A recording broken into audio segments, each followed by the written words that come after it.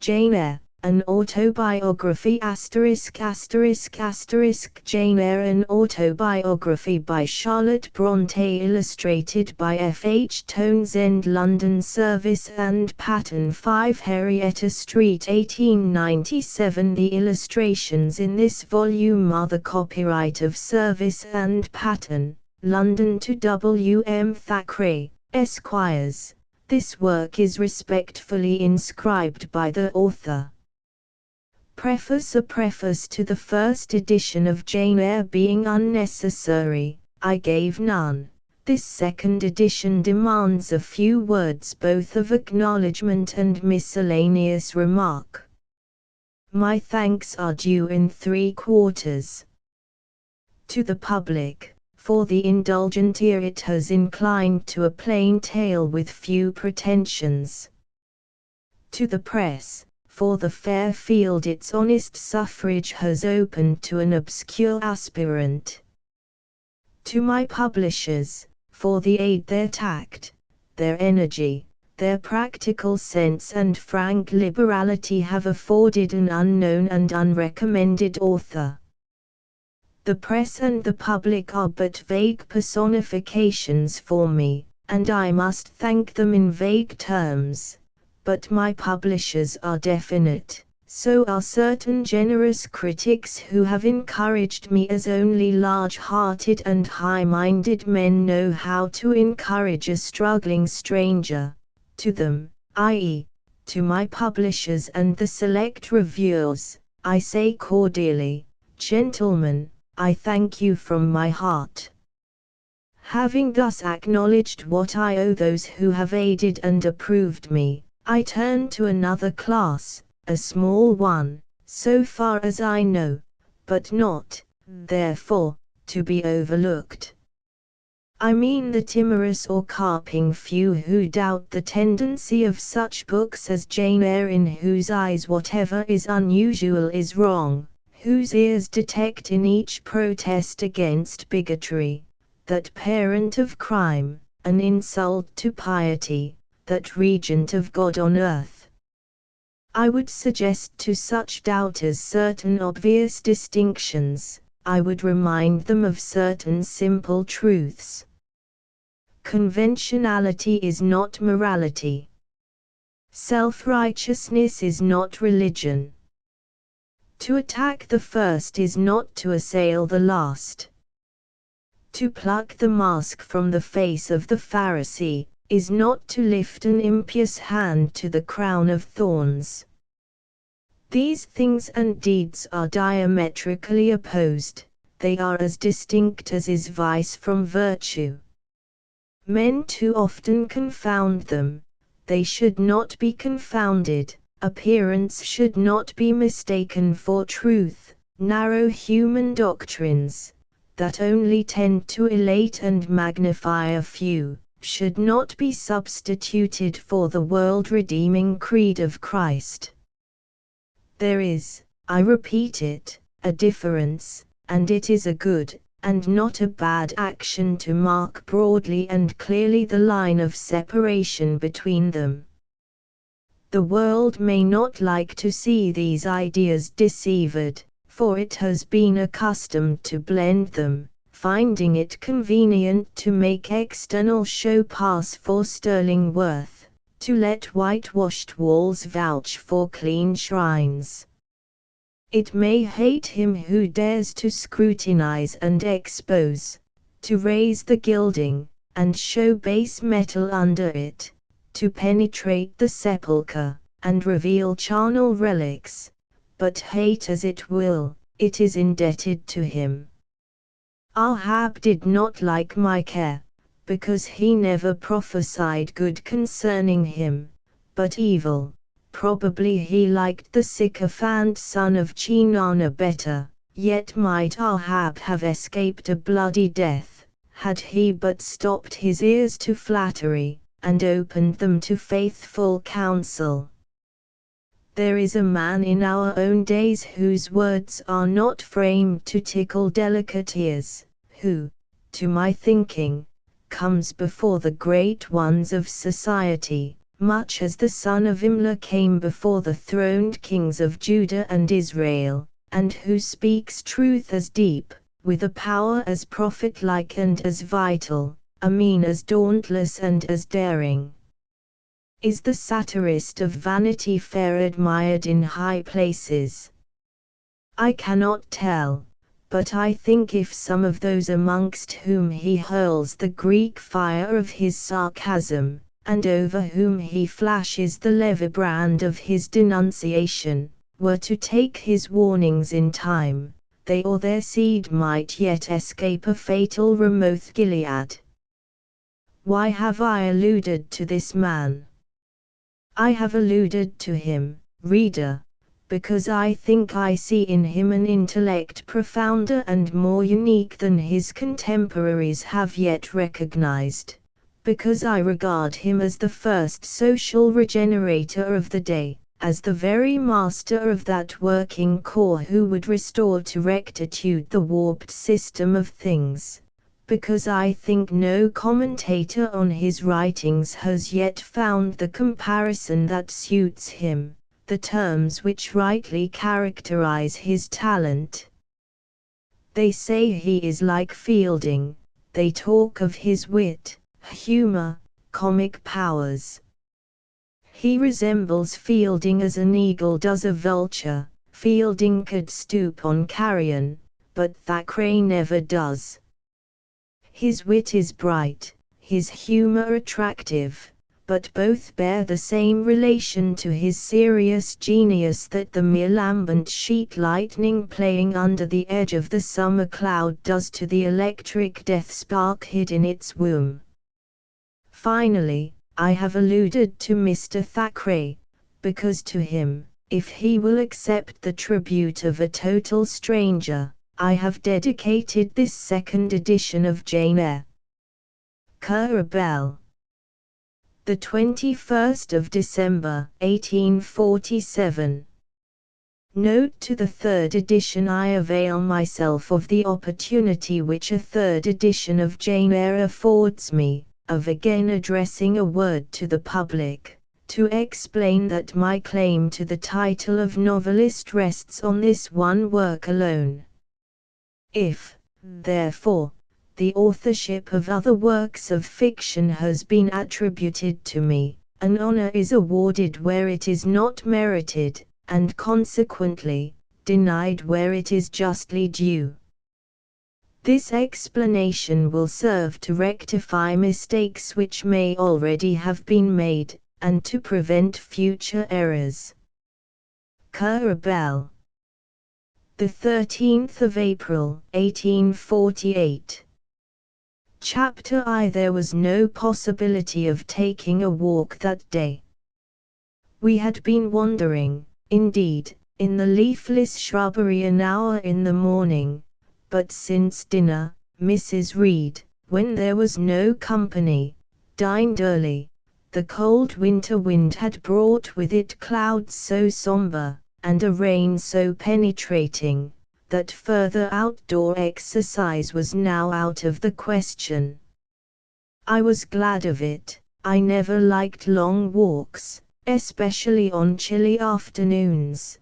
Dreadful to me was the coming home in the raw twilight, with nipped fingers and toes, and a heart saddened by the chidings of Bessie, the nurse, and humbled by the consciousness of my physical inferiority to Eliza, John, and Georgiana Reed. The said Eliza, John, and Georgiana were now clustered round their mamma in the drawing-room. She lay reclined on a sofa by the fireside, and with her darlings about her, for the time neither quarrelling nor crying, looked perfectly happy. Me, she had dispensed from joining the group, saying, she regretted to be under the necessity of keeping me at a distance, but that until she heard from Bessie, and could discover by her own observation, that I was endeavoring in good earnest to acquire a more sociable and childlike disposition, a more attractive and sprightly manner, something lighter, franker, more natural, as it were. She really must exclude me from privileges intended only for contented, happy, little children. What does Bessie say I have done? I asked. Jane, I don't like cavillers or questioners. Besides, there is something truly forbidding in a child taking up her elders in that manner. Be seated somewhere, and until you can speak pleasantly, remain silent. A breakfast room adjoined the drawing room. I slipped in there. It contained a bookcase. I soon possessed myself of a volume, taking care that it should be one stored with pictures. I mounted into the window seat. Gathering up my feet, I sat cross-legged, like a Turk, and, having drawn the red moreen curtain nearly close, I was shrined in double retirement. Folds of scarlet drapery shut in my view to the right hand.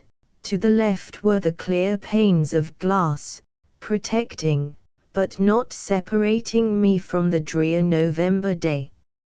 At intervals, while turning over the leaves of my book, I studied the aspect of that winter afternoon.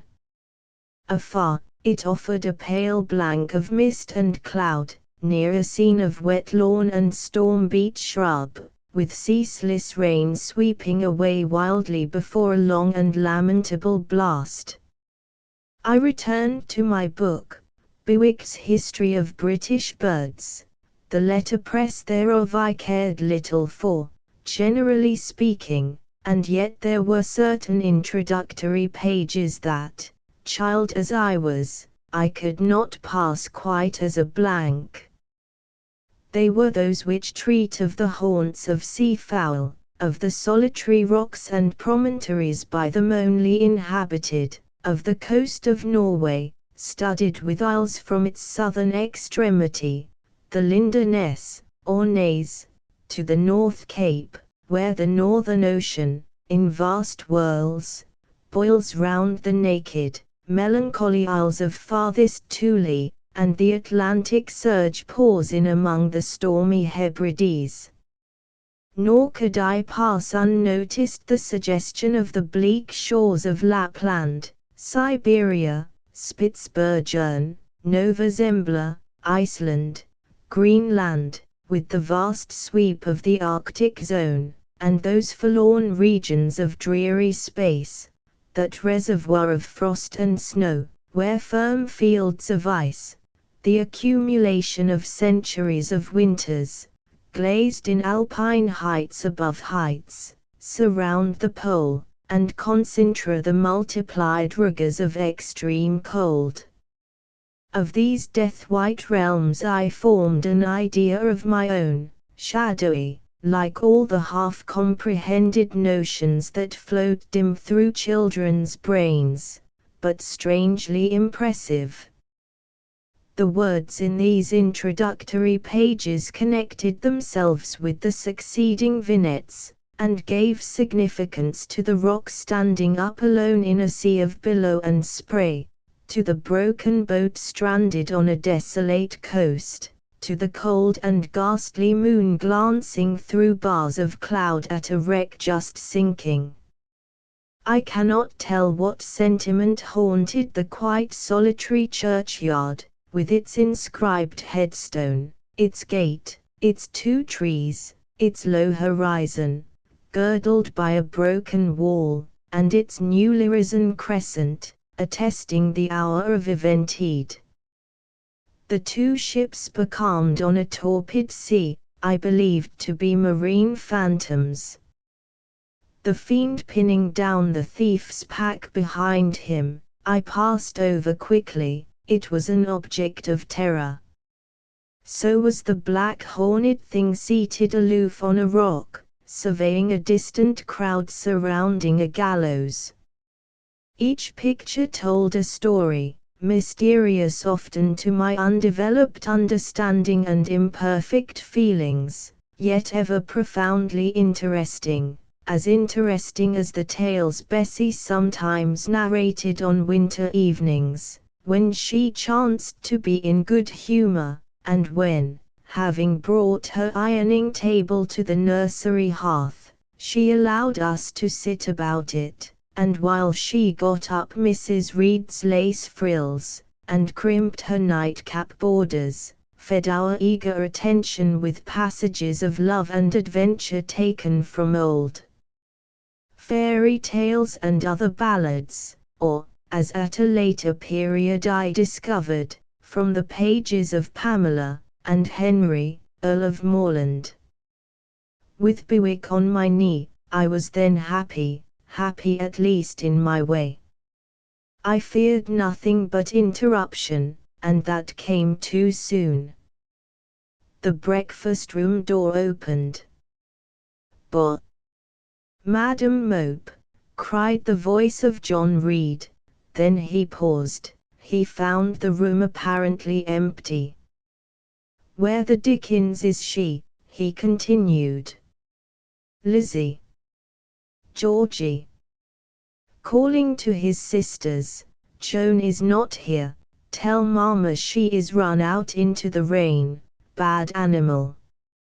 It is well I drew the curtain, thought I, and I wished fervently he might not discover my hiding place, nor would John Reed have found it out himself. He was not quick either of vision or conception, but Eliza just put her head in at the door, and said at once, "She is in the window seat, to be sure, Jack."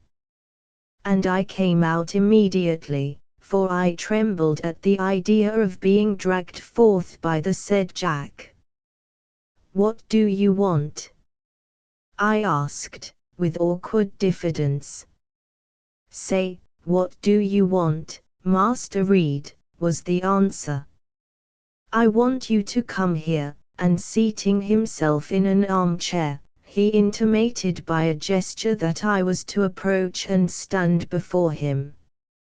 John Reed was a schoolboy of 14 years old, 4 years older than I, for I was but 10, large and stout for his age, with a dingy and unwholesome skin, thick lineaments in a spacious visage, heavy limbs and large extremities.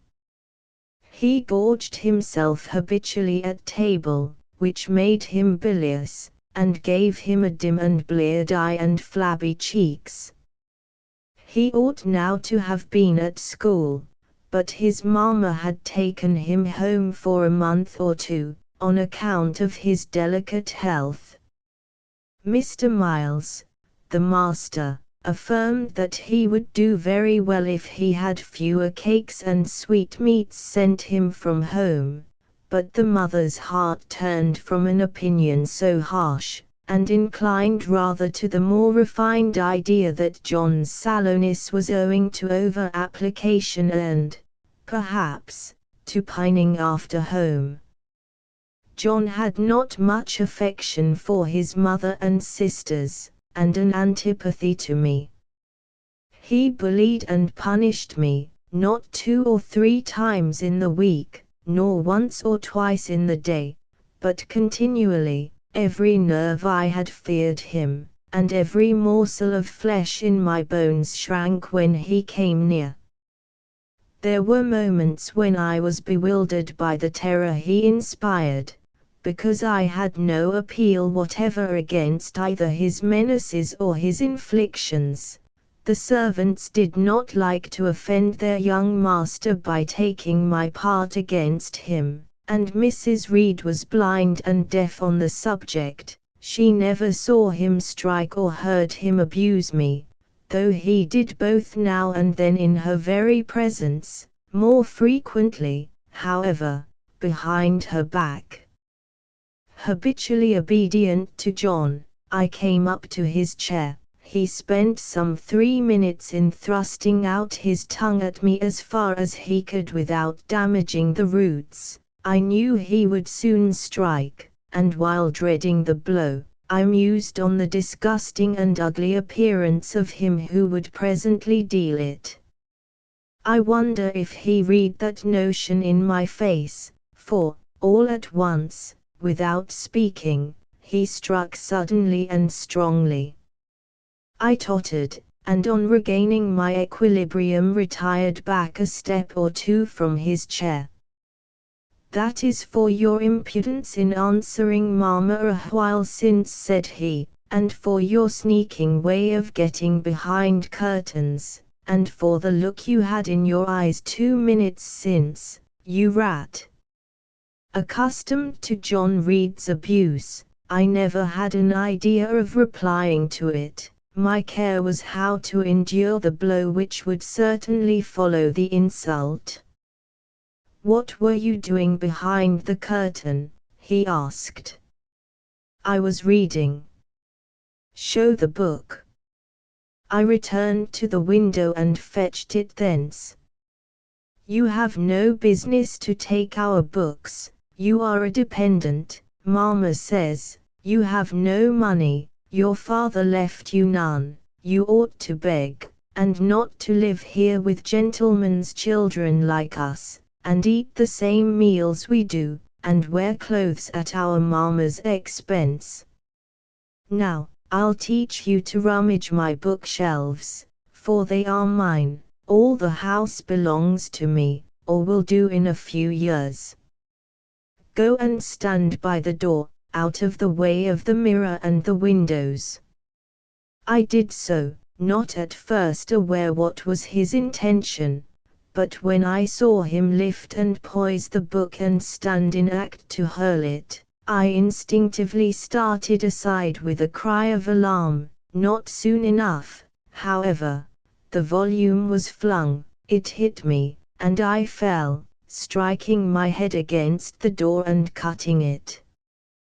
The cut bled, the pain was sharp, my terror had passed its climax, other feelings succeeded. "Wicked and cruel boy," I said. "You are like a murderer, you are like a slave driver, you are like the Roman emperors." I had read Goldsmith's History of Rome, and had formed my opinion of Nero, Caligula, and c. Also I had drawn parallels in silence, which I never thought thus to have declared aloud. What, he cried. "Did she say that to me? Did you hear her, Eliza and Georgiana? Won't I tell Mamma? But first," he ran headlong at me. I felt him grasp my hair and my shoulder. He had closed with a desperate thing. I really saw in him a tyrant, a murderer. I felt a drop or two of blood from my head trickle down my neck, and was sensible of somewhat pungent suffering. These sensations for the time predominated over fear, and I received him in frantic sort. I don't very well know what I did with my hands, but he called me rat, and bellowed out aloud. Aid was near him. Eliza and Georgiana had run for Mrs. Reed, who was gone upstairs. She now came upon the scene, followed by Bessie and her maid Abbott. We were parted. I heard the words, "Dear, dear." What a fury to fly at Master John! Did ever anybody see such a picture of passion? Then Mrs. Reed subjoined, "Take her away to the Red Room, and lock her in there." 4 hands were immediately laid upon me, and I was borne upstairs. Chapter 2. I resisted all the way, a new thing for me, and a circumstance which greatly strengthened the bad opinion Bessie and Miss Abbott were disposed to entertain of me. The fact is, I was a trifle beside myself, or rather out of myself, as the French would say. I was conscious that a moment's mutiny had already rendered me liable to strange penalties, and, like any other rebel slave, I felt resolved, in my desperation, to go all lengths. "Hold her arms, Miss Abbot, she's like a mad cat." For shame, cried the lady's maid. "What shocking conduct, Miss Eyre, to strike a young gentleman, your benefactress's son. Your young master." "Master? How is he my master? Am I a servant?" "No, you are less than a servant, for you do nothing for your keep. There, sit down, and think over your wickedness." They had got me by this time into the apartment indicated by Mrs. Reed, and had thrust me upon a stool. My impulse was to rise from it like a spring. Their two pair of hands arrested me instantly. "If you don't sit still, you must be tied down," said Bessie. "Miss Abbot, lend me your garters, she would break mine directly." Miss Abbot turned to divest a stout leg of the necessary ligature. This preparation for bonds, and the additional ignominy it inferred, took a little of the excitement out of me. "Don't take them off," I cried, "I will not stir." In guarantee whereof, I attached myself to my seat by my hands. "Mind you don't," said Bessie, and when she had ascertained that I was really subsiding, she loosened her hold of me. Then she and Miss Abbot stood with folded arms, looking darkly and doubtfully on my face, as incredulous of my sanity. "She never did so before," at last said Bessie, turning to the Abigail. "But it was always in her," was the reply. "I've told Mrs. often my opinion about the child, and Mrs. agreed with me.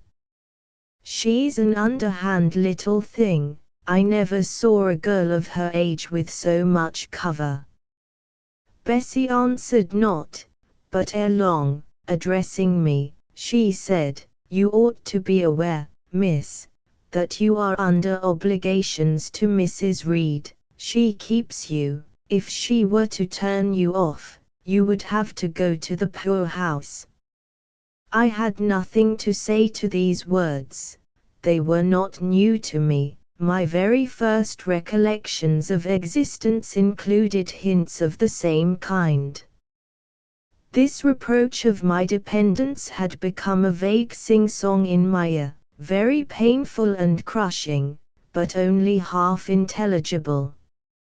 Miss Abbot joined in, "And you ought not to think yourself on an equality with the Mrs. Reed and Master Reed, because Mrs. kindly allows you to be brought up with them. They will have a great deal of money, and you will have none. It is your place to be humble, and to try to make yourself agreeable to them." "What we tell you is for your good," added Bessie, in no harsh voice. "You should try to be useful and pleasant. Then, perhaps, you would have a home here. But if you become passionate and rude, Mrs. will send you away, I am sure." "Besides," said Miss Abbot, "God will punish her. He might strike her dead in the midst of her tantrums, and then where would she go?" "Come, Bessie, we will leave her. I wouldn't have her heart for anything. Say your prayers, Miss Eyre, when you are by yourself, for if you don't repent, something bad might be permitted to come down the chimney and fetch you away." They went, shutting the door, and locking it behind them. The Red Room was a square chamber, very seldom slept in, I might say never, indeed, unless when a chance influx of visitors at Gateshead Hall rendered it necessary to turn to account all the accommodation it contained. Yet it was one of the largest and stateliest chambers in the mansion. A bed supported on massive pillars of mahogany, hung with curtains of deep red damask, stood out like a tabernacle in the center. The two large windows, with their blinds always drawn down, were half shrouded in festoons and falls of similar drapery. The carpet was red. The table at the foot of the bed was covered with a crimson cloth. The walls were a soft fawn color with a blush of pink in it. The wardrobe, the toilet table, the chairs were of darkly polished old mahogany. Out of these deep surrounding shades rose high, and glared white, the piled-up mattresses and pillows of the bed, spread with a snowy Marseilles counterpane. Scarcely less prominent was an ample cushioned easy-chair near the head of the bed, also white, with a footstool before it, and looking, as I thought, like a pale throne. This room was chill, because it seldom had a fire. It was silent, because remote from the nursery and kitchen, solemn, because it was known to be so seldom entered. The housemaid alone came here on Saturdays, to wipe from the mirrors and the furniture a week's quiet dust, and Mrs. Reed herself, at far intervals, visited it to review the contents of a certain secret drawer in the wardrobe, where were stored divers parchments, her jewel casket, and a miniature of her deceased husband, and in those last words lies the secret of the Red Room, the spell which kept it so lonely in spite of its grandeur. Mr. Reed had been dead 9 years. It was in this chamber he breathed his last, here he lay in state, hence his coffin was borne by the undertaker's men, and, since that day, a sense of dreary consecration had guarded it from frequent intrusion. My seat, to which Bessie and the bitter Miss Abbot had left me riveted, was a low ottoman near the marble chimney-piece. The bed rose before me. To my right hand there was the high, dark wardrobe, with subdued, broken reflections varying the gloss of its panels. To my left were the muffled windows. A great looking-glass between them repeated the vacant majesty of the bed and room.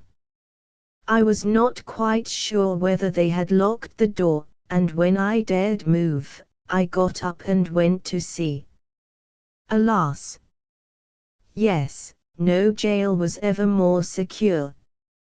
Returning, I had to cross before the looking-glass. My fascinated glance involuntarily explored the depth it revealed. All looked colder and darker in that visionary hollow than in reality, and the strange little figure there gazing at me, with a white face and arms specking the gloom, and glittering eyes of fear moving where all else was still, had the effect of a real spirit. I thought it like one of the tiny phantoms, half fairy, half imp, Bess's evening stories represented as coming out of lone, ferny dells in moors, and appearing before the eyes of belated travellers. I returned to my stool.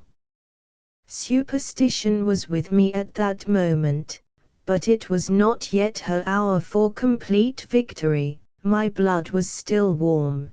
The mood of the revolted slave was still bracing me with its bitter vigor. I had to stem a rapid rush of retrospective thought before I quailed to the dismal present. All John Reed's violent tyrannies, all his sister's proud indifference, all his mother's aversion, all the servants' partiality, turned up in my disturbed mind like a dark deposit in a turbid well. Why was I always suffering, always browbeaten, always accused, forever condemned? Why could I never please? Why was it useless to try to win anyone's favor? Eliza, who was headstrong and selfish, was respected. Georgiana, who had a spoiled temper, a very acrid spite, a captious and insolent carriage, was universally indulged. Her beauty, her pink cheeks and golden curls, seemed to give delight to all who looked at her, and to purchase indemnity for every fault. John no one thwarted, much less punished, though he twisted the necks of the pigeons, killed the little pea-chicks, set the dogs at the sheep, stripped the hothouse vines of their fruit, and broke the buds off the choicest plants in the conservatory. He called his mother old girl too, sometimes reviled her for her dark skin, similar to his own, bluntly disregarded her wishes, not unfrequently tore and spoiled her silk attire, and he was still her own darling. I dared commit no fault, I strove to fulfill every duty, and I was termed naughty and tiresome, sullen and sneaking, from morning to noon, and from noon to night. My head still ached and bled with the blow and fall I had received. No one had reproved John for wantonly striking me, and because I had turned against him to avert farther irrational violence, I was loaded with general opprobrium. Unjust, unjust, said my reason, forced by the agonizing stimulus into precocious though transitory power, and resolve, equally wrought up, instigated some strange expedient to achieve escape from insupportable oppression, as running away, or, if that could not be effected, never eating or drinking more, and letting myself die. What a consternation of soul was mine that dreary afternoon! How all my brain was in tumult, and all my heart in insurrection! Yet in what darkness, what dense ignorance, was the mental battle fought! I could not answer the ceaseless inward question, why I thus suffered, now, at the distance of, I will not say how many years. I see it clearly. I was a discord in Gateshead Hall, I was like nobody there, I had nothing in harmony with Mrs. Reed or her children, or her chosen vassalage. If they did not love me, in fact, as little did I love them. They were not bound to regard with affection a thing that could not sympathize with one amongst them, a heterogeneous thing, opposed to them in temperament, in capacity, in propensities, a useless thing, incapable of serving their interest, or adding to their pleasure, a noxious thing, cherishing the germs of indignation at their treatment, of contempt of their judgment.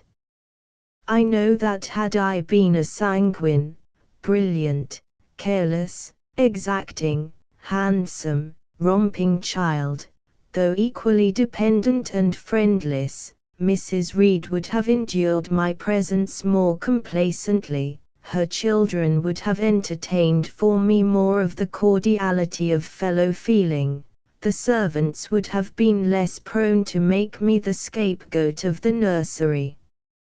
Daylight began to forsake the Red Room, it was past 4 o'clock, and the beclouded afternoon was tending to drear twilight. I heard the rain still beating continuously on the staircase window, and the wind howling in the grove behind the hall. I grew by degrees cold as a stone, and then my courage sank. My habitual mood of humiliation, self-doubt, forlorn depression, fell damp on the embers of my decaying ire. All said I was wicked, and perhaps I might be so. What thought had I been but just conceiving of starving myself to death? That certainly was a crime, and was I fit to die? Or was the vault under the chancel of Gateshead Church an inviting bourne? In such vault I had been told did Mr. Reed lie buried, and led by this thought to recall his idea, I dwelt on it with gathering dread. I could not remember him, but I knew that he was my own uncle, my mother's brother, that he had taken me when a parentless infant to his house, and that in his last moments he had required a promise of Mrs. Reed that she would rear and maintain me as one of her own children. Mrs. Reed probably considered she had kept this promise, and so she had, I dare say, as well as her nature would permit her. But how could she really like an interloper not of her race, and unconnected with her, after her husband's death, by any tie? It must have been most irksome to find herself bound by a hard-wrung pledge to stand in the stead of a parent to a strange child she could not love, and to see an uncongenial alien permanently intruded on her own family group. A singular notion dawned upon me. I doubted not, never doubted, that if Mr. Reed had been alive he would have treated me kindly, and now, as I sat looking at the white bed and overshadowed walls, occasionally also turning a fascinated eye towards the dimly gleaming mirror, I began to recall what I had heard of dead men, troubled in their graves by the violation of their last wishes, revisiting the earth to punish the perjured and avenge the oppressed, and I thought Mr. Reed's spirit, harassed by the wrongs of his sister's child, might quit its abode, whether in the church vault or in the unknown world of the departed, and rise before me in this chamber. I wiped my tears and hushed my sobs, fearful lest any sign of violent grief might waken a preternatural voice to comfort me, or elicit from the gloom some haloed face, bending over me with strange pity. This idea, consolatory in theory, I felt would be terrible if realized. With all my might I endeavored to stifle it, I endeavored to be firm. Shaking my hair from my eyes, I lifted my head and tried to look boldly round the dark room. At this moment a light gleamed on the wall. Was it, I asked myself, a ray from the moon penetrating some aperture in the blind?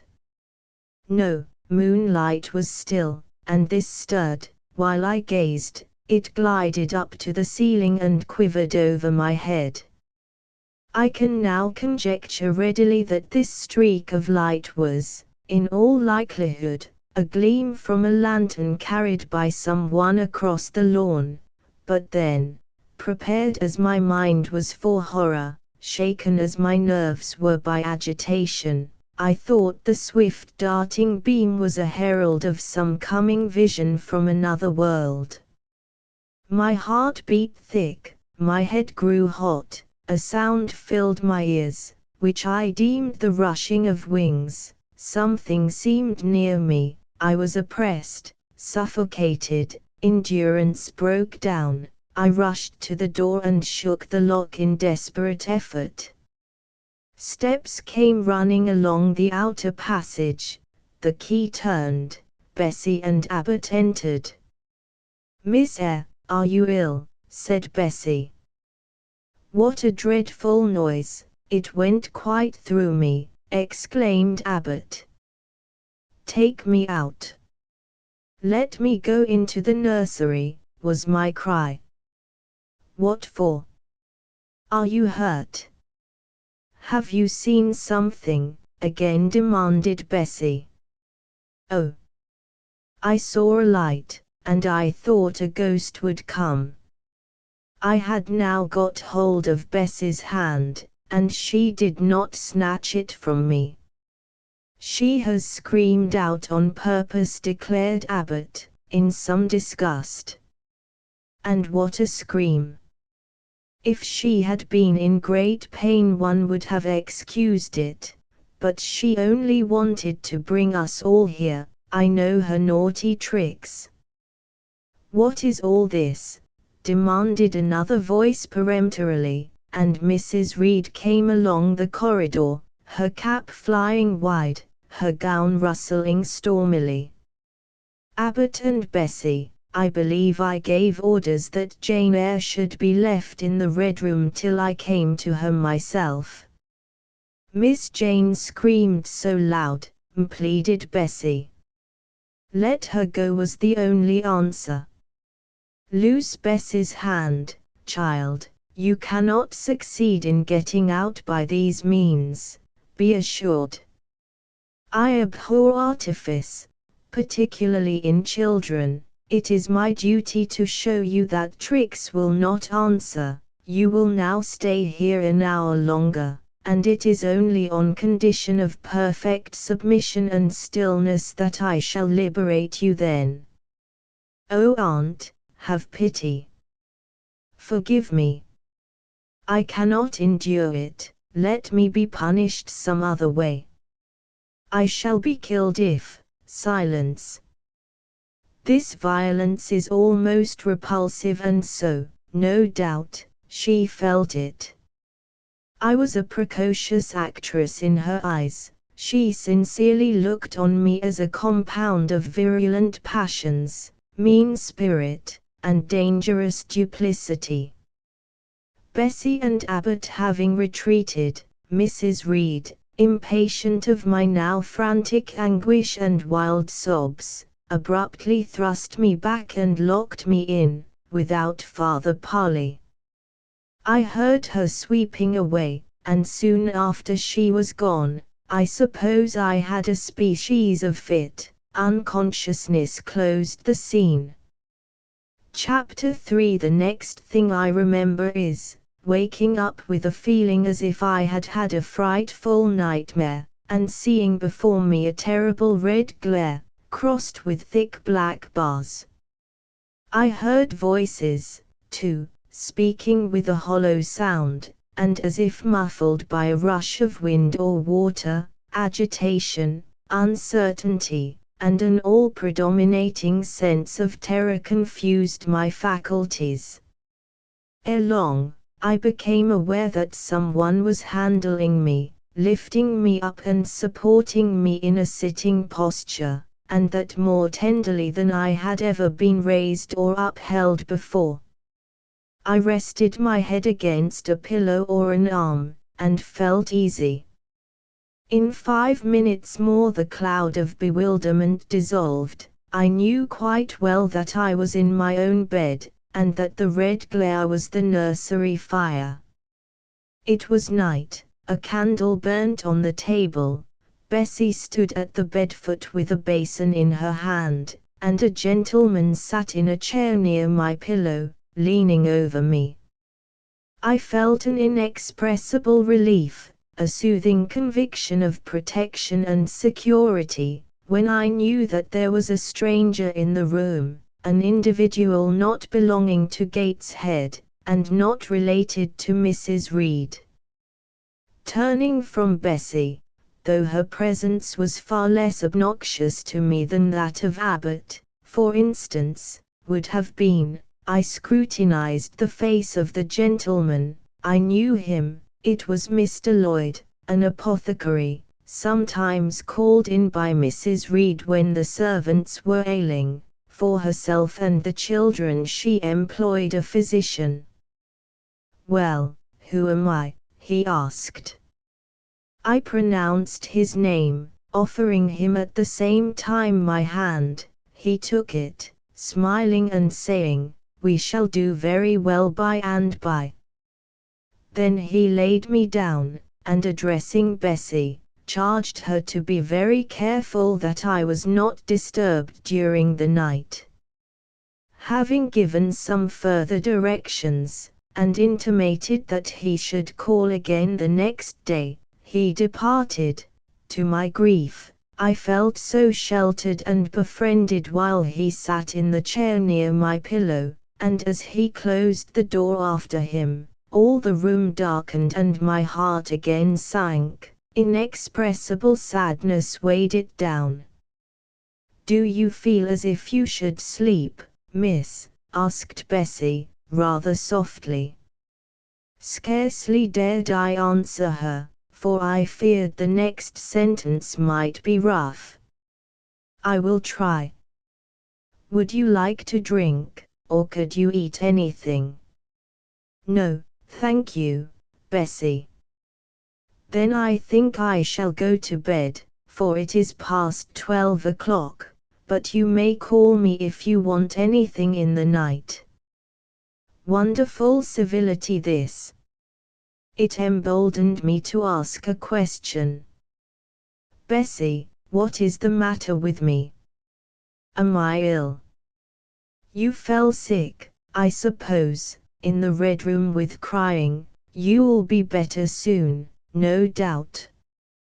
Bessie went into the housemaid's apartment, which was near.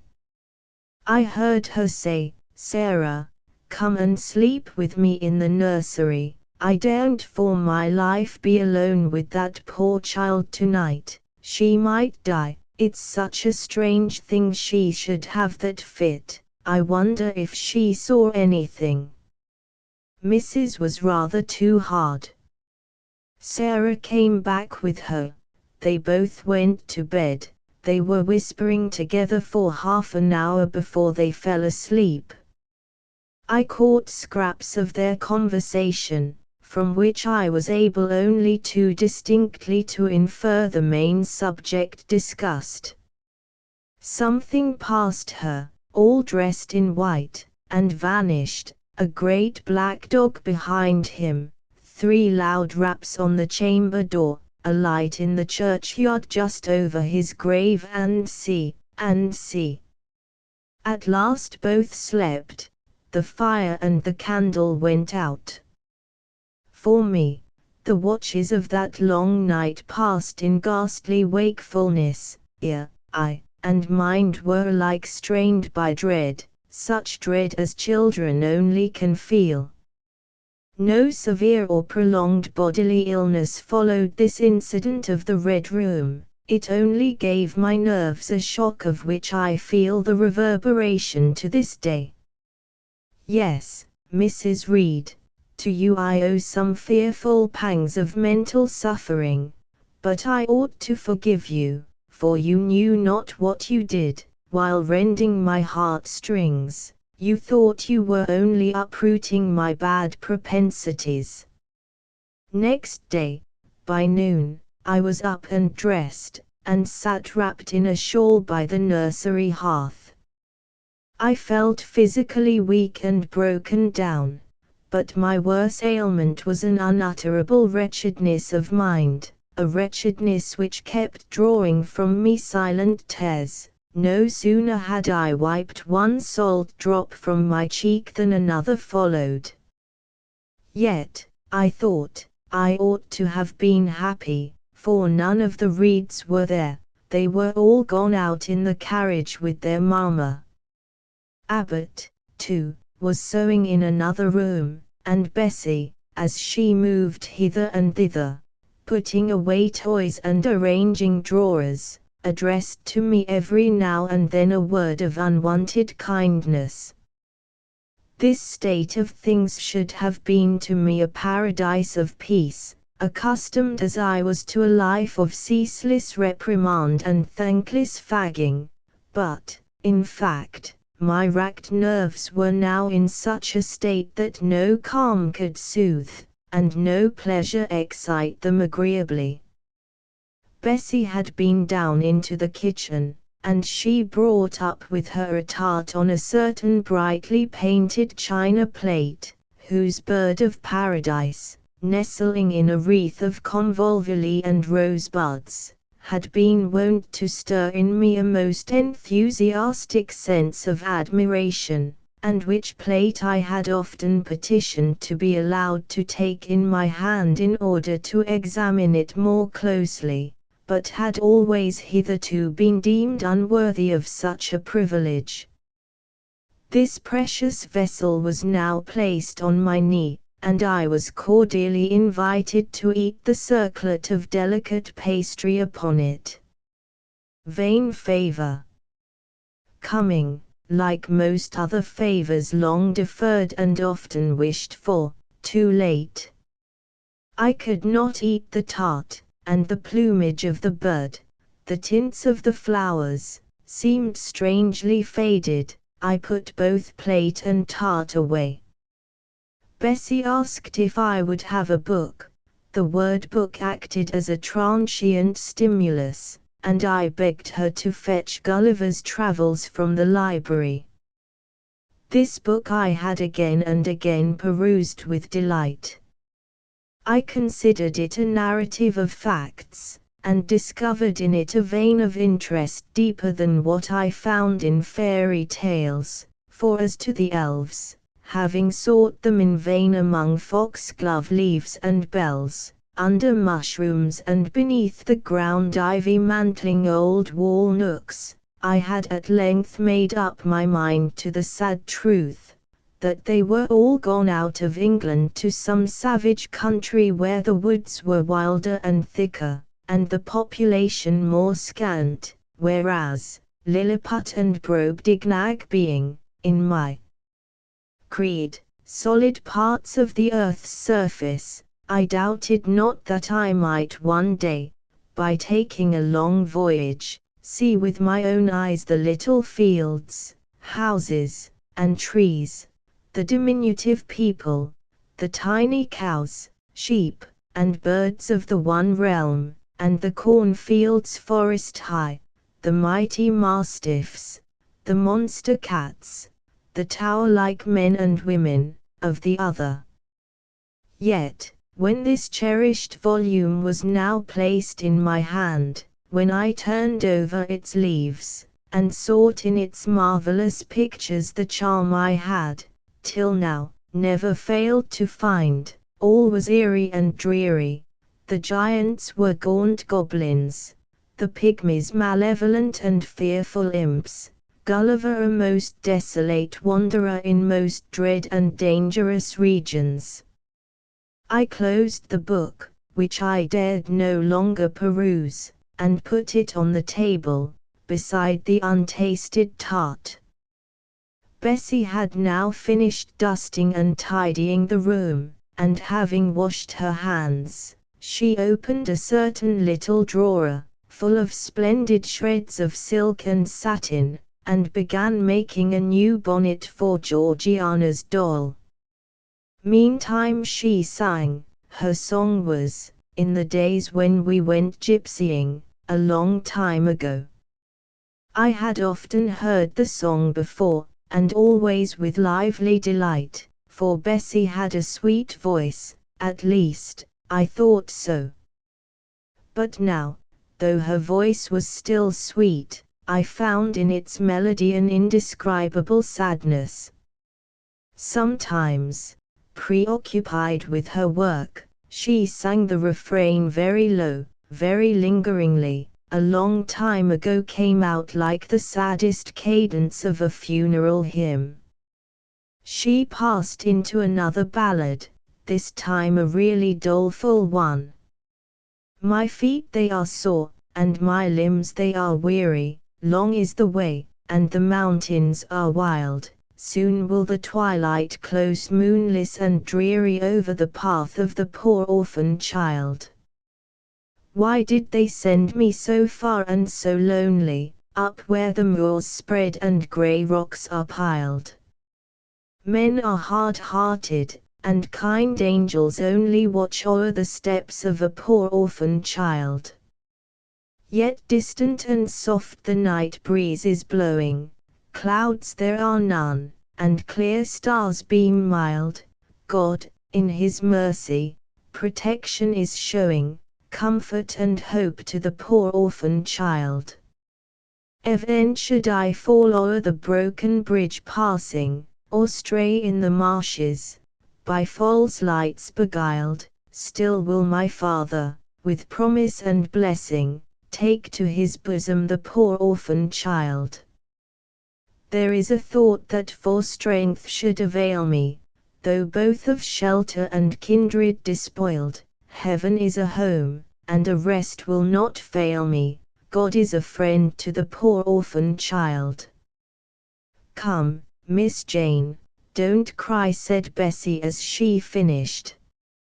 She might as well have said to the fire, don't burn, but how could she divine the morbid suffering to which I was a prey?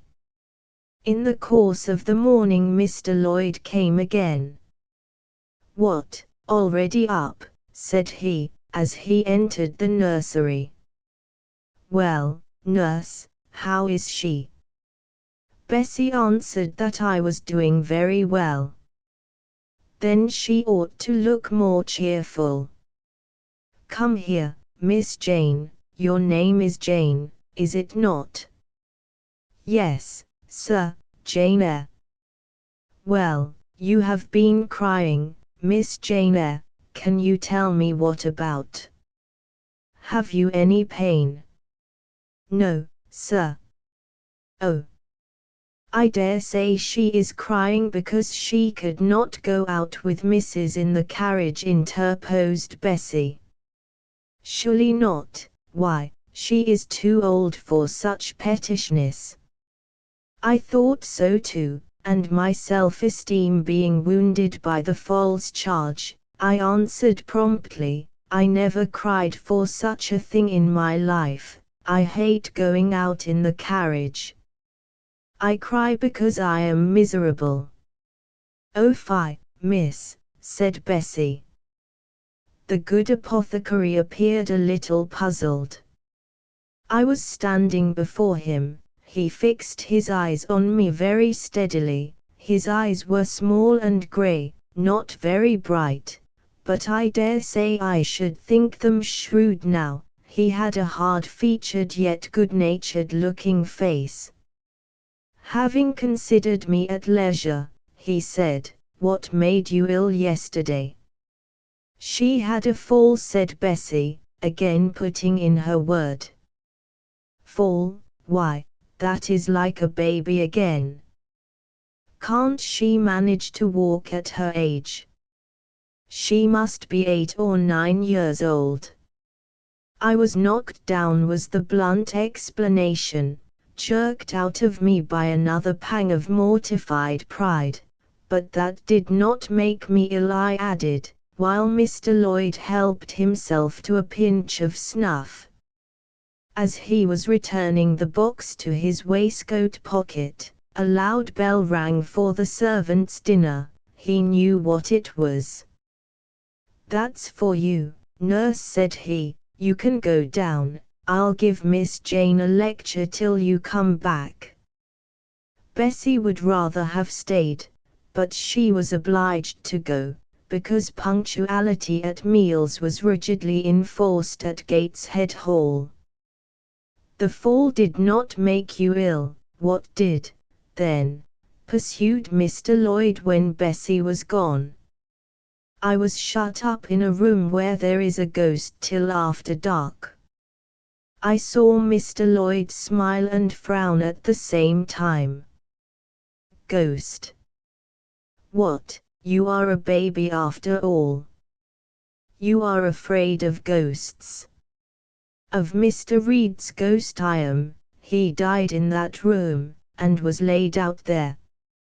Neither Bessie nor anyone else will go into it at night, if they can help it, and it was cruel to shut me up alone without a candle, so cruel that I think I shall never forget it. Nonsense. And is it that makes you so miserable? Are you afraid now in daylight? No, but night will come again before long, and besides, I am unhappy, very unhappy, for other things. What other things? Can you tell me some of them? How much I wished to reply fully to this question. How difficult it was to frame any answer. Children can feel, but they cannot analyze their feelings, and if the analysis is partially effected in thought, they know not how to express the result of the process in words. Fearful, however, of losing this first and only opportunity of relieving my grief by imparting it, I, after a disturbed pause, contrived to frame a meagre, though, as far as it went, true response. For one thing, I have no father or mother, brothers or sisters. You have a kind aunt and cousins. Again I paused, then bunglingly announced, but John Reed knocked me down, and my aunt shut me up in the Red Room. Mr. Lloyd a second time produced his snuff-box. "Don't you think Gateshead Hall a very beautiful house?" asked he. "Are you not very thankful to have such a fine place to live at?" "It is not my house, sir, and Abbot says I have less right to be here than a servant." "Pooh, you can't be silly enough to wish to leave such a splendid place." "If I had anywhere else to go, I should be glad to leave it, but I can never get away from Gateshead till I am a woman." "Perhaps you may, who knows?" "Have you any relations besides Mrs. Reed?" "I think not, sir." "None belonging to your father?" "I don't know. I asked Aunt Reed once, and she said possibly I might have some poor, low relations called Eyre, but she knew nothing about them." "If you had such, would you like to go to them?" I reflected. Poverty looks grim to grown people, still more so to children. They have not much idea of industrious, working, respectable poverty. They think of the word only as connected with ragged clothes, scanty food, fireless grates, rude manners, and debasing vices. Poverty for me was synonymous with degradation. "No, I should not like to belong to poor people," was my reply. "Not even if they were kind to you?" I shook my head. I could not see how poor people had the means of being kind, and then to learn to speak like them, to adopt their manners, to be uneducated, to grow up like one of the poor women I saw sometimes nursing their children or washing their clothes at the cottage doors of the village of Gateshead. No, I was not heroic enough to purchase liberty at the price of caste. "But are your relatives so very poor? Are they working people?" "I cannot tell. Aunt Reed says if I have any, they must be a beggarly set. I should not like to go a begging." "Would you like to go to school?" Again I reflected. I scarcely knew what school was. Bessie sometimes spoke of it as a place where young ladies sat in the stocks, wore backboards, and were expected to be exceedingly genteel and precise. John Reed hated his school, and abused his master, but John Reed's tastes were no rule for mine, and if Bessie's accounts of school discipline, gathered from the young ladies of a family where she had lived before coming to Gateshead, were somewhat appalling, her details of certain accomplishments attained by these same young ladies were, I thought, equally attractive. She boasted of beautiful paintings of landscapes and flowers by them executed, of songs they could sing and pieces they could play, of purses they could knit, of French books they could translate, till my spirit was moved to emulation as I listened. Besides, school would be a complete change. It implied a long journey, an entire separation from Gateshead, an entrance into a new life. I should indeed like to go to school, was the audible conclusion of my musings. Well, well, who knows what may happen, said Mr. Lloyd, as he got up. The child ought to have change of air and scene, he added, speaking to himself, nerves not in a good state. Bessie now returned. At the same moment the carriage was heard rolling up the gravel walk. "Is that your mistress, nurse?" asked Mr. Lloyd. "I should like to speak to her before I go." Bessie invited him to walk into the breakfast room, and led the way out. In the interview which followed between him and Mrs. Reed, I presume, from after occurrences, that the apothecary ventured to recommend my being sent to school, and the recommendation was no doubt readily enough adopted, for as Abbott said, in discussing the subject with Bessie when both sat sewing in the nursery one night, after I was in bed, and, as they thought, asleep, Mrs. was, she dared say, glad enough to get rid of such a tiresome, ill-conditioned child, who always looked as if she were watching everybody, and scheming plots underhand. Abbott, I think, gave me credit for being a sort of infantine Guy Fawkes. On that same occasion I learned, for the first time, from Miss Abbott's communications to Bessie, that my father had been a poor clergyman, that my mother had married him against the wishes of her friends, who considered the match beneath her, that my grandfather Reed was so irritated at her disobedience, he cut her off without a shilling, that after my mother and father had been married a year, the latter caught the typhus fever while visiting among the poor of a large manufacturing town where his curacy was situated, and where that disease was then prevalent, that my mother took the infection from him, and both died within a month of each other. Bessie, when she heard this narrative, sighed and said, "Poor Miss Jane is to be pitied," to Abbott. "Yes," responded Abbott, "if she were a nice, pretty child, one might compassionate her forlornness, but one really cannot care for such a little toad as that." "Not a great deal, to be sure," agreed Bessie. "At any rate, a beauty like Miss Georgiana would be more moving in the same condition." "Yes, I dote on Miss Georgiana," cried the fervent Abbott. "Little darling, with her long curls and her blue eyes, and such a sweet color as she has, just as if she were painted. Bessie, I could fancy a Welsh rabbit for supper." "So could I, with a roast onion. Come, we'll go down." They went.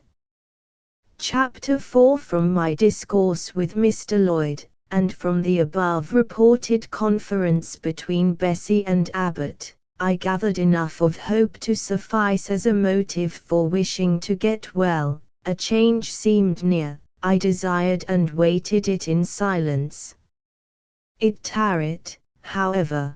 Days and weeks passed, I had regained my normal state of health, but no new allusion was made to the subject over which I brooded. Mrs. Reed surveyed me at times with a severe eye, but seldom addressed me. Since my illness, she had drawn a more marked line of separation than ever between me and her own children, appointing me a small closet to sleep in by myself, condemning me to take my meals alone, and pass all my time in the nursery, while my cousins were constantly in the drawing-room. Not a hint, however, did she drop about sending me to school. Still I felt an instinctive certainty that she would not long endure me under the same roof with her, for her glance, now more than ever, when turned on me, expressed an insuperable and rooted aversion. Eliza and Georgiana, evidently acting according to orders, spoke to me as little as possible. John thrust his tongue in his cheek whenever he saw me, and once attempted chastisement, but as I instantly turned against him, roused by the same sentiment of deep ire and desperate revolt which had stirred my corruption before, he thought it better to desist, and ran from me uttering execrations, and vowing I had burst his nose. I had indeed levelled at that prominent feature as hard a blow as my knuckles could inflict, and when I saw that either that or my look daunted him, I had the greatest inclination to follow up my advantage to purpose, but he was already with his mamma. I heard him in a blubbering tone commence the tale of how that nasty Jane Eyre had flown at him like a mad cat. He was stopped rather harshly. "Don't talk to me about her, John. I told you not to go near her. She is not worthy of notice. I do not choose that either you or your sisters should associate with her." Here, leaning over the banister, I cried out suddenly, and without at all deliberating on my words, "They are not fit to associate with me." Mrs. Reed was rather a stout woman, but, on hearing this strange and audacious declaration, she ran nimbly up the stair, swept me like a whirlwind into the nursery, and crushing me down on the edge of my crib, dared me in an emphatic voice to rise from that place, or utter one syllable during the remainder of the day.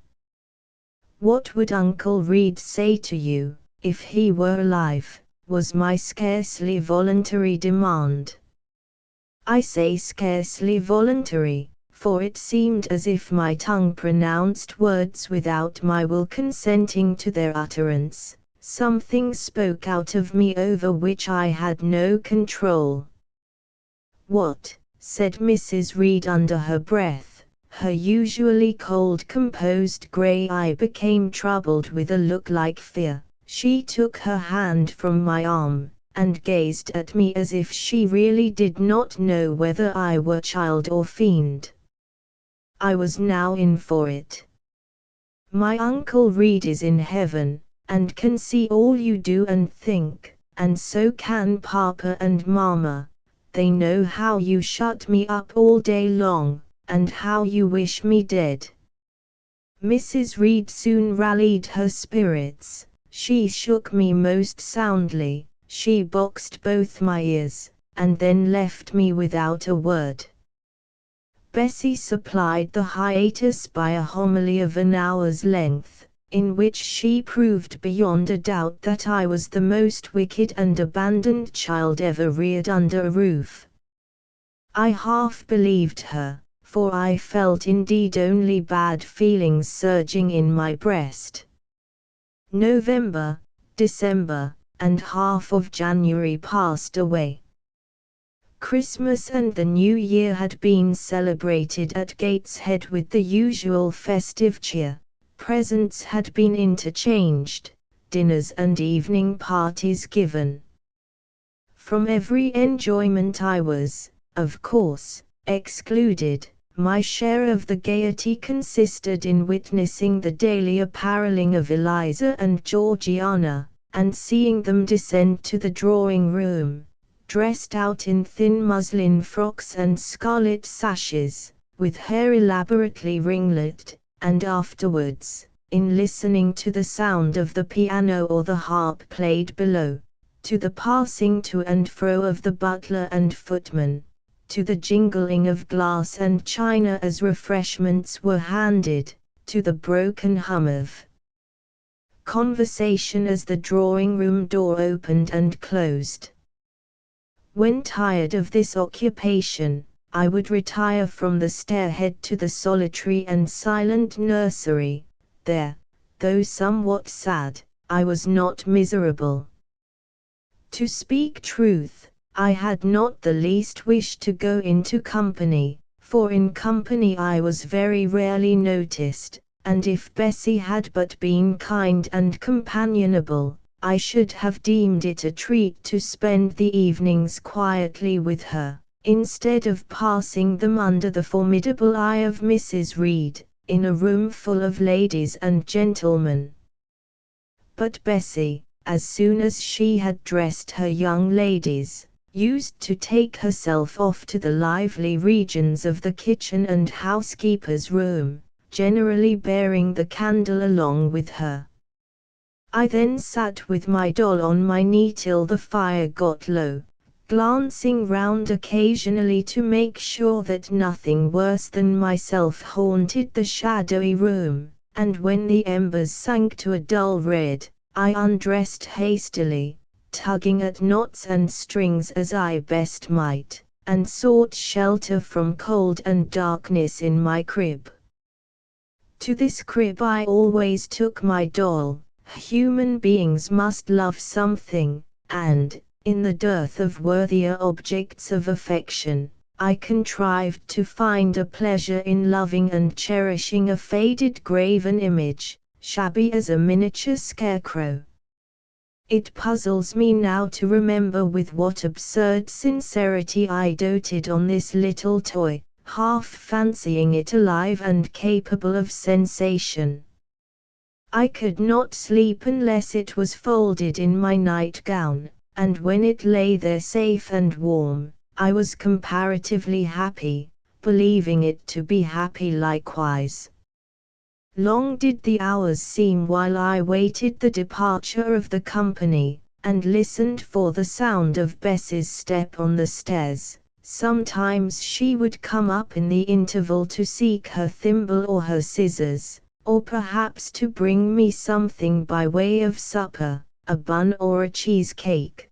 Then she would sit on the bed while I ate it, and when I had finished, she would tuck the clothes round me, and twice she kissed me, and said, "Good night, Miss Jane."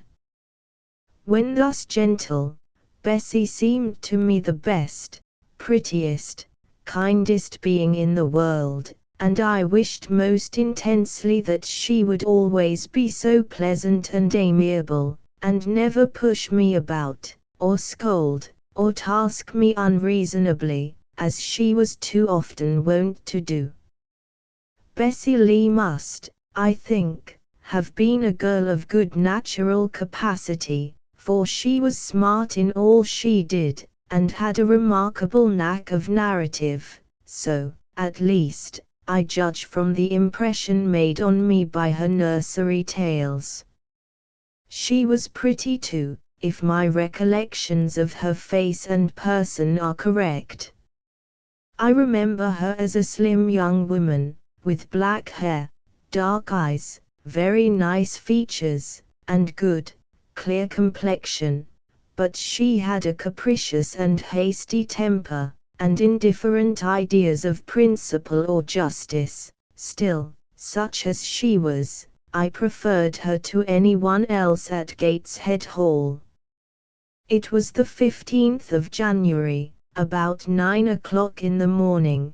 Bessie was gone down to breakfast. My cousins had not yet been summoned to their mamma. Eliza was putting on her bonnet and warm garden coat to go and feed her poultry, an occupation of which she was fond, and not less so of selling the eggs to the housekeeper and hoarding up the money she thus obtained.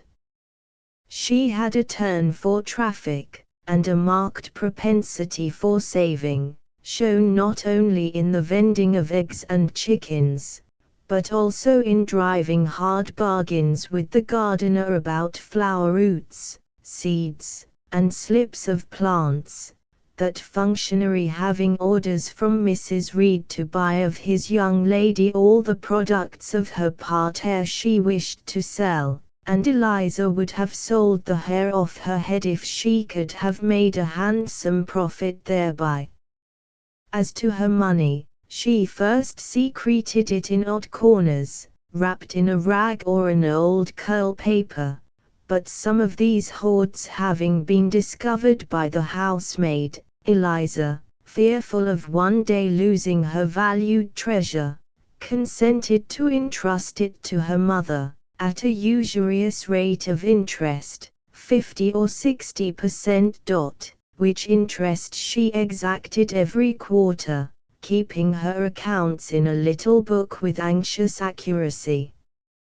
Georgiana sat on a high stool, dressing her hair at the glass, and interweaving her curls with artificial flowers and faded feathers, of which she had found a store in a drawer in the attic. I was making my bed, having received strict orders from Bessie to get it arranged before she returned, for Bessie now frequently employed me as a sort of under-nursery maid, to tidy the room, dust the chairs, and see. Having spread the quilt and folded my night dress, I went to the window seat to put in order some picture books and doll's house furniture scattered there, an abrupt command from Georgiana to let her playthings alone, for the tiny chairs and mirrors, the fairy plates and cups, were her property, stopped my proceedings, and then, for lack of other occupation, I fell to breathing on the frost flowers with which the window was fretted, and thus clearing a space in the glass through which I might look out on the grounds, where all was still and petrified under the influence of a hard frost. From this window were visible the porter's lodge and the carriage road, and just as I had dissolved so much of the silver-white foliage veiling the panes as left room to look out, I saw the gates thrown open and a carriage roll through. I watched it ascending the drive with indifference. Carriages often came to Gateshead, but none ever brought visitors in whom I was interested. It stopped in front of the house. The doorbell rang loudly. The newcomer was admitted. All this being nothing to me, my vacant attention soon found livelier attraction in the spectacle of a little hungry robin, which came and chirruped on the twigs of the leafless cherry tree nailed against the wall near the casement. The remains of my breakfast of bread and milk stood on the table, and having crumbled a morsel of roll, I was tugging at the sash to put out the crumbs on the window sill, when Bessie came running upstairs into the nursery. "Miss Jane, take off your pinafore, what are you doing there? Have you washed your hands and face this morning?"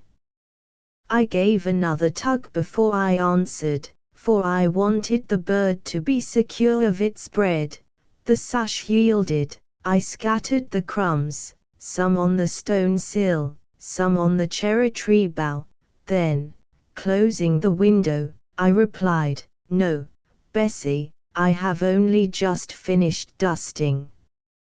"Troublesome, careless child, and what are you doing now? You look quite red, as if you had been about some mischief. What were you opening the window for?" I was spared the trouble of answering, for Bessie seemed in too great a hurry to listen to explanations. She hauled me to the washstand, inflicted a merciless, but happily brief scrub on my face and hands with soap, water, and a coarse towel, disciplined my head with a bristly brush, denuded me of my pinafore, and then hurrying me to the top of the stairs, bid me go down directly, as I was wanted in the breakfast room.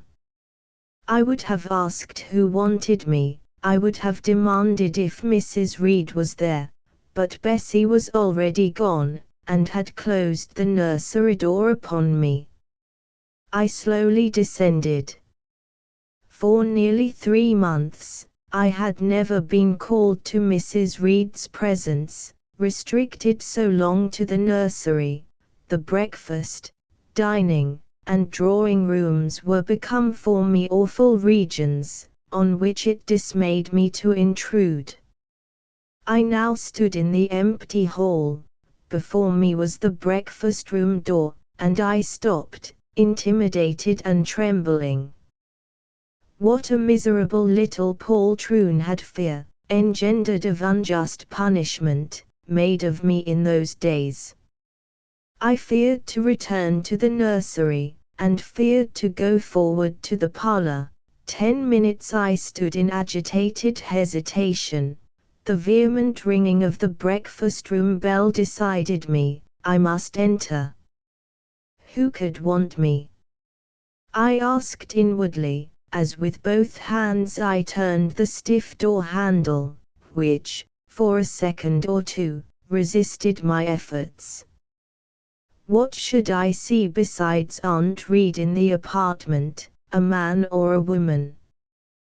The handle turned, the door unclosed, and passing through and curtsying low, I looked up at a black pillar. Such, at least, appeared to me, at first sight, the straight, narrow, sable-clad shape standing erect on the rug. The grim face at the top was like a carved mask, placed above the shaft by way of capital. Mrs. Reed occupied her usual seat by the fireside. She made a signal to me to approach. I did so, and she introduced me to the stony stranger with the words, "This is the little girl respecting whom I applied to you." He, for it was a man, turned his head slowly towards where I stood, and having examined me with the two inquisitive-looking grey eyes which twinkled under a pair of bushy brows, said solemnly, and in a bass voice, "Her size is small. What is her age?" 10 years. So much, was the doubtful answer, and he prolonged his scrutiny for some minutes. Presently he addressed me, "Your name, little girl?" "Jane Eyre, sir." In uttering these words I looked up. He seemed to me a tall gentleman, but then I was very little. His features were large, and they and all the lines of his frame were equally harsh and prim. "Well, Jane Eyre, and are you a good child?" Impossible to reply to this in the affirmative. My little world held a contrary opinion. I was silent. Mrs. Reed answered for me by an expressive shake of the head, adding soon, "Perhaps the less said on that subject the better, Mr. Brocklehurst."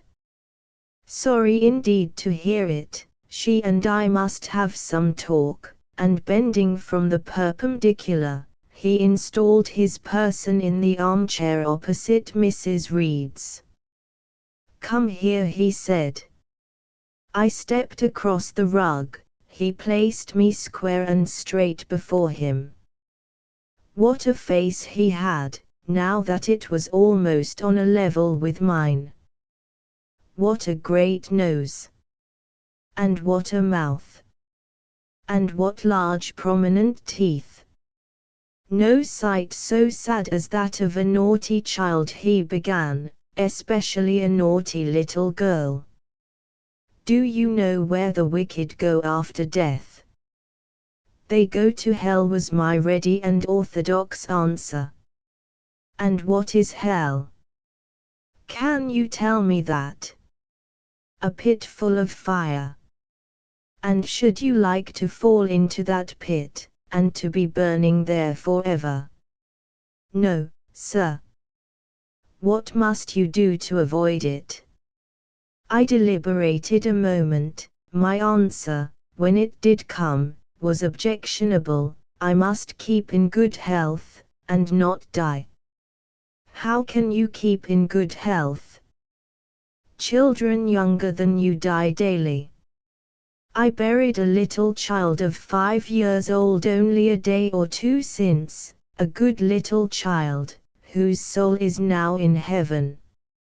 It is to be feared the same could not be said of you were you to be called hence. Not being in a condition to remove his doubt, I only cast my eyes down on the 2 large feet planted on the rug, and sighed, wishing myself far enough away. I hope that sigh is from the heart, and that you repent of ever having been the occasion of discomfort to your excellent benefactress. Benefactress, benefactress, said I inwardly.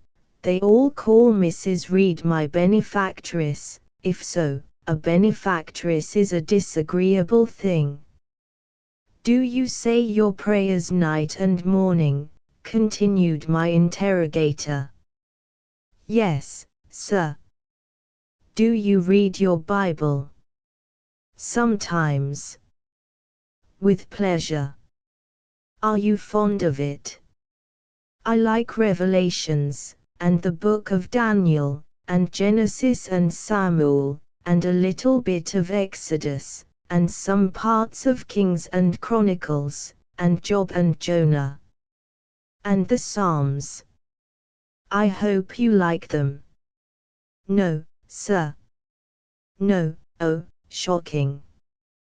I have a little boy, younger than you, who knows 6 Psalms by heart, and when you ask him which he would rather have, a gingerbread nut to eat or a verse of a psalm to learn, he says, "Oh, the verse of a psalm, angels sing psalms," says he. I wish to be a little angel here below. He then gets 2 nuts in recompense for his infant piety. Psalms are not interesting, I remarked. That proves you have a wicked heart, and you must pray to God to change it, to give you a new and clean one, to take away your heart of stone and give you a heart of flesh. I was about to propound a question, touching the manner in which that operation of changing my heart was to be performed, when Mrs. Reed interposed, telling me to sit down. She then proceeded to carry on the conversation herself. Mr. Brocklehurst, I believe I intimated in the letter which I wrote to you 3 weeks ago, that this little girl has not quite the character and disposition I could wish. Should you admit her into Lowood School, I should be glad if the superintendent and teachers were requested to keep a strict eye on her, and, above all, to guard against her worst fault, a tendency to deceit. I mention this in your hearing, Jane, that you may not attempt to impose on Mr. Brocklehurst.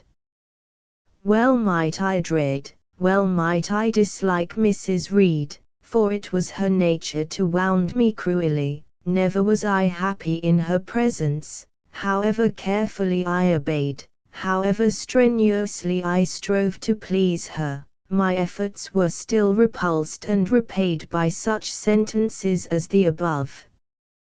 Now, uttered before a stranger, the accusation cut me to the heart. I dimly perceived that she was already obliterating hope from the new phase of existence which she destined me to enter. I felt, though I could not have expressed the feeling, that she was sowing aversion and unkindness along my future path. I saw myself transformed under Mr. Brocklehurst's eye into an artful, noxious child, and what could I do to remedy the injury?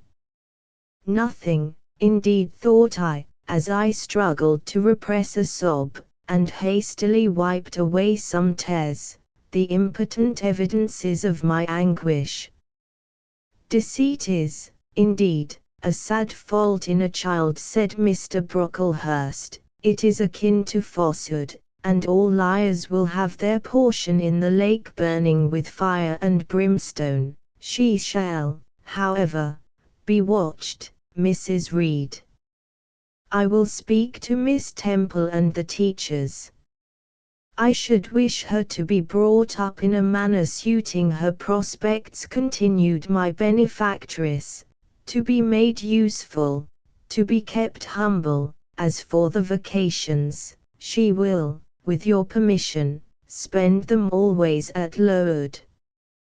Your decisions are perfectly judicious, madam, returned Mr. Brocklehurst.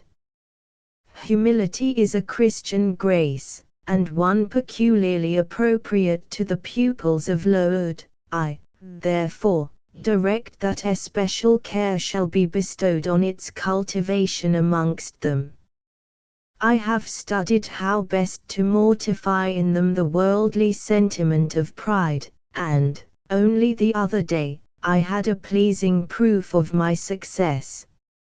My second daughter, Augusta, went with her mamma to visit the school, and on her return she exclaimed, "Oh, dear papa, how quiet and plain all the girls at Lowood look, with their hair combed behind their ears, and their long pinafores, and those little Holland pockets outside their frocks. They are almost like poor people's children," and said she, "they looked at my dress and mamma's, as if they had never seen a silk gown before." "This is the state of things I quite approve," returned Mrs. Reed. "Had I sought all England over, I could scarcely have found a system more exactly fitting a child like Jane Eyre. Consistency, my dear Mr. Brocklehurst, I advocate consistency in all things." Consistency, madam, is the first of Christian duties, and it has been observed in every arrangement connected with the establishment of Lowood. Plain fare, simple attire, unsophisticated accommodations, hardy and active habits, such is the order of the day in the house and its inhabitants. "Quite right, sir. I may then depend upon this child being received as a pupil at Lowood, and there being trained in conformity to her position and prospects." "Madam, you may. She shall be placed in that nursery of chosen plants, and I trust she will show herself grateful for the inestimable privilege of her election. I will send her, then, as soon as possible, Mr. Brocklehurst, for, I assure you, I feel anxious to be relieved of a responsibility that was becoming too irksome." No doubt, madam, and now I wish you good morning. I shall return to Brocklehurst Hall in the course of a week or two. My good friend, the Archdeacon, will not permit me to leave him sooner. I shall send Miss Temple notice that she is to expect a new girl, so that there will be no difficulty about receiving her. Goodbye. Goodbye, Mr. Brocklehurst. Remember me to Mrs. and Miss Brocklehurst, and to Augusta and Theodore, and Master Broughton Brocklehurst. "I will, madam." Little girl, here is a book entitled The Child's Guide. Read it with prayer, especially that part containing an account of the awfully sudden death of Martha G., a naughty child addicted to falsehood and deceit. With these words Mr. Brocklehurst put into my hand a thin pamphlet sewn in a cover, and having rung for his carriage, he departed. Mrs. Reed and I were left alone. Some minutes passed in silence. She was sewing, I was watching her. Mrs. Reed might be at that time some 6 or 37. She was a woman of robust frame, square-shouldered and strong-limbed, not tall, and, though stout, not obese. She had a somewhat large face, the underjaw being much developed and very solid. Her brow was low, her chin large and prominent, mouth and nose sufficiently regular. Under her light eyebrows glimmered an eye devoid of ruth. Her skin was dark and opaque, her hair nearly flaxen. Her constitution was sound as a bell. Illness never came near her, She was an exact, clever manager. Her household and tenantry were thoroughly under her control. Her children only at times defied her authority and laughed it to scorn. She dressed well, and had a presence and port calculated to set off handsome attire. Sitting on a low stool, a few yards from her armchair, I examined her figure, I perused her features. In my hand I held the tract containing the sudden death of the liar, to which narrative my attention had been pointed as to an appropriate warning. What had just passed, what Mrs. Reed had said concerning me to Mr. Brocklehurst, the whole tenor of their conversation, was recent, raw, and stinging in my mind. I had felt every word as acutely as I had heard it plainly, and a passion of resentment fermented now within me. Mrs. Reed looked up from her work, her eye settled on mine, her fingers at the same time suspended their nimble movements. Go out of the room, return to the nursery was her mandate. My look or something else must have struck her as offensive, for she spoke with extreme though suppressed irritation. I got up, I went to the door, I came back again, I walked to the window, across the room, then close up to her. Speak I must, I had been trodden on severely, and must turn, but how? What strength had I to dart retaliation at my antagonist? I gathered my energies and launched them in this blunt sentence: I am not deceitful. If I were, I should say I loved you. But I declare I do not love you. I dislike you the worst of anybody in the world except John Reed, and this book about the liar, you may give to your girl, Georgiana, for it is she who tells lies, and not I. Mrs. Reed's hands still lay on her work inactive, her eye of ice continued to dwell freezingly on mine. What more have you to say? She asked, rather in the tone in which a person might address an opponent of adult age than such as is ordinarily used to a child. That eye of hers, that voice stirred every antipathy I had. Shaking from head to foot, thrilled with ungovernable excitement, I continued, I am glad you are no relation of mine. I will never call you aunt again as long as I live. I will never come to see you when I am grown up, and if anyone asks me how I liked you, and how you treated me, I will say the very thought of you makes me sick, and that you treated me with miserable cruelty. How dare you affirm that, Jane Eyre? How dare I, Mrs. Reed? How dare I? Because it is the truth. You think I have no feelings, and that I can do without one bit of love or kindness, but I cannot live so, and you have no pity. I shall remember how you thrust me back, roughly and violently thrust me back, into the Red Room, and locked me up there, to my dying day, though I was in agony, though I cried out, while suffocating with distress, have mercy. Have mercy, Aunt Reed. And that punishment you made me suffer because your wicked boy struck me, knocked me down for nothing. I will tell anybody who asks me questions, this exact tale. People think you a good woman, but you are bad, hard-hearted. You are deceitful. How dare I, Mrs. Reed? How dare I? Because it is the truth. Ere I had finished this reply, my soul began to expand, to exult, with the strangest sense of freedom, of triumph, I ever felt. It seemed as if an invisible bond had burst, and that I had struggled out into unhoped for liberty. Not without cause was this sentiment. Mrs. Reed looked frightened, her work had slipped from her knee, she was lifting up her hands, rocking herself to and fro, and even twisting her face as if she would cry. "Jane, you are under a mistake. What is the matter with you?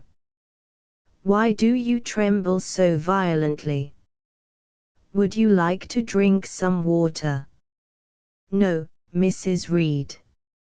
"Is there anything else you wish for, Jane?" "I assure you, I desire to be your friend."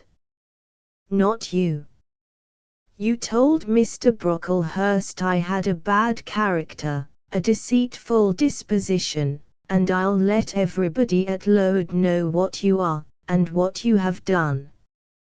"Jane, you don't understand these things. Children must be corrected for their faults." "Deceit is not my fault," I cried out in a savage, high voice. "But you are passionate, Jane, that you must allow, and now return to the nursery, there's a dear, and lie down a little." "I am not your dear, I cannot lie down. Send me to school soon, Mrs. Reed, for I hate to live here." "I will indeed send her to school soon," murmured Mrs. Reed sotto voce, and gathering up her work, she abruptly quitted the apartment. I was left there alone, winner of the field. It was the hardest battle I had fought, and the first victory I had gained. I stood a while on the rug, where Mr. Brocklehurst had stood, and I enjoyed my conqueror's solitude. First, I smiled to myself and felt elate, but this fierce pleasure subsided in me as fast as did the accelerated throb of my pulses. A child cannot quarrel with its elders, as I had done, cannot give its furious feelings uncontrolled play, as I had given mine, without experiencing afterwards the pang of remorse and the chill of reaction. A ridge of lighted heath, alive, glancing, devouring, would have been a meet emblem of my mind when I accused and menaced Mrs. Reed. The same ridge, black and blasted after the flames are dead, would have represented as meetly my subsequent condition, when half an hour's silence and reflection had shown me the madness of my conduct, and the dreariness of my hated and hating position. Something of vengeance I had tasted for the first time, as aromatic wine it seemed, on swallowing, warm and racy, its after flavor, metallic and corroding, gave me a sensation as if I had been poisoned. Willingly would I now have gone and asked Mrs. Reed's pardon, but I knew, partly from experience and partly from instinct, that was the way to make her repulse me with double scorn, thereby re-exciting every turbulent impulse of my nature. I would fain exercise some better faculty than that of fierce speaking, fain find nourishment for some less fiendish feeling than that of sombre indignation. I took a book, some Arabian tales, I sat down and endeavored to read. I could make no sense of the subject. My own thoughts swam always between me and the page I had usually found fascinating. I opened the glass door in the breakfast room. The shrubbery was quite still. The black frost reigned, unbroken by sun or breeze, through the grounds. I covered my head and arms with the skirt of my frock, and went out to walk in a part of the plantation which was quite sequestrated, but I found no pleasure in the silent trees, the falling fir cones, the congealed relics of autumn, russet leaves, swept by past winds in heaps, and now stiffened together. I leaned against a gate, and looked into an empty field where no sheep were feeding, where the short grass was nipped and blanched. It was a very grey day, a most opaque sky, onding on snow-canopied all, thence flakes fell at intervals, which settled on the hard path and on the hoary lea without melting. I stood, a wretched child enough, whispering to myself over and over again, "What shall I do? What shall I do?" All at once I heard a clear voice call, "Miss Jane, where are you? Come to lunch." It was Bessie, I knew well enough, but I did not stir. Her light step came tripping down the path. "You naughty little thing," she said. "Why don't you come when you are called?" Bessie's presence, compared with the thoughts over which I had been brooding, seemed cheerful, even though, as usual, she was somewhat cross. The fact is, after my conflict with and victory over Mrs. Reed, I was not disposed to care much for the nursemaid's transitory anger, and I was disposed to bask in her youthful lightness of heart. I just put my 2 arms round her and said, "Come, Bessie, don't scold." The action was more frank and fearless than any I was habituated to indulge in. Somehow it pleased her. "You are a strange child, Miss Jane," she said, as she looked down at me, "a little roving, solitary thing, and you are going to school, I suppose?" I nodded. "And won't you be sorry to leave poor Bessie?" "What does Bessie care for me? She is always scolding me." "Because you're such a queer, frightened, shy little thing. You should be bolder." "What, to get more knocks?" "Nonsense. But you are rather put upon, that's certain. My mother said, when she came to see me last week, that she would not like a little one of her own to be in your place. Now, come in, and I've some good news for you." "I don't think you have, Bessie." "Child, what do you mean? What sorrowful eyes you fix on me." "Well, but Mrs. and the young ladies and Master John are going out to tea this afternoon, and you shall have tea with me. I'll ask cook to bake you a little cake, and then you shall help me to look over your drawers, for I am soon to pack your trunk. Mrs. intends you to leave Gateshead in a day or 2, and you shall choose what toys you like to take with you. Bessie, you must promise not to scold me any more till I go." "Well, I will, but mind you are a very good girl, and don't be afraid of me. Don't start when I chance to speak rather sharply, it's so provoking. I don't think I shall ever be afraid of you again, Bessie, because I have got used to you, and I shall soon have another set of people to dread. If you dread them they'll dislike you. As you do, Bessie." "I don't dislike you, miss. I believe I am fonder of you than of all the others." "You don't show it. You little sharp thing, you've got quite a new way of talking. What makes you so venturesome and hardy?" "Why, I shall soon be away from you, and besides, I was going to say something about what had passed between me and Mrs. Reed, but on second thoughts I considered it better to remain silent on that head." And so you're glad to leave me? Not at all, Bessie, indeed, just now I'm rather sorry. Just now, and rather. How coolly my little lady says it.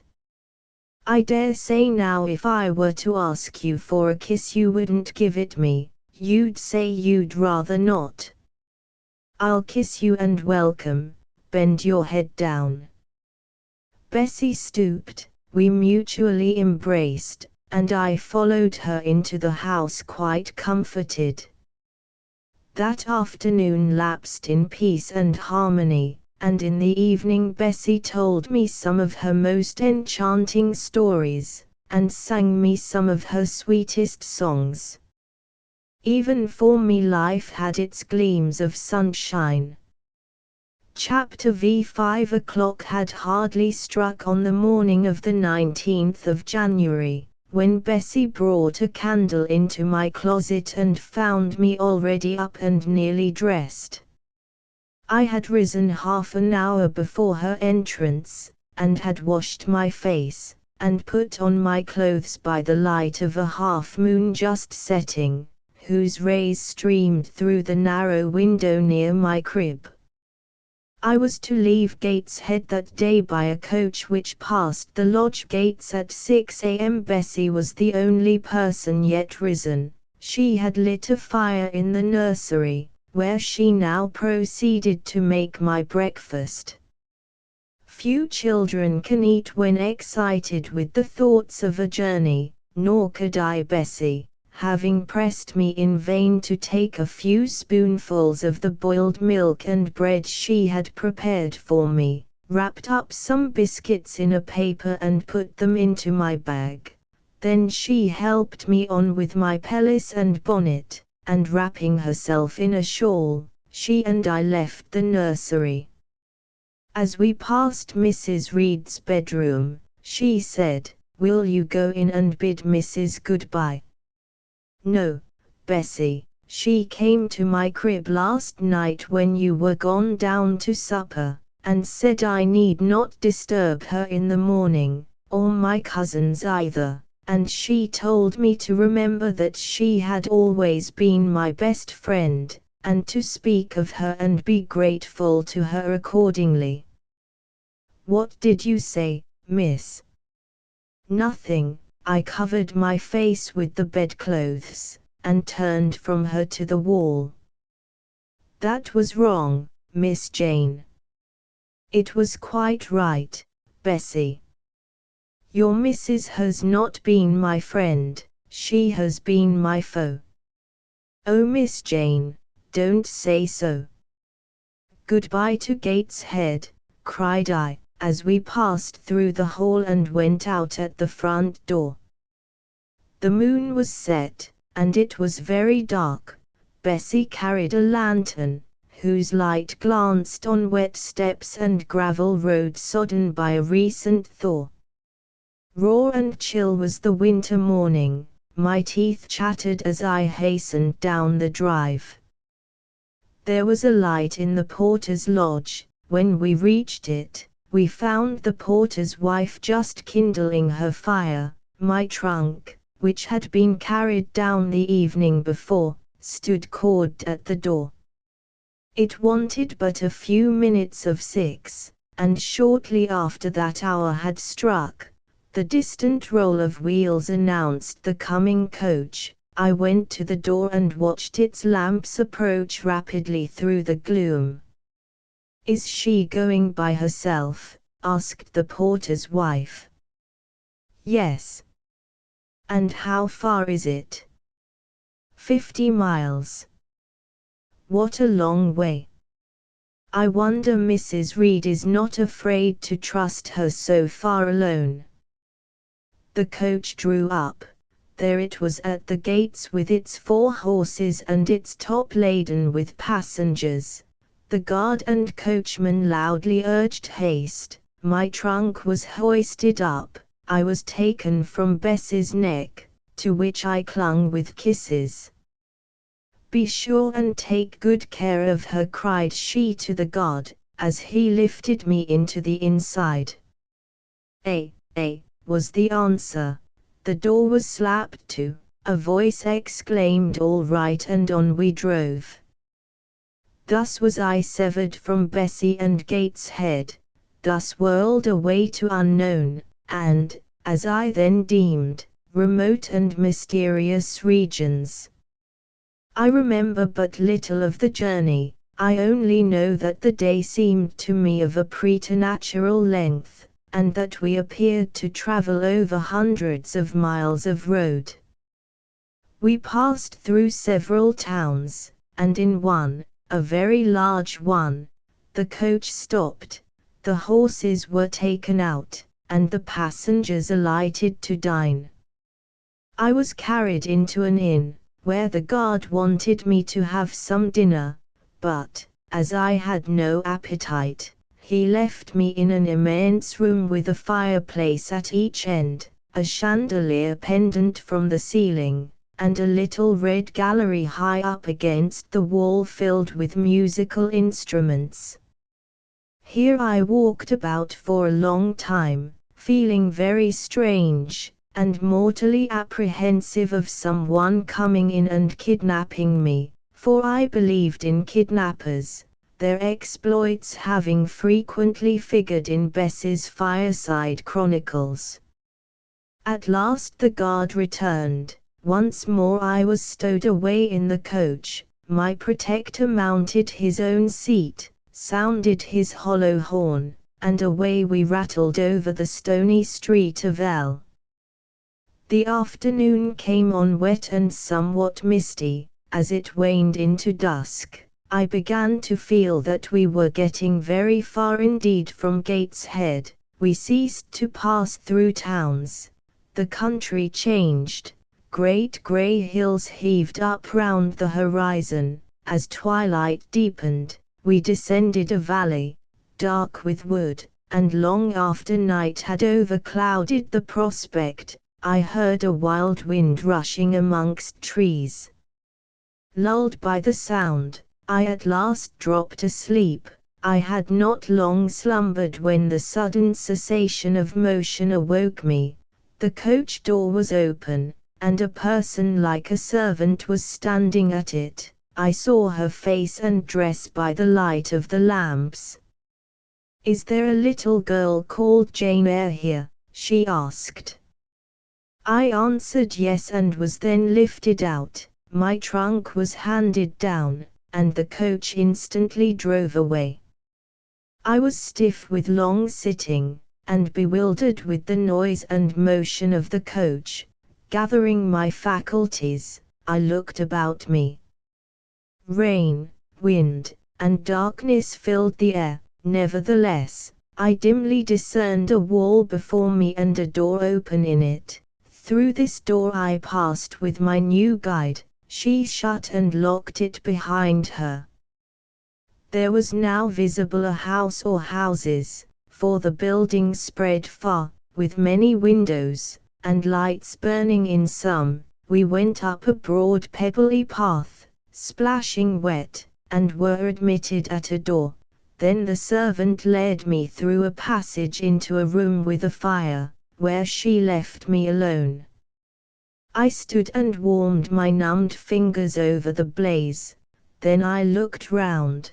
There was no candle, but the uncertain light from the hearth showed, by intervals, papered walls, carpet, curtains, shining mahogany furniture. It was a parlour, not so spacious or splendid as the drawing-room at Gateshead, but comfortable enough. I was puzzling to make out the subject of a picture on the wall, when the door opened, and an individual carrying a light entered. Another followed close behind.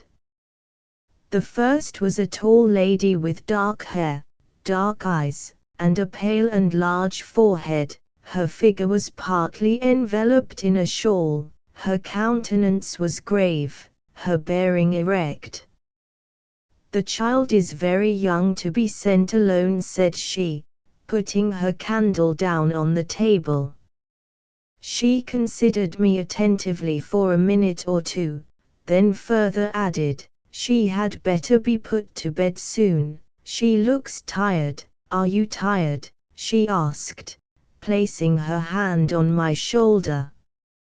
"A little, and hungry too, no doubt. Let her have some supper before she goes to bed, Miss Miller."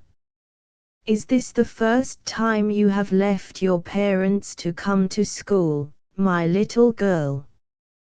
I explained to her that I had no parents. She inquired how long they had been dead, then how old I was, what was my name, whether I could read, write, and sew a little. Then she touched my cheek gently with her forefinger, and saying, she hoped I should be a good child, dismissed me along with Miss Miller. The lady I had left might be about 29. The one who went with me appeared some years younger. The first impressed me by her voice, look, and air. Miss Miller was more ordinary, ruddy in complexion, though of a careworn countenance, hurried in gait and action, like one who had always a multiplicity of tasks on hand. She looked, indeed, what I afterwards found she really was, an under-teacher. Led by her, I passed from compartment to compartment, from passage to passage, of a large and irregular building, till, emerging from the total and somewhat dreary silence pervading that portion of the house we had traversed, we came upon the hum of many voices, and presently entered a wide, long room, with great deal tables, 2 at each end, on each of which burnt a pair of candles, and seated all round on benches, a congregation of girls of every age, from 9 or 10 to 20. Seen by the dim light of the dips, their number to me appeared countless, though not in reality exceeding 80. They were uniformly dressed in brown stuff frocks of quaint fashion, and long holland pinafores. It was the hour of study. They were engaged in conning over their tomorrow's task, and the hum I had heard was the combined result of their whispered repetitions. Miss Miller signed to me to sit on a bench near the door. Then walking up to the top of the long room she cried out, "Monitors, collect the lesson books and put them away." 4 tall girls arose from different tables, and going round, gathered the books and removed them. Miss Miller again gave the word of command, "Monitors, fetch the supper trays." The tall girls went out and returned presently, each bearing a tray, with portions of something, I knew not what, arranged thereon, and a pitcher of water and mug in the middle of each tray. The portions were handed round. Those who liked took a draught of the water, the mug being common to all. When it came to my turn, I drank, for I was thirsty, but did not touch the food, excitement and fatigue rendering me incapable of eating. I now saw, however, that it was a thin oaten cake shared into fragments. The meal over, prayers were read by Miss Miller, and the classes filed off, 2 and 2, upstairs. Overpowered by this time with weariness, I scarcely noticed what sort of a place the bedroom was, except that, like the schoolroom, I saw it was very long. Tonight I was to be Miss Miller's bedfellow. She helped me to undress. When laid down I glanced at the long rows of beds, each of which was quickly filled with 2 occupants. In 10 minutes the single light was extinguished, and amidst silence and complete darkness I fell asleep. The night passed rapidly. I was too tired even to dream. I only once awoke to hear the wind rave in furious gusts, and the rain fall in torrents, and to be sensible that Miss Miller had taken her place by my side. When I again unclosed my eyes, a loud bell was ringing. The girls were up and dressing. Day had not yet begun to dawn, and a rushlight or two burned in the room.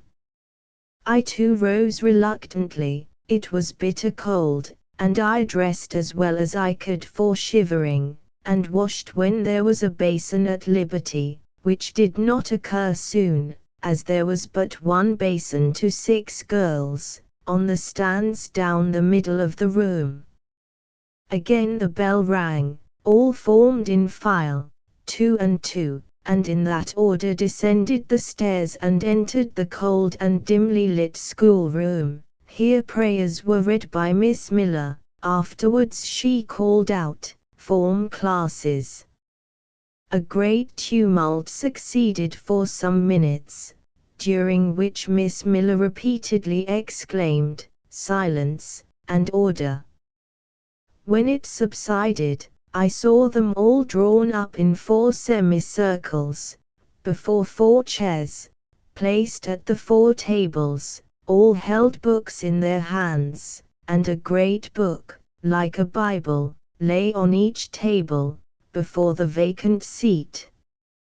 A pause of some seconds succeeded, filled up by the low, vague hum of numbers. Miss Miller walked from class to class, hushing this indefinite sound.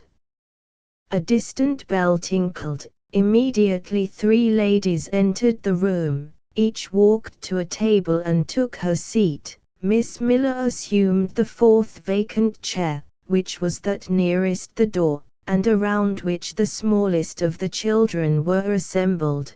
To this inferior class I was called, and placed at the bottom of it. Business now began. The day's collect was repeated. Then certain texts of Scripture were said, and to these succeeded a protracted reading of chapters in the Bible, which lasted an hour. By the time that exercise was terminated, day had fully dawned. The indefatigable bell now sounded for the 4th time.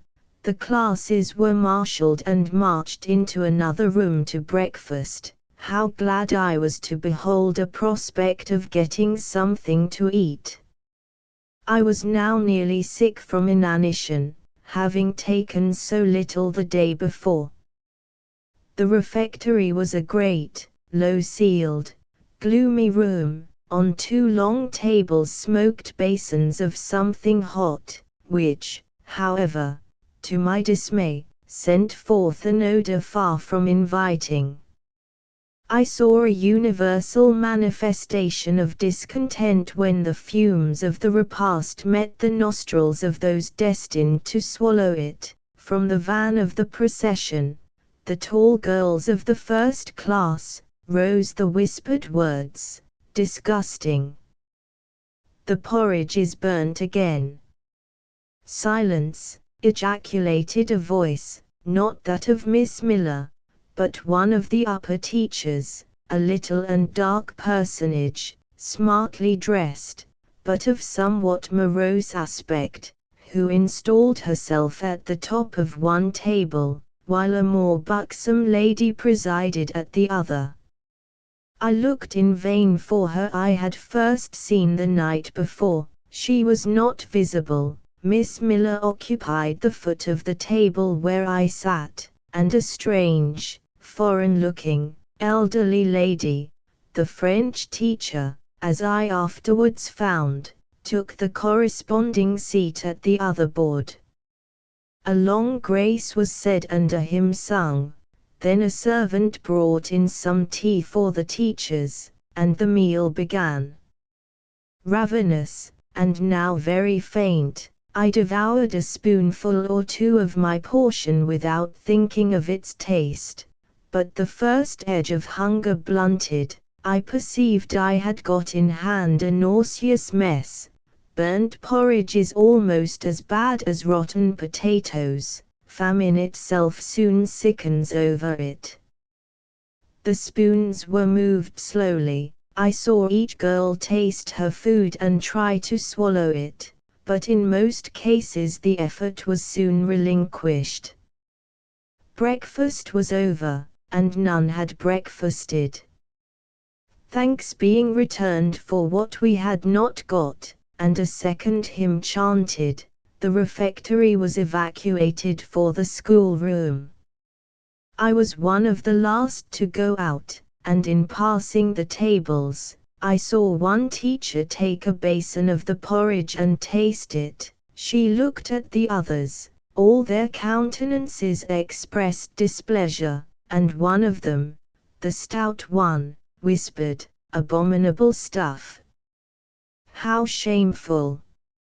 A quarter of an hour passed before lessons again began, during which the schoolroom was in a glorious tumult. For that space of time it seemed to be permitted to talk loud and more freely, and they used their privilege. The whole conversation ran on the breakfast, which one and all abused roundly. Poor things! It was the sole consolation they had. Miss Miller was now the only teacher in the room. A group of great girls standing about her spoke with serious and sullen gestures. I heard the name of Mr. Brocklehurst pronounced by some lips, at which Miss Miller shook her head disapprovingly, but she made no great effort to check the general wrath. Doubtless she shared in it. A clock in the schoolroom struck 9. Miss Miller left her circle, and standing in the middle of the room, cried, "Silence! To your seats!"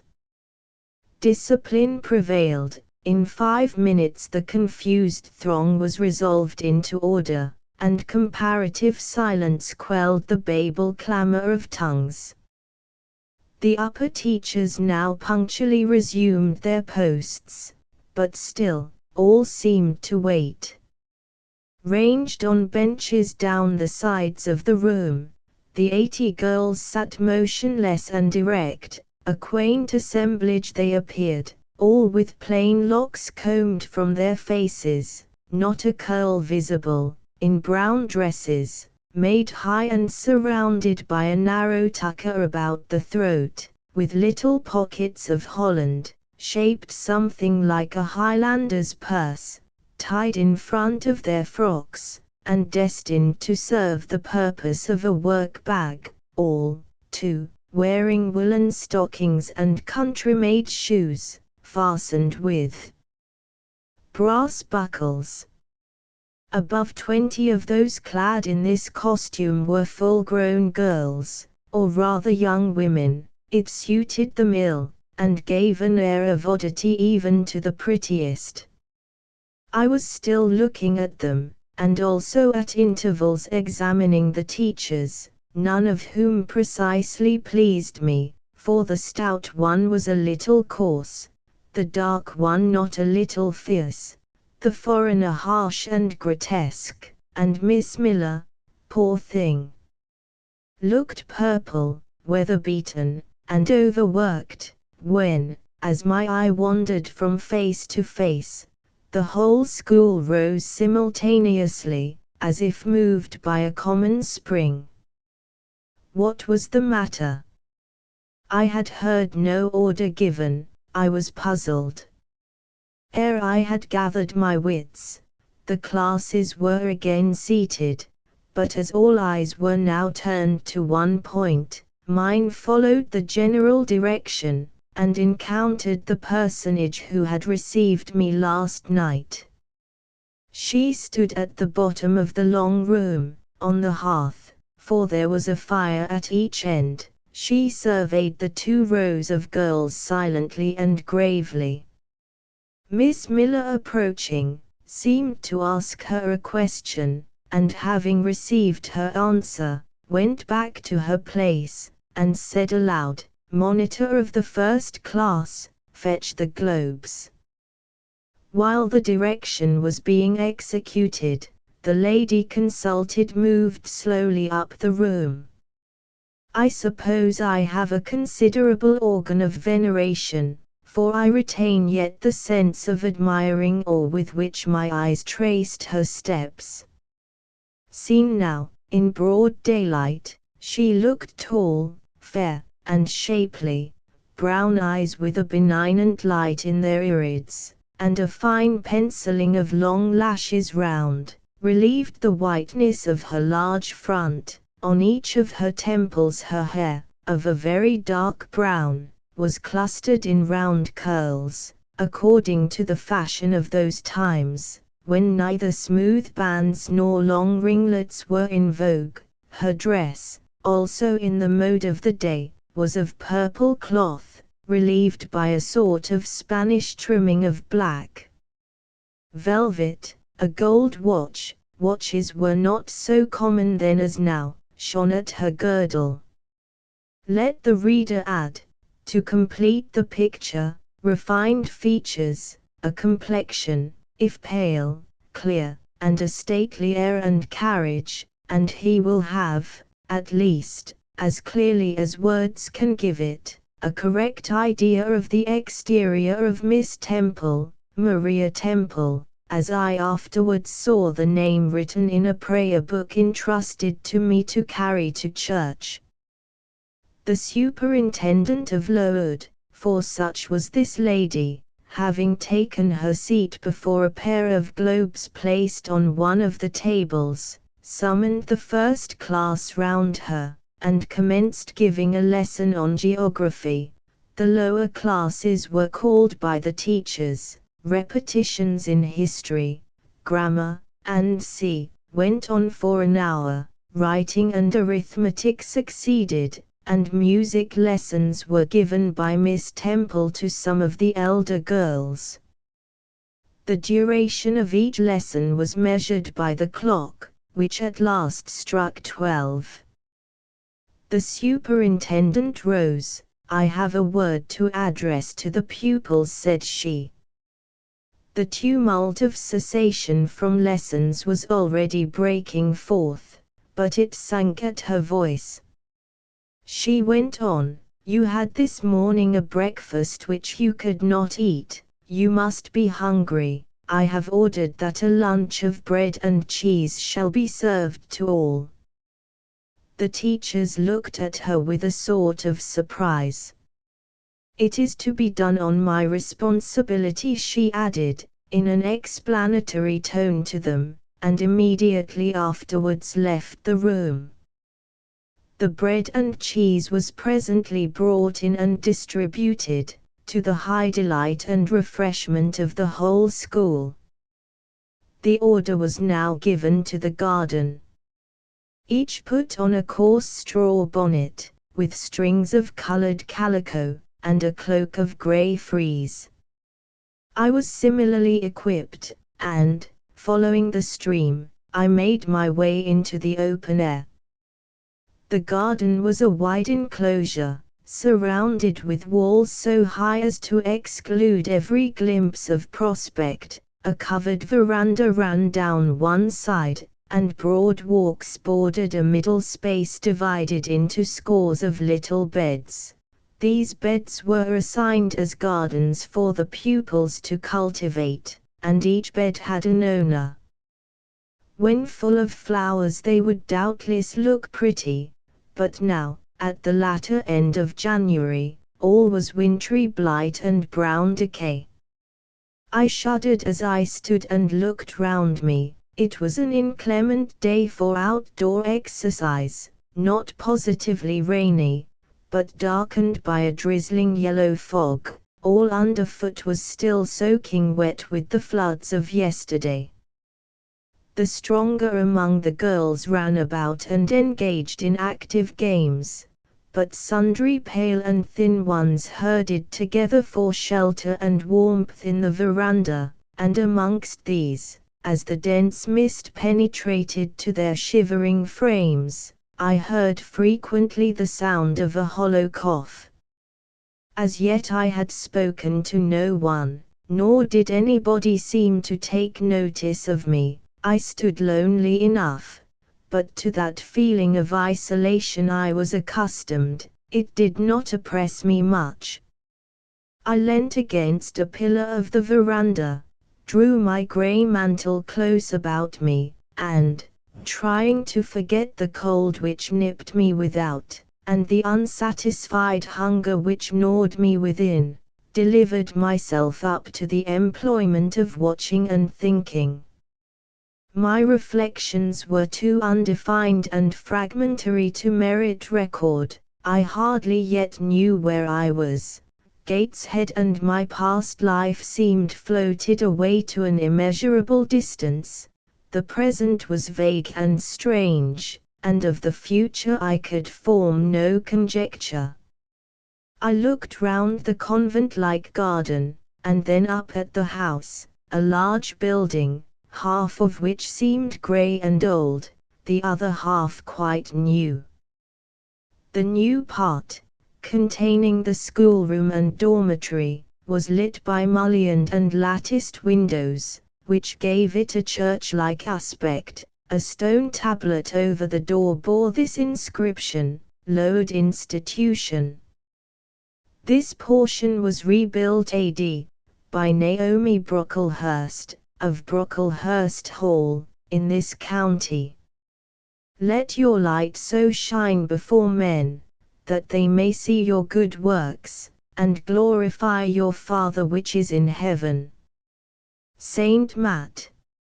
v. 16.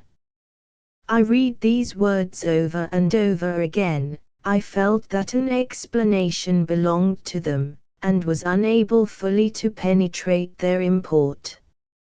I was still pondering the signification of institution and endeavoring to make out a connection between the first words and the verse of Scripture, when the sound of a cough close behind me made me turn my head.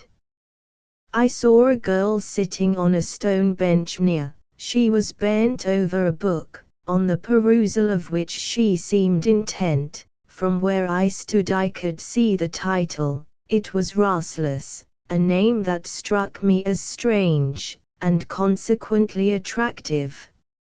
In turning a leaf she happened to look up, and I said to her directly, "Is your book interesting?" I had already formed the intention of asking her to lend it to me some day. "I like it," she answered, after a pause of a second or two, during which she examined me. "What is it about?" I continued. I hardly know where I found the hardihood thus to open a conversation with a stranger. The step was contrary to my nature and habits, but I think her occupation touched a chord of sympathy somewhere, for I too liked reading, though of a frivolous and childish kind. I could not digest or comprehend the serious or substantial. "You may look at it," replied the girl, offering me the book. I did so. A brief examination convinced me that the contents were less taking than the title. Rasselas looked dull to my trifling taste. I saw nothing about fairies, nothing about genii. No bright variety seemed spread over the closely printed pages. I returned it to her. She received it quietly, and without saying anything she was about to relapse into her former studious mood. Again I ventured to disturb her. "Can you tell me what the writing on that stone over the door means? What is Load Institution? This house where you are come to live? And why do they call it institution? Is it in any way different from other schools?" "It is partly a charity school. You and I, and all the rest of us, are charity children." "I suppose you are an orphan. Are not either your father or your mother dead?" "Both died before I can remember." "Well, all the girls here have lost either one or both parents, and this is called an institution for educating orphans." Do we pay no money? Do they keep us for nothing? We pay, or our friends pay, £15 a year for each. Then why do they call us charity children? Because £15 is not enough for board and teaching, and the deficiency is supplied by subscription. Who subscribes? Different benevolent-minded ladies and gentlemen in this neighborhood and in London. Who was Naomi Brocklehurst? The lady who built the new part of this house as that tablet records, and whose son overlooks and directs everything here. Why? Because he is treasurer and manager of the establishment. Then this house does not belong to that tall lady who wears a watch, and who said we were to have some bread and cheese. To Miss Temple. Oh, no. I wish it did. She has to answer to Mr. Brocklehurst for all she does. Mr. Brocklehurst buys all our food and all our clothes. Does he live here? No, 2 miles off, at a large hall. Is he a good man? He is a clergyman, and is said to do a great deal of good. Did you say that tall lady was called Miss Temple? Yes. And what are the other teachers called?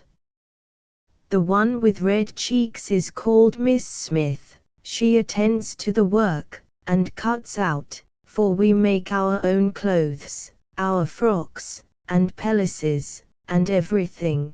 The little one with black hair is Miss Scatcherd. She teaches history and grammar, and hears the second-class repetitions, and the one who wears a shawl, and has a pocket handkerchief tied to her side with a yellow riband, is Madame Pirot. She comes from Lille, in France, and teaches French.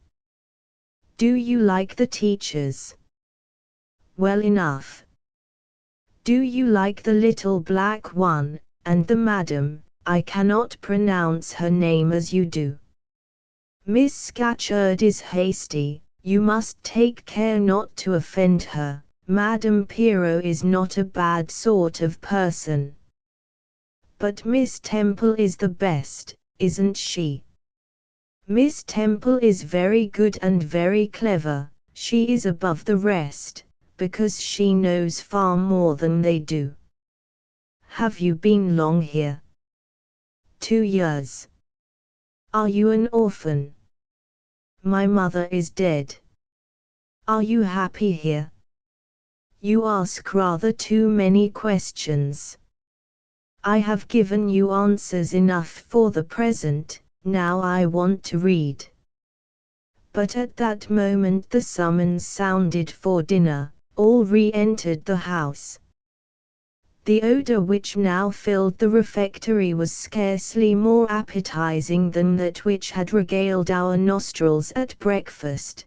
The dinner was served in 2 huge tin-plated vessels, whence rose a strong steam redolent of rancid fat. I found the mess to consist of indifferent potatoes and strange shreds of rusty meat, mixed and cooked together. Of this preparation a tolerably abundant plateful was apportioned to each pupil. I ate what I could, and wondered within myself whether every day's fare would be like this. After dinner, we immediately adjourned to the schoolroom. Lessons recommenced, and were continued till 5 o'clock. The only marked event of the afternoon was, that I saw the girl with whom I had conversed in the veranda dismissed in disgrace by Miss Scatcherd from a history class, and sent to stand in the middle of the large schoolroom. The punishment seemed to me in a high degree ignominious, especially for so great a girl. She looked 13 or upwards. I expected she would show signs of great distress and shame, but to my surprise she neither wept nor blushed. Composed, though grave, she stood, the central mark of all eyes. How can she bear it so quietly, so firmly? I asked of myself. Were I in her place, it seems to me I should wish the earth to open and swallow me up. She looks as if she were thinking of something beyond her punishment, beyond her situation, of something not round her nor before her. I have heard of daydreams. Is she in a daydream now? Her eyes are fixed on the floor, but I am sure they do not see it. Her sight seems turned in, gone down into her heart. She is looking at what she can remember, I believe, not at what is really present. I wonder what sort of a girl she is, whether good or naughty. Soon after 5 p.m. we had another meal, consisting of a small mug of coffee, and half a slice of brown bread. I devoured my bread and drank my coffee with relish, but I should have been glad of as much more. I was still hungry. Half an hour's recreation succeeded, then study, then the glass of water and the piece of oat cake, prayers, and bed. Such was my first day at Lourdes. Chapter 6. The next day commenced as before, getting up and dressing by rushlight, but this morning we were obliged to dispense with the ceremony of washing. The water in the pitchers was frozen. A change had taken place in the weather the preceding evening, and a keen northeast wind, whistling through the crevices of our bedroom windows all night long, had made us shiver in our beds, and turned the contents of the yaws to ice. Before the long hour and a half of prayers and Bible reading was over, I felt ready to perish with cold. Breakfast time came at last, and this morning the porridge was not burnt, the quality was eatable, the quantity small. How small my portion seemed! I wished it had been doubled. In the course of the day I was enrolled a member of the 4th class, and regular tasks and occupations were assigned me. Hitherto, I had only been a spectator of the proceedings at Lourdes. I was now to become an actor therein. At first, being little accustomed to learn by heart, the lessons appeared to me both long and difficult. The frequent change from task to task, too, bewildered me, and I was glad when, about 3 o'clock in the afternoon, Miss Smith put into my hands a border of muslin 2 yards long, together with needle, thimble, and and sent me to sit in a quiet corner of the schoolroom, with directions to hem the same. At that hour most of the others were sewing likewise, but one class still stood round Miss Scatcherd's chair reading, and as all was quiet, the subject of their lessons could be heard, together with the manner in which each girl acquitted herself, and the animadversions or commendations of Miss Scatcherd on the performance. It was English history. Among the readers I observed my acquaintance of the veranda. At the commencement of the lesson, her place had been at the top of the class, but for some error of pronunciation, or some inattention to stops, she was suddenly sent to the very bottom. Even in that obscure position, Miss Scatcherd continued to make her an object of constant notice. She was continually addressing to her such phrases as the following: Burns, such it seems was her name. The girls here were all called by their surnames, as boys are elsewhere. Burns, You are standing on the side of your shoe, turn your toes out immediately. Burns, you poke your chin most unpleasantly, draw it in. Burns, I insist on your holding your head up, I will not have you before me in that attitude and see. A chapter having been read through twice, the books were closed and the girls examined.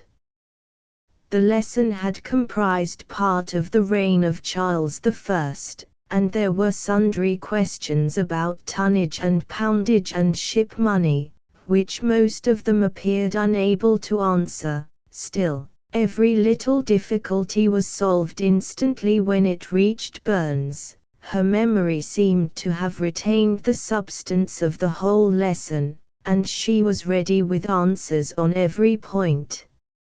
I kept expecting that Miss Scatcherd would praise her attention, but, instead of that, she suddenly cried out, "You dirty, disagreeable girl, you have never cleaned your nails this morning." Burns made no answer. I wondered at her silence. Why, thought I, does she not explain that she could neither clean her nails nor wash her face, as the water was frozen? My attention was now called off by Miss Smith desiring me to hold a skein of thread. While she was winding it, she talked to me from time to time, asking whether I had ever been at school before, whether I could mark, stitch, knit, and see. Till she dismissed me, I could not pursue my observations on Miss Scatcherd's movements. When I returned to my seat, that lady was just delivering an order of which I did not catch the import, but Burns immediately left the class, and going into the small inner room where the books were kept, returned in half a minute, carrying in her hand a bundle of twigs tied together at one end.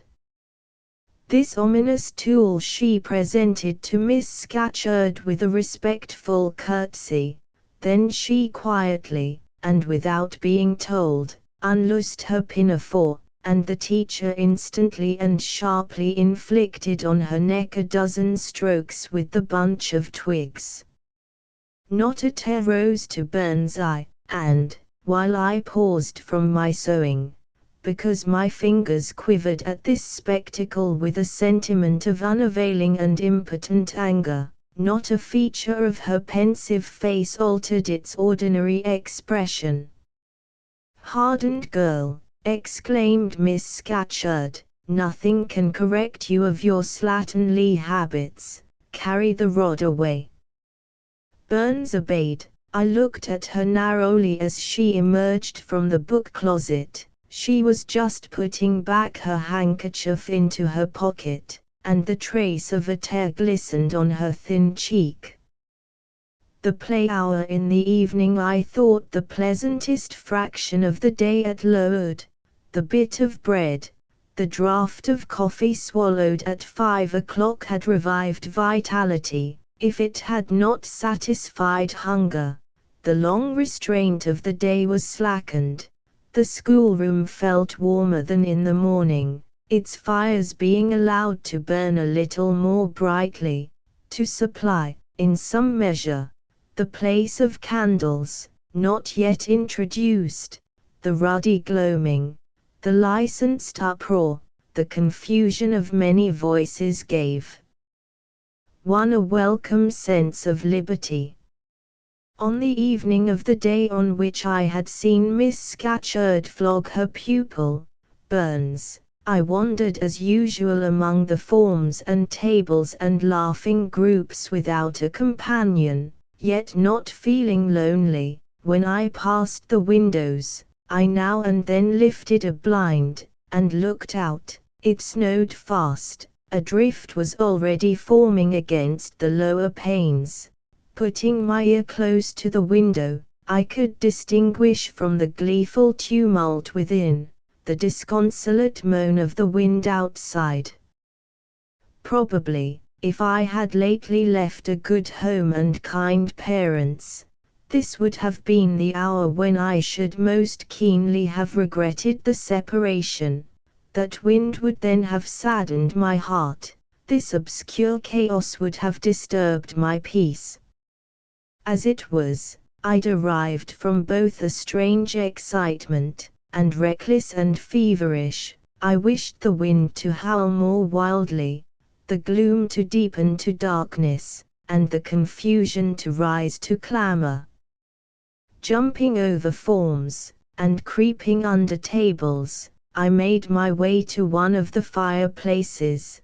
There, kneeling by the high wire fender, I found Burns, absorbed, silent, abstracted from all round her by the companionship of a book, which she read by the dim glare of the embers. "Is it still restless?" I asked, coming behind her. "Yes," she said, "and I have just finished it." And in 5 minutes more she shut it up. I was glad of this. Now, thought I can perhaps get her to talk. I sat down by her on the floor. "What is your name besides Burns?" "Helen." "Do you come a long way from here?" "I come from a place farther north, quite on the borders of Scotland." "Will you ever go back?" "I hope so, but nobody can be sure of the future." "You must wish to leave Lowood." "No, why should I? I was sent to Lowood to get an education, and it would be of no use going away until I have attained that object." "But that teacher, Miss Scatcherd, is so cruel to you." "Cruel? Not at all. She is severe, she dislikes my faults. And if I were in your place I should dislike her, I should resist her. If she struck me with that rod, I should get it from her hand, I should break it under her nose." "Probably you would do nothing of the sort, but if you did, Mr. Brocklehurst would expel you from the school. That would be a great grief to your relations. It is far better to endure patiently a smart which nobody feels but yourself, than to commit a hasty action whose evil consequences will extend to all connected with you, and besides, the Bible bids us return good for evil. But then it seems disgraceful to be flogged, and to be sent to stand in the middle of a room full of people, and you are such a great girl, I am far younger than you, and I could not bear it." "Yet it would be your duty to bear it, if you could not avoid it. It is weak and silly to say you cannot bear what it is your fate to be required to bear." I heard her with wonder. I could not comprehend this doctrine of endurance, and still less could I understand or sympathize with the forbearance she expressed for her chastiser. Still I felt that Helen Burns considered things by a light invisible to my eyes. I suspected she might be right and I wrong, but I would not ponder the matter deeply. Like Felix, I put it off to a more convenient season. "You say you have faults, Helen, what are they?" "To me you seem very good." "Then learn from me, not to judge by appearances. I am, as Miss Scatcherd said, slatternly, I seldom put, and never keep, things in order, I am careless, I forget rules, I read when I should learn my lessons, I have no method, and sometimes I say, like you, I cannot bear to be subjected to systematic arrangements." This is all very provoking to Miss Scatcherd, who is naturally neat, punctual, and particular. "And cross and cruel," I added, but Helen Burns would not admit my addition. She kept silence. Is Miss Temple as severe to you as Miss Scatcherd? At the utterance of Miss Temple's name, a soft smile flitted over her grave face. Miss Temple is full of goodness. It pains her to be severe to anyone, even the worst in the school. She sees my errors, and tells me of them gently, and, if I do anything worthy of praise, she gives me my meed liberally. One strong proof of my wretchedly defective nature is, that even her expostulations, so mild, so rational, have not influence to cure me of my faults, and even her praise, though I value it most highly, cannot stimulate me to continued care and foresight. That is curious, said I. It is so easy to be careful. For you, I have no doubt it is. I observed you in your class this morning, and saw you were closely attentive. Your thoughts never seemed to wander while Miss Miller explained the lesson and questioned you. Now, mine continually rove away, when I should be listening to Miss Scatcherd, and collecting all she says with assiduity. Often I lose the very sound of her voice, I fall into a sort of dream. Sometimes I think I am in Northumberland, and that the noises I hear round me are the bubbling of a little brook which runs through Deepden, near our house. Then, when it comes to my turn to reply, I have to be awakened, and having heard nothing of what was read for listening to the visionary brook, I have no answer ready. Yet how well you replied this afternoon. It was mere chance. The subject on which we had been reading had interested me. This afternoon, instead of dreaming of Deepden, I was wondering how a man who wished to do right could act so unjustly and unwisely as Charles I sometimes did, and I thought what a pity it was that, with his integrity and conscientiousness, he could see no farther than the prerogatives of the crown. If he had but been able to look to a distance, and see how what they call the spirit of the age was tending. Still, I like Charles, I respect him, I pity him, poor murdered king. Yes, his enemies were the worst, they shed blood they had no right to shed. How dared they kill him? Helen was talking to herself now. She had forgotten I could not very well understand her, that I was ignorant, or nearly so, of the subject she discussed. I recalled her to my level. And when Miss Temple teaches you, do your thoughts wander then?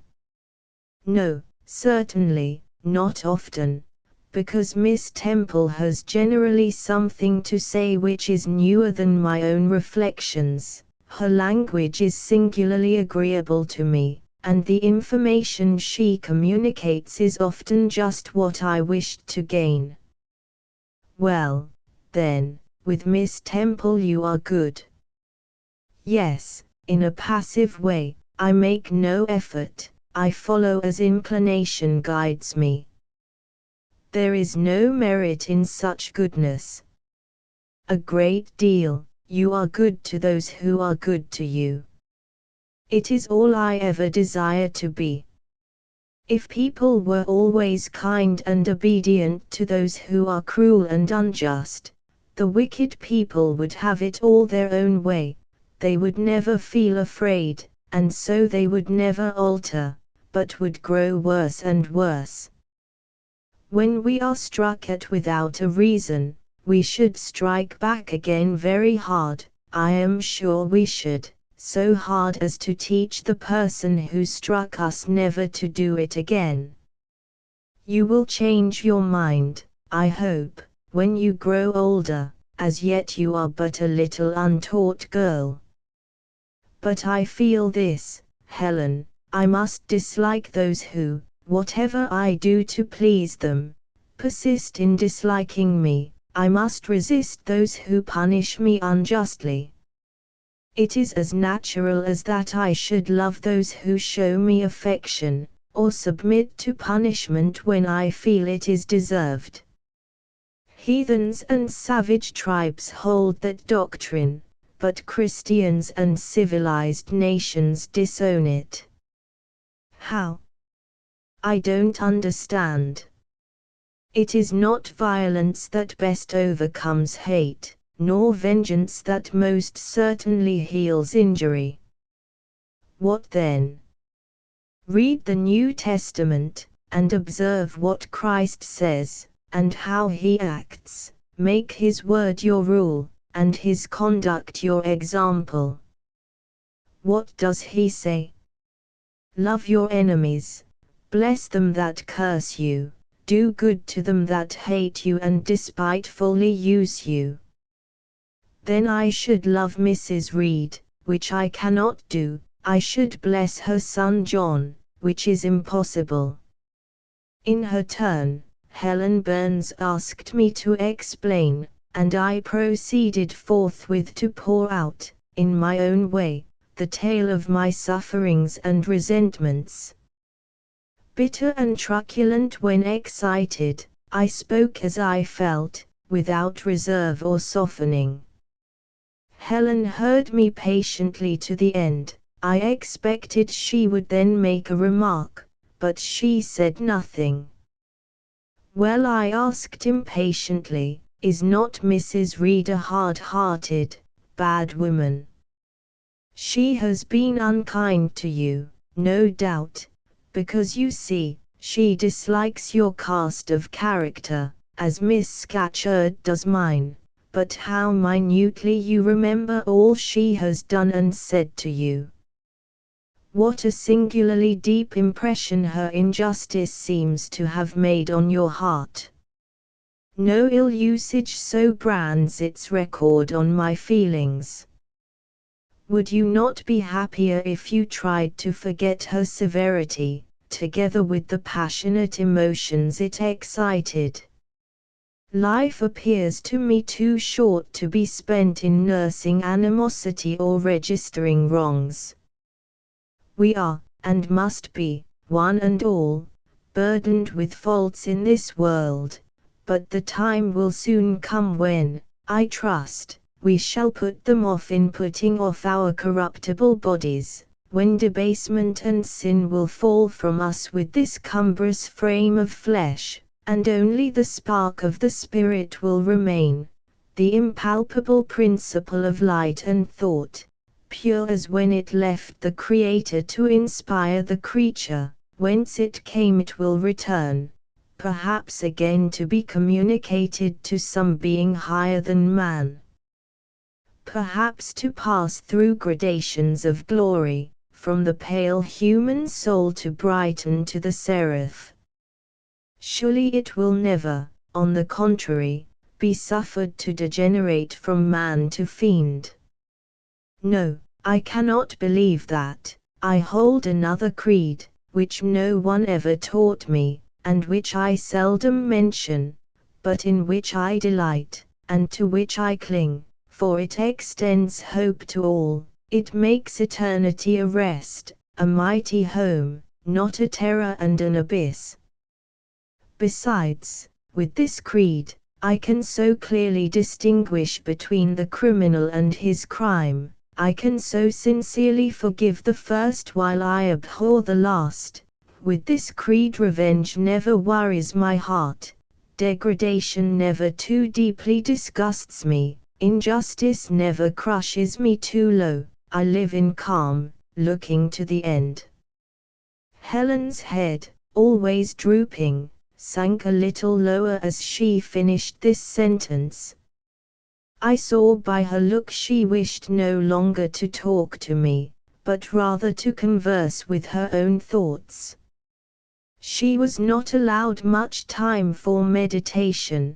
A monitor, a great rough girl, presently came up, exclaiming in a strong Cumberland accent, "Helen Burns, if you don't go and put your drawer in order, and fold up your work this minute, I'll tell Miss Scatcherd to come and look at it."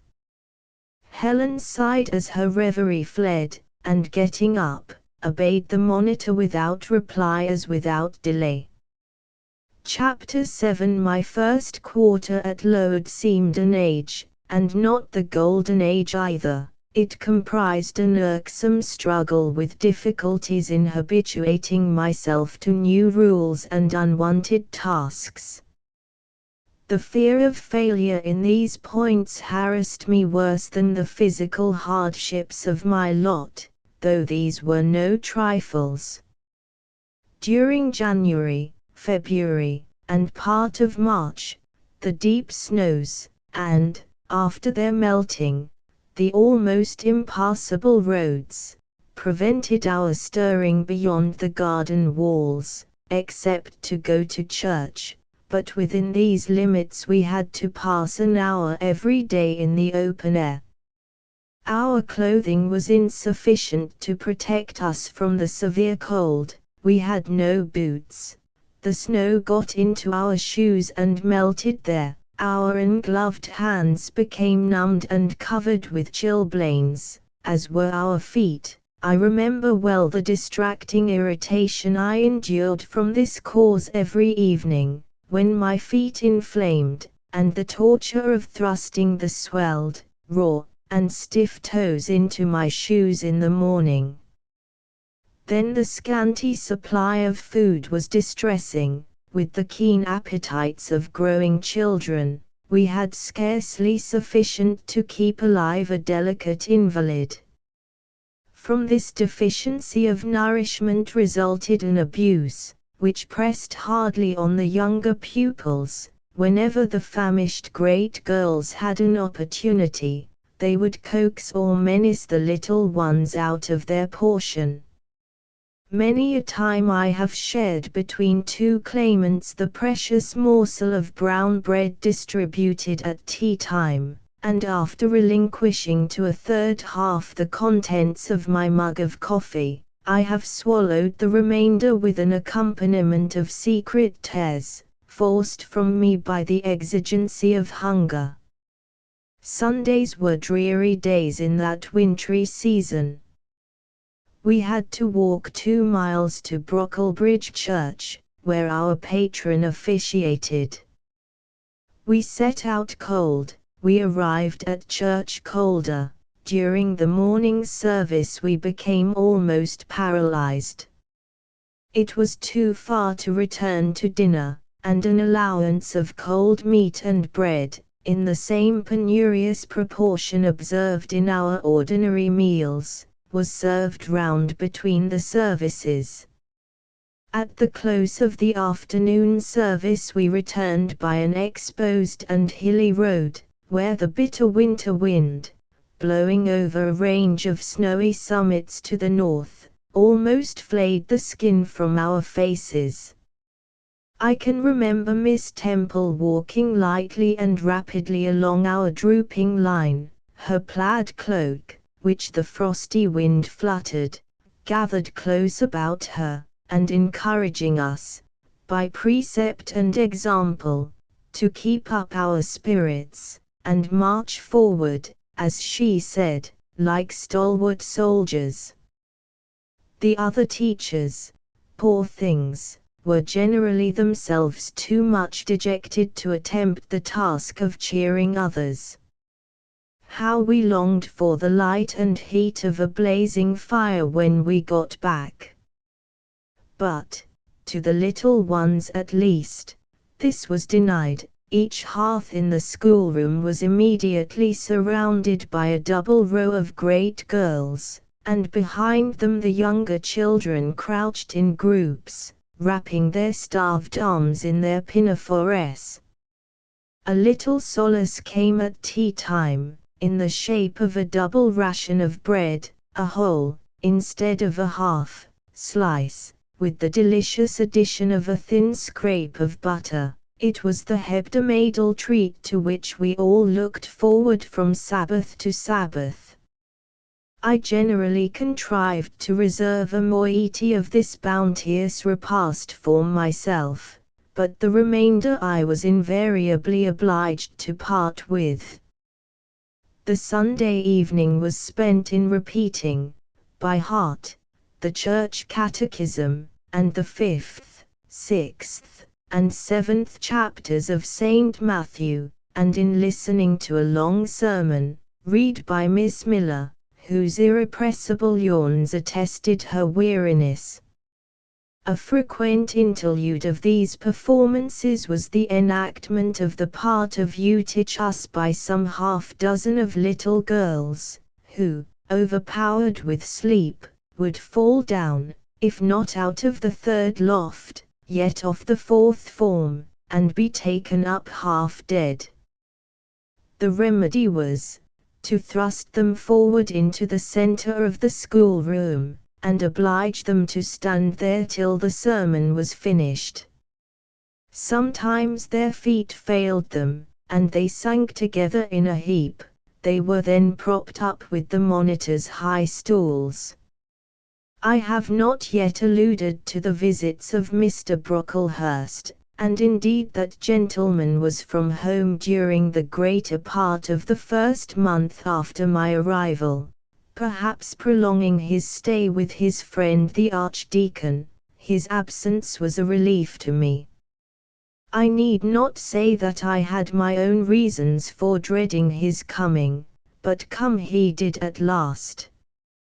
One afternoon, I had then been 3 weeks at Lowood, as I was sitting with a slate in my hand, puzzling over a sum in long division, my eyes, raised in abstraction to the window, caught sight of a figure just passing. I recognized almost instinctively that gaunt outline, and when, 2 minutes after, all the school, teachers included, rose en masse, it was not necessary for me to look up in order to ascertain whose entrance they thus greeted.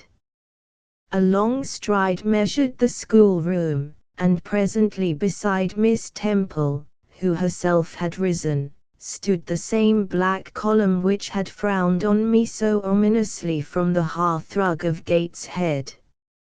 I now glanced sideways at this piece of architecture.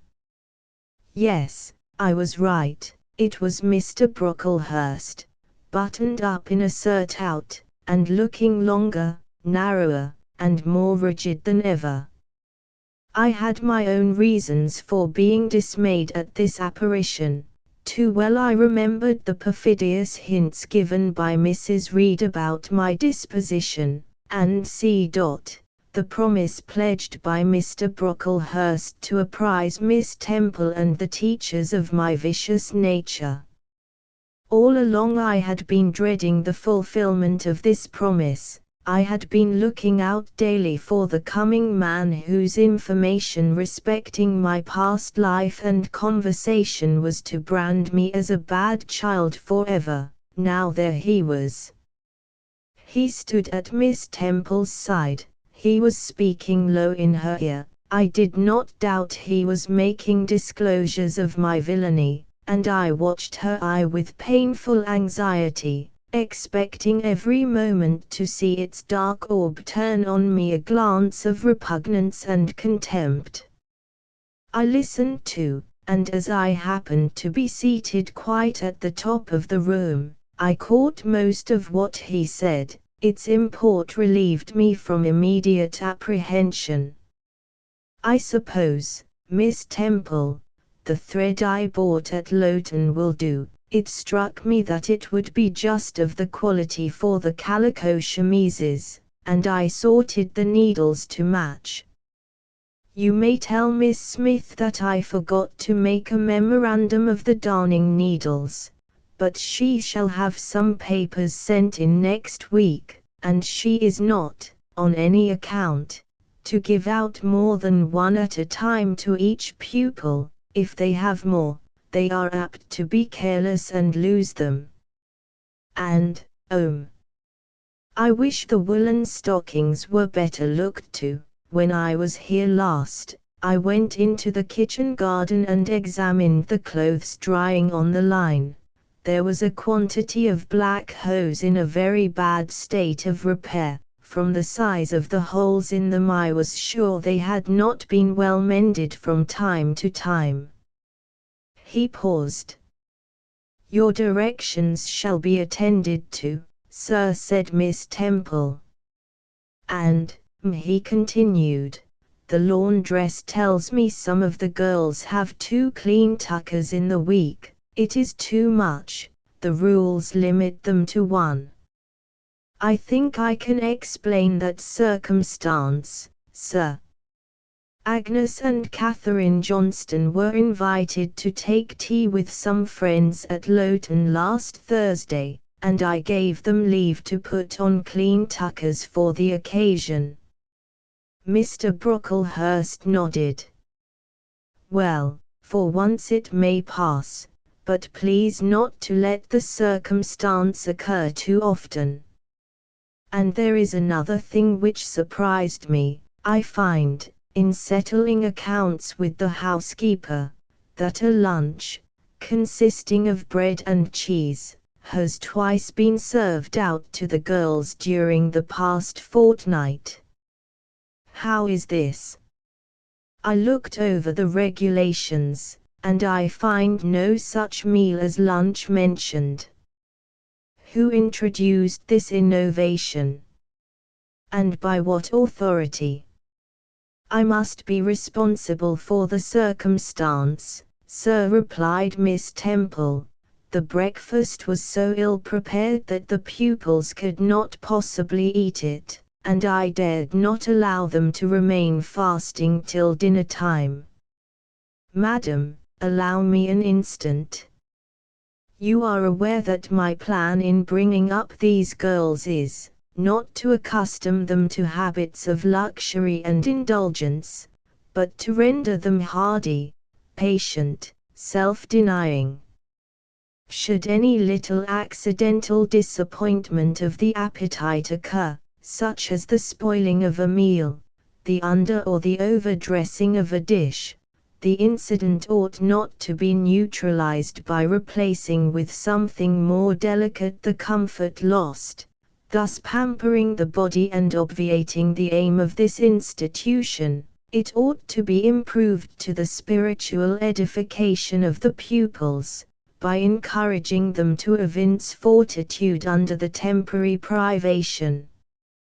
A brief address on those occasions would not be mistimed, wherein a judicious instructor would take the opportunity of referring to the sufferings of the primitive Christians, to the torments of martyrs, to the exhortations of our blessed Lord himself, calling upon his disciples to take up their cross and follow him, to his warnings that man shall not live by bread alone, but by every word that proceedeth out of the mouth of God, to his divine consolations, if ye suffer hunger or thirst for my sake, happy are ye. Oh, madam, when you put bread and cheese, instead of burnt porridge, into these children's mouths, you may indeed feed their vile bodies, but you little think how you starve their immortal souls. Mr. Brocklehurst again paused, perhaps overcome by his feelings. Miss Temple had looked down when he first began to speak to her, but she now gazed straight before her, and her face, naturally pale as marble, appeared to be assuming also the coldness and fixity of that material, especially her mouth, closed as if it would have required a sculptor's chisel to open it, and her brow settled gradually into petrified severity. Meantime, Mr. Brocklehurst, standing on the hearth with his hands behind his back, majestically surveyed the whole school. Suddenly his eye gave a blink, as if it had met something that either dazzled or shocked its pupil, Turning, he said in more rapid accents than he had hitherto used, "Miss Temple, Miss Temple, what is that girl with curled hair? Red hair, curled all over." And extending his cane he pointed to the awful object, his hand shaking as he did so. "It is Julia 7," replied Miss Temple, very quietly. "Julia 7, And why has she, or any other, curled hair?" "Why, in defiance of every precept and principle of this house, does she conform to the world so openly, here in an evangelical, charitable establishment, as to wear her hair one mass of curls?" "Julia's hair curls naturally," returned Miss Temple, still more quietly. "Naturally. Yes, but we are not to conform to nature. I wish these girls to be the children of grace, and why that abundance? I have again and again intimated that I desire the hair to be arranged closely, modestly, plainly. Miss Temple, that girl's hair must be cut off entirely. I will send a barber tomorrow, and I see others who have far too much of the excrescence. That tall girl, tell her to turn round. Tell all the first form to rise up and direct their faces to the wall." Miss Temple passed her handkerchief over her lips, as if to smooth away the involuntary smile that curled them. She gave the order, however, and when the first class could take in what was required of them, they obeyed. Leaning a little back on my bench, I could see the looks and grimaces with which they commented on this maneuver. It was a pity Mr. Brocklehurst could not see them too. He would perhaps have felt that, whatever he might do with the outside of the cup and platter, the inside was further beyond his interference than he imagined. He scrutinized the reverse of these living medals some 5 minutes, then pronounced sentence. These words fell like the knell of doom: all those top knots must be cut off. Miss Temple seemed to remonstrate. "Madam," he pursued, "I have a master to serve whose kingdom is not of this world. My mission is to mortify in these girls the lusts of the flesh, to teach them to clothe themselves with shamefacedness and sobriety, not with braided hair and costly apparel, and each of the young persons before us has a string of hair twisted in plaids which vanity itself might have woven. These, I repeat, must be cut off. Think of the time wasted, of—" Mr. Brocklehurst was here interrupted. 3 other visitors, ladies, now entered the room. They ought to have come a little sooner to have heard his lecture on dress, for they were splendidly attired in velvet, silk, and furs. The 2 younger of the trio, fine girls of 16 and 17, had grey beaver hats, then in fashion, shaded with ostrich plumes, and from under the brim of this graceful headdress fell a profusion of light tresses, elaborately curled. The elder lady was enveloped in a costly velvet shawl, trimmed with ermine, and she wore a false front of French curls. These ladies were deferentially received by Miss Temple, as Mrs. and the Misses Brocklehurst, and conducted to seats of honor at the top of the room. It seems they had come in the carriage with their reverend relative, and had been conducting a rummaging scrutiny of the room upstairs, while he transacted business with the housekeeper, questioned the laundress, and lectured the superintendent. They now proceeded to address divers remarks and reproofs to Miss Smith, who was charged with the care of the linen and the inspection of the dormitories, but I had no time to listen to what they said. Other matters called off and enchanted my attention. Hitherto, while gathering up the discourse of Mr. Brocklehurst and Miss Temple, I had not, at the same time, neglected precautions to secure my personal safety, which I thought would be effected, if I could only elude observation. To this end, I had sat well back on the form, and while seeming to be busy with my sum, had held my slate in such a manner as to conceal my face. I might have escaped notice, had not my treacherous slate somehow happened to slip from my hand, and falling with an obtrusive crash, directly drawn every eye upon me. I knew it was all over now, and, as I stooped to pick up the 2 fragments of slate, I rallied my forces for the worst. It came. "A careless girl," said Mr. Brocklehurst, and immediately after, "It is the new pupil, I perceive." And before I could draw breath, I must not forget I have a word to say respecting her. Then aloud, how loud it seemed to me. "Let the child who broke her slate come forward." Of my own accord I could not have stirred, I was paralyzed, but the 2 great girls who sat on each side of me, set me on my legs and pushed me towards the dread judge, and then Miss Temple gently assisted me to his very feet, and I caught her whispered counsel, "Don't be afraid, Jane, I saw it was an accident, you shall not be punished." The kind whisper went to my heart like a dagger. Another minute, and she will despise me for a hypocrite, thought I, and an impulse of fury against Reed, Brocklehurst, and company bounded in my pulses at the conviction. I was no Helen Burns. "Fetch that stool," said Mr. Brocklehurst, pointing to a very high one from which a monitor had just risen. It was brought. "Place the child upon it."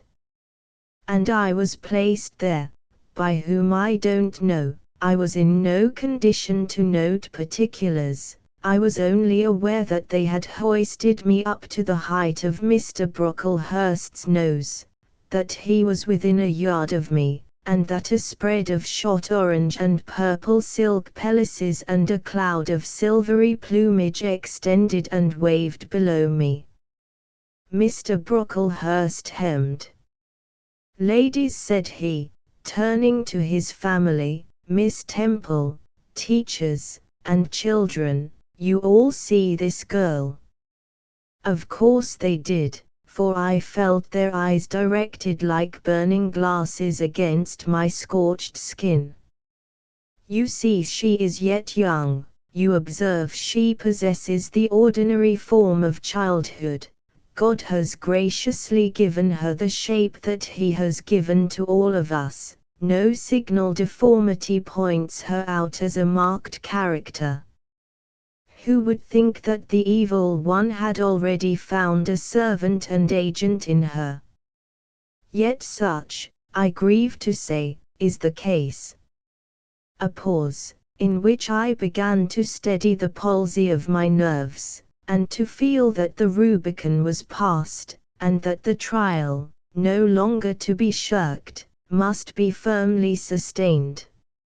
"My dear children," pursued the black marble clergyman, with pathos, "this is a sad, a melancholy occasion, for it becomes my duty to warn you, that this girl, who might be one of God's own lambs, is a little castaway, not a member of the true flock, but evidently an interloper and an alien.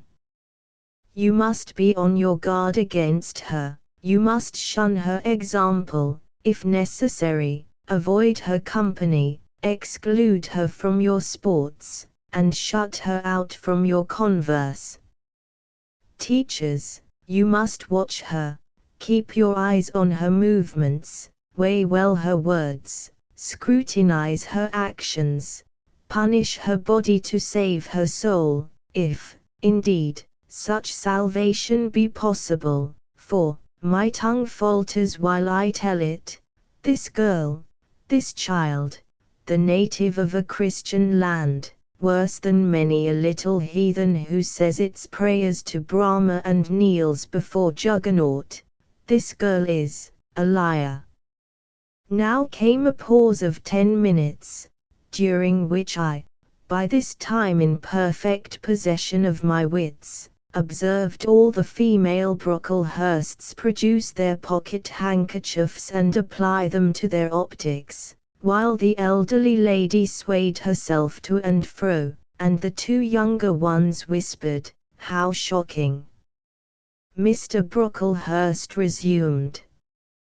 This I learned from her benefactress, from the pious and charitable lady who adopted her in her orphan state, reared her as her own daughter, and whose kindness, whose generosity the unhappy girl repaid by an ingratitude so bad, so dreadful, that at last her excellent patroness was obliged to separate her from her own young ones, fearful lest her vicious example should contaminate their purity. She has sent her here to be healed, even as the Jews of old sent their diseased to the troubled pool of Bethesda. And, teachers, superintendent, I beg of you not to allow the waters to stagnate round her. With this sublime conclusion, Mr. Brocklehurst adjusted the top button of his surtout, muttered something to his family, who rose, bowed to Miss Temple, and then all the great people sailed in state from the room. Turning at the door, my judge said, "Let her stand half an hour longer on that stool, and let no one speak to her during the remainder of the day." There was I, then, mounted aloft, I, who had said I could not bear the shame of standing on my natural feet in the middle of the room, was now exposed to general view on a pedestal of infamy. What my sensations were, no language can describe, but just as they all rose, stifling my breath and constricting my throat, a girl came up and passed me. In passing, she lifted her eyes. What a strange light inspired them! What an extraordinary sensation that ray sent through me! How the new feeling bore me up! It was as if a martyr, a hero, had passed a slave or victim, and imparted strength in the transit. I mastered the rising hysteria, lifted up my head, and took a firm stand on the stool. Helen Burns asked some slight question about her work of Miss Smith, was chidden for the triviality of the inquiry, returned to her place, and smiled at me as she again went by. What a smile! I remember it now, and I know that it was the effluence of fine intellect, of true courage. It lit up her marked lineaments, her thin face, her sunken grey eye, like a reflection from the aspect of an angel. Yet at that moment Helen Burns wore on her arm the untidy badge. Scarcely an hour ago I had heard her condemned by Miss Scatcherd to a dinner of bread and water on the morrow because she had blotted an exercise in copying it out. Such is the imperfect nature of man. Such spots are there on the disk of the clearest planet, and eyes like Miss Scatcherd's can only see those minute defects, and are blind to the full brightness of the orb. Chapter 8. Ere the half-hour ended, 5 o'clock struck, School was dismissed, and all were gone into the refectory to tea. I now ventured to descend. It was deep dusk. I retired into a corner and sat down on the floor. The spell by which I had been so far supported began to dissolve. Reaction took place, and soon, so overwhelming was the grief that seized me, I sank prostrate with my face to the ground. Now I wept. Helen Burns was not here. Nothing sustained me. Left to myself I abandoned myself, and my tears watered the boards. I had meant to be so good, and to do so much at Lowood, to make so many friends, to earn respect and win affection. Already I had made visible progress. That very morning I had reached the head of my class. Miss Miller had praised me warmly. Miss Temple had smiled approbation. She had promised to teach me drawing, and to let me learn French, if I continued to make similar improvement 2 months longer, and then I was well received by my fellow pupils, treated as an equal by those of my own age, and not molested by any. Now, here I lay again crushed and trodden on, and could I ever rise more? Never, I thought, and ardently I wished to die. While sobbing out this wish in broken accents, someone approached. I started up. Again Helen Burns was near me. The fading fires just showed her coming up the long, vacant room. She brought my coffee and bread. "Come, eat something," she said, but I put both away from me, feeling as if a drop or a crumb would have choked me in my present condition. Helen regarded me, probably with surprise. I could not now abate my agitation. Though I tried hard, I continued to weep aloud. She sat down on the ground near me, embraced her knees with her arms, and rested her head upon them. In that attitude she remained silent as an Indian. I was the first who spoke. "Helen, why do you stay with a girl whom everybody believes to be a liar?" "Everybody, Jane." "Why, there are only 80 people who have heard you called so, and the world contains hundreds of millions." "But what have I to do with millions? The 80 I know despise me." "Jane, you are mistaken. Probably not one in the school either despises or dislikes you. Many, I am sure, pity you much."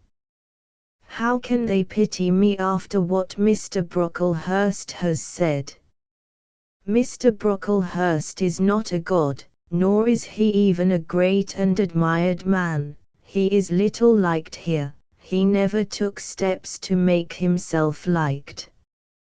Had he treated you as an especial favorite, you would have found enemies, declared or covert, all around you. As it is, the greater number would offer you sympathy if they dared. Teachers and pupils may look coldly on you for a day or two, but friendly feelings are concealed in their hearts, and if you persevere in doing well, these feelings will ere long appear so much the more evidently for their temporary suppression. Besides, Jane," she paused. "Well, Helen," said I, putting my hand into hers. She chafed my fingers gently to warm them, and went on, "If all the world hated you, and believed you wicked, while your own conscience approved you, and absolved you from guilt, you would not be without friends. No, I know I should think well of myself, but that is not enough. If others don't love me, I would rather die than live. I cannot bear to be solitary and hated, Helen. Look here, to gain some real affection from you, or Miss Temple, or any other whom I truly love, I would willingly submit to have the bone of my arm broken, or to let a bull toss me, or to stand behind a kicking horse, and let it dash its hoof at my chest. Hush, Jane, you think too much of the love of human beings, you are too impulsive, too vehement. The sovereign hand that created your frame, and put life into it, has provided you with other resources than your feeble self, or than creatures feeble as you. Besides this earth, and besides the race of men, there is an invisible world and a kingdom of spirits. That world is round us, for it is everywhere, and those spirits watch us, for they are commissioned to guard us, and if we were dying in pain and shame, if scorn smote us on all sides, and hatred crushed us, angels see our tortures, recognize our innocence, if innocent we be, as I know you are of this charge which Mr. Brocklehurst has weakly and pompously repeated at second hand from Mrs. Reed.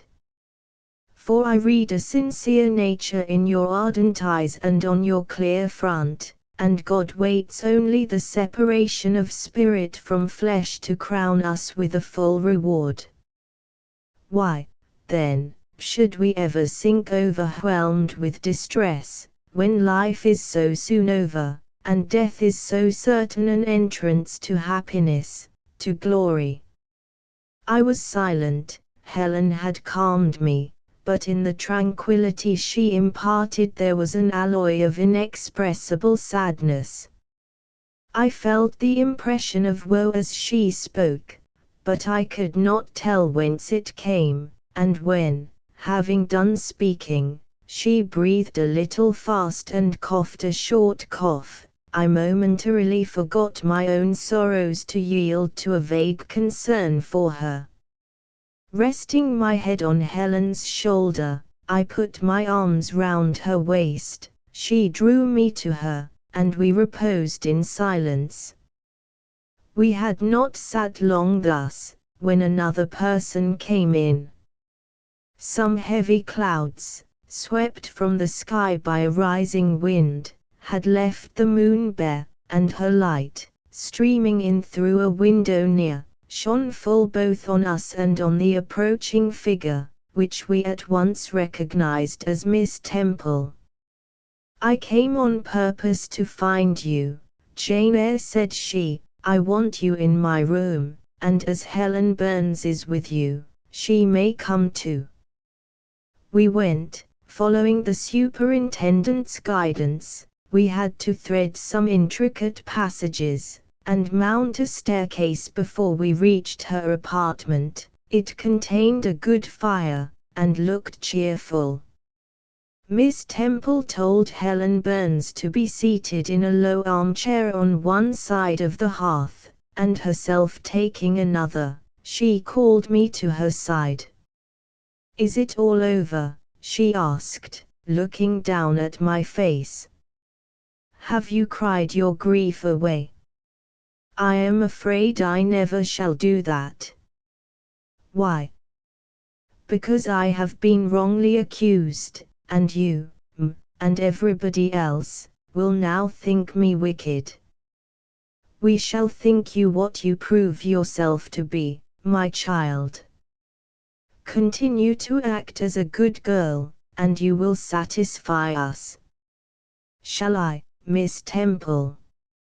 "You will," said she, passing her arm round me. "And now tell me, who is the lady whom Mr. Brocklehurst called your benefactress?" "Mrs. Reed, my uncle's wife." "My uncle is dead, and he left me to her care." "Did she not, then, adopt you of her own accord?"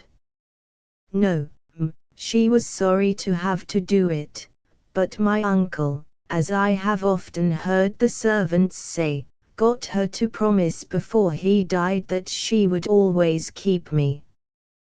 "Well now, Jane, you know, or at least I will tell you, that when a criminal is accused, he is always allowed to speak in his own defense.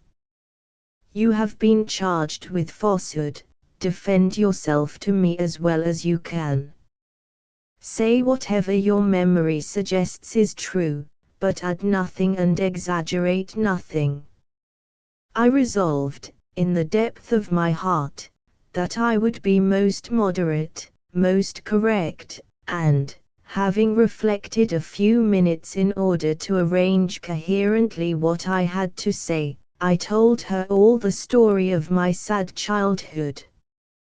Exhausted by emotion, my language was more subdued than it generally was when it developed that sad theme, and mindful of Helen's warnings against the indulgence of resentment, I infused into the narrative far less of gall and wormwood than ordinary. Thus restrained and simplified, it sounded more credible. I felt as I went on that Miss Temple fully believed me. In the course of the tale I had mentioned Mr. Lloyd as having come to see me after the fit, for I never forgot the, to me, frightful episode of the Red Room, in detailing which, my excitement was sure, in some degree, to break bounds, for nothing could soften in my recollection the spasm of agony which clutched my heart when Mrs. Reed spurned my wild supplication for pardon, and locked me a second time in the dark and haunted chamber. I had finished. Miss Temple regarded me a few minutes in silence. She then said, "I know something of Mr. Lloyd. I shall write to him. If his reply agrees with your statement, you shall be publicly cleared from every imputation. To me, Jane, you are clear now." She kissed me, and still keeping me at her side, where I was well contented to stand, for I derived a child's pleasure from the contemplation of her face, her dress, her one or two ornaments, her white forehead, her clustered and shining curls, and beaming dark eyes. She proceeded to address Helen Burns. "How are you tonight, Helen? Have you coughed much today?"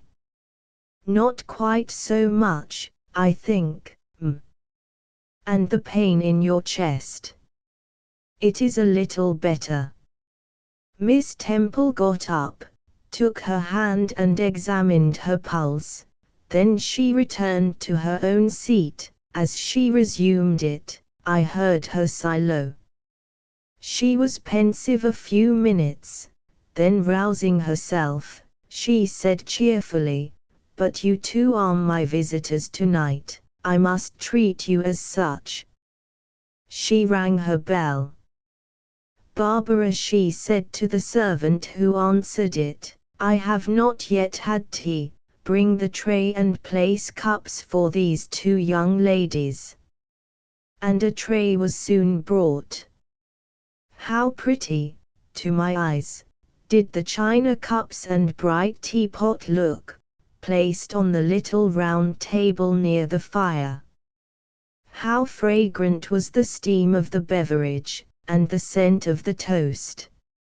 Of which, however, I, to my dismay, for I was beginning to be hungry, discerned only a very small portion. Miss Temple discerned it too.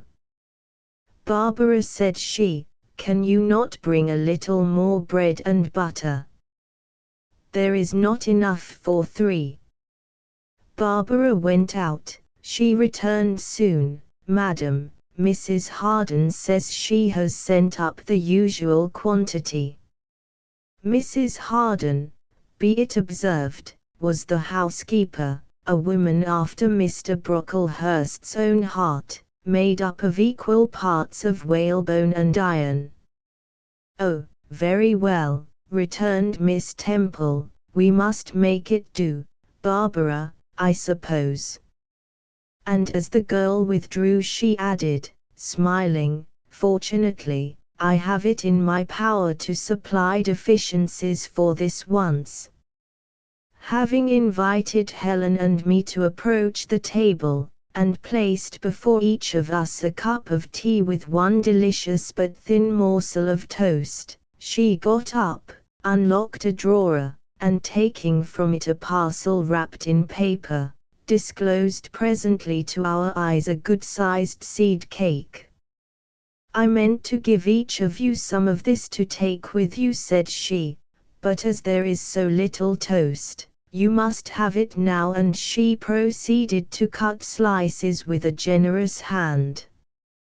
We feasted that evening as on nectar and ambrosia, and not the least delight of the entertainment was the smile of gratification with which our hostess regarded us, as we satisfied our famished appetites on the delicate fare she liberally supplied. Tea over and the tray removed, she again summoned us to the fire. We sat one on each side of her, and now a conversation followed between her and Helen, which it was indeed a privilege to be admitted to hear. Miss Temple had always something of serenity in her air, of state in her mien, of refined propriety in her language, which precluded deviation into the ardent, the excited, the eager, something which chastened the pleasure of those who looked on her and listened to her, by a controlling sense of awe, and such was my feeling now. But as to Helen Burns, I was struck with wonder. The refreshing meal, the brilliant fire, the presence and kindness of her beloved instructress, or, perhaps, more than all these, something in her own unique mind, had roused her powers within her. They woke, they kindled, first, they glowed in the bright tint of her cheek, which till this hour I had never seen but pale and bloodless. Then they shone in the liquid luster of her eyes, which had suddenly acquired a beauty more singular than that of Miss Temple's, a beauty neither of fine color nor long eyelash, nor penciled brow, but of meaning, of movement, of radiance. Then her soul sat on her lips, and language flowed, from what source I cannot tell. Hers a girl of 14, a heart large enough, vigorous enough, to hold the swelling spring of pure, full, fervid eloquence. Such was the characteristic of Helen's discourse on that, to me, memorable evening. Her spirit seemed hastening to live within a very brief span as much as many live during a protracted existence. They conversed of things I had never heard of nations and times past, of countries far away, of secrets of nature discovered or guessed at. They spoke of books, how many they had read, what stores of knowledge they possessed. Then they seemed so familiar with French names and French authors. But my amazement reached its climax when Miss Temple asked Helen if she sometimes snatched a moment to recall the Latin her father had taught her, and taking a book from a shelf, bade her read and construe a page of Virgil, and Helen obeyed, my organ of veneration expanding at every sounding line. She had scarcely finished ere the bell announced bedtime. No delay could be admitted. Miss Temple embraced us both, saying, as she drew us to her heart, "God bless you, my children." Helen she held a little longer than me. She let her go more reluctantly. It was Helen her eye followed to the door. It was for her she a second time breathed a sad sigh. For her she wiped a tear from her cheek.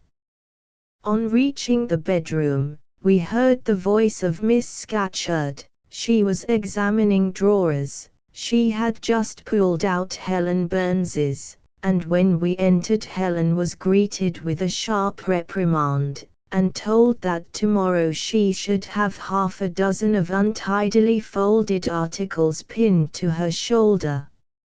"My things were indeed in shameful disorder," murmured Helen to me, in a low voice. "I intended to have arranged them, but I forgot." Next morning, Miss Scatcherd wrote in conspicuous characters on a piece of pasteboard the word slattern and bound it like a phylactery round Helen's large, mild, intelligent, and benign-looking forehead. She wore it till evening, patient, unresentful, regarding it as a deserved punishment. The moment Miss Scatcherd withdrew after afternoon school, I ran to Helen, tore it off, and thrust it into the fire. The fury of which she was incapable had been burning in my soul all day, and tears, hot and large, had continually been scalding my cheek, for the spectacle of her sad resignation gave me an intolerable pain at the heart. About a week subsequently to the incidents above narrated, Miss Temple, who had written to Mr. Lloyd, received his answer. It appeared that what he said went to corroborate my account. Miss Temple, having assembled the whole school, announced that inquiry had been made into the charges alleged against Jane Eyre, and that she was most happy to be able to pronounce her completely cleared from every imputation. The teachers then shook hands with me and kissed me, and a murmur of pleasure ran through the ranks of my companions.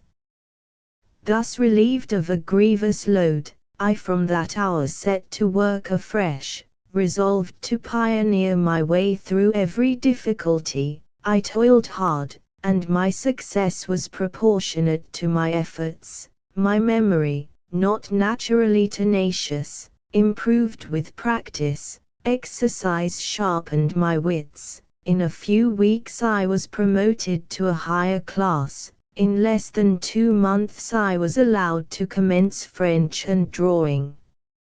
I learned the first 2 tenses of the verb iter, and sketched my first cottage, whose walls, by the by, outrivaled in slope those of the Leaning Tower of Pisa, on the same day. That night, on going to bed, I forgot to prepare in imagination the Barmecide supper of hot roast potatoes, or white bread and new milk, with which I was wont to amuse my inward cravings. I feasted instead on the spectacle of ideal drawings, which I saw in the dark, all the work of my own hands, freely penciled houses and trees, picturesque rocks and ruins, cube-like groups of cattle, sweet paintings of butterflies hovering over unblown roses, of birds picking at ripe cherries, of wrens' nests enclosing pearl-like eggs, wreathed about with young ivy sprays.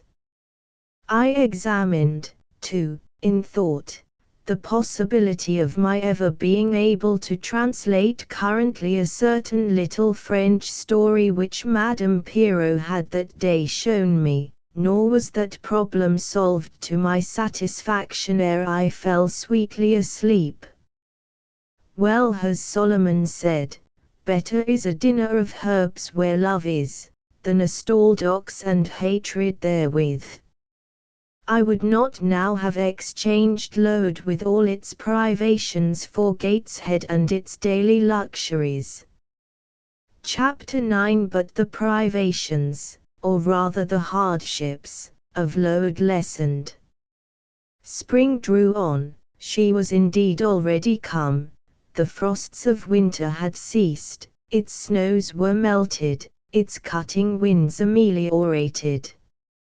My wretched feet, flayed and swollen to lameness by the sharp air of January, began to heal and subside under the gentler breathings of April.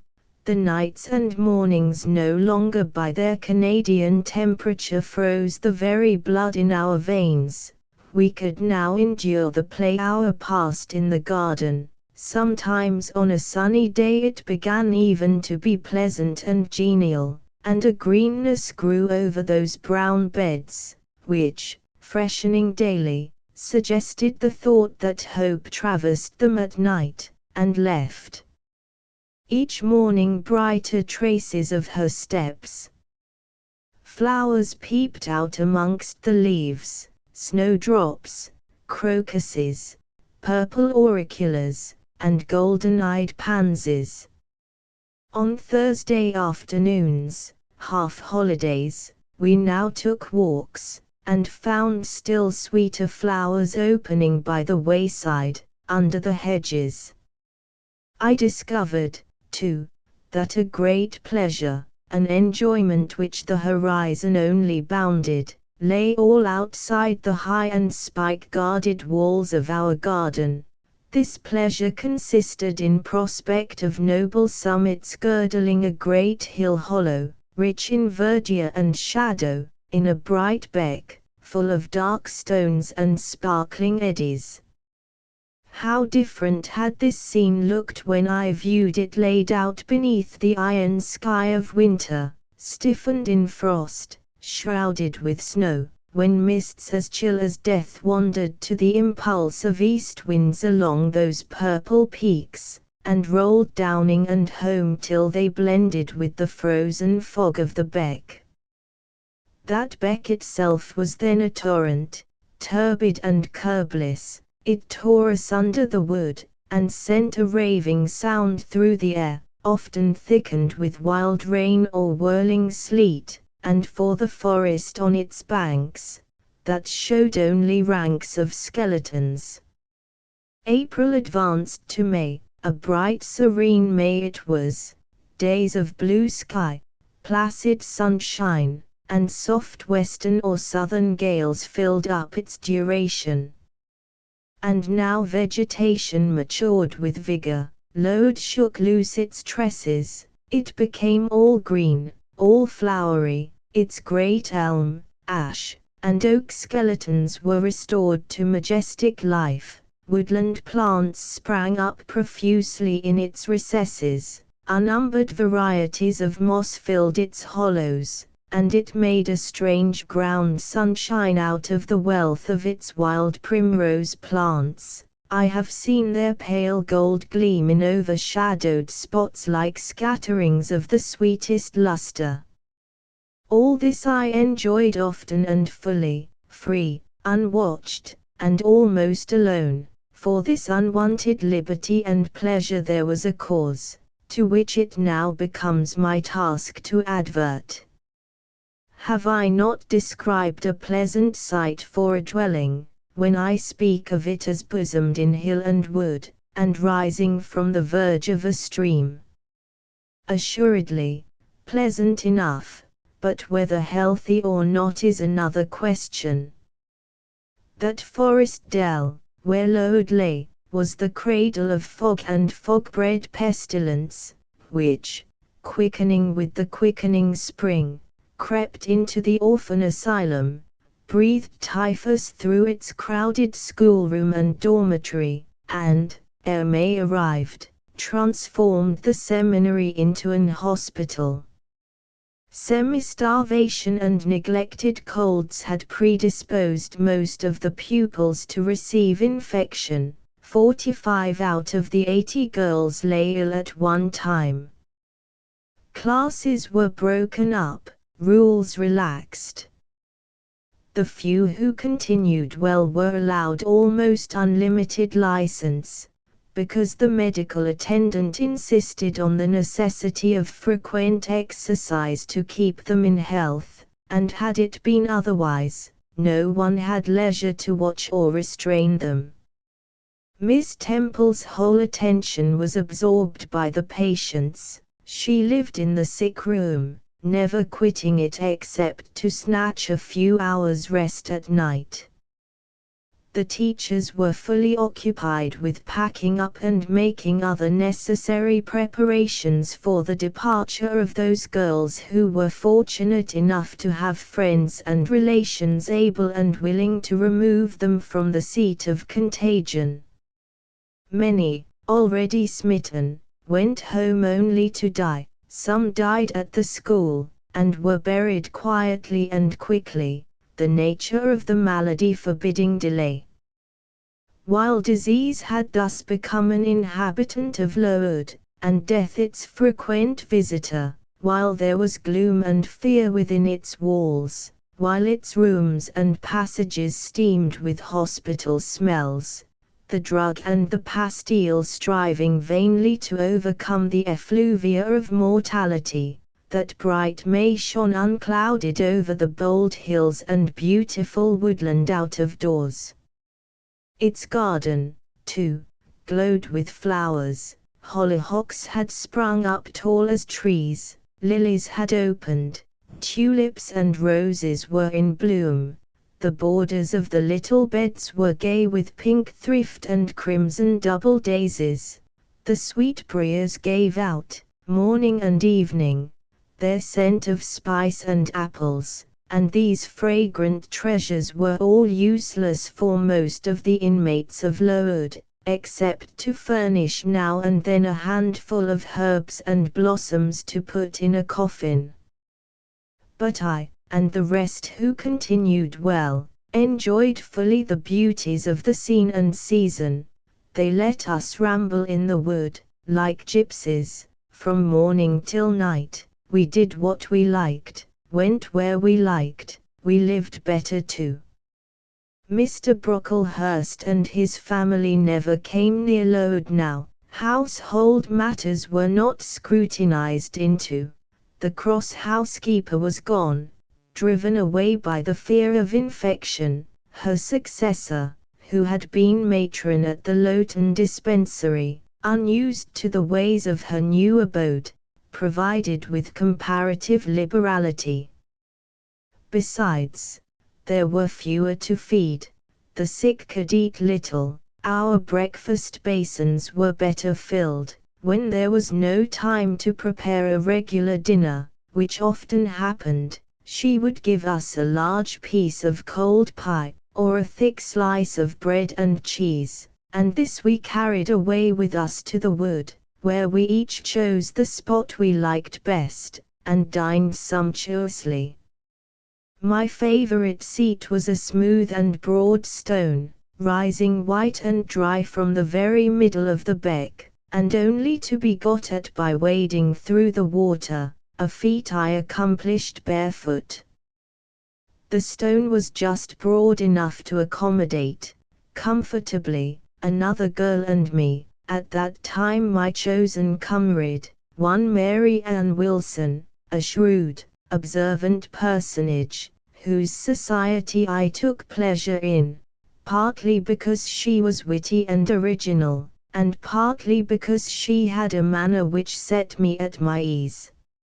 Some years older than I, she knew more of the world, and could tell me many things I liked to hear. With her my curiosity found gratification. To my faults also she gave ample indulgence, never imposing curb or rein on anything I said. She had a turn for narrative, I for analysis. She liked to inform, I to question, so we got on swimmingly together, deriving much entertainment, if not much improvement, from our mutual intercourse. And where, meantime, was Helen Burns? Why did I not spend these sweet days of liberty with her? Had I forgotten her? Or was I so worthless as to have grown tired of her pure society? Surely the Mary Ann Wilson I have mentioned was inferior to my first acquaintance. She could only tell me amusing stories, and reciprocate any racy and pungent gossip I chose to indulge in, while, if I have spoken truth of Helen, She was qualified to give those who enjoyed the privilege of her converse a taste of far higher things. True, reader, and I knew and felt this, and though I am a defective being, with many faults and few redeeming points, yet I never tired of Helen Burns, nor ever ceased to cherish for her a sentiment of attachment, as strong, tender, and respectful as any that ever animated my heart. How could it be otherwise, when Helen, at all times and under all circumstances, evinced for me a quiet and faithful friendship, which ill humour never soured, nor irritation never troubled? But Helen was ill at present. For some weeks she had been removed from my sight to I knew not what room upstairs. She was not, I was told, in the hospital portion of the house with the fever patients, for her complaint was consumption, not typhus, and by consumption I, in my ignorance, understood something mild, which time and care would be sure to alleviate. I was confirmed in this idea by the fact of her once or twice coming downstairs on very warm sunny afternoons, and being taken by Miss Temple into the garden, but, on these occasions, I was not allowed to go and speak to her. I only saw her from the schoolroom window, and then not distinctly, for she was much wrapped up, and sat at a distance under the veranda.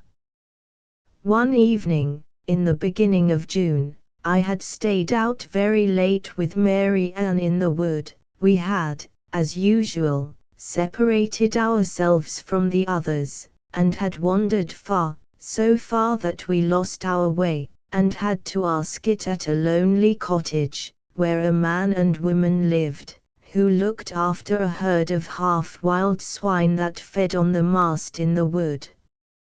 When we got back, it was after moon. Reese, a pony, which we knew to be the surgeon's, was standing at the garden door.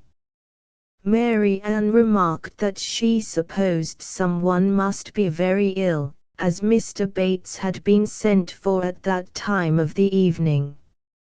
She went into the house. I stayed behind a few minutes to plant in my garden a handful of roots I had dug up in the forest, and which I feared would wither if I left them till the morning. This done, I lingered yet a little longer.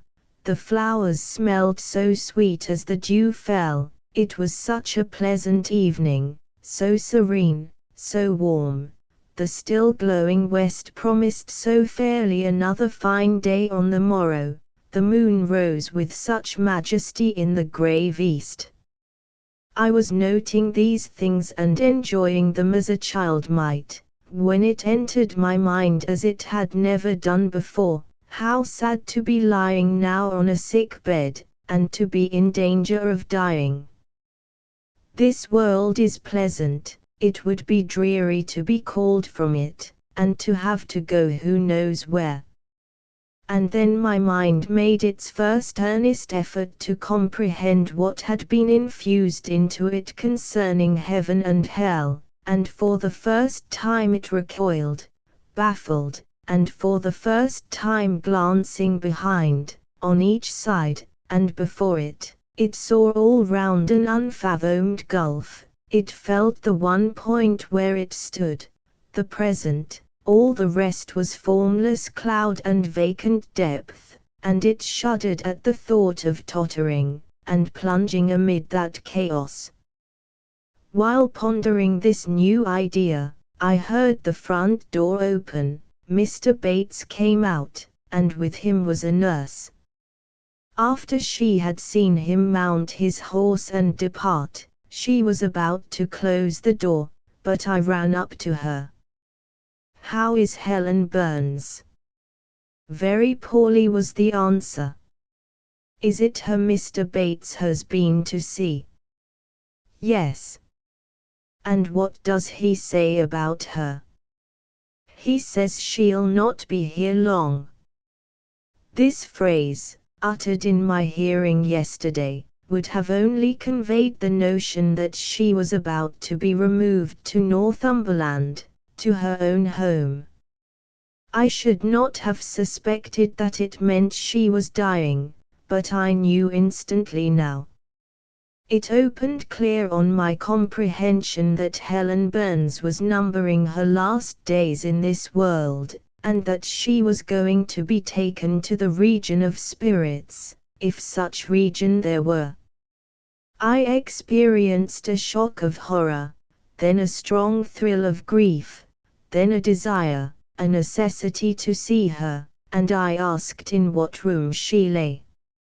"She is in Miss Temple's room," said the nurse. "May I go up and speak to her?" "Oh no, child. It is not likely, and now it is time for you to come in. You'll catch the fever if you stop out when the dew is falling." The nurse closed the front door. I went in by the side entrance which led to the schoolroom. I was just in time. It was 9 o'clock, and Miss Miller was calling the pupils to go to bed. It might be 2 hours later, probably near 11, when I, not having been able to fall asleep, and deeming, from the perfect silence of the dormitory, that my companions were all wrapped in profound repose, rose softly, put on my frock over my night dress, and, without shoes, crept from the apartment, and set off in quest of Miss Temple's room. It was quite at the other end of the house, but I knew my way, and the light of the unclouded summer moon, entering here and there at passage windows, enabled me to find it without difficulty. An odor of camphor and burnt vinegar warned me when I came near the fever room, and I passed its door quickly, fearful lest the nurse who sat up all night should hear me. I dreaded being discovered and sent back, for I must see Helen, I must embrace her before she died, I must give her one last kiss, exchange with her one last word. Having descended a staircase, traversed a portion of the house below, and succeeded in opening and shutting, without noise, 2 doors, I reached another flight of steps. These I mounted, and then just opposite to me was Miss Temple's room. A light shone through the keyhole, and from under the door, a profound stillness pervaded the vicinity. Coming near, I found the door slightly ajar, probably to admit some fresh air into the close abode of sickness. Indisposed to hesitate, and full of impatient impulses, soul and senses quivering with keen throes, I put it back and looked in. My eye sought Helen, and feared to find death. Close by Miss Temple's bed, and half covered with its white curtains, there stood a little crib. I saw the outline of a form under the clothes, but the face was hid by the hangings. The nurse I had spoken to in the garden sat in an easy chair asleep, an unsnuffed candle burnt dimly on the table. Miss Temple was not to be seen. I knew afterwards that she had been called to a delirious patient in the fever room. I advanced, then paused by the crib side. My hand was on the curtain, but I preferred speaking before I withdrew it. I still recoiled at the dread of seeing a corpse. "Helen," I whispered softly, "are you awake?" She stirred herself, put back the curtain, and I saw her face, pale, wasted, but quite composed. She looked so little changed that my fear was instantly dissipated. "Can it be you, Jane?" she asked, in her own gentle voice. "Oh, I thought, she is not going to die. They are mistaken. She could not speak and look so calmly if she were. I got onto her crib and kissed her. Her forehead was cold, and her cheek both cold and thin, and so were her hand and wrist, but she smiled as of old. "Why are you come here, Jane?" "It is past 11 o'clock, I heard it strike some minutes since." "I came to see you, Helen. I heard you were very ill, and I could not sleep till I had spoken to you." "You came to bid me goodbye, then. You are just in time probably. Are you going somewhere, Helen? Are you going home?" "Yes, to my long home, my last home." "No, no, Helen." I stopped, distressed. While I tried to devour my tears, a fit of coughing seized Helen. It did not, however, wake the nurse. When it was over, she lay some minutes exhausted. Then she whispered, "Jane, your little feet are bare, lie down and cover yourself with my quilt." I did so. She put her arm over me, and I nestled close to her. After a long silence, she resumed, still whispering, "I am very happy, Jane, and when you hear that I am dead, you must be sure and not grieve. There is nothing to grieve about. We all must die one day, and the illness which is removing me is not painful, it is gentle and gradual. My mind is at rest. I leave no one to regret me much. I have only a father, and he is lately married, and will not miss me. By dying young, I shall escape great sufferings. I had not qualities or talents to make my way very well in the world. I should have been continually at fault. But where are you going to, Helen? Can you see? Do you know? I believe, I have faith, I am going to God." "Where is God?" "What is God?" "My Maker and yours, who will never destroy what He created. I rely implicitly on His power, and confide wholly in His goodness. I count the hours till that eventful one arrives which shall restore me to Him, reveal Him to me." "You are sure, then, Helen, that there is such a place as heaven, and that our souls can get to it when we die?" "I am sure there is a future state. I believe God is good. I can resign my immortal part to Him without any misgiving. God is my Father, God is my friend, I love Him, I believe He loves me. And shall I see you again, Helen, when I die? You will come to the same region of happiness, be received by the same mighty, universal Parent, no doubt, dear Jane." Again I questioned, but this time only in thought. "Where is that region? Does it exist?" And I clasped my arms closer round Helen. She seemed dearer to me than ever. I felt as if I could not let her go. I lay with my face hidden on her neck. Presently she said, in the sweetest tone, "How comfortable I am! That last fit of coughing has tired me a little. I feel as if I could sleep. But don't leave me, Jane. I like to have you near me.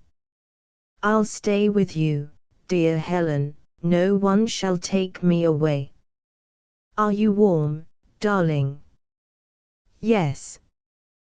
"Good night, Jane." "Good night, Helen."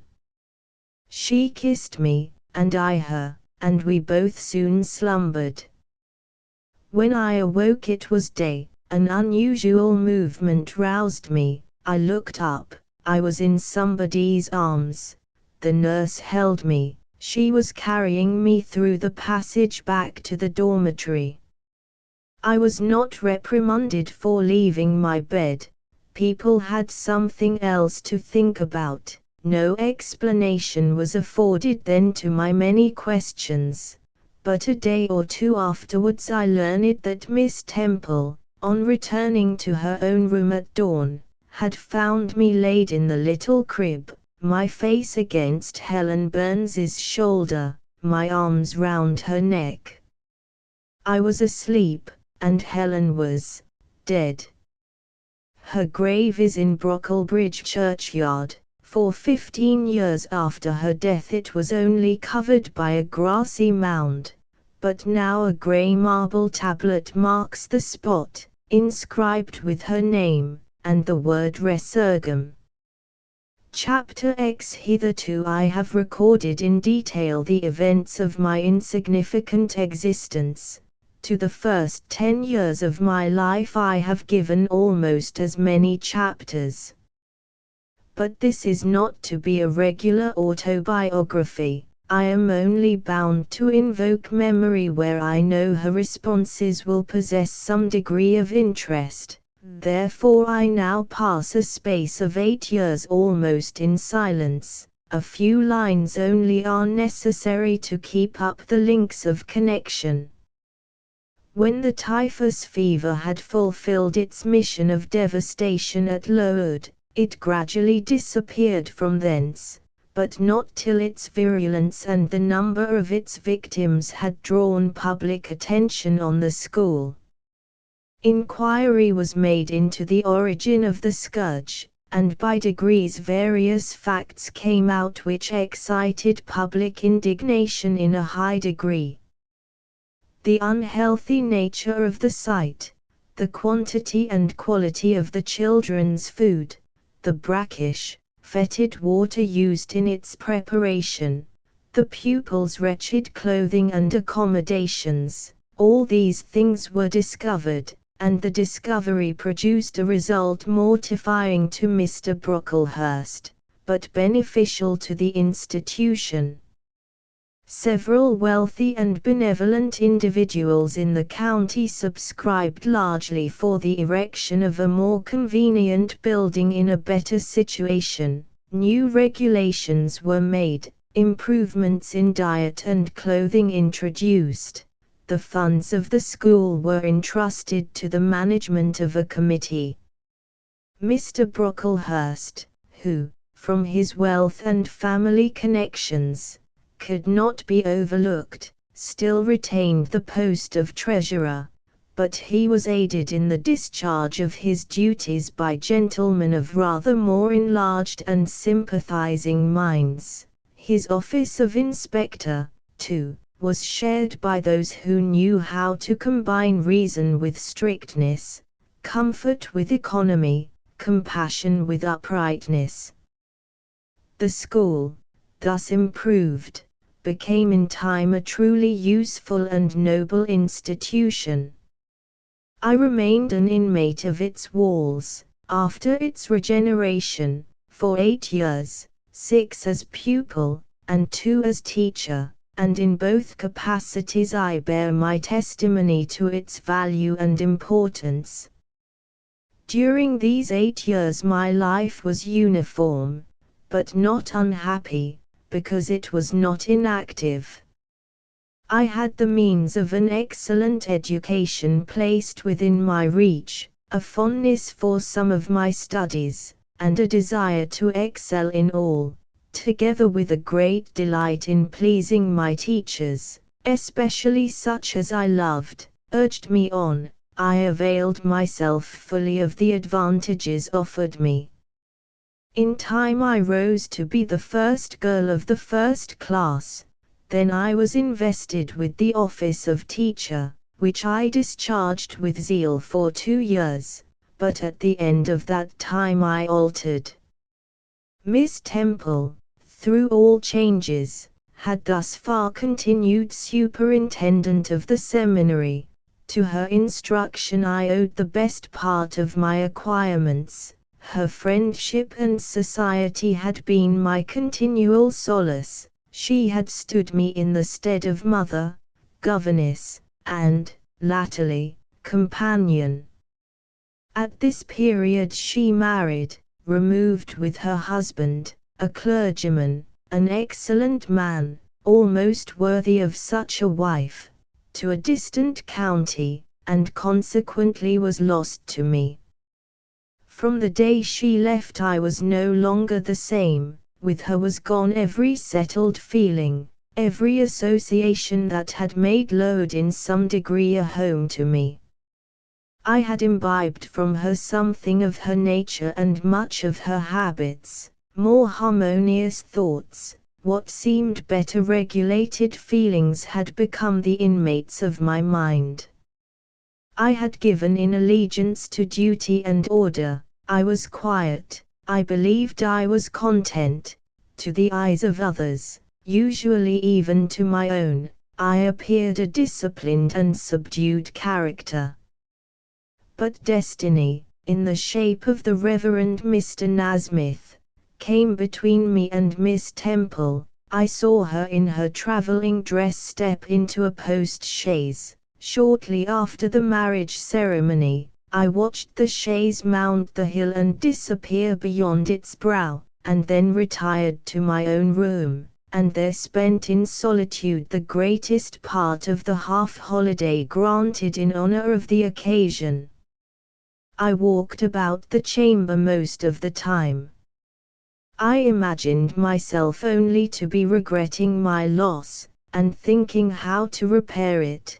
But when my reflections were concluded, and I looked up and found that the afternoon was gone, and evening far advanced, another discovery dawned on me, namely, that in the interval I had undergone a transforming process, that my mind had put off all it had borrowed of Miss Temple, or rather that she had taken with her the serene atmosphere I had been breathing in her vicinity, and that now I was left in my natural element, and beginning to feel the stirring of old emotions. It did not seem as if a prop were withdrawn, but rather as if a motive were gone. It was not the power to be tranquil which had failed me, but the reason for tranquillity was no more. My world had for some years been in Lowood. My experience had been of its rules and systems. Now I remembered that the real world was wide, and that a varied field of hopes and fears, of sensations and excitements, awaited those who had courage to go forth into its expanse, to seek real knowledge of life amidst its perils. I went to my window, opened it, and looked out. There were the two wings of the building, there was the garden, there were the skirts of Lowood, there was the hilly horizon. My eye passed all other objects to rest on those most remote, the blue peaks. It was those I longed to surmount. All within their boundary of rock and heath seemed prison ground, exile limits. I traced the white road winding round the base of one mountain, and vanishing in a gorge between two. How I longed to follow it farther. I recalled the time when I had travelled that very road in a coach. I remembered descending that hill at twilight. An age seemed to have elapsed since the day which brought me first to Lowood, and I had never quitted it since. My vacations had all been spent at school. Mrs. Reed had never sent for me to Gateshead. Neither she nor any of her family had ever been to visit me. I had had no communication by letter or message with the outer world. School rules, school duties, school habits and notions, and voices, and faces, and phrases, and costumes, and preferences, and antipathies, such was what I knew of existence. And now I felt that it was not enough. I tired of the routine of 8 years in one afternoon. I desired liberty, for liberty I gasped, for liberty I uttered a prayer, it seemed scattered on the wind then faintly blowing. I abandoned it and framed a humbler supplication, for change, stimulus, that petition, too, seemed swept off into vague space. Then I cried, half desperate, grant me at least a new servitude. Here a bell, ringing the hour of supper, called me downstairs. I was not free to resume the interrupted chain of my reflections till bedtime. Even then a teacher who occupied the same room with me kept me from the subject to which I longed to recur, by a prolonged effusion of small talk. How I wished sleep would silence her! It seemed as if, could I but go back to the idea which had last entered my mind as I stood at the window, some inventive suggestion would rise for my relief. Miss Gryce snored at last. She was a heavy Welshwoman. Until now her habitual nasal strains had never been regarded by me in any other light than as a nuisance. Tonight I hailed the first deep notes with satisfaction. I was debarrassed of interruption. My half-effaced thought instantly revived. A new servitude. There is something in that, I soliloquized, mentally. Be it understood, I did not talk aloud. I know there is, because it does not sound too sweet. It is not like such words as liberty, excitement, enjoyment, delightful sounds truly, but no more than sounds for me, and so hollow and fleeting that it is mere waste of time to listen to them. But servitude. That must be matter of fact. Any one may serve. I have served here 8 years. Now all I want is to serve elsewhere. Can I not get so much of my own will? Is not the thing feasible?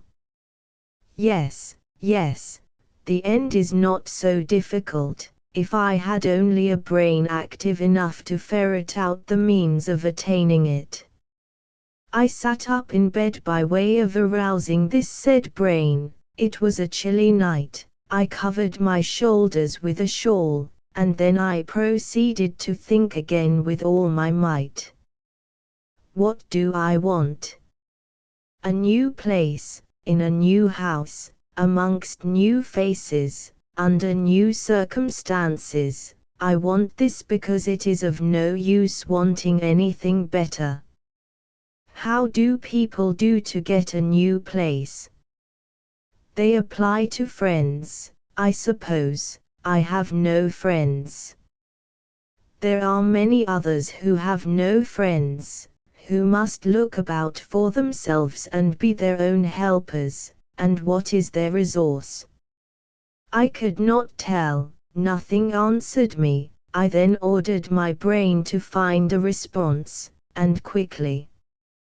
It worked and worked faster. I felt the pulses throb in my head and temples, but for nearly an hour it worked in chaos, and no result came of its efforts. Feverish with vain labor, I got up and took a turn in the room, undrew the curtain, noted a star or two, shivered with cold, and again crept to bed. A kind fairy, in my absence, had surely dropped the required suggestion on my pillow, for as I lay down, it came quietly and naturally to my mind. Those who want situations advertise. You must advertise in the Shire Herald. How? I know nothing about advertising.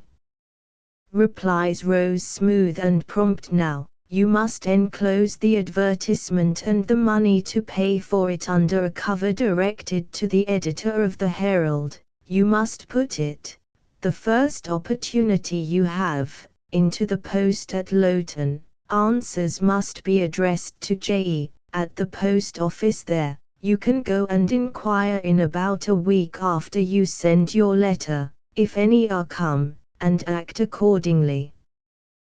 This scheme I went over twice, thrice. It was then digested in my mind. I had it in a clear practical form. I felt satisfied, and fell asleep. With earliest day, I was up. I had my advertisement written, enclosed, and directed before the bell rang to rouse the school. It ran thus: a young lady accustomed to tuition, had I not been a teacher 2 years, is desirous of meeting with a situation in a private family where the children are under 14. I thought that as I was barely 18, it would not do to undertake the guidance of pupils nearer my own age. She is qualified to teach the usual branches of a good English education, together with French, drawing, and music. In those days, reader, this now narrow catalogue of accomplishments would have been held tolerably comprehensive. Address: J.E., Post Office, Loughton, Shire. This document remained locked in my drawer all day. After tea, I asked leave of the new superintendent to go to Loughton, in order to perform some small commissions for myself and 1 or 2 of my fellow teachers. Permission was readily granted. I went. It was a walk of 2 miles, and the evening was wet, but the days were still long. I visited a shop or 2, slipped the letter into the post office, and came back through heavy rain, with streaming garments, but with a relieved heart.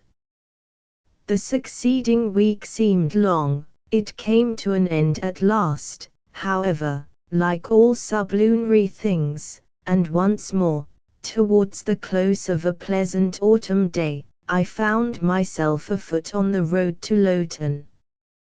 A picturesque track it was, by the way, lying along the side of the beck and through the sweetest curves of the dale. But that day I thought more of the letters, that might or might not be awaiting me at the little borough whither I was bound, than of the charms of lea and water. My ostensible errand on this occasion was to get measured for a pair of shoes, so I discharged that business first, and when it was done, I stepped across the clean and quiet little street from the shoemaker's to the post office. It was kept by an old dame, who wore horn spectacles on her nose, and black mittens on her hands.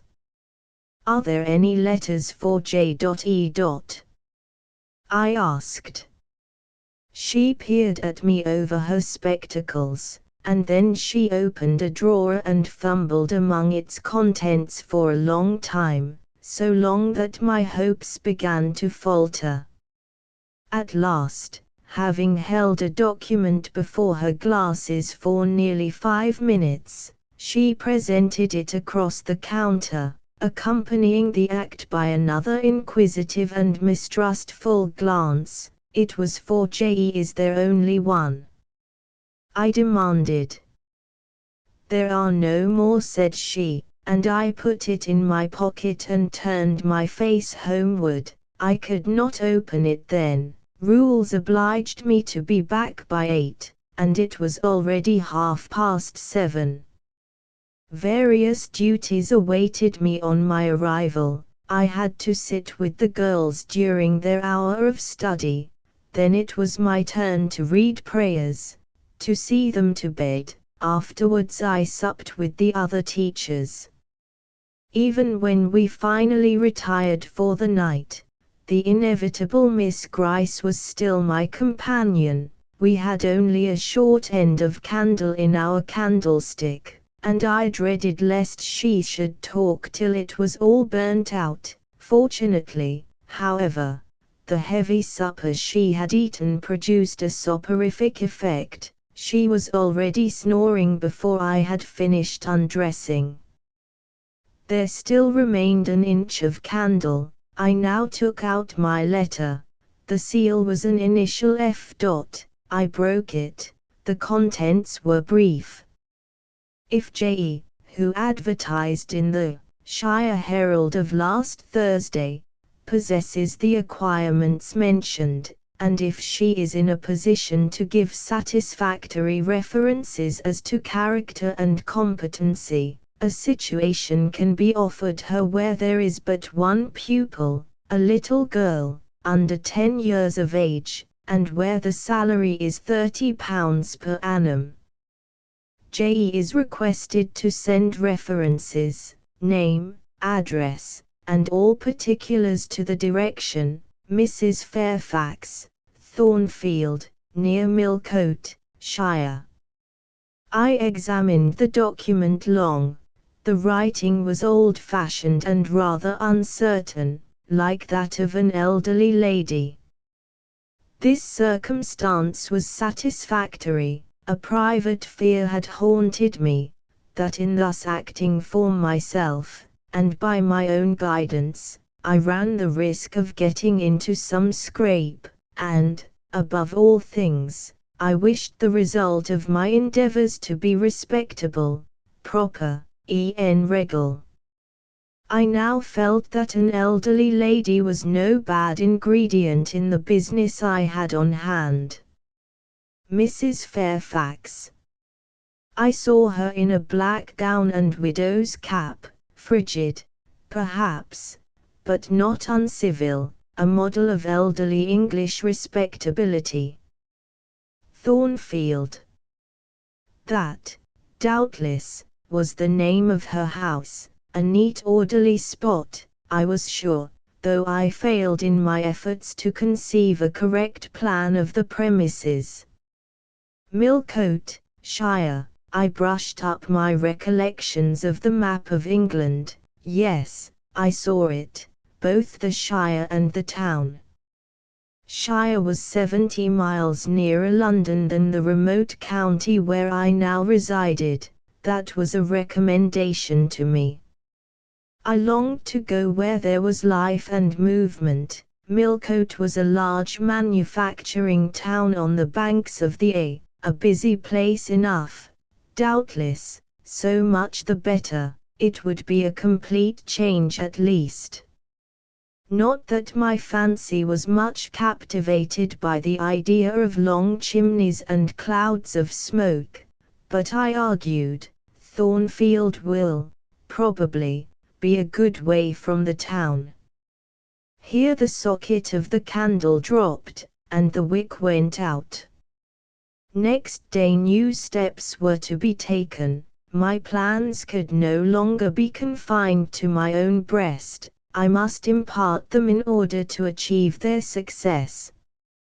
Having sought and obtained an audience of the superintendent during the noontide recreation, I told her I had a prospect of getting a new situation where the salary would be double what I now received, for at Load I only got £15 per annum, and requested she would break the matter for me to Mr. Brocklehurst, or some of the committee, and ascertain whether they would permit me to mention them as references. She obligingly consented to act as mediatrix in the matter. The next day she laid the affair before Mr. Brocklehurst, who said that Mrs. Reed must be written to, as she was my natural guardian. A note was accordingly addressed to that lady, who returned for answer, that I might do as I pleased. She had long relinquished all interference in my affairs. This note went the round of the committee, and at last, after what appeared to me most tedious delay, formal leave was given me to better my condition if I could, and an assurance added, that as I had always conducted myself well, both as teacher and pupil, at Lowood, a testimonial of character and capacity, signed by the inspectors of that institution, should forthwith be furnished me. This testimonial I accordingly received in about a month, forwarded a copy of it to Mrs. Fairfax, and got that lady's reply, stating that she was satisfied, and fixing that day fortnight as the period for my assuming the post of governess in her house. I now busied myself in preparations. The fortnight passed rapidly. I had not a very large wardrobe, though it was adequate to my wants, and the last day sufficed to pack my trunk, the same I had brought with me 8 years ago from Gateshead. The box was corded, the card nailed on. In half an hour the carrier was to call for it to take it to Loughton, whither I myself was to repair at an early hour the next morning to meet the coach. I had brushed my black stuff travelling dress, prepared my bonnet, gloves, and muff, sought in all my drawers to see that no article was left behind, and now having nothing more to do, I sat down and tried to rest. I could not. Though I had been on foot all day, I could not now repose an instant. I was too much excited. A phase of my life was closing tonight, a new one opening tomorrow. Impossible to slumber in the interval. I must watch feverishly while the change was being accomplished. Miss, said a servant who met me in the lobby, where I was wandering like a troubled spirit, a person below wishes to see you. The carrier, no doubt, I thought, and ran downstairs without inquiry. I was passing the back parlour or teacher's sitting room, the door of which was half open, to go to the kitchen, when someone ran out. "It's her, I am sure, I could have told her anywhere," cried the individual who stopped my progress and took my hand. I looked. I saw a woman attired like a well-dressed servant, matronly, yet still young, very good-looking, with black hair and eyes, and lively complexion. "Well, who is it?" she asked, in a voice and with a smile I half recognized. "You've not quite forgotten me, I think, Miss Jane." In another second I was embracing and kissing her rapturously. "Bessie! Bessie! Bessie!" That was all I said, whereat she half laughed, half cried, and we both went into the parlour. By the fire stood a little fellow of 3 years old, in plaid frock and trousers. "That is my little boy," said Bessie directly. "Then you are married, Bessie?" "Yes, nearly 5 years since, to Robert Leaven, the coachman, and I've a little girl besides Bobby there, that I've christened Jane." "And you don't live at Gateshead?" "I live at the lodge. The old porter has left." "Well, and how do they all get on?" "Tell me everything about them, Bessie, but sit down first, and, Bobby, come and sit on my knee, will you?" But Bobby preferred sidling over to his mother. "You're not grown so very tall, Miss Jane, nor so very stout," continued Mrs. Leaven. "I dare say they've not kept you too well at school. Miss Reed is the head and shoulders taller than you are, and Miss Georgiana would make 2 of you in breadth. Georgiana is handsome, I suppose, Bessie?" "Very. She went up to London last winter with her mamma, and there everybody admired her, and a young lord fell in love with her, but his relations were against the match, and, what do you think, he and Miss Georgiana made it up to run away, but they were found out and stopped. It was Miss Reed that found them out. I believe she was envious, and now she and her sister lead a cat and dog life together. They are always quarrelling. Well, and what of John Reed? Oh, he is not doing so well as his mamma could wish. He went to college, and he got plucked, I think they call it, and then his uncles wanted him to be a barrister, and study the law, but he is such a dissipated young man, they will never make much of him, I think. What does he look like? He is very tall, some people call him a fine-looking young man, but he has such thick lips. And Mrs. Reed?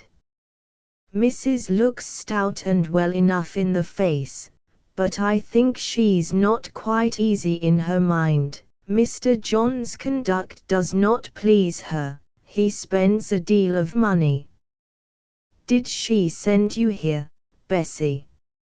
No, indeed, but I have long wanted to see you, and when I heard that there had been a letter from you, and that you were going to another part of the country, I thought I'd just set off, and get a look at you before you were quite out of my reach. I am afraid you are disappointed in me, Bessie. I said this laughing. I perceived that Bessie's glance, though it expressed regard, did in no shape denote admiration. No, Miss Jane, not exactly. You are genteel enough, you look like a lady, and it is as much as ever I expected of you. You were no beauty as a child. I smiled at Bessie's frank answer. I felt that it was correct, but I confess I was not quite indifferent to its import. At 18 most people wish to please, and the conviction that they have not an exterior likely to second that desire brings anything but gratification. I dare say you are clever, though, continued Bessie, by way of solace. What can you do? Can you play on the piano? A little. There was one in the room. Bessie went and opened it, and then asked me to sit down and give her a tune. I played a waltz or two, and she was charmed. The Miss Reeds could not play as well, said she exultingly. I always said you would surpass them in learning. And can you draw? That is one of my paintings over the chimney-piece. It was a landscape in watercolors, of which I had made a present to the superintendent, in acknowledgment of her obliging mediation with the committee on my behalf, and which she had framed and glazed. Well, that is beautiful, Miss Jane. It is as fine a picture as any Miss Reed's drawing master could paint, let alone the young ladies themselves, who could not come near it. And have you learnt French? Yes, Bessie, I can both read it and speak it. And you can work on muslin and canvas? I can. Oh, you are quite a lady, Miss Jane. I knew you would be. You will get on whether your relations notice you or not. There was something I wanted to ask you. Have you ever heard anything from your father's kinsfolk, the Eyres? Never in my life. Well, you know Mrs. always said they were poor and quite despicable, and they may be poor, but I believe they are as much gentry as the Reeds are, for one day, nearly 7 years ago, a Mr. Eyre came to Gateshead and wanted to see you. Mrs. said you were at school 50 miles off. He seemed so much disappointed, for he could not stay. He was going on a voyage to a foreign country, and the ship was to sail from London in a day or two. He looked quite a gentleman, and I believe he was your father's brother. What foreign country was he going to, Bessie? An island thousands of miles off, where they make wine, the butler did tell me, Madeira. I suggested. Yes, that is it, that is the very word. So he went. Yes, he did not stay many minutes in the house. Mrs. was very high with him, she called him afterwards a sneaking tradesman. My Robert believes he was a wine merchant. Very likely, I returned, or perhaps clerk or agent to a wine merchant. Bessie and I conversed about old times an hour longer, and then she was obliged to leave me. I saw her again for a few minutes the next morning at Loughton, while I was waiting for the coach.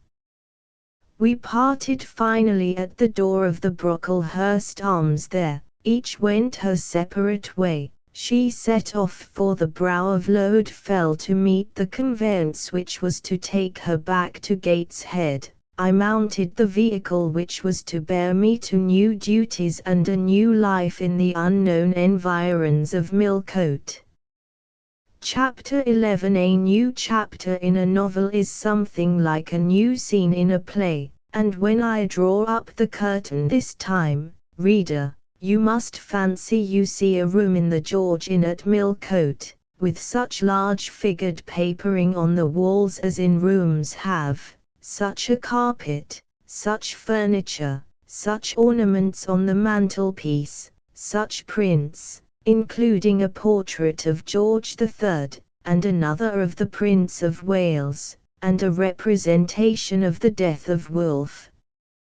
All this is visible to you by the light of an oil lamp hanging from the ceiling, and by that of an excellent fire, near which I sit in my cloak and bonnet. My muff and umbrella lie on the table, and I am warming away the numbness and chill contracted by 16 hours' exposure to the rawness of an October day. I left Loughton at 4 o'clock a.m., and the Millcote town clock is now just striking 8. Reader, though I look comfortably accommodated, I am not very tranquil in my mind.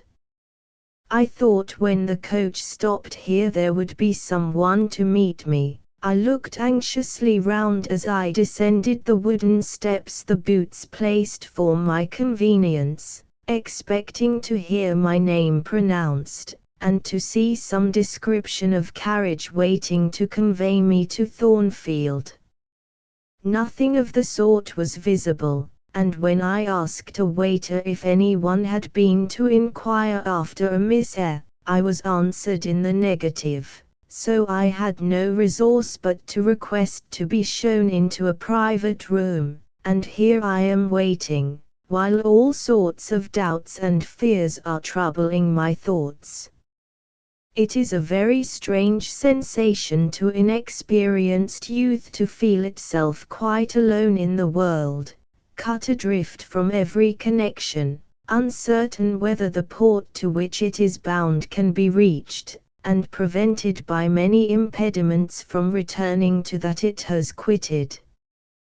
The charm of adventure sweetens that sensation, the glow of pride warms it, but then the throb of fear disturbs it, and fear with me became predominant when half an hour elapsed and still I was alone. I bethought myself to ring the bell. Is there a place in this neighborhood called Thornfield? I asked of the waiter who answered the summons. Thornfield? I don't know, I'll inquire at the bar. He vanished, but reappeared instantly. Is your name Eyre, miss? Yes. Person here waiting for you. I jumped up, took my muff and umbrella, and hastened into the inn passage. A man was standing by the open door, and in the lamplit street I dimly saw a one-horse conveyance. "This will be your luggage, I suppose," said the man rather abruptly when he saw me, pointing to my trunk in the passage. "Yes." He hoisted it onto the vehicle, which was a sort of car, and then I got in.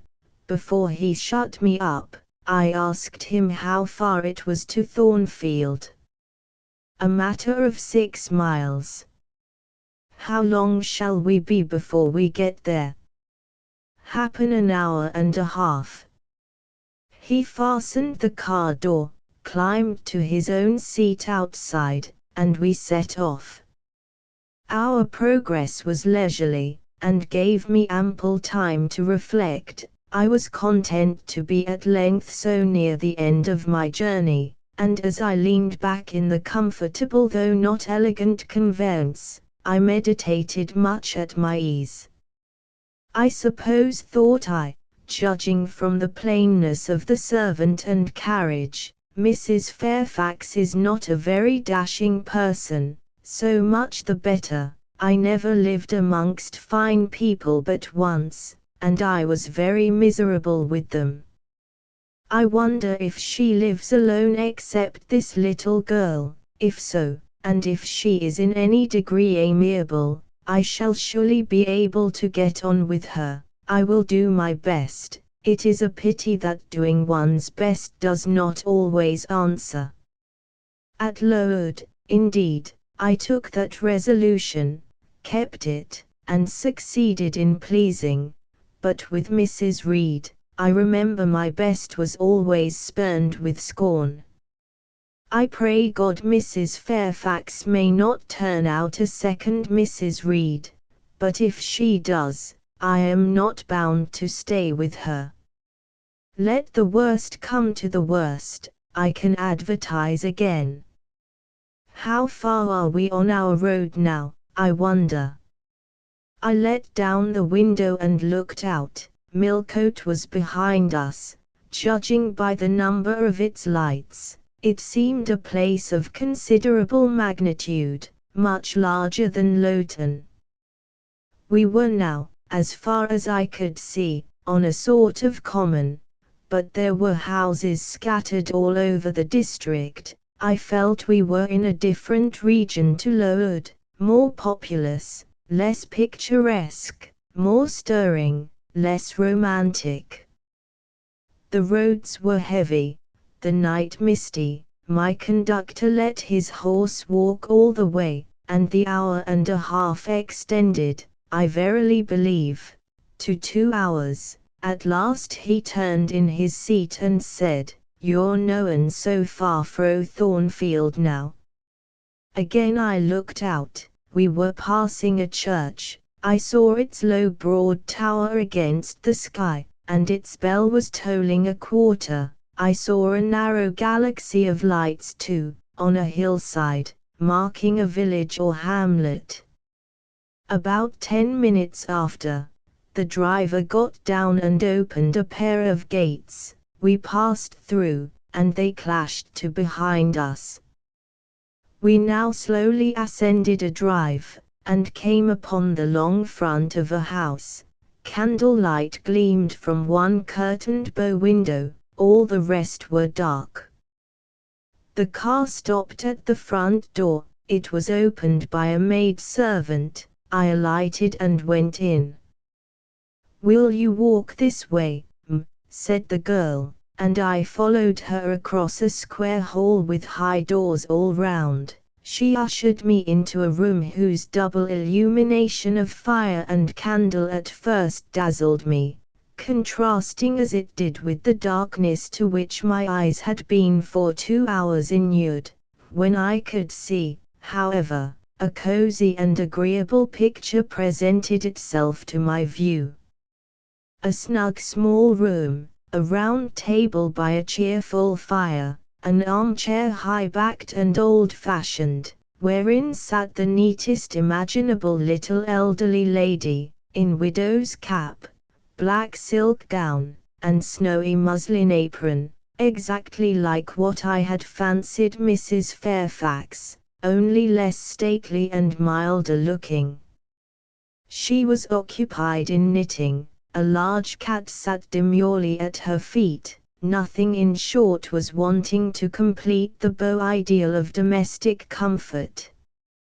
A more reassuring introduction for a new governess could scarcely be conceived.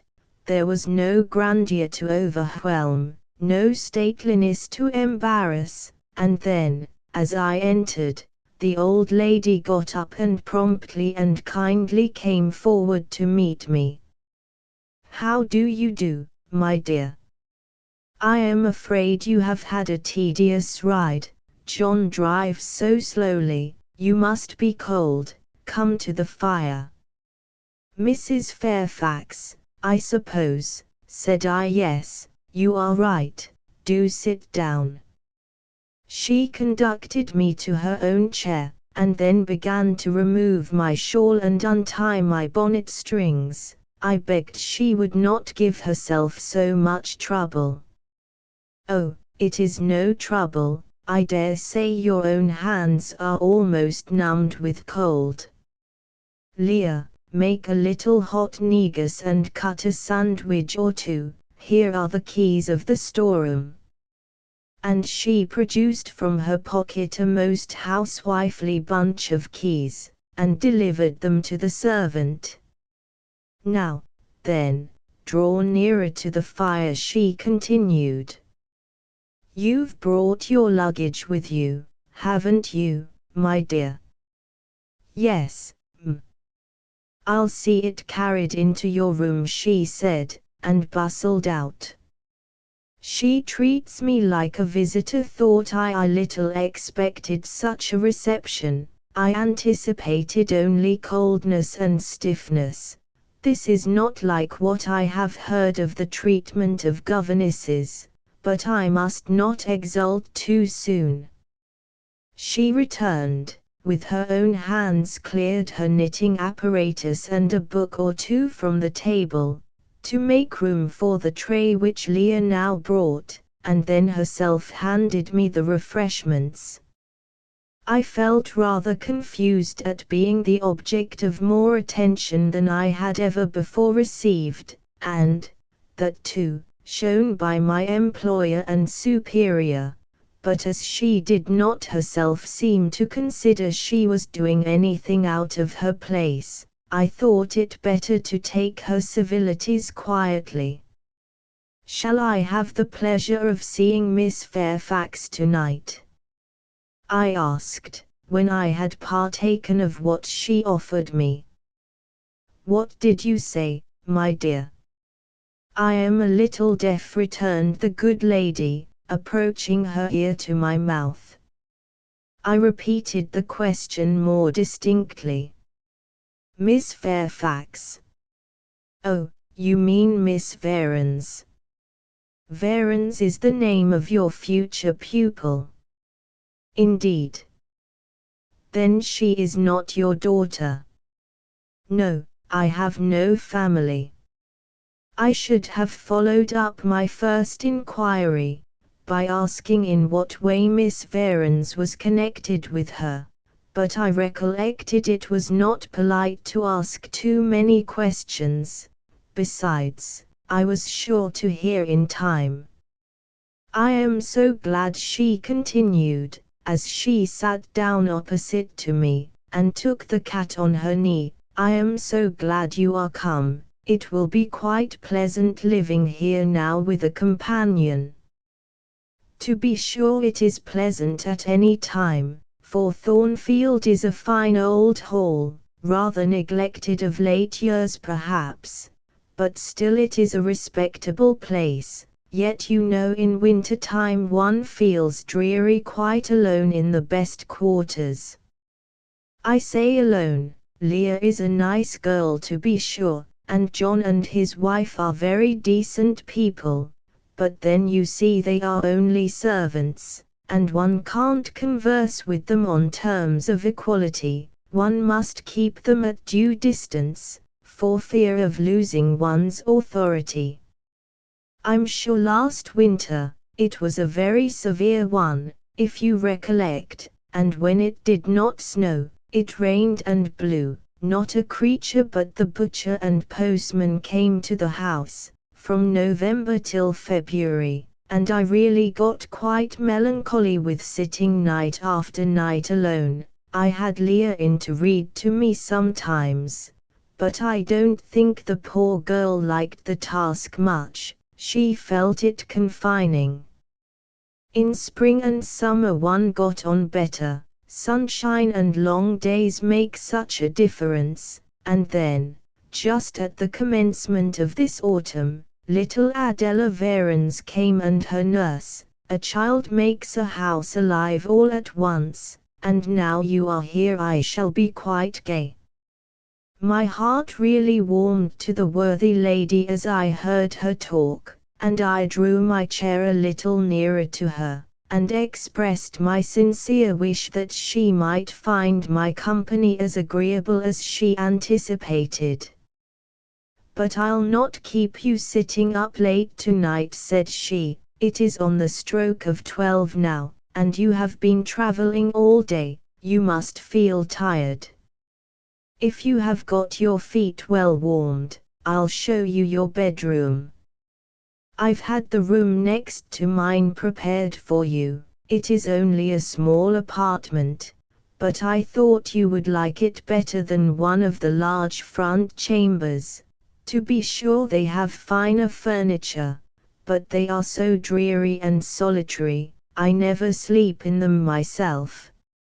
I thanked her for her considerate choice, and as I really felt fatigued with my long journey, expressed my readiness to retire. She took her candle, and I followed her from the room. First she went to see if the hall door was fastened. Having taken the key from the lock, she led the way upstairs. The steps and banisters were of oak. The staircase window was high and latticed. Both it and the long gallery into which the bedroom doors opened looked as if they belonged to a church rather than a house. A very chill and vault-like air pervaded the stairs and gallery, suggesting cheerless ideas of space and solitude, and I was glad, when finally ushered into my chamber, to find it of small dimensions, and furnished in ordinary, modern style. When Mrs. Fairfax had bidden me a kind good night, and I had fastened my door, gazed leisurely round, and in some measure effaced the eerie impression made by that wide hall, that dark and spacious staircase, and that long, cold gallery, by the livelier aspect of my little room, I remembered that, after a day of bodily fatigue and mental anxiety, I was now at last in safe haven. The impulse of gratitude swelled my heart, and I knelt down at the bedside, and offered up thanks where thanks were due, not forgetting, ere I rose, to implore aid on my further path, and the power of meriting the kindness which seemed so frankly offered me before it was earned. My couch had no thorns in it that night, my solitary room no fears. At once weary and content, I slept soon and soundly. When I awoke it was broad day. The chamber looked such a bright little place to me as the sun shone in between the gay blue chintz window curtains, showing papered walls and a carpeted floor, so unlike the bare planks and stained plaster of Lourdes, that my spirits rose at the view. Externals have a great effect on the young. I thought that a fairer era of life was beginning for me, one that was to have its flowers and pleasures, as well as its thorns and toils. My faculties, roused by the change of scene, the new field offered to hope, seemed all astir. I cannot precisely define what they expected, but it was something pleasant, not perhaps that day or that month, but at an indefinite future period. I rose, I dressed myself with care, obliged to be plain, for I had no article of attire that was not made with extreme simplicity. I was still by nature solicitous to be neat. It was not my habit to be disregardful of appearance or careless of the impression I made. On the contrary, I ever wished to look as well as I could, and to please as much as my want of beauty would permit. I sometimes regretted that I was not handsomer. I sometimes wished to have rosy cheeks, a straight nose, and small cherry mouth. I desired to be tall, stately, and finely developed in figure. I felt it a misfortune that I was so little, so pale, and had features so irregular and so marked. And why had I these aspirations and these regrets? It would be difficult to say. I could not then distinctly say it to myself, yet I had a reason, and a logical, natural reason too. However, when I had brushed my hair very smooth, and put on my black frock, which, Quaker-like as it was, at least had the merit of fitting to a nicety, and adjusted my clean white tucker, I thought I should do respectably enough to appear before Mrs. Fairfax, and that my new pupil would not at least recoil from me with antipathy. Having opened my chamber window, and seen that I left all things straight and neat on the toilet table, I ventured forth. Traversing the long and matted gallery, I descended the slippery steps of oak.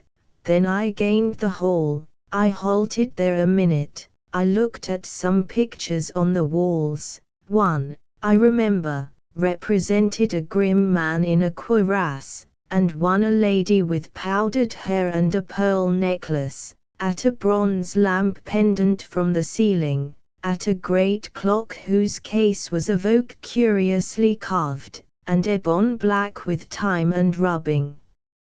Everything appeared very stately and imposing to me, but then I was so little accustomed to grandeur. The hall door, which was half of glass, stood open. I stepped over the threshold. It was a fine autumn morning. The early sun shone serenely on embrowned groves and still green fields. Advancing onto the lawn, I looked up and surveyed the front of the mansion.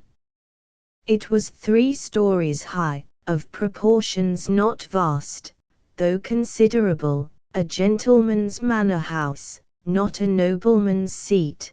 Battlements round the top gave it a picturesque look. Its grey front stood out well from the background of a rookery, whose cawing tenants were now on the wing. They flew over the lawn and grounds to alight in a great meadow, from which these were separated by a sunk fence, and where an array of mighty old thorn trees, strong, knotty, and broad as oaks, at once explained the etymology of the mansion's designation. Farther off were hills, not so lofty as those round Lowood, nor so craggy, nor so like barriers of separation from the living world, but yet quiet and lonely hills enough, and seeming to embrace Thornfield with a seclusion I had not expected to find existent so near the stirring locality of Millcote. A little hamlet, whose roofs were blent with trees, straggled up the side of one of these hills. The church of the district stood near a thornfield. Its old tower top looked over a knoll between the house and gates. I was yet enjoying the calm prospect and pleasant fresh air, yet listening with delight to the cawing of the rooks, yet surveying the wide, hoary front of the hall, and thinking what a great place it was for one lonely little dame like Mrs. Fairfax to inhabit, when that lady appeared at the door. "What, out already?" said she. "I see you are an early riser." I went up to her, and was received with an affable kiss and shake of the hand. "How do you like Thornfield?" she asked. I told her I liked it very much. "Yes," she said, "it is a pretty place, but I fear it will be getting out of order, unless Mr. Rochester should take it into his head to come and reside here permanently, or, at least, visit it rather oftener. Great houses and fine grounds require the presence of the proprietor." "Mr. Rochester!" I exclaimed. "Who is he?" "The owner of Thornfield," she responded quietly. "Did you not know he was called Rochester?" Of course I did not. I had never heard of him before, but the old lady seemed to regard his existence as a universally understood fact, with which everybody must be acquainted by instinct. "I thought," I continued, "Thornfield belonged to you." "To me?" "Bless you, child, what an idea!" "To me? I am only the housekeeper, the manager."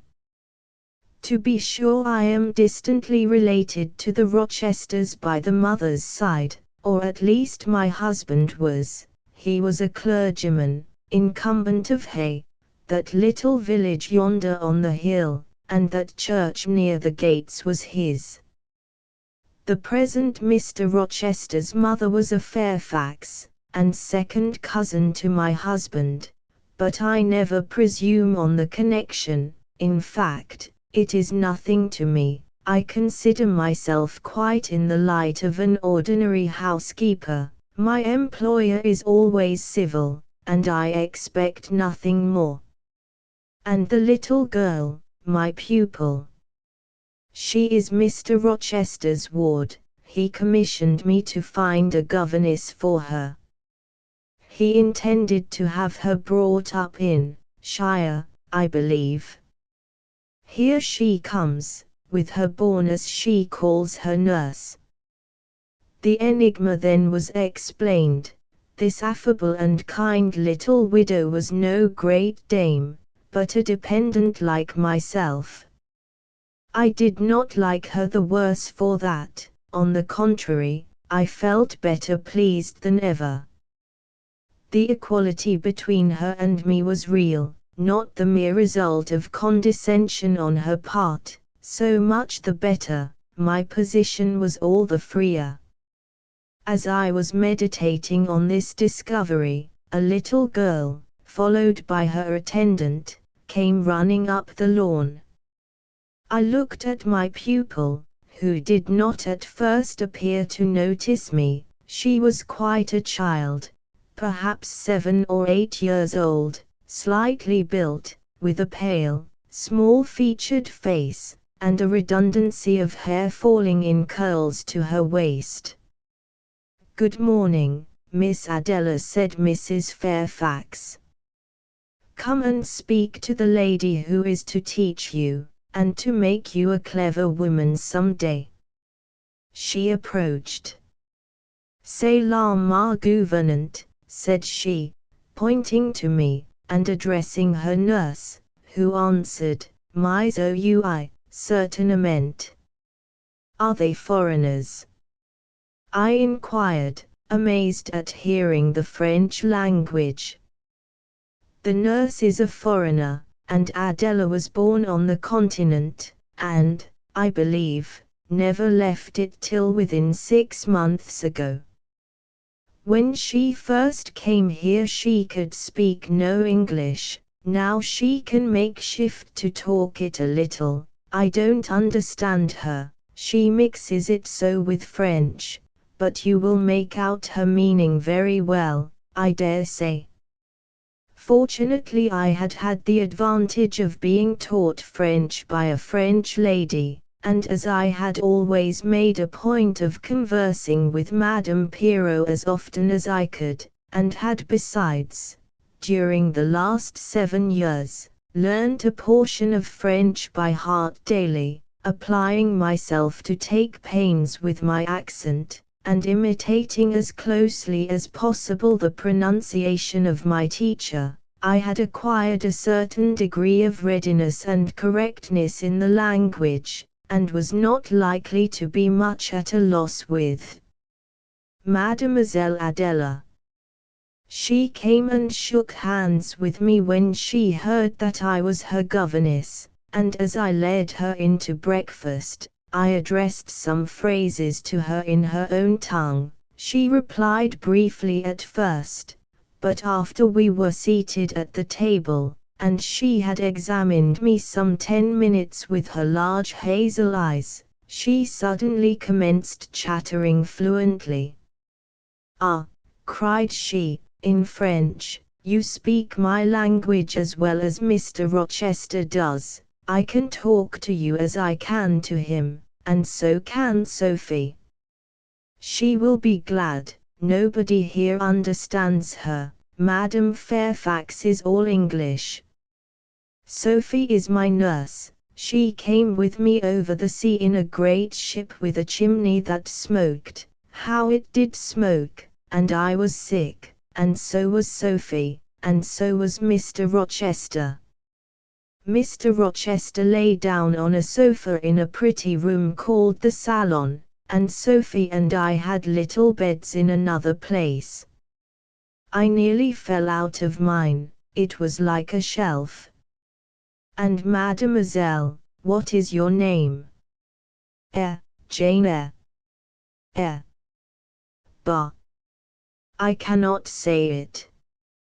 "Well, our ship stopped in the morning, before it was quite daylight, at a great city, a huge city, with very dark houses and all smoky, not at all like the pretty clean town I came from, and Mr. Rochester carried me in his arms over a plank to the land, and Sophie came after, and we all got into a coach, which took us to a beautiful large house, larger than this and finer, called an hotel.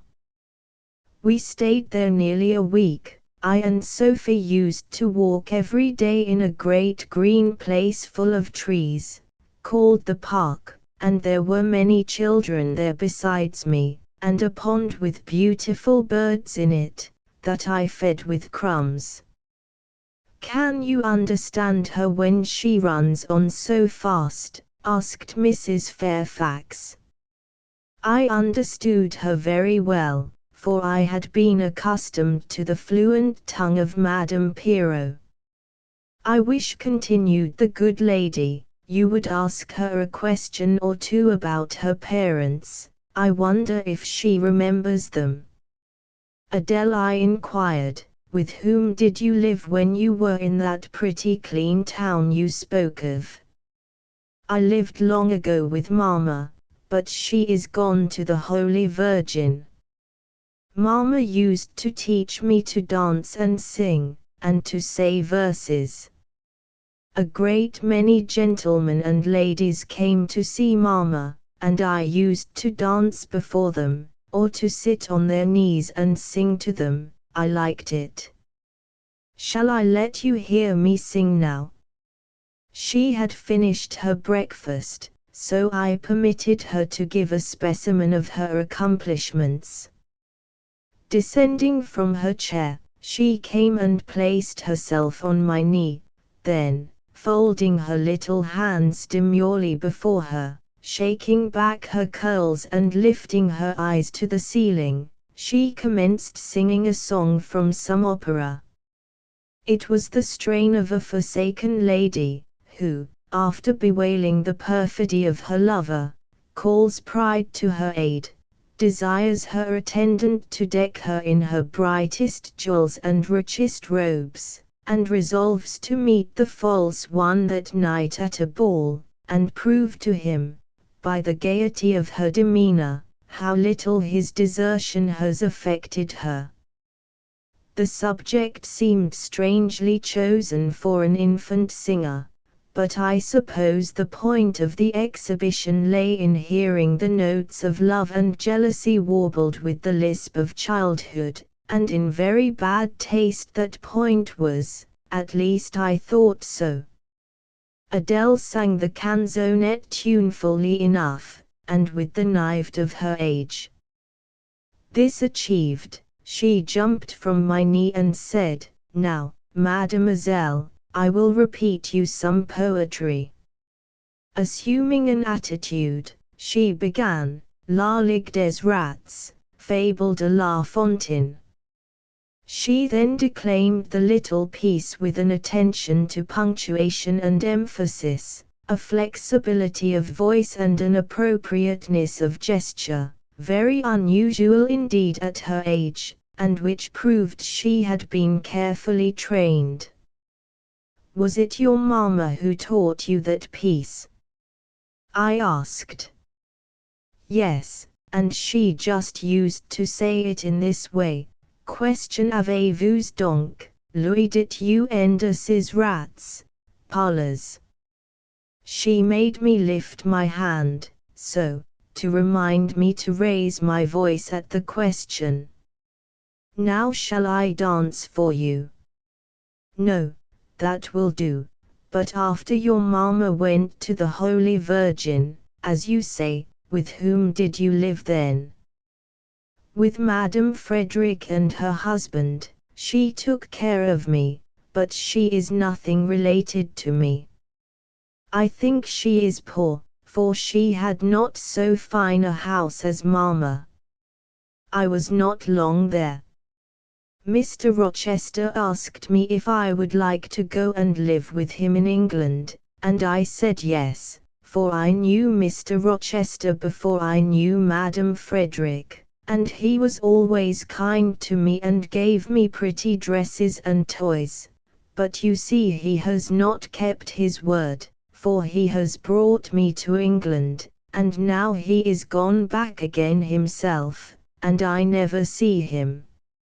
After breakfast, Adele and I withdrew to the library, which room, it appears, Mr. Rochester had directed should be used as the schoolroom. Most of the books were locked up behind glass doors, but there was one bookcase left open containing everything that could be needed in the way of elementary works, and several volumes of light literature, poetry, biography, travels, a few romances, and I suppose he had considered that these were all the governess would require for her private perusal, and, indeed, they contented me amply for the present, compared with the scanty pickings I had now and then been able to glean at Lowood. They seemed to offer an abundant harvest of entertainment and information. In this room, too, there was a cabinet piano, quite new and of superior tone, also an easel for painting and a pair of globes. I found my pupil sufficiently docile, though disinclined to apply. She had not been used to regular occupation of any kind. I felt it would be injudicious to confine her too much at first, so, when I had talked to her a great deal, and got her to learn a little, and when the morning had advanced to noon, I allowed her to return to her nurse. I then proposed to occupy myself till dinner time in drawing some little sketches for her use. As I was going upstairs to fetch my portfolio and pencils, Mrs. Fairfax called to me. "Your morning school hours are over now, I suppose," said she. She was in a room the folding doors of which stood open. I went in when she addressed me. It was a large, stately apartment, with purple chairs and curtains, a Turkey carpet, walnut-panelled walls, one vast window rich in stained glass, and a lofty ceiling, nobly moulded. Mrs. Fairfax was dusting some vases of fine purple spar, which stood on a sideboard. "What a beautiful room!" I exclaimed, as I looked round, for I had never before seen any half so imposing. "Yes, this is the dining room. I have just opened the window, to let in a little air and sunshine, for everything gets so damp in apartments that are seldom inhabited. The drawing room yonder feels like a vault." She pointed to a wide arch corresponding to the window, and hung like it with a Tyrian dyed curtain, now looped up. Mounting to it by two broad steps, and looking through, I thought I caught a glimpse of a fairy place, so bright to my novice eyes appeared the view beyond. Yet it was merely a very pretty drawing room, and within it a boudoir, both spread with white carpets, on which seemed laid brilliant garlands of flowers, both sealed with snowy mouldings of white grapes and vine leaves, beneath which glowed in rich contrast crimson couches and ottomans, while the ornaments on the pale Parian mantelpiece were of sparkling Bohemian glass, ruby red, and between the windows large mirrors repeated the general blending of snow and fire.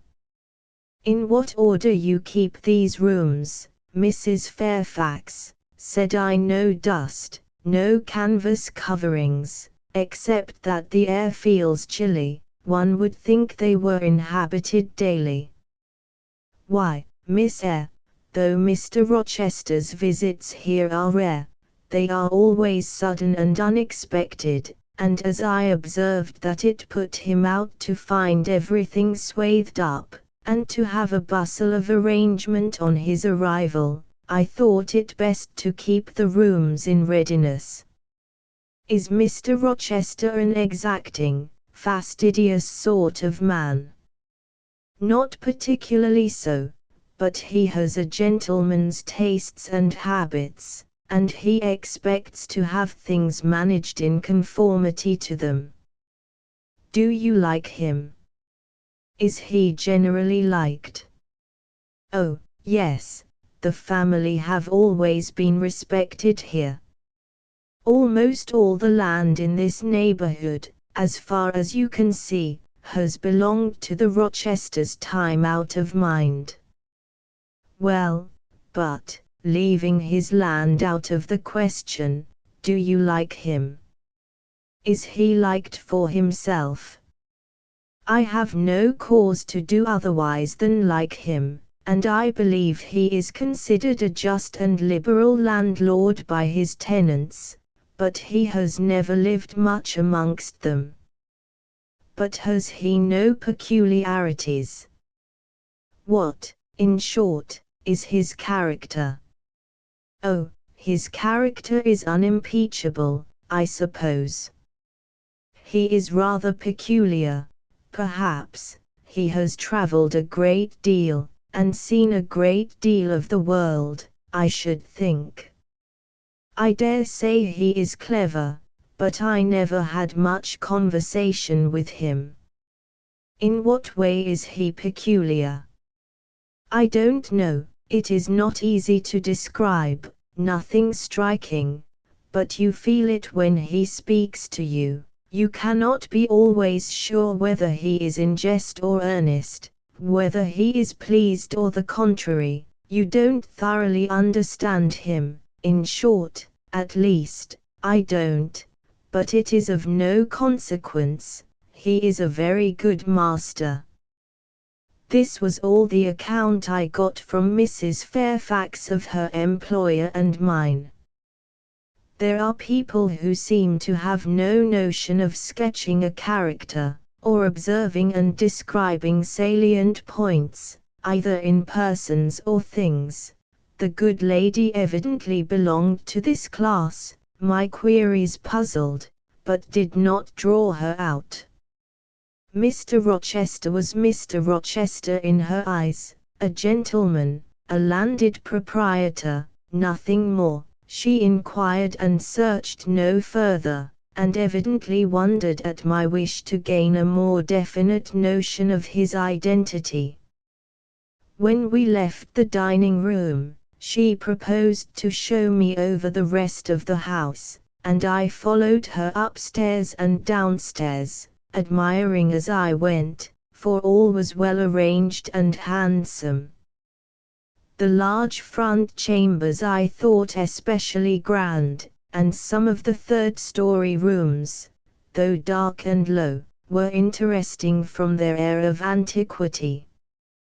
The furniture once appropriated to the lower apartments had from time to time been removed here, as fashions changed, and the imperfect light entering by their narrow casement showed bedsteads of 100 years old, chests in oak or walnut, looking, with their strange carvings of palm branches and cherubs' heads, like types of the Hebrew Ark. Rows of venerable chairs, high-backed and narrow, stools still more antiquated, on whose cushioned tops were yet apparent traces of half-effaced embroideries, wrought by fingers that for 2 generations had been coffin dust. All these relics gave to the third story of Thornfield Hall the aspect of a home of the past, a shrine of memory. I liked the hush, the gloom, the quaintness of these retreats in the day, but I by no means coveted a night's repose on one of those wide and heavy beds, shut in, some of them, with doors of oak, shaded, others, with wrought old English hangings crusted with thick work, portraying effigies of strange flowers, and stranger birds, and strangest human beings, all which would have looked strange, indeed, by the pallid gleam of moonlight. "Do the servants sleep in these rooms?" I asked. "No, they occupy a range of smaller apartments to the back. No one ever sleeps here. One would almost say that, if there were a ghost at Thornfield Hall, this would be its haunt." "So I think. You have no ghost, then?" "None that I ever heard of," returned Mrs. Fairfax, smiling. "Nor any traditions of one, no legends or ghost stories?" "I believe not. And yet it is said the Rochesters have been rather a violent than a quiet race in their time. Perhaps, though, that is the reason they rest tranquilly in their graves now." "Yes, after life's fitful fever they sleep well," I muttered. "Where are you going now, Mrs. Fairfax?" For she was moving away. "On to the Leads. Will you come and see the view from thence?" I followed still, up a very narrow staircase to the attics, and thence by a ladder and through a trapdoor to the roof of the hall. I was now on a level with the crow colony, and could see into their nests. Leaning over the battlements and looking far down, I surveyed the grounds laid out like a map, the bright and velvet lawn closely girdling the grey base of the mansion, the field, wide as a park, dotted with its ancient timber, the wood, dun and sere, divided by a path visibly overgrown, greener with moss than the trees were with foliage, the church at the gates, the road, the tranquil hills, all reposing in the autumn day's sun, the horizon bounded by a propitious sky, azure, marbled with pearly white. No feature in the scene was extraordinary, but all was pleasing. When I turned from it and repassed the trapdoor, I could scarcely see my way down the ladder. The attic seemed black as a vault compared with that arch of blue air to which I had been looking up, and to that sunlit scene of grove, pasture, and green hill, of which the hall was the center, and over which I had been gazing with delight. Mrs. Fairfax stayed behind a moment to fasten the trapdoor. I, by dint of groping, found the outlet from the attic, and proceeded to descend the narrow garret staircase. I lingered in the long passage to which this led, separating the front and back rooms of the third story, narrow, low, and dim, with only one little window at the far end, and looking, with its 2 rows of small black doors all shut, like a corridor in some Bluebeard's castle. While I paced softly on, the last sound I expected to hear in so still a region, a laugh, struck my ear. It was a curious laugh, distinct, formal, mirthless. I stopped. The sound ceased, only for an instant. It began again, louder, for at first, though distinct, it was very low.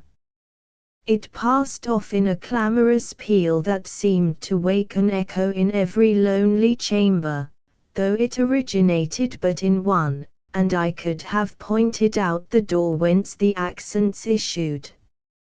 Mrs. Fairfax. I called out, for I now heard her descending the great stairs. Did you hear that loud laugh? Who is it?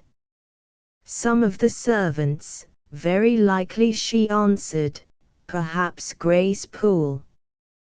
Did you hear it? I again inquired.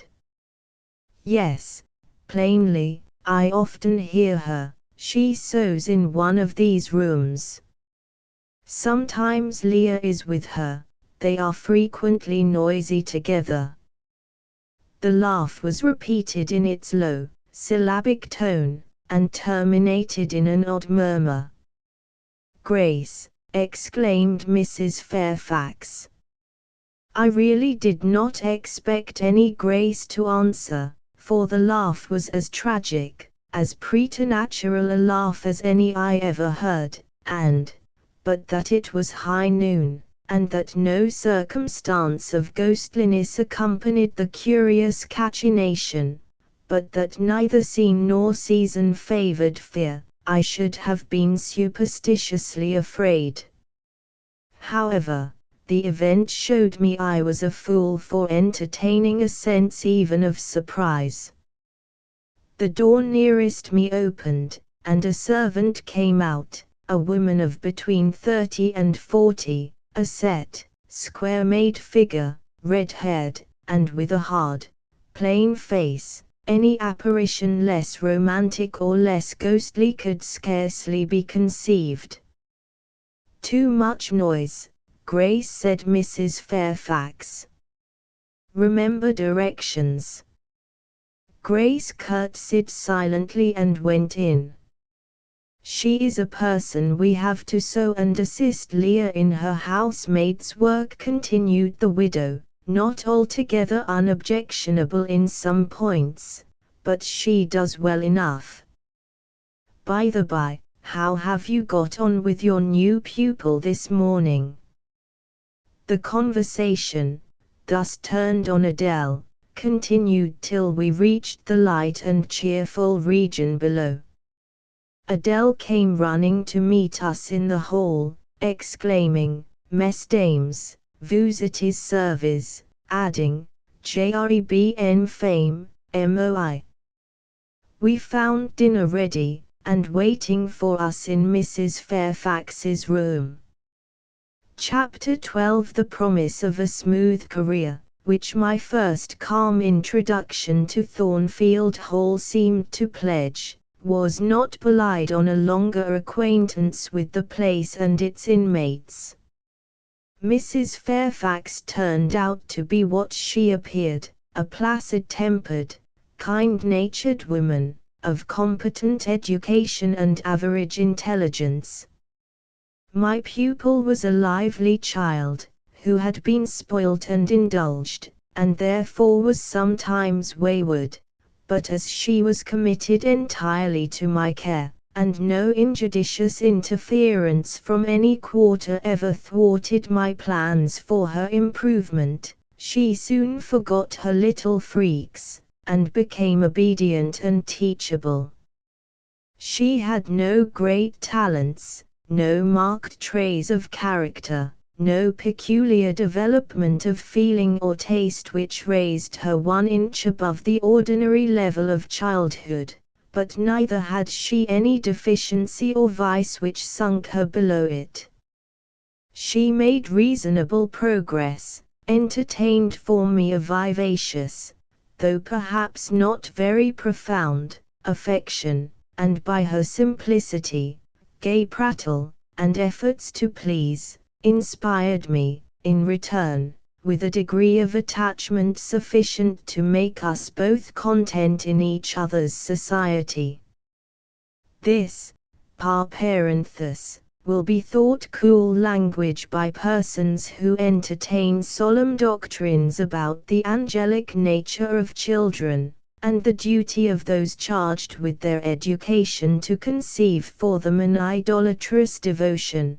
But I am not writing to flatter parental egotism, to echo cant, or prop up humbug. I am merely telling the truth.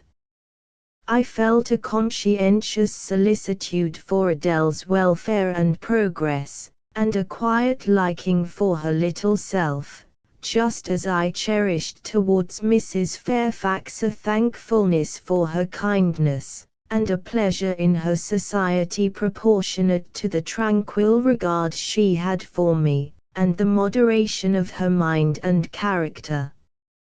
Anybody may blame me who likes, when I add further, that, now and then, when I took a walk by myself in the grounds, when I went down to the gates and looked through them along the road, or when, while Adele played with her nurse, and Mrs. Fairfax made jellies in the storeroom, I climbed the 3 staircases, raised the trap-door of the attic, and having reached the leads, looked out afar over sequestered field and hill, and a long dim skyline, that then I longed for a power of vision which might overpass that limit, which might reach the busy world, towns, regions full of life I had heard of but never seen, that then I desired more of practical experience than I possessed, more of intercourse with my kind, of acquaintance with variety of character, than was here within my reach. I valued what was good in Mrs. Fairfax, and what was good in Adele, but I believed in the existence of other and more vivid kinds of goodness, and what I believed in I wished to behold. Who blames me? Many, no doubt, and I shall be called discontented. I could not help it.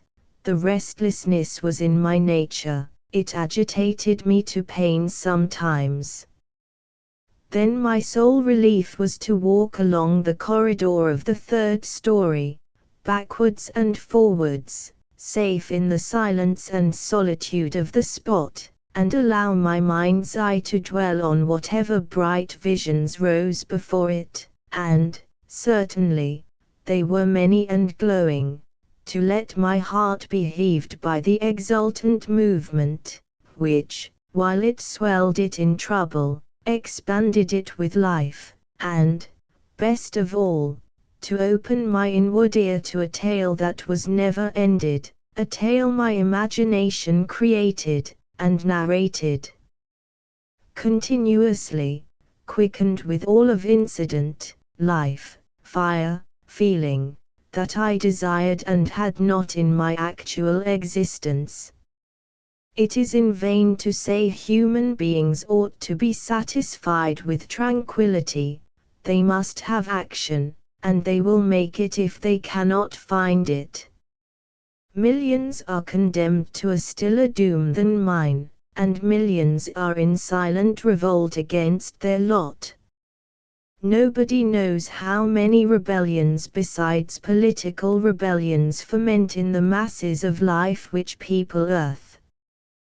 Women are supposed to be very calm generally, but women feel just as men feel.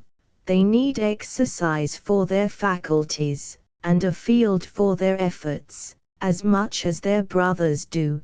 They suffer from too rigid a restraint, too absolute a stagnation, precisely as men would suffer, and it is narrow-minded in their more privileged fellow creatures to say that they ought to confine themselves to making puddings and knitting stockings, to playing on the piano and embroidering bags. It is thoughtless to condemn them, or laugh at them, if they seek to do more or learn more than custom has pronounced necessary for their sex.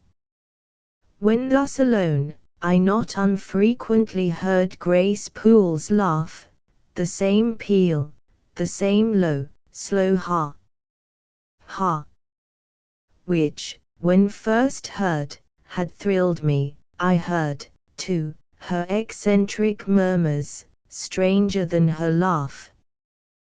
There were days when she was quite silent, but there were others when I could not account for the sounds she made. Sometimes I saw her, she would come out of her room with a basin, or a plate, or a tray in her hand, go down to the kitchen and shortly return, generally, oh, romantic reader, forgive me for telling the plain truth, bearing a pot of porter.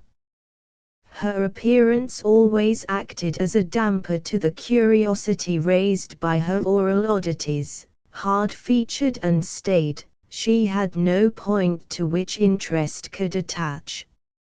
I made some attempts to draw her into conversation, but she seemed a person of few words. A monosyllabic reply usually cut short every effort of that sort. The other members of the household, viz., John and his wife, Leah the housemaid, and Sophie the French nurse, were decent people, but in no respect remarkable. With Sophie I used to talk French, and sometimes I asked her questions about her native country, but she was not of a descriptive or narrative turn, and generally gave such vapid and confused answers as were calculated rather to check than encourage inquiry. October, November, December passed away. One afternoon in January, Mrs. Fairfax had begged a holiday for Adele, because she had a cold, and, as Adele seconded the request with an ardor that reminded me how precious occasional holidays had been to me in my own childhood, I accorded it, deeming that I did well in showing pliability on the point. It was a fine, calm day, though very cold. I was tired of sitting still in the library through a whole long morning. Mrs. Fairfax had just written a letter which was waiting to be posted, so I put on my bonnet and cloak and volunteered to carry it to Hay. The distance, 2 miles, would be a pleasant winter afternoon walk. Having seen Adele comfortably seated in her little chair by Mrs. Fairfax's parlour fireside, and given her her best wax doll, which I usually kept enveloped in silver paper in a drawer, to play with, and a storybook for change of amusement, and having replied to her revenes bientot, ma bon ami, ma cheremdlle. Jeanette with a kiss, I set out. The ground was hard, the air was still, my road was lonely. I walked fast till I got warm, and then I walked slowly to enjoy and analyze the species of pleasure brooding for me in the hour and situation. It was 3 o'clock. The church bell tolled as I passed under the belfry. The charm of the hour lay in its approaching dimness, in the low gliding and pale beaming sun. I was a mile from Thornfield, in a lane noted for wild roses in summer, for nuts and blackberries in autumn, and even now possessing a few coral treasures in hips and haws, but whose best winter delight lay in its utter solitude and leafless repose. If a breath of air stirred, it made no sound here, for there was not a holly, not an evergreen to rustle, and the stripped hawthorn and hazel bushes were as still as the white, worn stones which causewayed the middle of the path.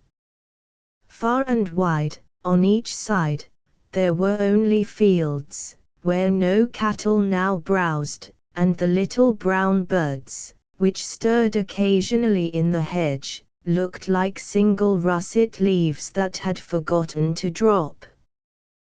This lane inclined uphill all the way to Hay. Having reached the middle, I sat down on a stile which led thence into a field. Gathering my mantle about me, and sheltering my hands in my muff, I did not feel the cold, though it froze keenly, as was attested by a sheet of ice covering the causeway, where a little brooklet, now congealed, had overflowed after a rapid thaw some days since. From my seat I could look down on Thornfield. The grey and battlemented hall was the principal object in the vale below me. Its woods and dark rookery rose against the west. I lingered till the sun went down amongst the trees, and sank crimson and clear behind them. I then turned eastward. On the hilltop above me sat the rising moon, pale yet as a cloud, but brightening momentarily. She looked over Hay, which, half lost in trees, sent up a blue smoke from its few chimneys. It was yet a mile distant, but in the absolute hush I could hear plainly its thin murmurs of life. My ear, too, felt the flow of currents, in what dales and depths I could not tell, but there were many hills beyond Hay, and doubtless many becks threading their passes. That evening calm betrayed alike the tinkle of the nearest streams, the sough of the most remote. A rude noise broke on these fine ripplings and whisperings, at once so far away and so clear, a positive tramp, tramp, a metallic clatter, which effaced the soft wave wanderings, as, in a picture, the solid mass of a crag, or the rough boles of a great oak, drawn in dark and strong on the foreground, efface the aerial distance of azure hill, sunny horizon, and blended clouds where tint melts into tint. The din was on the causeway, a horse was coming. The windings of the lane yet hid it, but it approached. I was just leaving the stile, yet, as the path was narrow, I sat still to let it go by. In those days I was young, and all sorts of fancies bright and dark tenanted my mind. The memories of nursery stories were there amongst other rubbish, and when they recurred, maturing youth added to them a vigor and vividness beyond what childhood could give. As this horse approached, and as I watched for it to appear through the dusk, I remembered certain of Bess's tales, wherein figured a north of England spirit called Agitrush which, in the form of horse, mule, or large dog, haunted solitary ways, and sometimes came upon belated travellers, as this horse was now coming upon me. It was very near, but not yet in sight, when, in addition to the tramp, tramp, I heard a rush under the hedge, and close down by the hazel stems glided a great dog, whose black and white color made him a distinct object against the trees.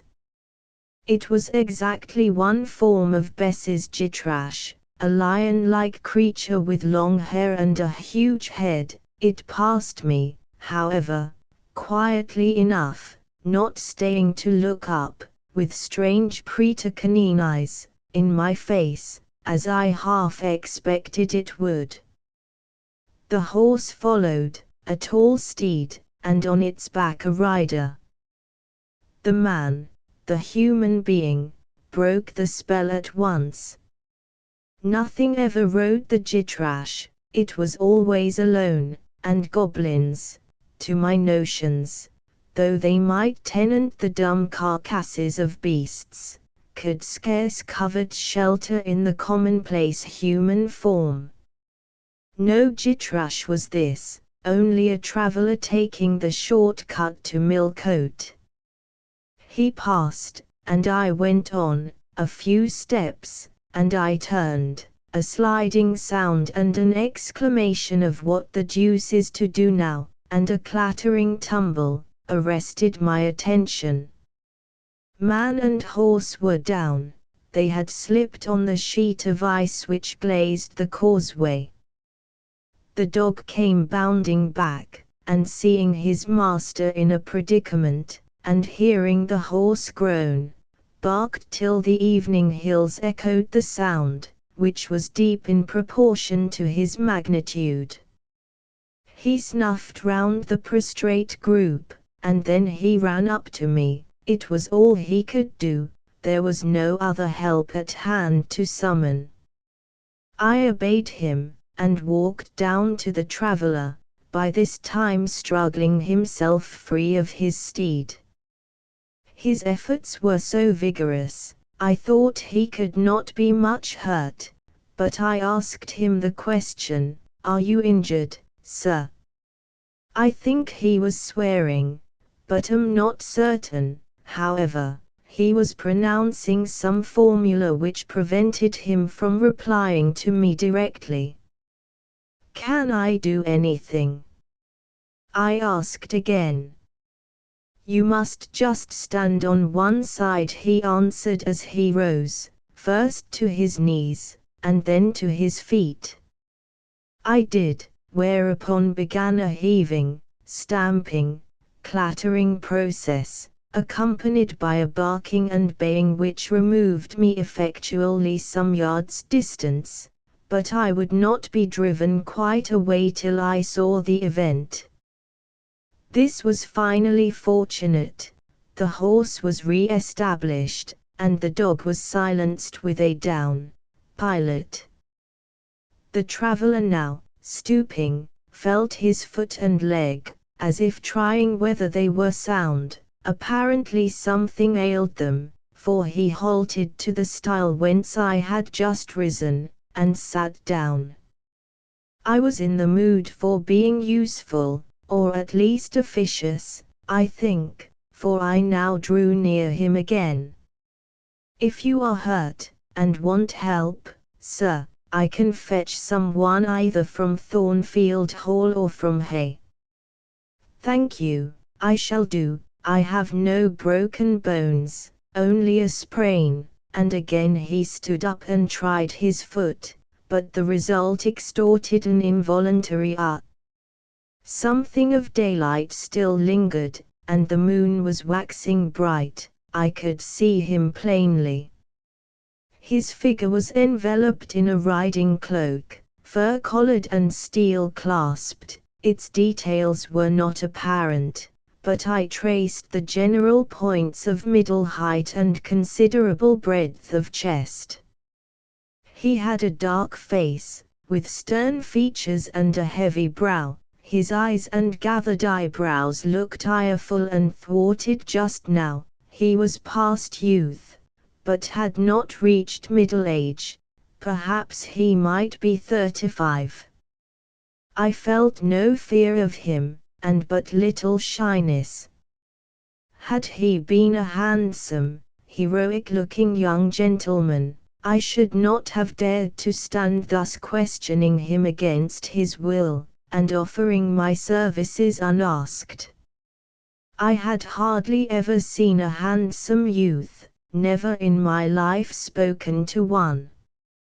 I had a theoretical reverence and homage for beauty, elegance, gallantry, fascination, but had I met those qualities incarnate in masculine shape, I should have known instinctively that they neither had nor could have sympathy with anything in me, and should have shunned them as one would fire, lightning, or anything else that is bright but antipathetic. If even this stranger had smiled and been good-humored to me when I addressed him, if he had put off my offer of assistance gaily and with thanks, I should have gone on my way and not felt any vocation to renew inquiries, but the frown, the roughness of the traveller, set me at my ease. I retained my station when he waved to me to go, and announced, "I cannot think of leaving you, sir, at so late an hour, in this solitary lane, till I see you are fit to mount your horse." He looked at me when I said this. He had hardly turned his eyes in my direction before. "I should think you ought to be at home yourself," said he. "If you have a home in this neighborhood, where do you come from?" "From just below, and I am not at all afraid of being out late when it is moonlight. I will run over to Hay for you with pleasure, if you wish it. Indeed, I am going there to post a letter." "You live just below. Do you mean at that house with the battlements?" pointing to Thornfield Hall, on which the moon cast a hoary gleam, bringing it out distinct and pale from the woods that, by contrast with the western sky, now seemed one mass of shadow. "Yes, sir." "Whose house is it?" "Mr. Rochester's." "Do you know Mr. Rochester?"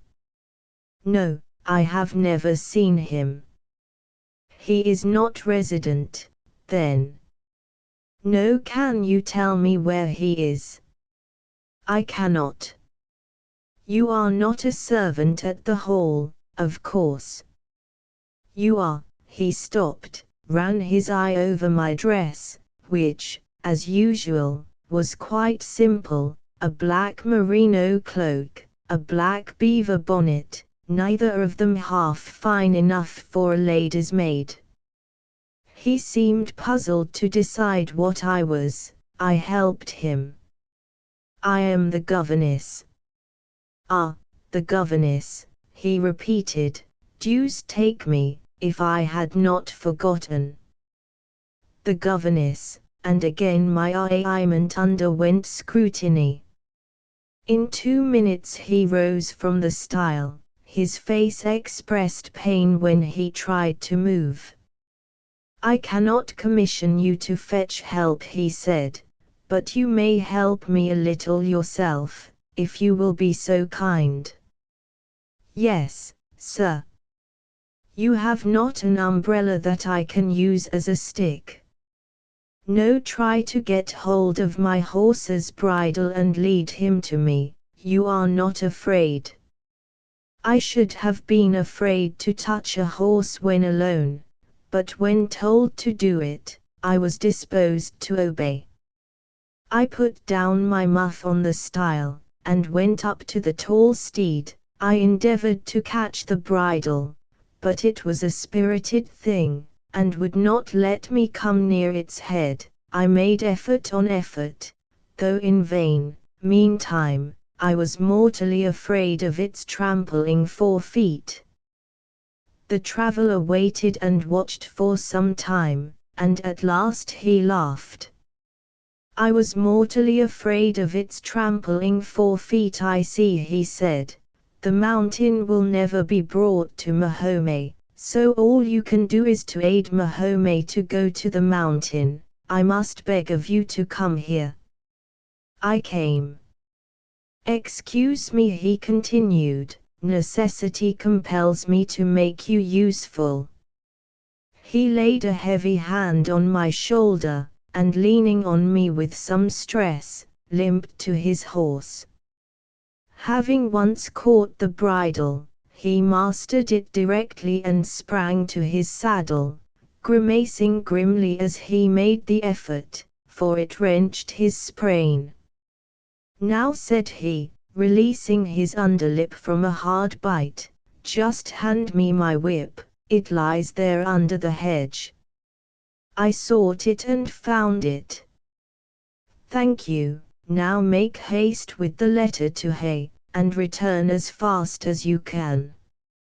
A touch of a spurred heel made his horse first start and rear, and then bound away. The dog rushed in his traces, all three vanished, like heath that, in the wilderness, the wild wind whirls away. I took up my muff and walked on.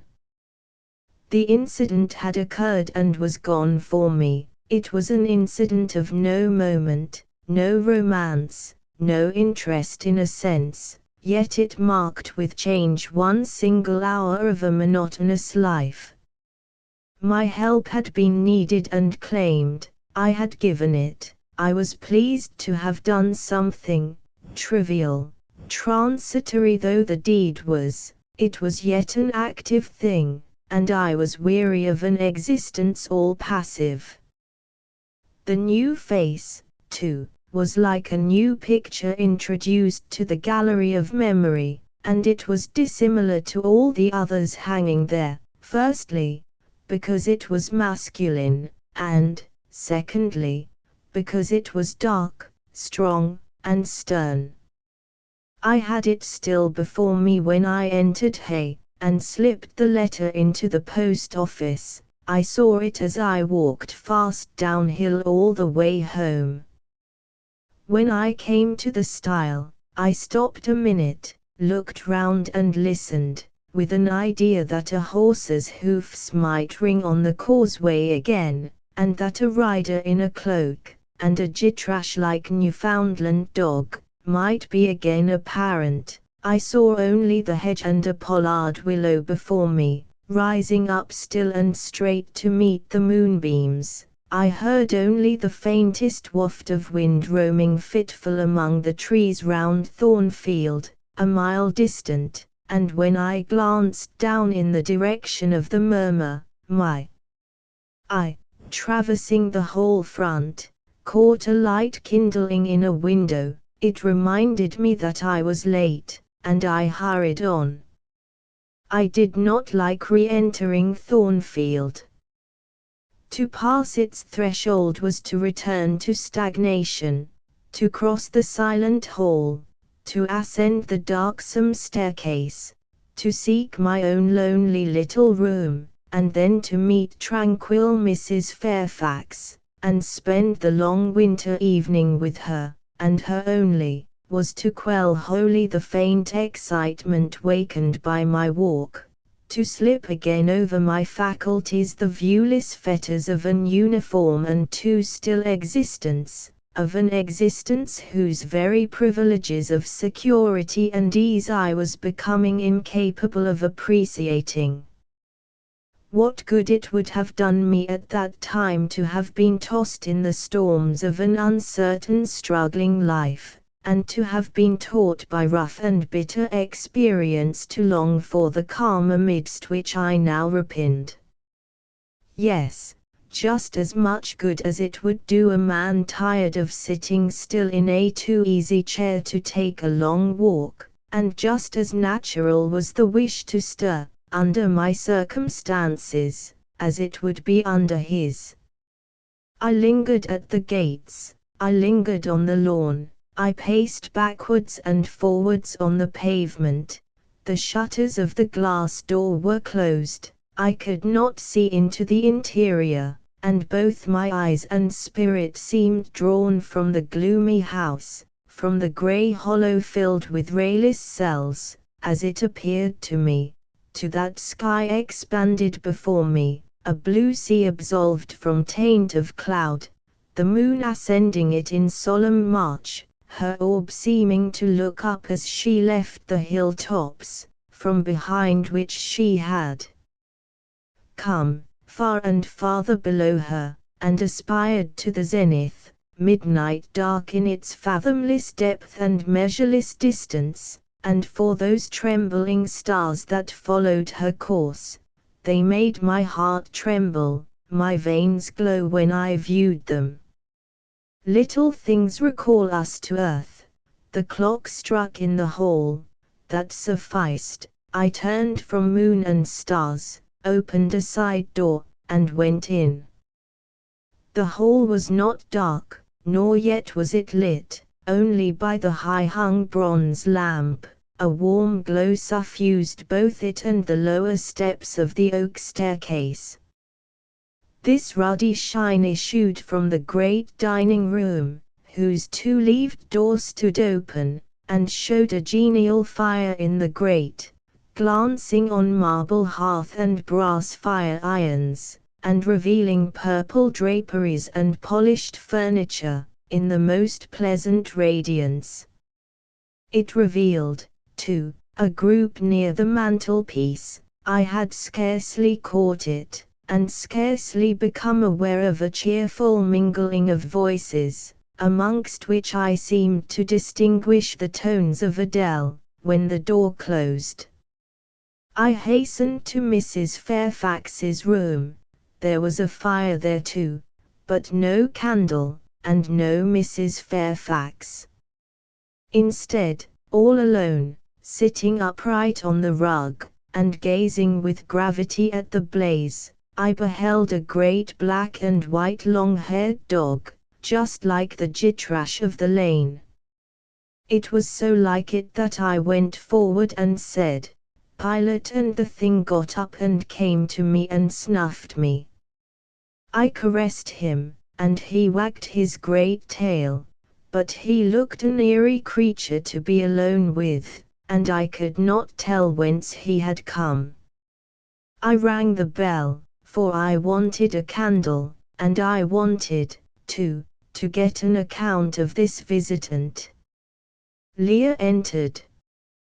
"What dog is this?" "He came with master." "With whom?" "With master, Mr. Rochester. He is just arrived." "Indeed, and is Mrs. Fairfax with him?" "Yes, and Miss Adele. They are in the dining room, and John is gone for a surgeon, for master has had an accident. His horse fell and his ankle is sprained." "Did the horse fall in Hay Lane?" "Yes, coming downhill, it slipped on some ice." "Ah! Bring me a candle, will you, Leah?" Leah brought it. She entered, followed by Mrs. Fairfax, who repeated the news, adding that Mr. Carter the surgeon was come, and was now with Mr. Rochester. Then she hurried out to give orders about tea, and I went upstairs to take off my things. Chapter 13. Mr. Rochester, it seems, by the surgeon's orders, went to bed early that night, nor did he rise soon next morning. When he did come down, it was to attend to business. His agent and some of his tenants were arrived, and waiting to speak with him.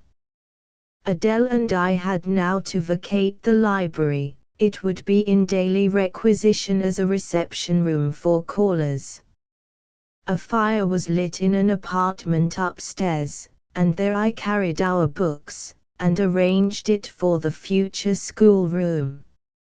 I discerned in the course of the morning that Thornfield Hall was a changed place, no longer silent as a church. It echoed every hour or two to a knock at the door, or a clang of the bell. Steps, too, often traversed the hall, and new voices spoke in different keys below. A rill from the outer world was flowing through it. It had a master. For my part, I liked it better.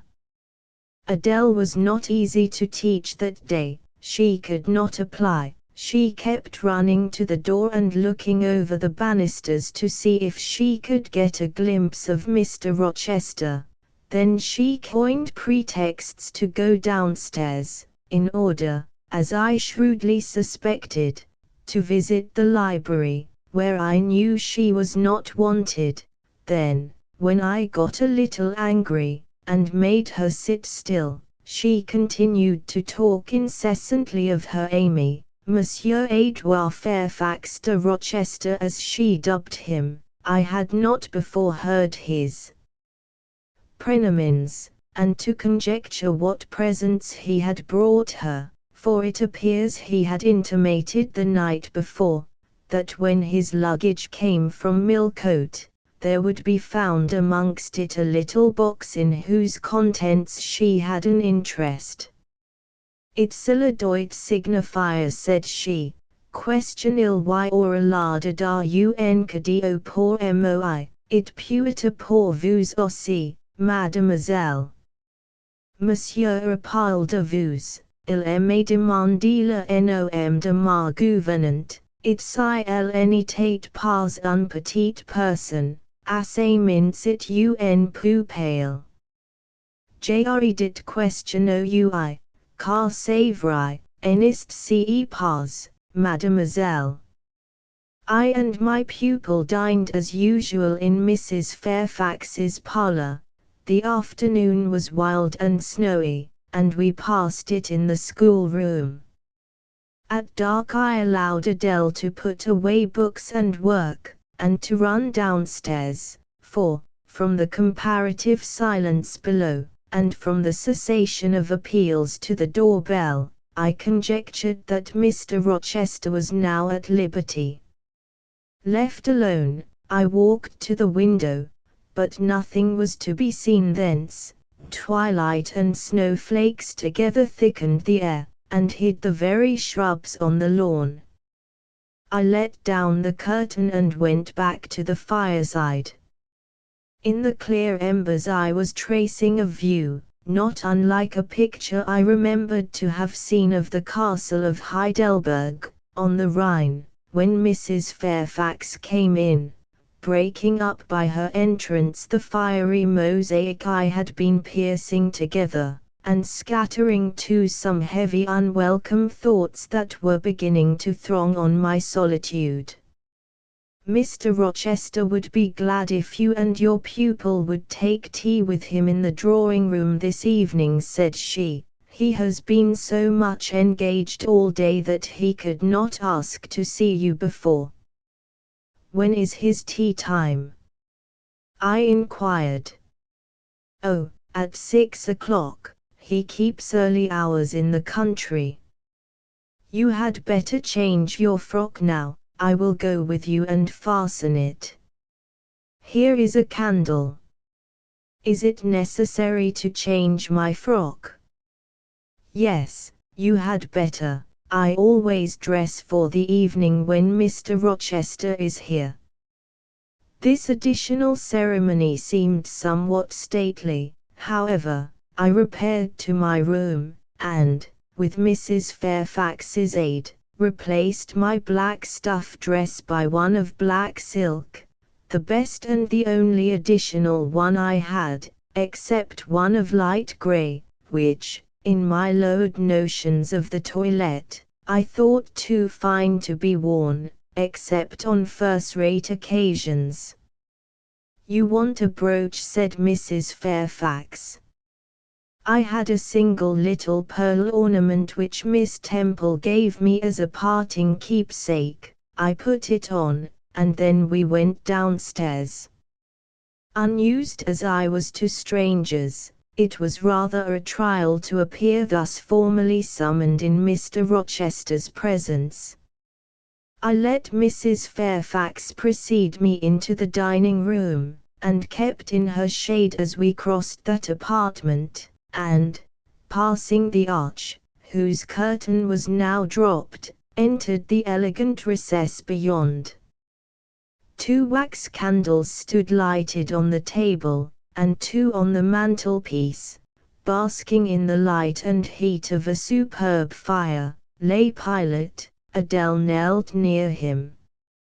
Half reclined on a couch appeared Mr. Rochester, his foot supported by the cushion. He was looking at Adele and the dog. The fire shone full on his face. I knew my traveller with his broad and jetty eyebrows, his square forehead, made squarer by the horizontal sweep of his black hair. I recognized his decisive nose, more remarkable for character than beauty, his full nostrils, denoting, I thought, Collier, his grim mouth, chin, and jaw, yes, all three were very grim, and no mistake. His shape, now divested of cloak, I perceived harmonized in squareness with his physiognomy. I suppose it was a good figure in the athletic sense of the term, broad-chested and thin-flanked, though neither tall nor graceful. Mr. Rochester must have been aware of the entrance of Mrs. Fairfax and myself, but it appeared he was not in the mood to notice us, for he never lifted his head as we approached. "Here is Miss Eyre, sir," said Mrs. Fairfax, in her quiet way. He bowed, still not taking his eyes from the group of the dog and child. "Let Miss Eyre be seated," said he, and there was something in the forced stiff bow, in the impatient yet formal tone, which seemed further to express, "What the deuce is it to me whether Miss Eyre be there or not? At this moment I am not disposed to accost her." I sat down quite disembarrassed. A reception of finished politeness would probably have confused me. I could not have returned or repaid it by answering grace and elegance on my part, but harsh caprice laid me under no obligation. On the contrary, a decent quiescence, under the freak of manner, gave me the advantage. Besides, the eccentricity of the proceeding was piquant. I felt interested to see how he would go on. He went on as a statue would, that is, he neither spoke nor moved. Mrs. Fairfax seemed to think it necessary that someone should be amiable, and she began to talk. Kindly, as usual, and, as usual, rather trite. She condoled with him on the pressure of business he had had all day, on the annoyance it must have been to him with that painful sprain. Then she commended his patience and perseverance in going through with it. "Madam, I should like some tea," was the sole rejoinder she got. She hastened to ring the bell, and when the tray came, she proceeded to arrange the cups, spoons, and with assiduous celerity. I and Adele went to the table, but the master did not leave his couch. "Will you hand Mr. Rochester's cup?" said Mrs. Fairfax to me. "Adele might perhaps spill it." I did as requested. As he took the cup from my hand, Adele, thinking the moment propitious for making a request in my favor, cried out, "N'est-ce pas, monsieur, question-il cadeau pour mademoiselle Eyre dans votre petit coffre?" "Who talks of cadeau?" said he gruffly. "Did you expect a present, Miss Eyre?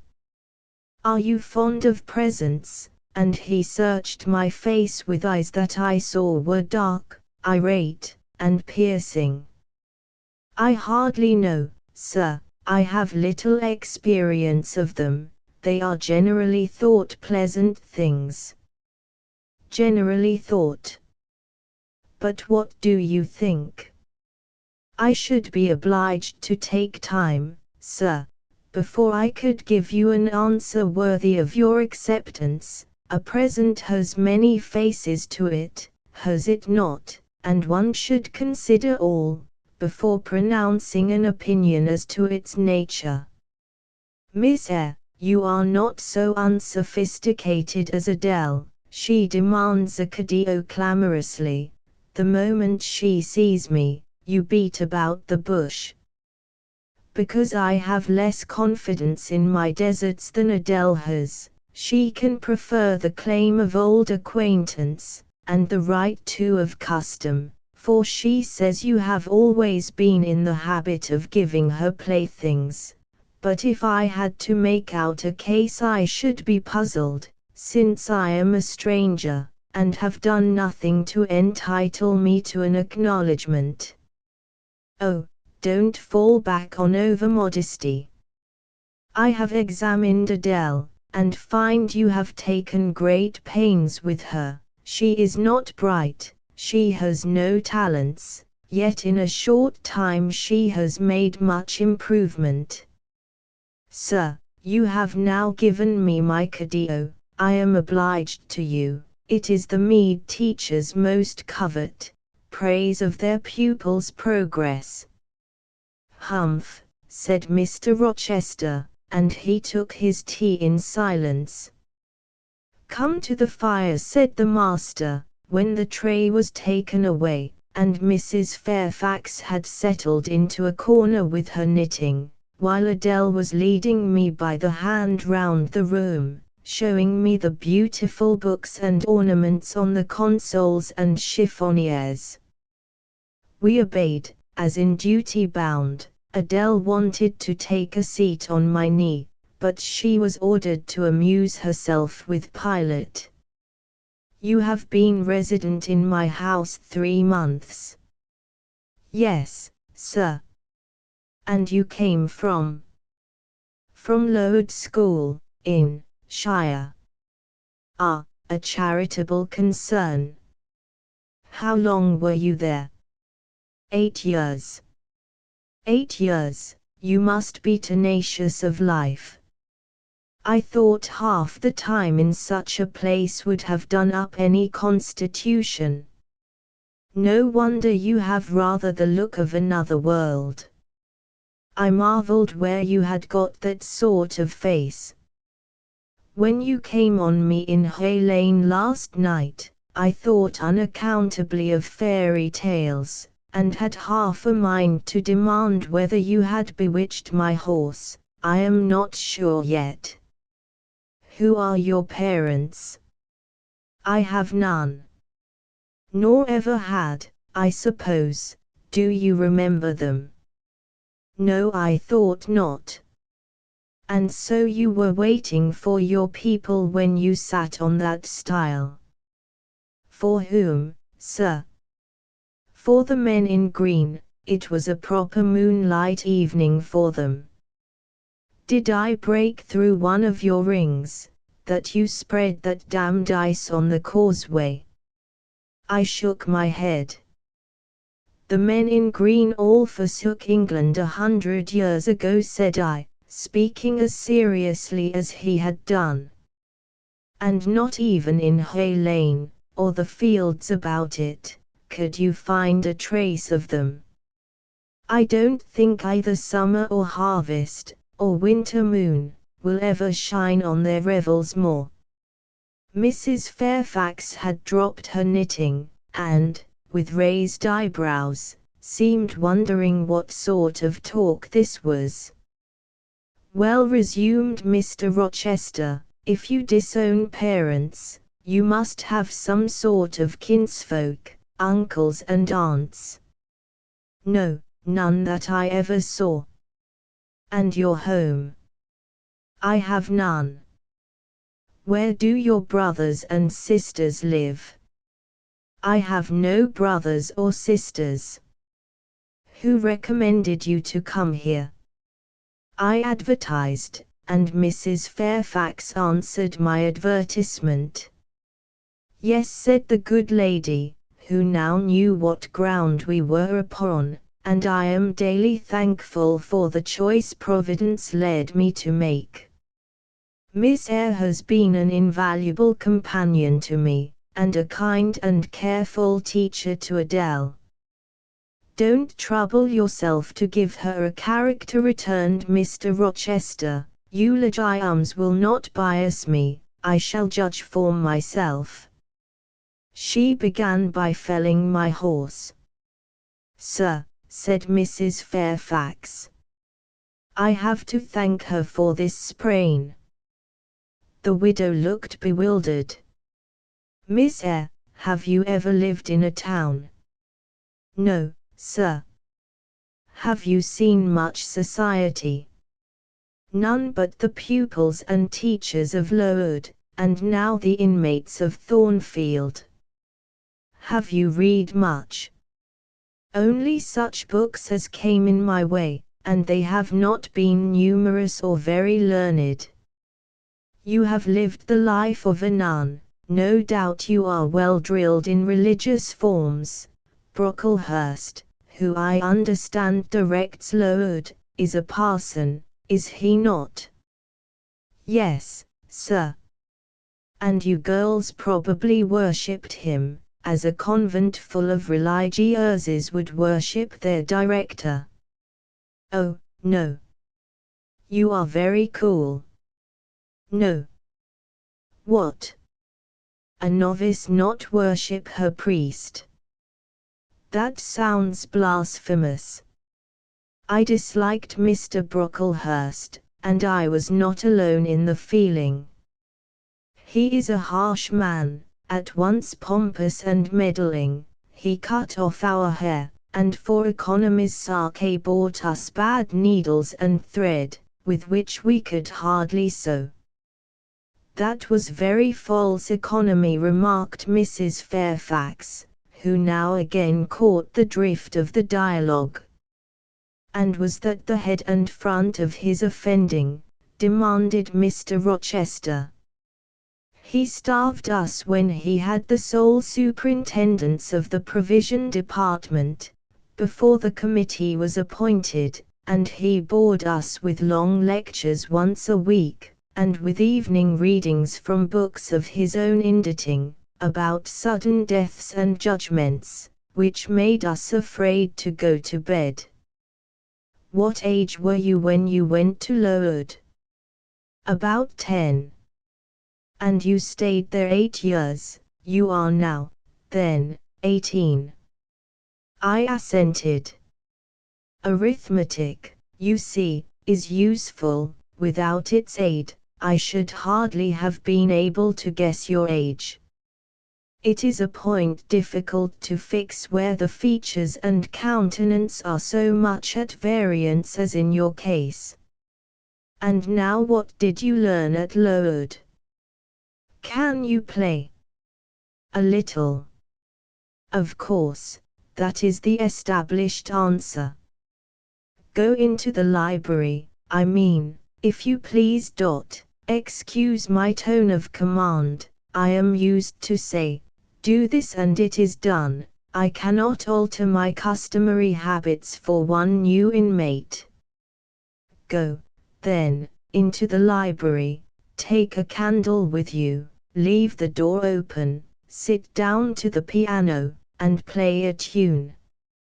I departed, obeying his directions. Enough, he called out in a few minutes. You play a little, I see, like any other English schoolgirl, perhaps rather better than some, but not well. I closed the piano and returned. Mr. Rochester continued, Adele showed me some sketches this morning, which she said were yours. I don't know whether they were entirely of your doing, probably a master aided you. No, indeed. I interjected. Ah, that pricks pride. Well, fetch me your portfolio, if you can vouch for its contents being original, but don't pass your word unless you are certain. I can recognize patchwork. Then I will say nothing, and you shall judge for yourself, sir. I brought the portfolio from the library. Approach the table, said he, and I wheeled it to his couch. Adele and Mrs. Fairfax drew near to see the pictures. "No crowding," said Mr. Rochester. "Take the drawings from my hand as I finish with them, but don't push your faces up to mine." He deliberately scrutinized each sketch and painting. 3 he laid aside, the others, when he had examined them, he swept from him. "Take them off to the other table, Mrs. Fairfax," said he, "and look at them with Adele. You," glancing at me, "resume your seat, and answer my questions. I perceive those pictures were done by one hand. Was that hand yours?" "Yes." "And when did you find time to do them?" "They have taken much time, and some thought. I did them in the last 2 vacations I spent at Lowood, when I had no other occupation." "Where did you get your copies?" "Out of my head." "That head I see now on your shoulders?" "Yes, sir." "Has it other furniture of the same kind within?" "I should think it may have, I should hope, better." He spread the pictures before him, and again surveyed them alternately. "While he is so occupied, I will tell you, reader, what they are, and first, I must premise that they are nothing wonderful." The subjects had, indeed, risen vividly on my mind. As I saw them with the spiritual eye, before I attempted to embody them, they were striking, but my hand would not second my fancy, and in each case it had wrought out but a pale portrait of the thing I had conceived. These pictures were in watercolors. The first represented clouds low and livid, rolling over a swollen sea. All the distance was in eclipse, so, too, was the foreground, or rather, the nearest billows, for there was no land. One gleam of light lifted into relief a half-submerged mast, on which sat a cormorant, dark and large, with wings flecked with foam. Its beak held a gold bracelet set with gems, that I had touched with as brilliant tints as my palette could yield, and as glittering distinctness as my pencil could impart. Sinking below the bird and mast, a drowned corpse glanced through the green water. A fair arm was the only limb clearly visible, whence the bracelet had been washed or torn. The second picture contained for foreground only the dim peak of a hill, with grass and some leaves slanting as if by a breeze. Beyond and above spread an expanse of sky, dark blue as at twilight. Rising into the sky was a woman's shape to the bust, portrayed in tints as dusk and soft as I could combine. The dim forehead was crowned with a star. The lineaments below were seen as through the suffusion of vapor. The eyes shone dark and wild. The hair streamed shadowy, like a beamless cloud torn by storm or by electric travail. On the neck lay a pale reflection like moonlight. The same faint luster touched the train of thin clouds from which rose and bowed this vision of the evening star.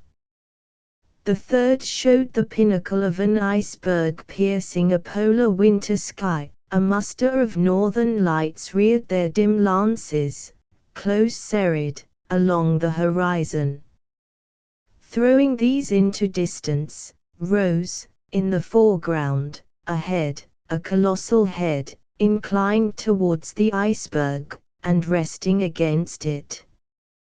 2 thin hands, joined under the forehead, and supporting it, drew up before the lower features a sable veil, a brow quite bloodless, white as bone, and an eye hollow and fixed, blank of meaning but for the glassiness of despair, alone were visible. Above the temples, amidst wreathed turban folds of black drapery, vague in its character and consistency as cloud, gleamed a ring of white flame, gemmed with sparkles of a more lurid tinge. This pale crescent was the likeness of a kingly crown. What it diademed was the shape which shape had none. "Were you happy when you painted these pictures?" asked Mr. Rochester presently. "I was absorbed, sir, yes, and I was happy. To paint them, in short, was to enjoy one of the keenest pleasures I have ever known." "That is not saying much. Your pleasures, by your own account, have been few, but I dare say you did exist in a kind of artist's dreamland while you blent and arranged these strange tints. Did you sit at them long each day?" "I had nothing else to do, because it was the vacation, and I sat at them from morning till noon, and from noon till night. The length of the midsummer days favored my inclination to apply." "And you felt self-satisfied with the result of your ardent labors?" "Far from it. I was tormented by the contrast between my idea and my handiwork. In each case I had imagined something which I was quite powerless to realize." "Not quite. You have secured the shadow of your thought, but no more, probably. You had not enough of the artist's skill and science to give it full being, yet the drawings are, for a schoolgirl, peculiar. As to the thoughts, they are elfish. These eyes in the evening star you must have seen in a dream.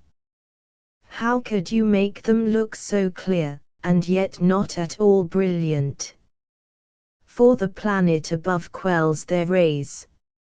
And what meaning is that in their solemn depth? And who taught you to paint wind? There is a high gale in that sky, and on this hilltop. Where did you see Latmos? For that is Latmos. There. Put the drawings away." I had scarce tied the strings of the portfolio, when, looking at his watch, he said abruptly, "It is 9 o'clock, what are you about, Miss Eyre, to let Adele sit up so long? Take her to bed." Adele went to kiss him before quitting the room. He endured the caress, but scarcely seemed to relish it more than Pilate would have done, nor so much. "I wish you all good night, now," said he, making a movement of the hand towards the door, in token that he was tired of our company, and wished to dismiss us. Mrs. Fairfax folded up her knitting. I took my portfolio, we curtsied to him, received a frigid bow in return, and so withdrew.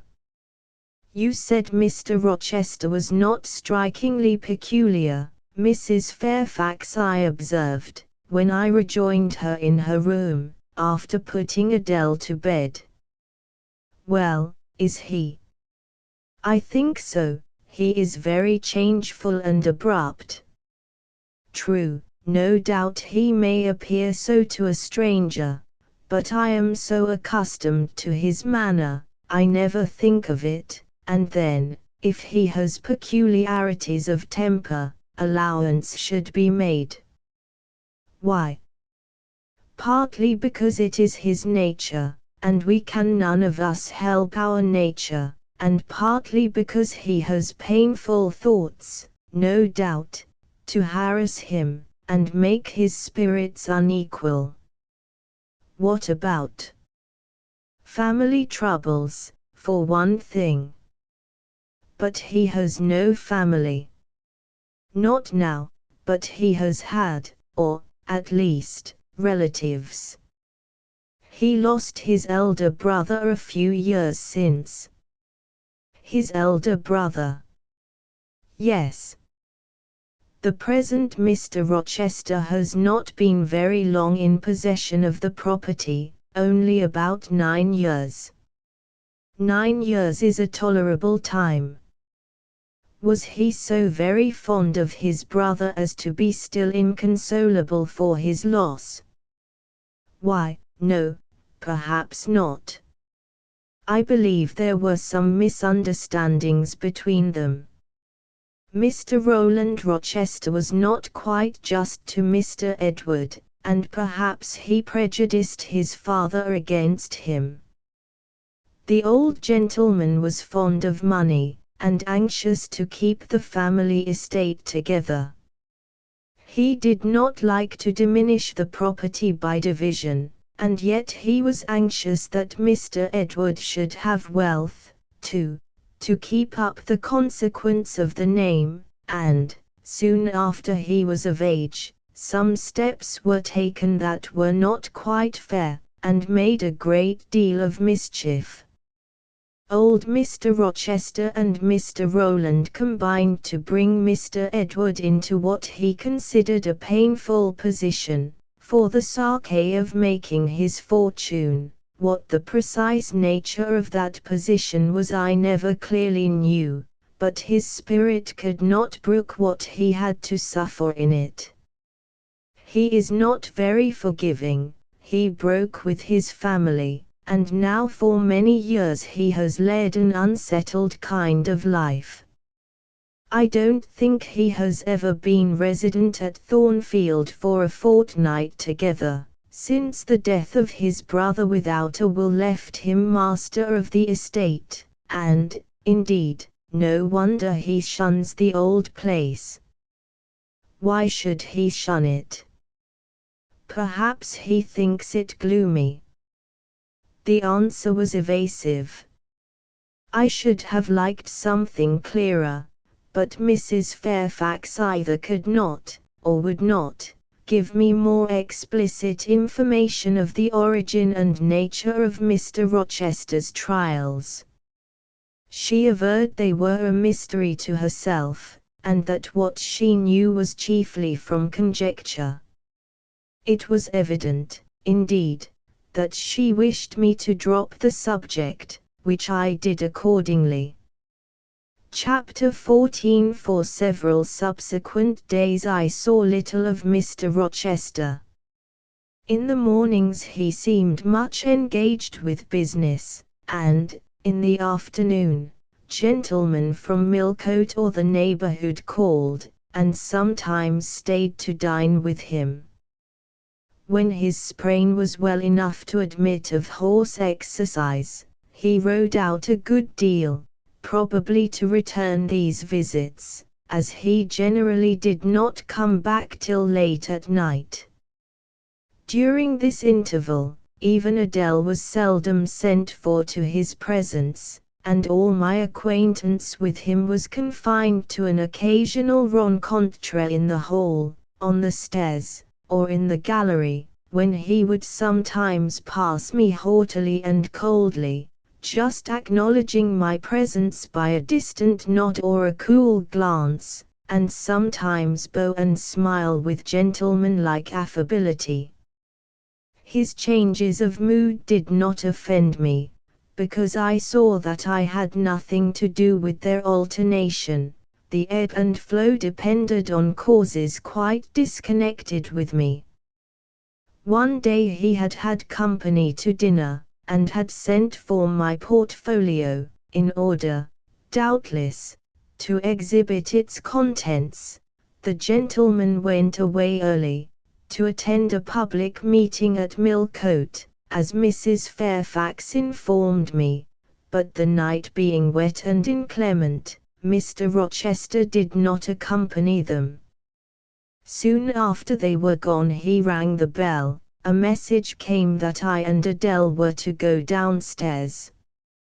I brushed Adele's hair and made her neat, and having ascertained that I was myself in my usual Quaker trim, where there was nothing to retouch, all being too close and plain, braided locks included, to admit of disarrangement. We descended, Adele wondering whether the petit coffre was at length come, for, owing to some mistake, its arrival had hitherto been delayed. She was gratified. There it stood, a little carton, on the table when we entered the dining room. She appeared to know it by instinct. "Ma boîte," exclaimed she, running towards it. "Yes, there is your boîte at last. Take it into a corner, you genuine daughter of Paris, and amuse yourself with disemboweling it," said the deep and rather sarcastic voice of Mr. Rochester, proceeding from the depths of an immense easy-chair at the fireside. "And mind," he continued, "don't bother me with any details of the anatomical process, or any notice of the condition of the entrails. Let your operation be conducted in silence. Tiens tout tranquille, enfant, comprends tu?" Adele seemed scarcely to need the warning. She had already retired to a sofa with her treasure, and was busy untying the cord which secured the lid. Having removed this impediment, and lifted certain silvery envelopes of tissue paper, she merely exclaimed, "Oh ciel! Que c'est beau," and then remained absorbed in ecstatic contemplation. "Is Miss Eyre there?" now demanded the master, half rising from his seat to look round to the door, near which I still stood. "Ah, well, come forward, be seated here." He drew a chair near his own.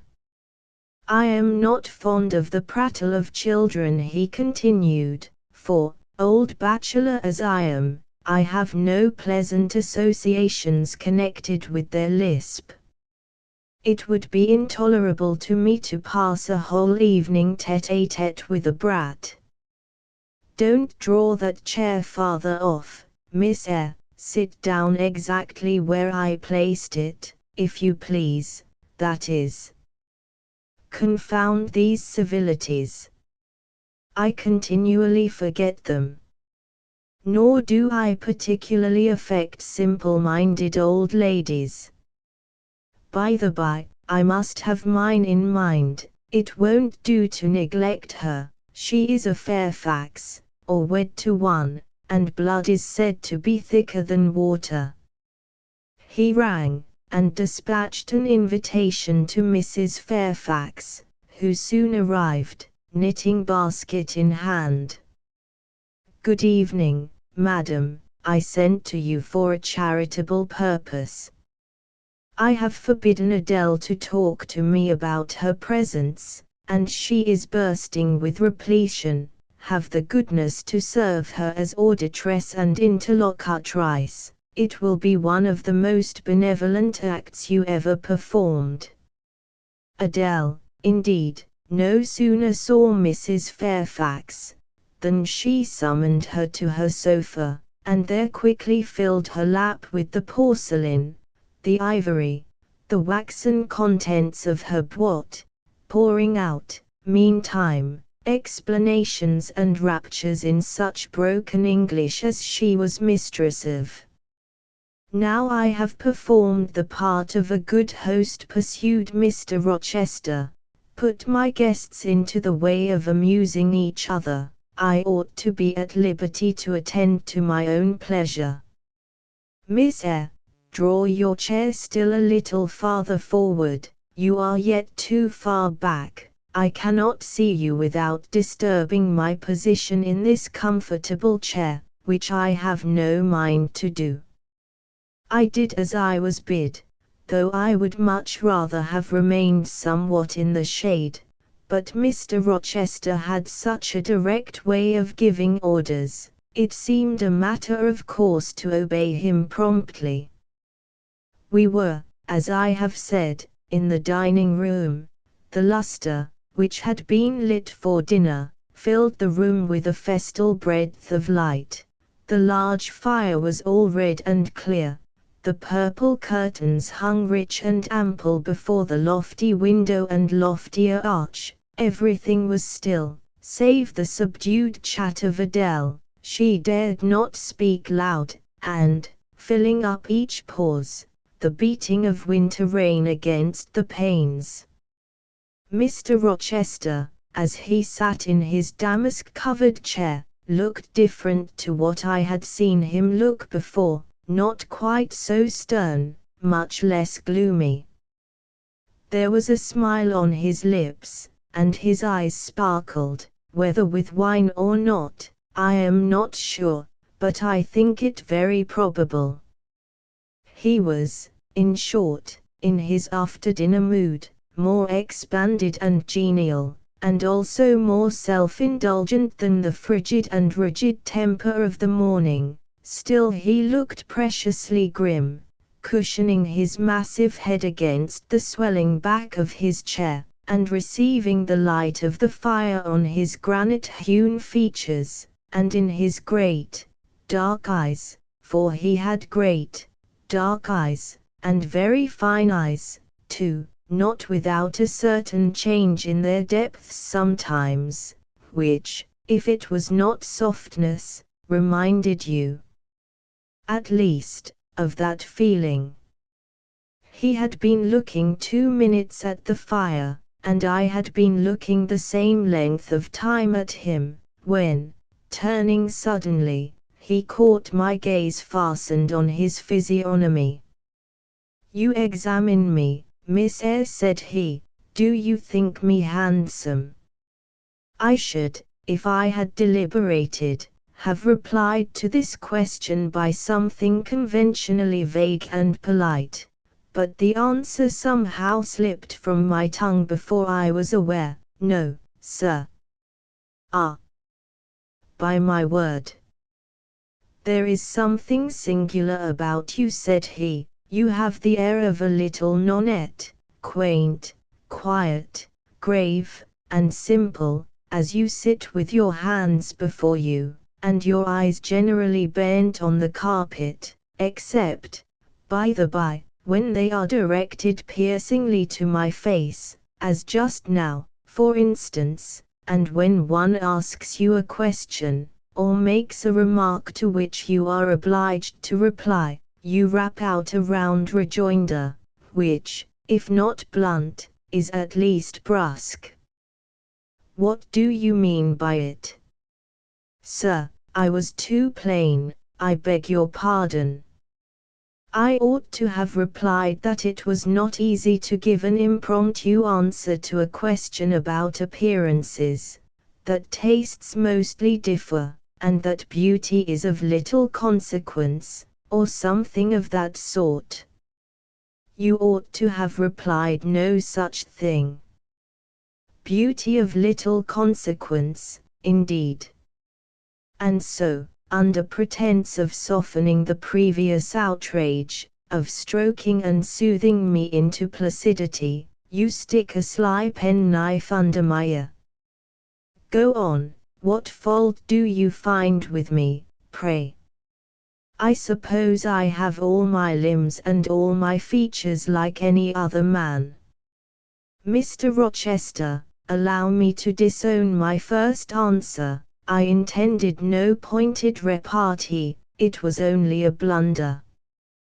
Just so, I think so, and you shall be answerable for it. Criticize me, does my forehead not please you? He lifted up the sable waves of hair which lay horizontally over his brow, and showed a solid enough mass of intellectual organs, but an abrupt deficiency where the suave sign of benevolence should have risen. Now, am I a fool? Far from it, sir. You would, perhaps, think me rude if I inquired in return whether you are a philanthropist. There again. Another stick of the penknife. When she pretended to pat my head, and that is because I said I did not like the society of children and old women, low be it spoken. No, young lady, I am not a general philanthropist, but I bear a conscience, and he pointed to the prominences which are said to indicate that faculty, and which, fortunately for him, were sufficiently conspicuous, giving, indeed, a marked breadth to the upper part of his head, and, besides, I once had a kind of rude tenderness of heart. When I was as old as you, I was a feeling fellow enough, partial to the unfledged, unfostered, and unlucky, but fortune has knocked me about since, she has even kneaded me with her knuckles, and now I flatter myself I am hard and tough as an india-rubber ball, pervious, though, through a chink or two still, and with one sentient point in the middle of the lump. Yes, does that leave hope for me? Hope of what, sir? Of my final retransformation from india-rubber back to flesh. Decidedly he has had too much wine, I thought, and I did not know what answer to make to his queer question. How could I tell whether he was capable of being retransformed? You looked very much puzzled, Miss Eyre, and though you are not pretty any more than I am handsome, yet a puzzled air becomes you. Besides, it is convenient, for it keeps those searching eyes of yours away from my physiognomy, and busies them with the worsted flowers of the rug, so puzzle on. Young lady, I am disposed to be gregarious and communicative tonight. With this announcement he rose from his chair, and stood, leaning his arm on the marble mantelpiece. In that attitude his shape was seen plainly as well as his face, his unusual breadth of chest, disproportionate almost to his length of limb.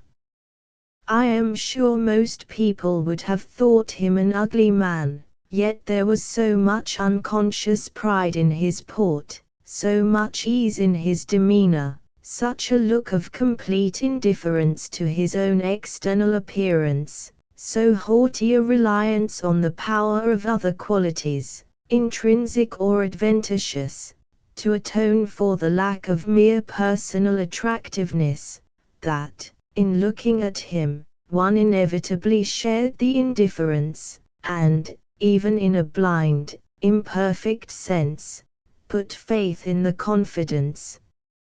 I am disposed to be gregarious and communicative tonight, he repeated, and that is why I sent for you. The fire and the chandelier were not sufficient company for me, nor would Pilate have been, for none of these can talk. Adele is a degree better, but still far below the mark. Mrs. Fairfax ditto. You, I am persuaded, can suit me if you will. You puzzled me the first evening I invited you down here. I have almost forgotten you since, other ideas have driven yours from my head, but tonight I am resolved to be at ease, to dismiss what importunes, and recall what pleases. It would please me now to draw you out, to learn more of you, therefore speak. Instead of speaking, I smiled, and not a very complacent or submissive smile either. Speak, he urged. What about, sir? Whatever you like. I leave both the choice of subject and the manner of treating it entirely to yourself. Accordingly I sat and said nothing. If he expects me to talk for the mere sake of talking and showing off, he will find he has addressed himself to the wrong person, I thought. You are dumb, Miss Eyre. I was dumb still. He bent his head a little towards me, and with a single hasty glance seemed to dive into my eyes. "Stubborn," he said, "and annoyed. Ah. It is consistent." I put my request in an absurd, almost insolent form. "Miss Eyre, I beg your pardon. The fact is, once for all, I don't wish to treat you like an inferior, that is," correcting himself, "I claim only such superiority as must result from 20 years' difference in age and a century's advance in experience. This is legitimate, it JYTNs, as Adele would say, and it is by virtue of this superiority, and this alone, that I desire you to have the goodness to talk to me a little now, and divert my thoughts, which are galled with dwelling on one point, cankering as a rusty nail." He had deigned an explanation, almost an apology, and I did not feel insensible to his condescension, and would not seem so. "I am willing to amuse you, if I can, sir, quite willing, but I cannot introduce a topic, because how do I know what will interest you? Ask me questions, and I will do my best to answer them.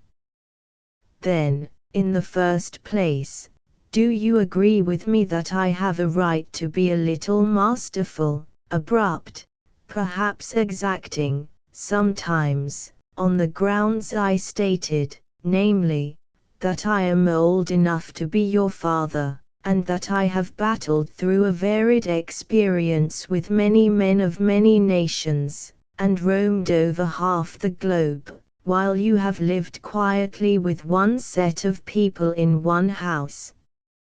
Do as you please, sir." That is no answer, or rather it is a very irritating, because a very evasive one. Reply clearly.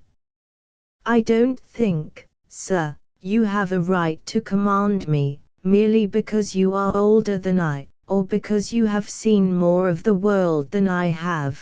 Your claim to superiority depends on the use you have made of your time and experience." Humph. Promptly spoken. But I won't allow that, seeing that it would never suit my case, as I have made an indifferent, not to say a bad, use of both advantages. Leaving superiority out of the question, then, you must still agree to receive my orders now and then, without being piqued or hurt by the tone of command. Will you? I smiled. I thought to myself, Mr. Rochester is peculiar. He seems to forget that he pays me £30 per annum for receiving his orders. "The smile is very well," said he, catching instantly the passing expression, "but speak to."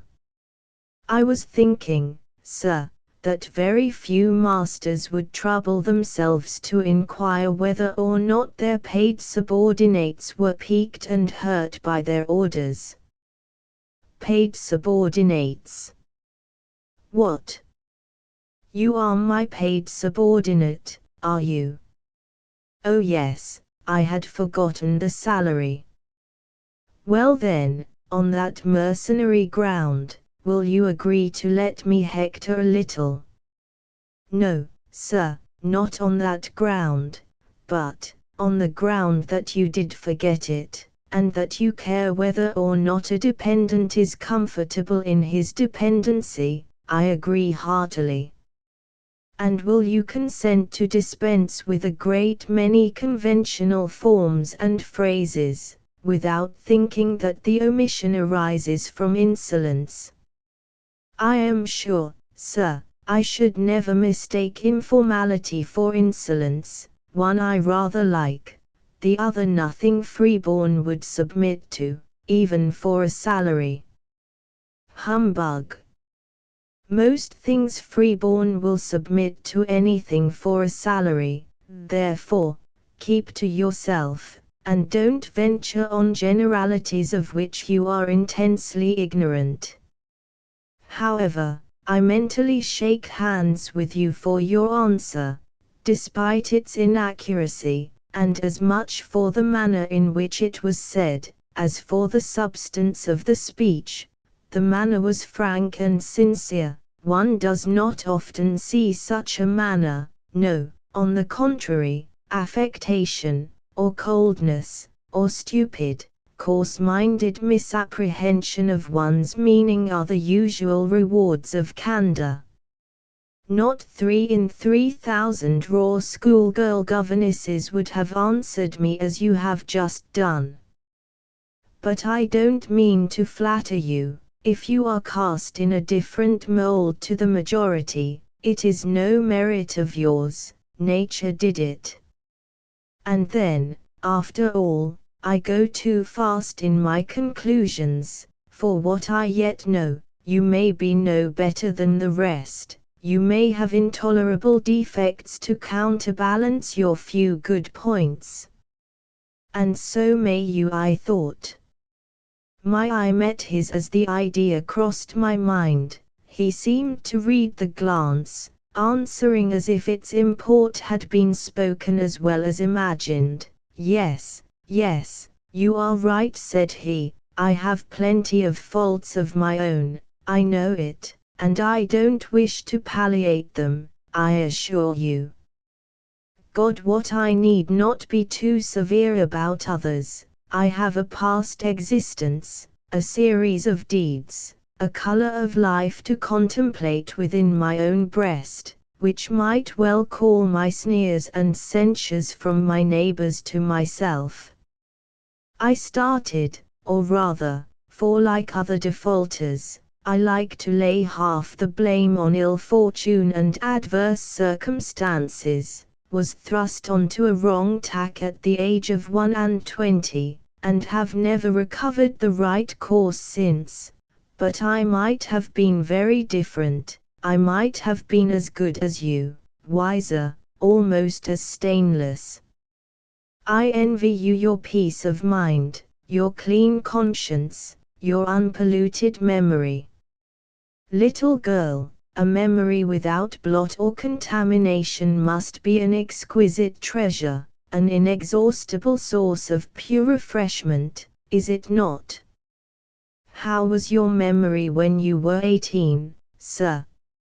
All right then, limpid, salubrious, no gush of bilge water had turned it to fetid puddle. I was your equal at 18, quite your equal. Nature meant me to be, on the whole, a good man, Miss Eyre, one of the better kind, and you see I am not so. You would say you don't see it, at least I flatter myself I read as much in your eye. Beware, by the by, what you express with that organ, I am quick at interpreting its language. Then take my word for it, I am not a villain. You are not to suppose that, not to attribute to me any such bad eminence, but, owing, I verily believe, rather to circumstances than to my natural bent, I am a trite commonplace sinner, hackneyed in all the poor petty dissipations with which the rich and worthless try to put on life. Do you wonder that I avow this to you? No. That in the course of your future life you will often find yourself elected the involuntary confidant of your acquaintances' secrets. People will instinctively find out, as I have done, that it is not your forte to tell of yourself, but to listen while others talk of themselves. They will feel, too, that you listen with no malevolent scorn of their indiscretion, but with a kind of innate sympathy, not the less comforting and encouraging because it is very unobtrusive in its manifestations. How do you know, how can you guess all this, sir? I know it well, therefore I proceed almost as freely as if I were writing my thoughts in a diary. You would say, I should have been superior to circumstances, so I should, but you see I was not. When fate wronged me, I had not the wisdom to remain cool, I turned desperate, then I degenerated. Now, when any vicious simpleton excites my disgust by his paltry ribaldry, I cannot flatter myself that I am better than he, I am forced to confess that he and I are on a level. I wish I had stood firm, God knows I do. Dread remorse when you are tempted to err, Miss Eyre, remorse is the poison of life. Repentance is said to be its cure, sir. It is not its cure. Reformation may be its cure, and I could reform, I have strength yet for that, but where is the use of thinking of it, hampered, burdened, cursed as I am? Besides, since happiness is irrevocably denied me, I have a right to get pleasure out of life, and I will get it, cost what it may. Then you will degenerate still more, sir. Possibly, yet why should I, if I can get sweet, fresh pleasure?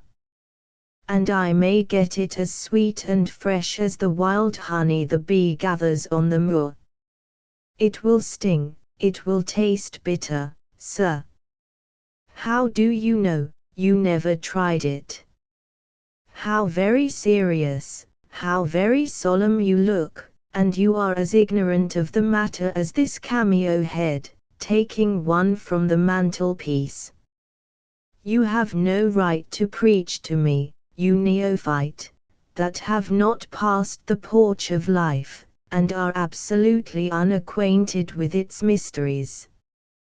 I only remind you of your own words, sir. You said error brought remorse, and you pronounced remorse the poison of existence. And who talks of error now? I scarcely think the notion that flitted across my brain was an error. I believe it was an inspiration rather than a temptation. It was very genial, very soothing, I know that. Here it comes again.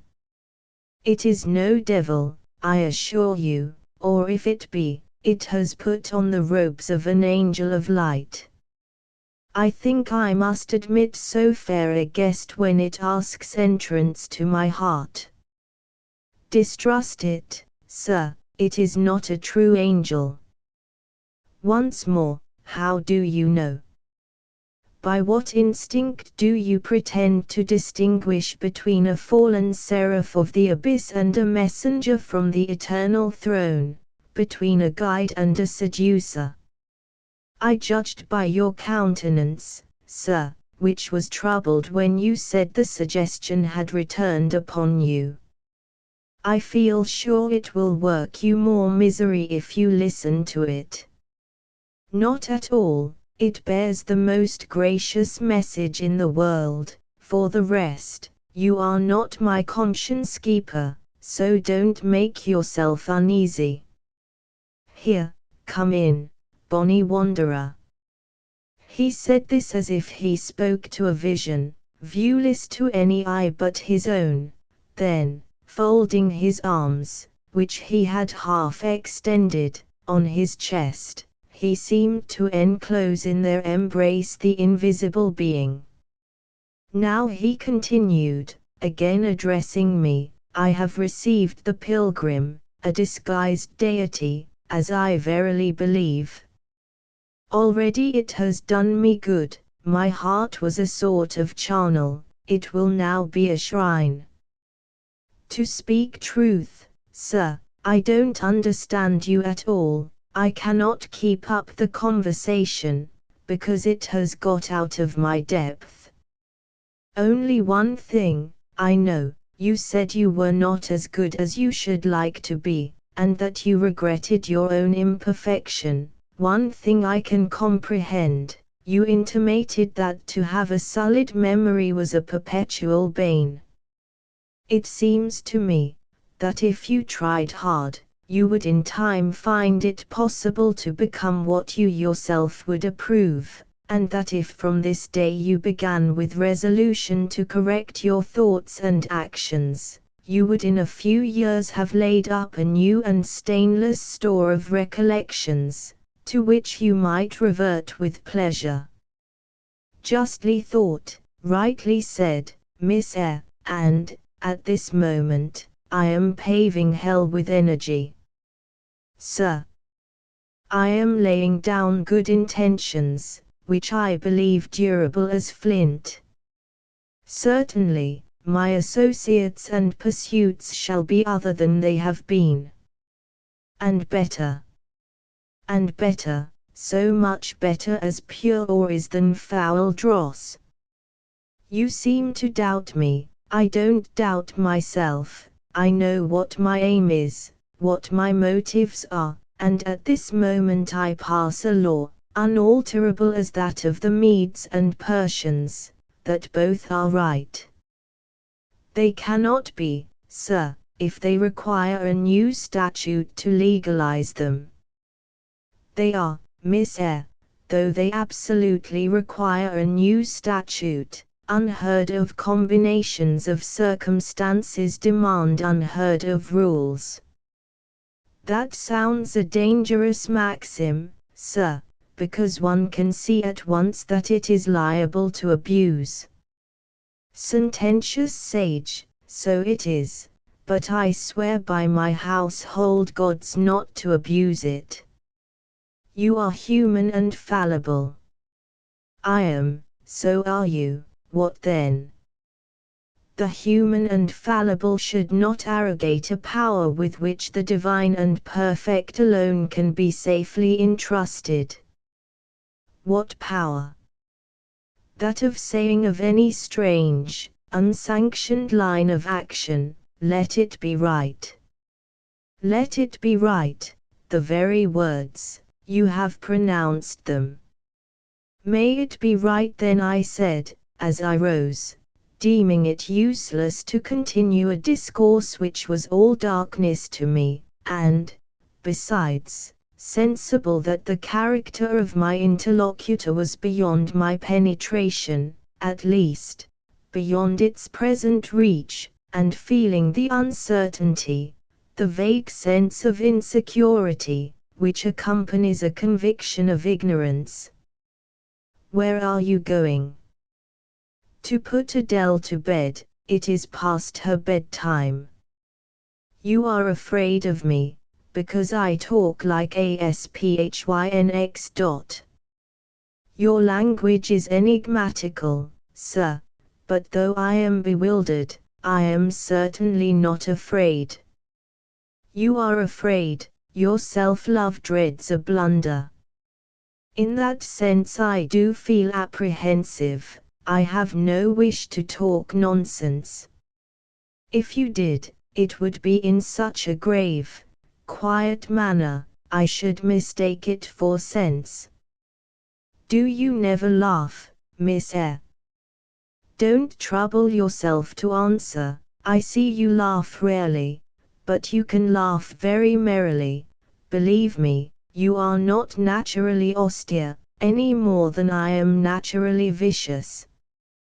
The load constraint still clings to you somewhat, controlling your features, muffling your voice, and restricting your limbs, and you fear in the presence of a man and a brother, or father, or master, or what you will, to smile too gaily, speak too freely, or move too quickly, but, in time, I think you will learn to be natural with me, as I find it impossible to be conventional with you, and then your looks and movements will have more vivacity and variety than they dare offer now. I see at intervals the glance of a curious sort of bird through the close-set bars of a cage, a vivid, restless, resolute captive is there, were it but free, it would soar cloud high. You are still bent on going. It has struck 9, sir. Never mind, wait a minute, Adele is not ready to go to bed yet. My position, Miss Eyre, with my back to the fire, and my face to the room, favors observation.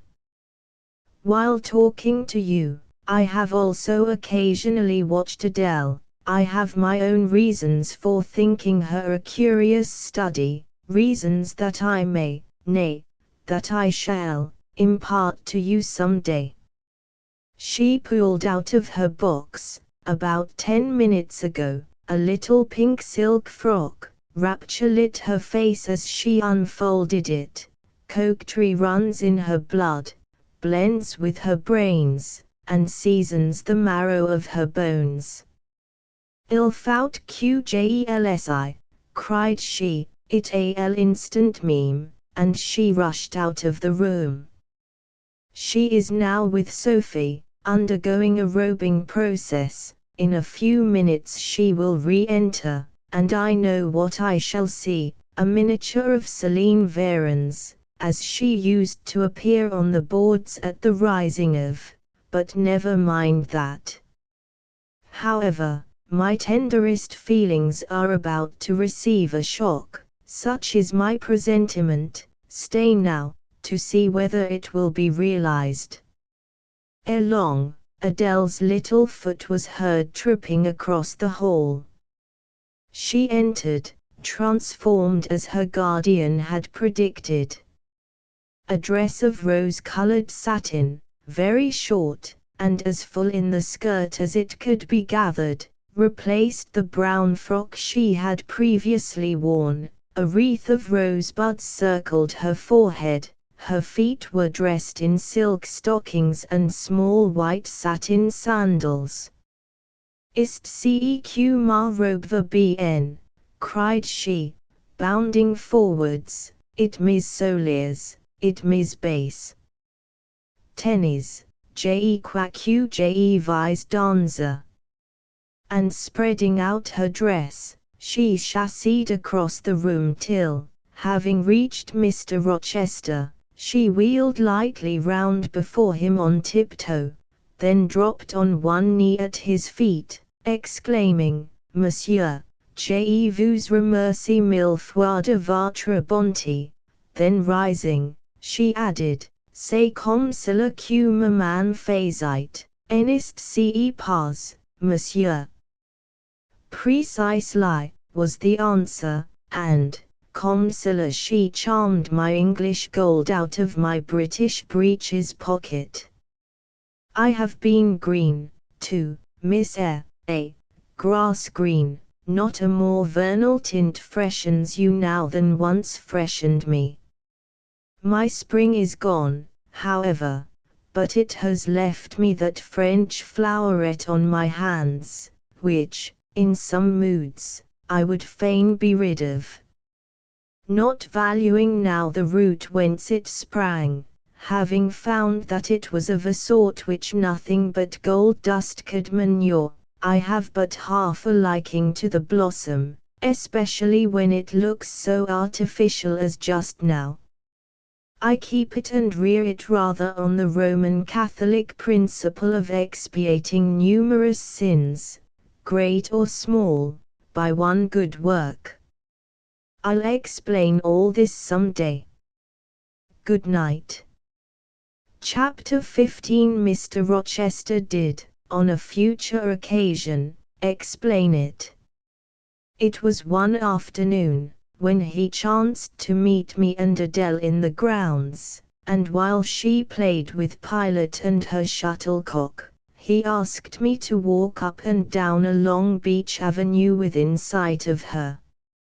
He then said that she was the daughter of a French opera dancer, Céline Varens, towards whom he had once cherished what he called a grande passion. This passion Céline had professed to return with even superior ardor. He thought himself her idol. Ugly as he was, he believed, as he said, that she preferred his tail-de athlete to the elegance of the Apollo Belvedere. And, Miss Eyre, so much was I flattered by this preference of the Gallic Sylph for her British gnome, that I installed her in an hotel, gave her a complete establishment of servants, a carriage, cashmeres, diamonds, dentals, and in short, I began the process of ruining myself in the received style, like any other spoony.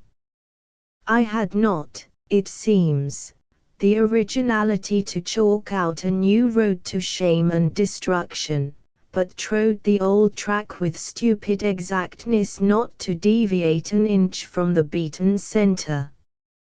I had, as I deserved to have, the fate of all other spoonies.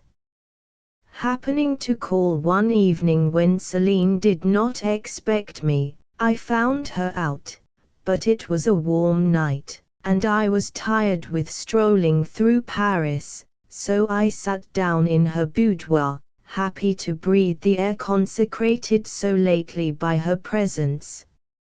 No, I exaggerate. I never thought there was any consecrating virtue about her. It was rather a sort of pastille perfume she had left, a scent of musk and amber, than an odor of sanctity. I was just beginning to stifle with the fumes of conservatory flowers and sprinkled essences, when I bethought myself to open the window and step out onto the balcony. It was moonlight and gaslight besides, and very still and serene. The balcony was furnished with a chair or two. I sat down, and took out a cigar. I will take one now, if you will excuse me. Here ensued a pause, filled up by the producing and lighting of a cigar. Having placed it to his lips and breathed a trail of Havana incense on the freezing and sunless air, he went on, I liked bonbons too in those days, Miss Eyre, and I was croquant. Overlook the barbarism, croquant chocolate comfits, and smoking alternately, watching meantime the equipages that rolled along the fashionable streets towards the neighboring opera house, when in an elegant close carriage drawn by a beautiful pair of English horses, and distinctly seen in the brilliant city night, I recognized the voiture I had given Céline. She was returning. Of course my heart thumped with impatience against the iron rails I leant upon. The carriage stopped, as I had expected, at the hotel door. My flame, that is the very word for an opera inamorator, alighted, though muffled in a cloak, an unnecessary encumbrance. By the by, on so warm a June evening, I knew her instantly by her little foot, seen peeping from the skirt of her dress, as she skipped from the carriage step. Bending over the balcony, I was about to murmur Mon Ange, in a tone, of course, which should be audible to the ear of love alone, when a figure jumped from the carriage after her, cloaked also, but that was a spurred heel which had rung on the pavement, and that was a hatted head which now passed under the arched porte-coche of the hotel. You never felt jealousy, did you, Miss Eyre? Of course not. I need not ask you, because you never felt love. You have both sentiments yet to experience, your soul sleeps, the shock is yet to be given which shall waken it. You think all existence lapses in as quiet a flow as that in which your youth has hitherto slid away. Floating on with closed eyes and muffled ears, you neither see the rocks bristling not far off in the bed of the flood, nor hear the breakers boil at their base. But I tell you, and you may mark my words, You will come some day to a craggy pass in the channel, where the whole of life's stream will be broken up into whirl and tumult, foam and noise. Either you will be dashed to atoms on crag points, or lifted up and borne on by some master wave into a calmer current, as I am now. I like this day, I like that sky of steel, I like the sternness and stillness of the world under this frost. I like Thornfield, its antiquity, its retirement, its old crow trees and thorn trees, its grey facade, and lines of dark windows reflecting that metal welkin, and yet how long have I abhorred the very thought of it, shunned it like a great plague house. How I do still abhor. He ground his teeth and was silent. He arrested his step and struck his boot against the hard ground. Some hated thought seemed to have him in its grip, and to hold him so tightly that he could not advance. We were ascending the avenue when he thus paused. The hall was before us. Lifting his eye to its battlements, he cast over them a glare such as I never saw before or since. Pain, shame, ire, impatience, disgust, detestation, seemed momentarily to hold a quivering conflict in the large pupil dilating under his ebon eyebrow. Wild was the wrestle which should be paramount, but another feeling rose and triumphed, something hard and cynical, self-willed and resolute. It settled his passion and petrified his countenance. He went on, during the moment I was silent, Miss Eyre, I was arranging a point with my destiny. She stood there, by that beech trunk, a hag like one of those who appeared to Macbeth on the heath of Forres. You like Thornfield, she said, lifting her finger, and then she wrote in the air a memento, which ran in lurid hieroglyphics all along the house front, between the upper and lower row of windows. Like it if you can. Like it if you dare. I will like it, said I dare like it, and, he subjoined moodily, I will keep my word, I will break obstacles to happiness, to goodness, yes, goodness. I wish to be a better man than I have been, than I am, as Job's Leviathan broke the spear, the dart, and the habergeon. Hindrances which others count as iron and brass, I will esteem but straw and rotten wood. Adele here ran before him with her shuttlecock. Away, he cried harshly, keep at a distance, child, or go into Sophie. Continuing then to pursue his walk in silence, I ventured to recall him to the point whence he had abruptly diverged. Did you leave the balcony, sir? I asked, when Mdlle. Varens entered. I almost expected a rebuff for this hardly well-timed question, but, on the contrary, waking out of his scowling abstraction, he turned his eyes towards me, and the shade seemed to clear off his brow. Oh, I had forgotten Celine. Well, to resume. When I saw my charmer thus come in accompanied by a cavalier, I seemed to hear a hiss, and the green snake of jealousy, rising on undulating coils from the moonlit balcony, glided within my waistcoat, and ate its way in 2 minutes to my heart's core. Strange, he exclaimed, suddenly starting again from the point. Strange that I should choose you for the confidant of all this, young lady.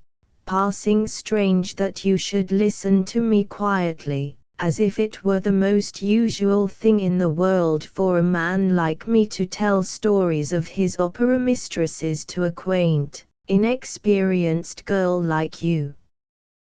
but the last singularity explains the first. As I intimated once before, you, with your gravity, considerateness, and caution were made to be the recipient of secrets. Besides, I know what sort of a mind I have placed in communication with my own. I know it is one not liable to take infection. It is a peculiar mind, it is a unique one. Happily I do not mean to harm it, but, if I did, it would not take harm from me. The more you and I converse, the better, for while I cannot blight you, you may refresh me.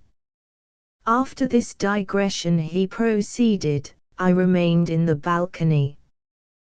They will come to her boudoir, no doubt, thought I. Let me prepare an ambush. So putting my hand in through the open window, I drew the curtain over it, leaving only an opening through which I could take observations. Then I closed the casement, all but a chink just wide enough to furnish an outlet to lovers' whispered vows. Then I stole back to my chair, and as I resumed it the pair came in. My eye was quickly at the aperture. Celine's chambermaid entered, lit a lamp, left it on the table, and withdrew. The couple were thus revealed to me clearly. Both removed their cloaks, and there was the Varens shining in satin and jewels, my gifts of course. And there was her companion in an officer's uniform, and I knew him for a young roue of a vicomte, a brainless and vicious youth whom I had sometimes met in society, and had never thought of hating because I despised him so absolutely. On recognizing him, the fang of the snake jealousy was instantly broken, because at the same moment my love for Celine sank under an extinguisher.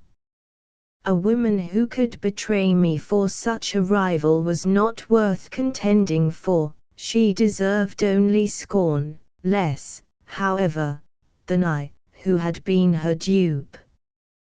They began to talk.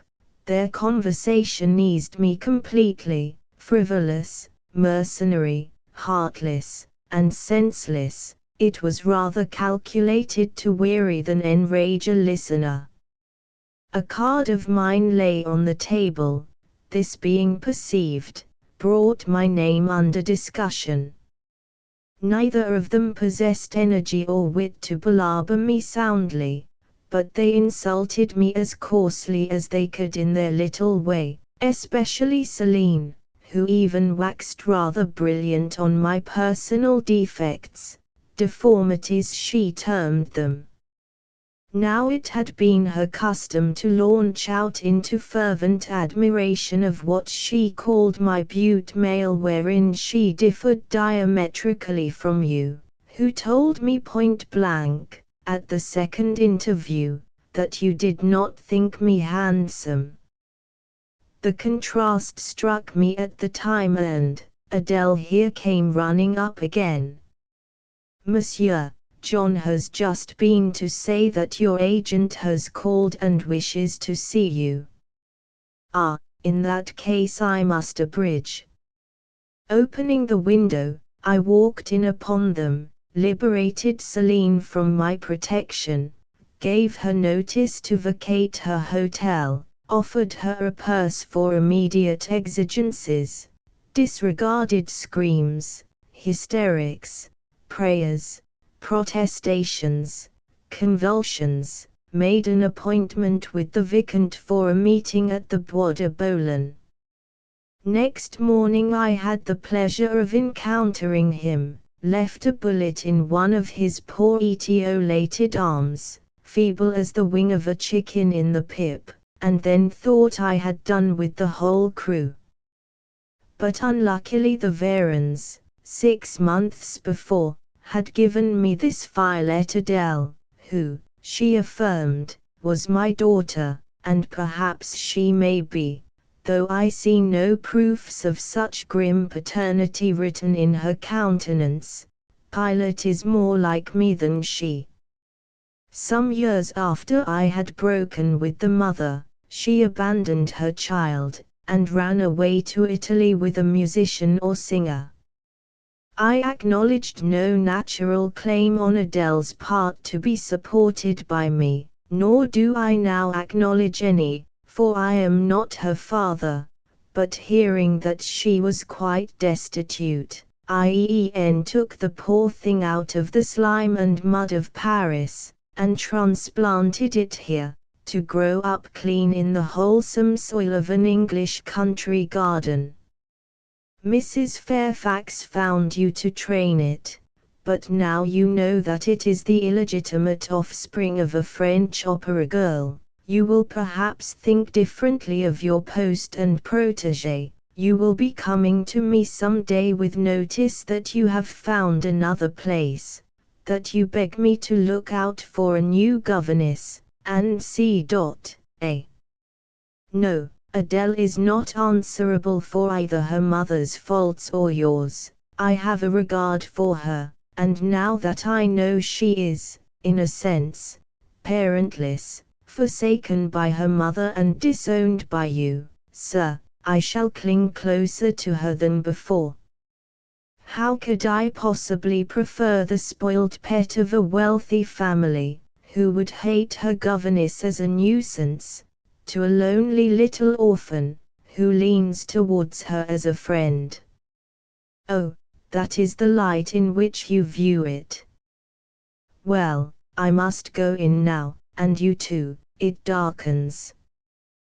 But I stayed out a few minutes longer with Adele and Pilot, ran a race with her, and played a game of battledore and shuttlecock.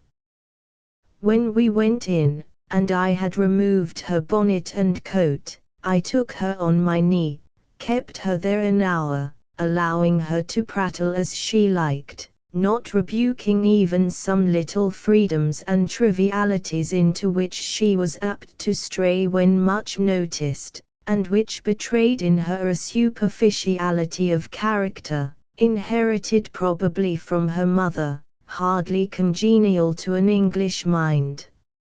Still she had her merits, and I was disposed to appreciate all that was good in her to the utmost. I sought in her countenance and features a likeness to Mr. Rochester, but found none. No trait, no turn of expression announced relationship. It was a pity. If she could but have been proved to resemble him, he would have thought more of her. It was not till after I had withdrawn to my own chamber for the night, that I steadily reviewed the tale Mr. Rochester had told me. As he had said, there was probably nothing at all extraordinary in the substance of the narrative itself. A wealthy Englishman's passion for a French dancer, and her treachery to him, were everyday matters enough, no doubt, in society, but there was something decidedly strange in the paroxysm of emotion which had suddenly seized him when he was in the act of expressing the present contentment of his mood, and his newly revived pleasure in the old hall and its environs. I meditated wonderingly on this incident, but gradually quitting it, as I found it for the present inexplicable, I turned to the consideration of my master's manner to myself. The confidence he had thought fit to repose in me seemed a tribute to my discretion. I regarded and accepted it as such. His deportment had now for some weeks been more uniform towards me than at the first. I never seemed in his way. He did not take fits of chilling hauteur. When he met me unexpectedly, the encounter seemed welcome. He had always a word and sometimes a smile for me, when summoned by formal invitation to his presence, I was honored by a cordiality of reception that made me feel I really possessed the power to amuse him, and that these evening conferences were sought as much for his pleasure as for my benefit. I, indeed, talked comparatively little, but I heard him talk with relish. It was his nature to be communicative. He liked to open to a mind unacquainted with the world glimpses of its scenes and ways. I do not mean its corrupt scenes and wicked ways, but such as derived their interest from the great scale on which they were acted, the strange novelty by which they were characterized, and I had a keen delight in receiving the new ideas he offered, in imagining the new pictures he portrayed, and following him in thought through the new regions he disclosed, never startled or troubled by one noxious illusion. The ease of his manner freed me from painful restraint, the friendly frankness, as correct as cordial, with which he treated me, drew me to him. I felt at times as if he were my relation rather than my master, yet he was imperious sometimes still, but I did not mind that. I saw it was his way.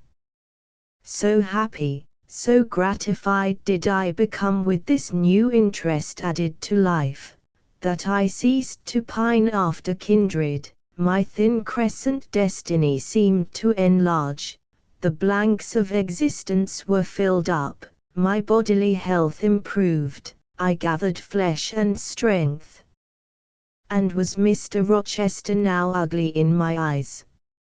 No, reader, gratitude, and many associations, all pleasurable and genial, made his face the object I best liked to see. His presence in a room was more cheering than the brightest fire. Yet I had not forgotten his faults, indeed, I could not, for he brought them frequently before me. He was proud, sardonic, harsh to inferiority of every description. In my secret soul I knew that his great kindness to me was balanced by unjust severity to many others.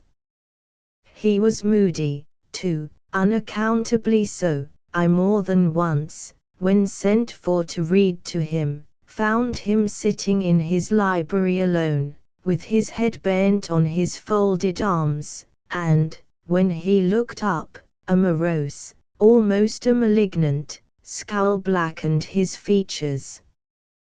But I believed that his moodiness, his harshness, and his former faults of morality, I say former, for now he seemed corrected of them, had their source in some cruel cross of fate. I believed he was naturally a man of better tendencies, higher principles, and purer tastes than such as circumstances had developed, education instilled, or destiny encouraged. I thought there were excellent materials in him, though for the present they hung together somewhat spoiled and tangled. I cannot deny that I grieved for his grief, whatever that was, and would have given much to assuage it. Though I had now extinguished my candle and was laid down in bed, I could not sleep for thinking of his look when he paused in the avenue, and told how his destiny had risen up before him, and dared him to be happy at Thornfield. Why not? I asked myself. What alienates him from the house? Will he leave it again soon? Mrs. Fairfax said he seldom stayed here longer than a fortnight at a time, and he has now been resident 8 weeks. If he does go, the change will be doleful. Suppose he should be absent spring, summer, and autumn, how joyless sunshine and fine days will seem. I hardly know whether I had slept or not after this musing, At any rate, I started wide awake on hearing a vague murmur, peculiar and lugubrious, which sounded, I thought, just above me. I wished I had kept my candle burning. The night was drearily dark, my spirits were depressed. I rose and sat up in bed, listening. The sound was hushed. I tried again to sleep, but my heart beat anxiously, my inward tranquillity was broken. The clock, far down in the hall, struck 2. Just then it seemed my chamber door was touched, as if fingers had swept the panels in groping a way along the dark gallery outside. I said, "Who is there?" Nothing answered. I was chilled with fear. All at once I remembered that it might be Pilate, who, when the kitchen door chanced to be left open, not unfrequently found his way up to the threshold of Mr. Rochester's chamber. I had seen him lying there myself in the mornings. The idea calmed me somewhat. I lay down. Silence composes the nerves, and as an unbroken hush now reigned again through the whole house, I began to feel the return of slumber. But it was not fated that I should sleep that night. A dream had scarcely approached my ear, when it fled affrighted, scared by a marrow-freezing incident enough. This was a demoniac laugh, low, suppressed, and deep, uttered, as it seemed, at the very keyhole of my chamber door. The head of my bed was near the door, and I thought at first the goblin laugher stood at my bedside, or rather, crouched by my pillow, but I rose, looked round, and could see nothing, while, as I still gazed, the unnatural sound was reiterated, and I knew it came from behind the panels. My first impulse was to rise and fasten the bolt, my next, again to cry out, "Who is there?" Something gurgled and moaned. Ere long, steps retreated up the gallery towards the third-story staircase. A door had lately been made to shut in that staircase. I heard it open and close, and all was still. Was that Grace Poole, and is she possessed with a devil? Thought I, impossible now to remain longer by myself. I must go to Mrs. Fairfax. I hurried on my frock and a shawl. I withdrew the bolt and opened the door with a trembling hand. There was a candle burning just outside, and on the matting in the gallery. I was surprised at this circumstance, but still more was I amazed to perceive the air quite dim, as if filled with smoke, and, while looking to the right hand and left, to find whence these blue wreaths issued, I became further aware of a strong smell of burning. Something creaked. It was a door ajar, and that door was Mr. Rochester's, and the smoke rushed in a cloud from thence. I thought no more of Mrs. Fairfax, I thought no more of Grace Poole, or the laugh. In an instant, I was within the chamber. Tongues of flame darted round the bed, the curtains were on fire. In the midst of blaze and vapor, Mr. Rochester lay stretched motionless, in deep sleep. "Wake, wake!" I cried. I shook him, but he only murmured and turned. The smoke had stupefied him.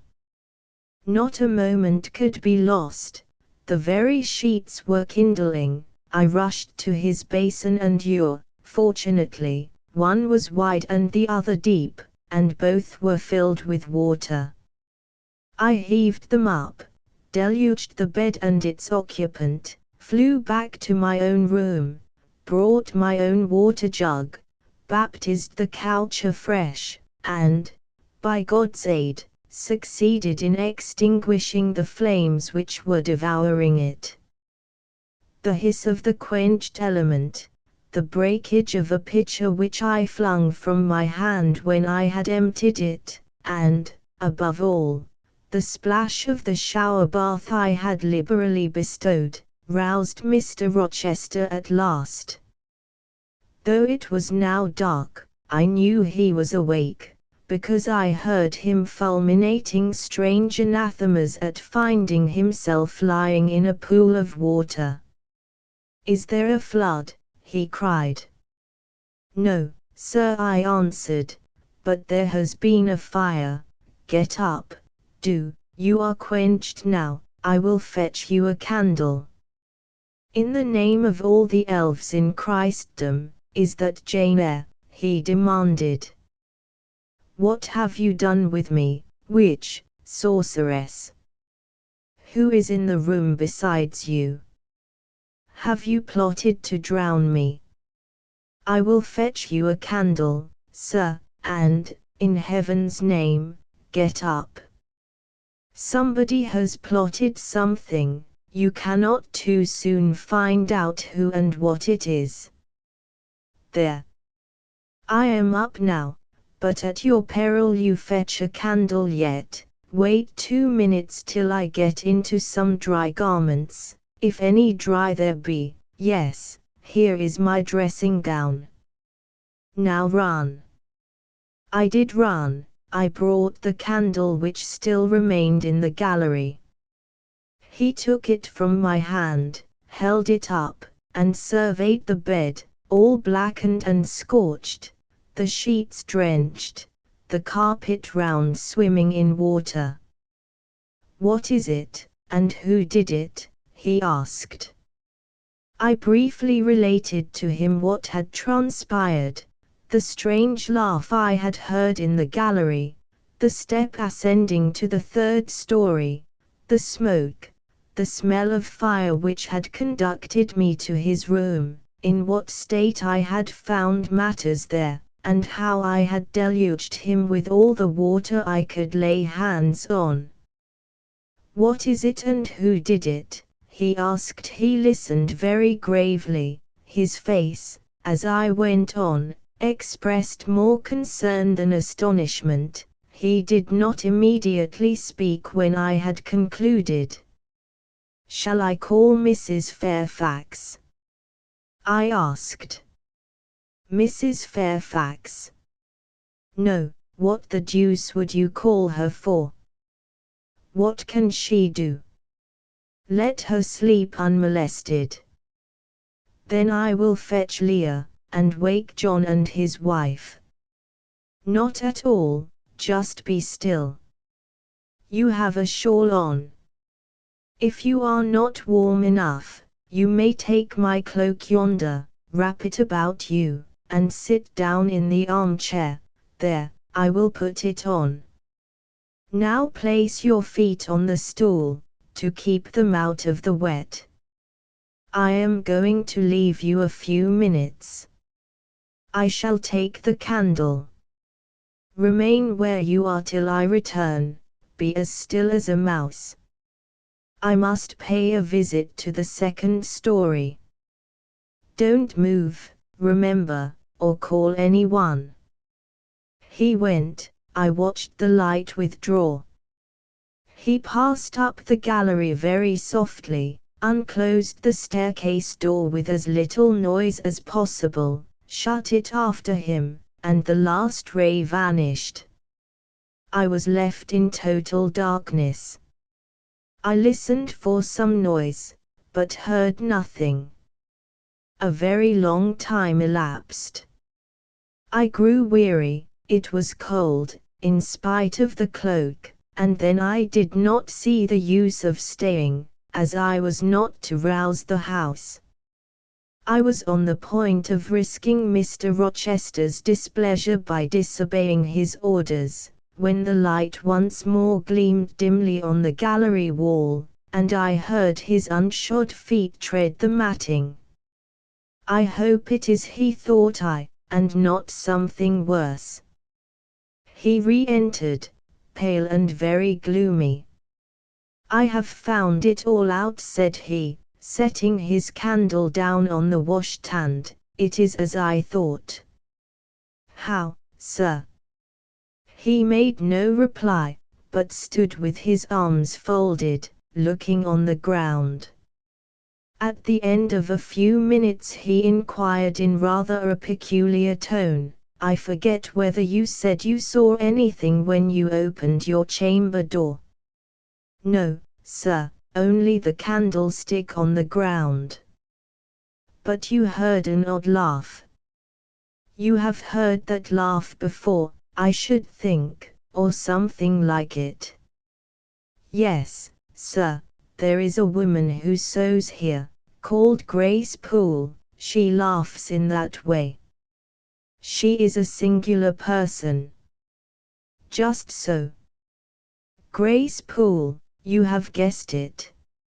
She is, as you say, singular, very. Well, I shall reflect on the subject. Meantime, I am glad that you are the only person, besides myself, acquainted with the precise details of tonight's incident. You are no talking fool, say nothing about it. I will account for this state of affairs," pointing to the bed, "and now return to your own room. I shall do very well on the sofa in the library for the rest of the night. It is near 4, in 2 hours the servants will be up." "Good night, then, sir," said I, departing.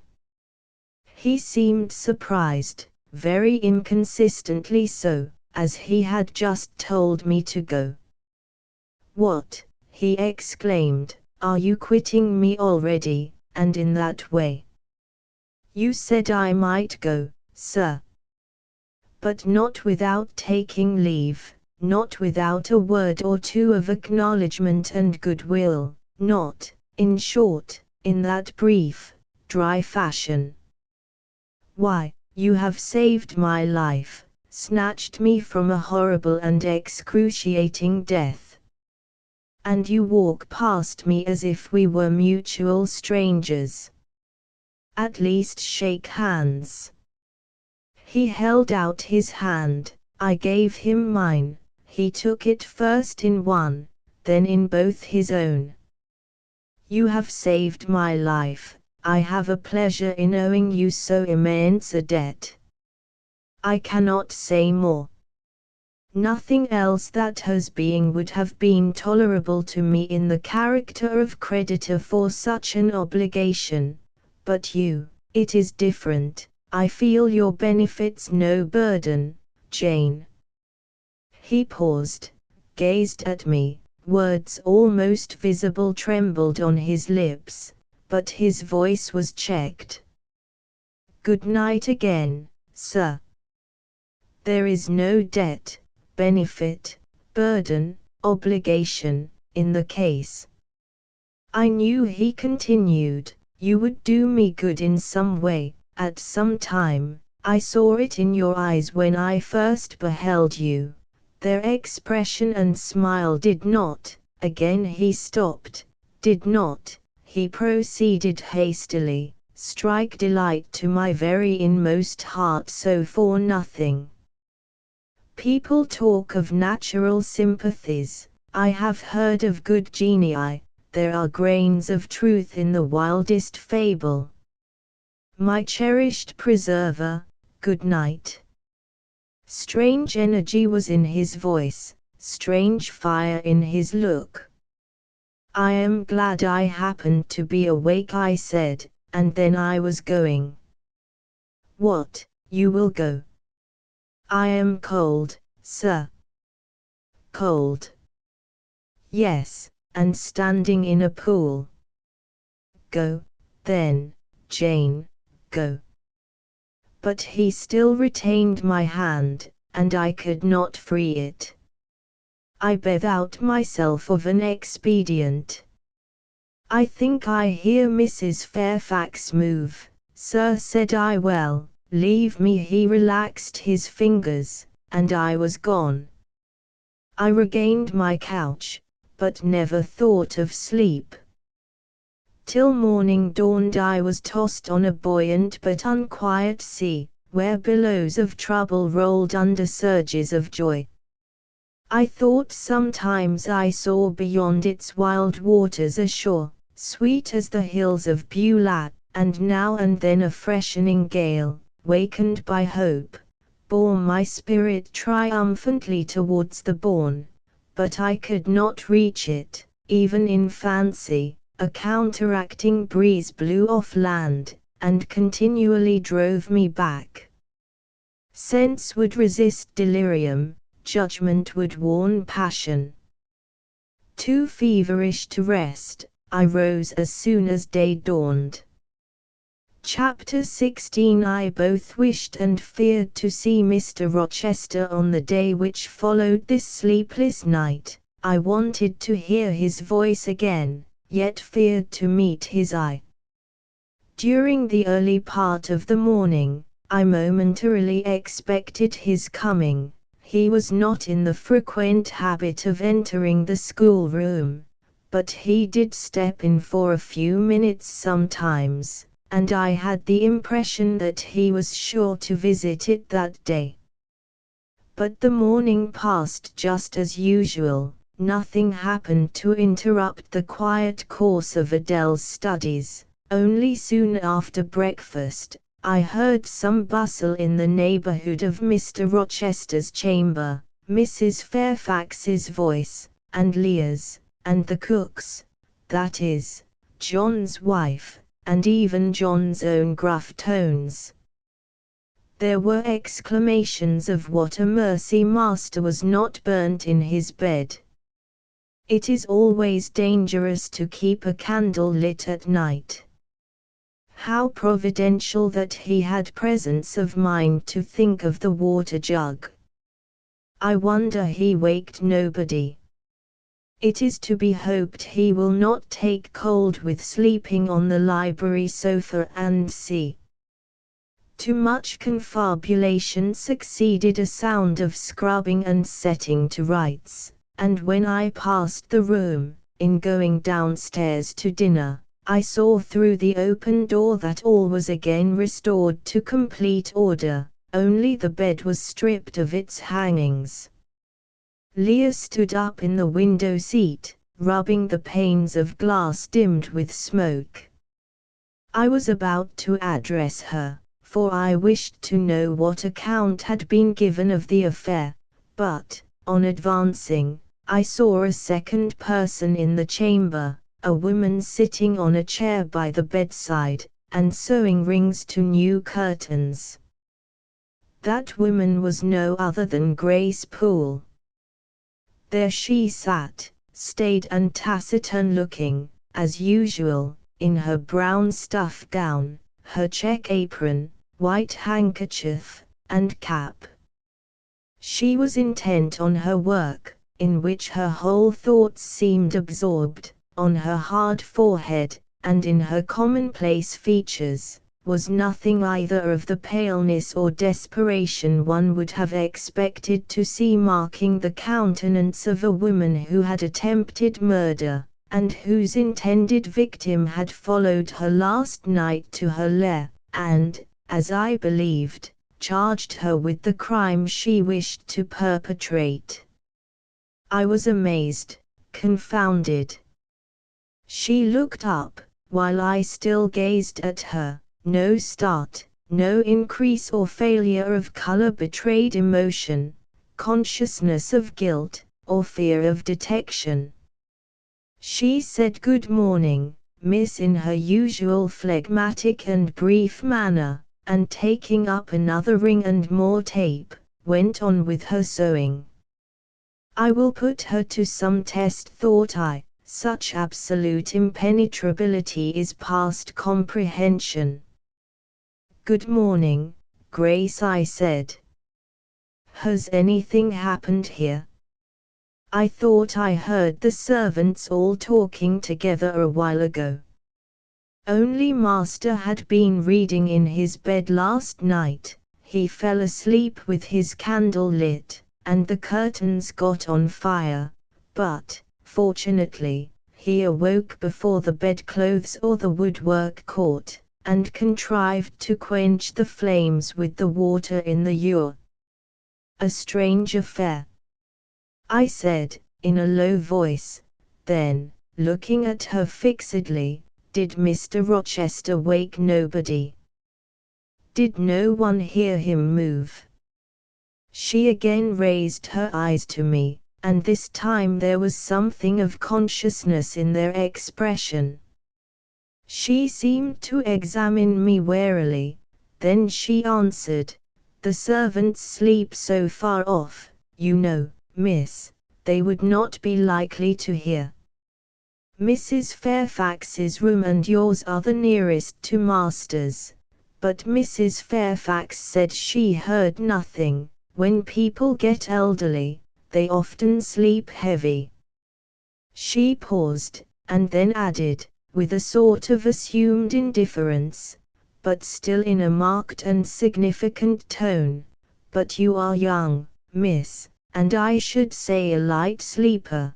Perhaps you may have heard a noise." "I did," said I, dropping my voice, so that Leah, who was still polishing the panes, could not hear me, and at first I thought it was Pilot, but Pilot cannot laugh, and I am certain I heard a laugh, and a strange one. She took a new needleful of thread, waxed it carefully, threaded her needle with a steady hand, and then observed, with perfect composure, "It is hardly likely master would laugh, I should think, miss. When he was in such danger, you must have been dreaming." "I was not dreaming," I said, with some warmth, for her brazen coolness provoked me. Again she looked at me, and with the same scrutinizing and conscious eye. "Have you told master that you heard a laugh?" she inquired. "I have not had the opportunity of speaking to him this morning." "You did not think of opening your door and looking out into the gallery?" she further asked. She appeared to be cross-questioning me, attempting to draw from me information unawares. The idea struck me that if she discovered I knew or suspected her guilt, she would be playing some of her malignant pranks on me. I thought it advisable to be on my guard. "On the contrary," said I bolted my door. "Then you are not in the habit of bolting your door every night before you get into bed?" Fiend, she wants to know my habits, that she may lay her plans accordingly.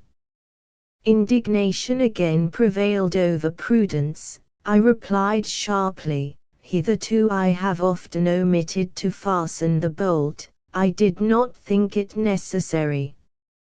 I was not aware any danger or annoyance was to be dreaded at Thornfield Hall, but in future," and I laid marked stress on the words, "I shall take good care to make all secure before I venture to lie down." "It will be wise so to do," was her answer. "This neighborhood is as quiet as any I know, and I never heard of the Hall being attempted by robbers since it was a house, though there are hundreds of pounds worth of plate in the plate closet, as is well known.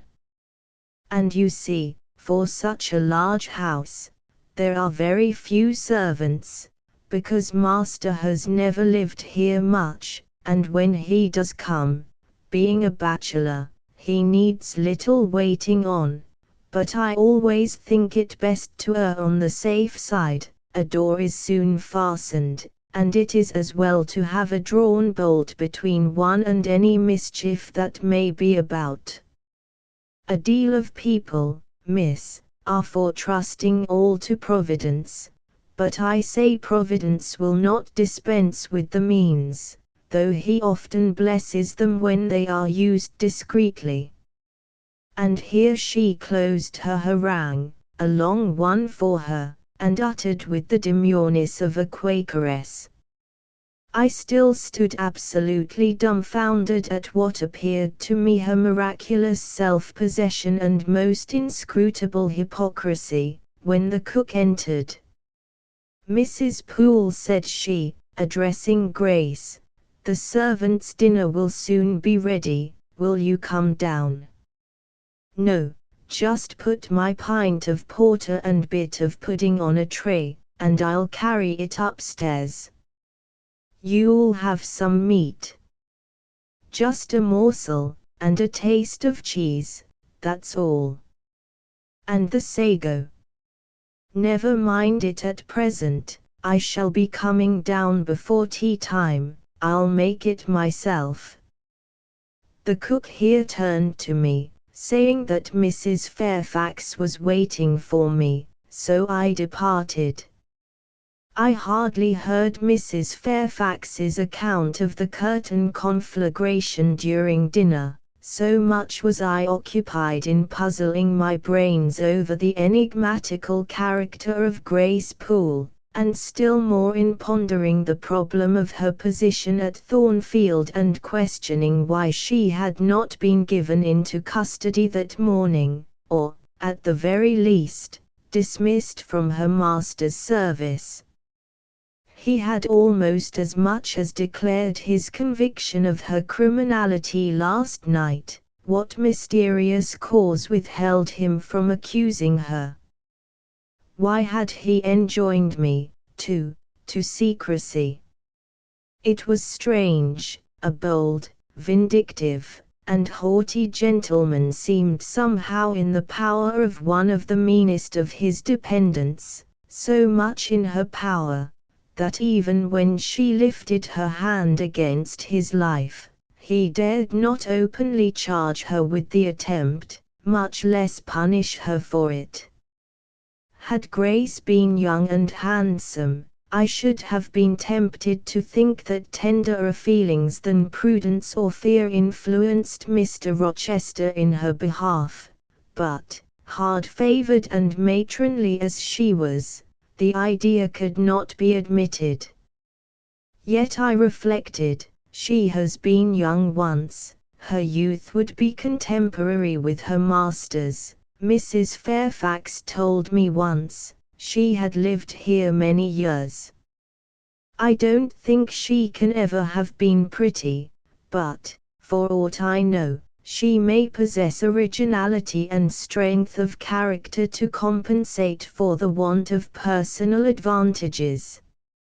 Mr. Rochester is an amateur of the decided and eccentric. Grace is eccentric at least. What if a former caprice, a freak very possible to a nature so sudden and headstrong as his, has delivered him into her power, and she now exercises over his actions a secret influence, the result of his own indiscretion, which he cannot shake off, and dare not disregard. But, having reached this point of conjecture, Mrs. Poole's square, flat figure, and uncomely, dry, even coarse face, recurred so distinctly to my mind's eye, that I thought, no, impossible, my supposition cannot be correct. Yet suggested the secret voice which talks to us in our own hearts, you are not beautiful either, and perhaps Mr. Rochester approves you, at any rate, you have often felt as if he did, and last night, remember his words, remember his look, remember his voice. I well remembered all, language, glance, and tone seemed at the moment vividly renewed. I was now in the schoolroom, Adele was drawing, I bent over her and directed her pencil. She looked up with a sort of start. "Question avez-vous, mademoiselle," said she. "Vos doigts tremblent comme la feuille, et vos yeux sont rouges, mais, rouges comme des cerises. I am hot, Adele, with stooping. She went on sketching, I went on thinking. I hastened to drive from my mind the hateful notion I had been conceiving respecting Grace Poole. It disgusted me. I compared myself with her, and found we were different. Bessie Leaven had said I was quite a lady, and she spoke truth, I was a lady.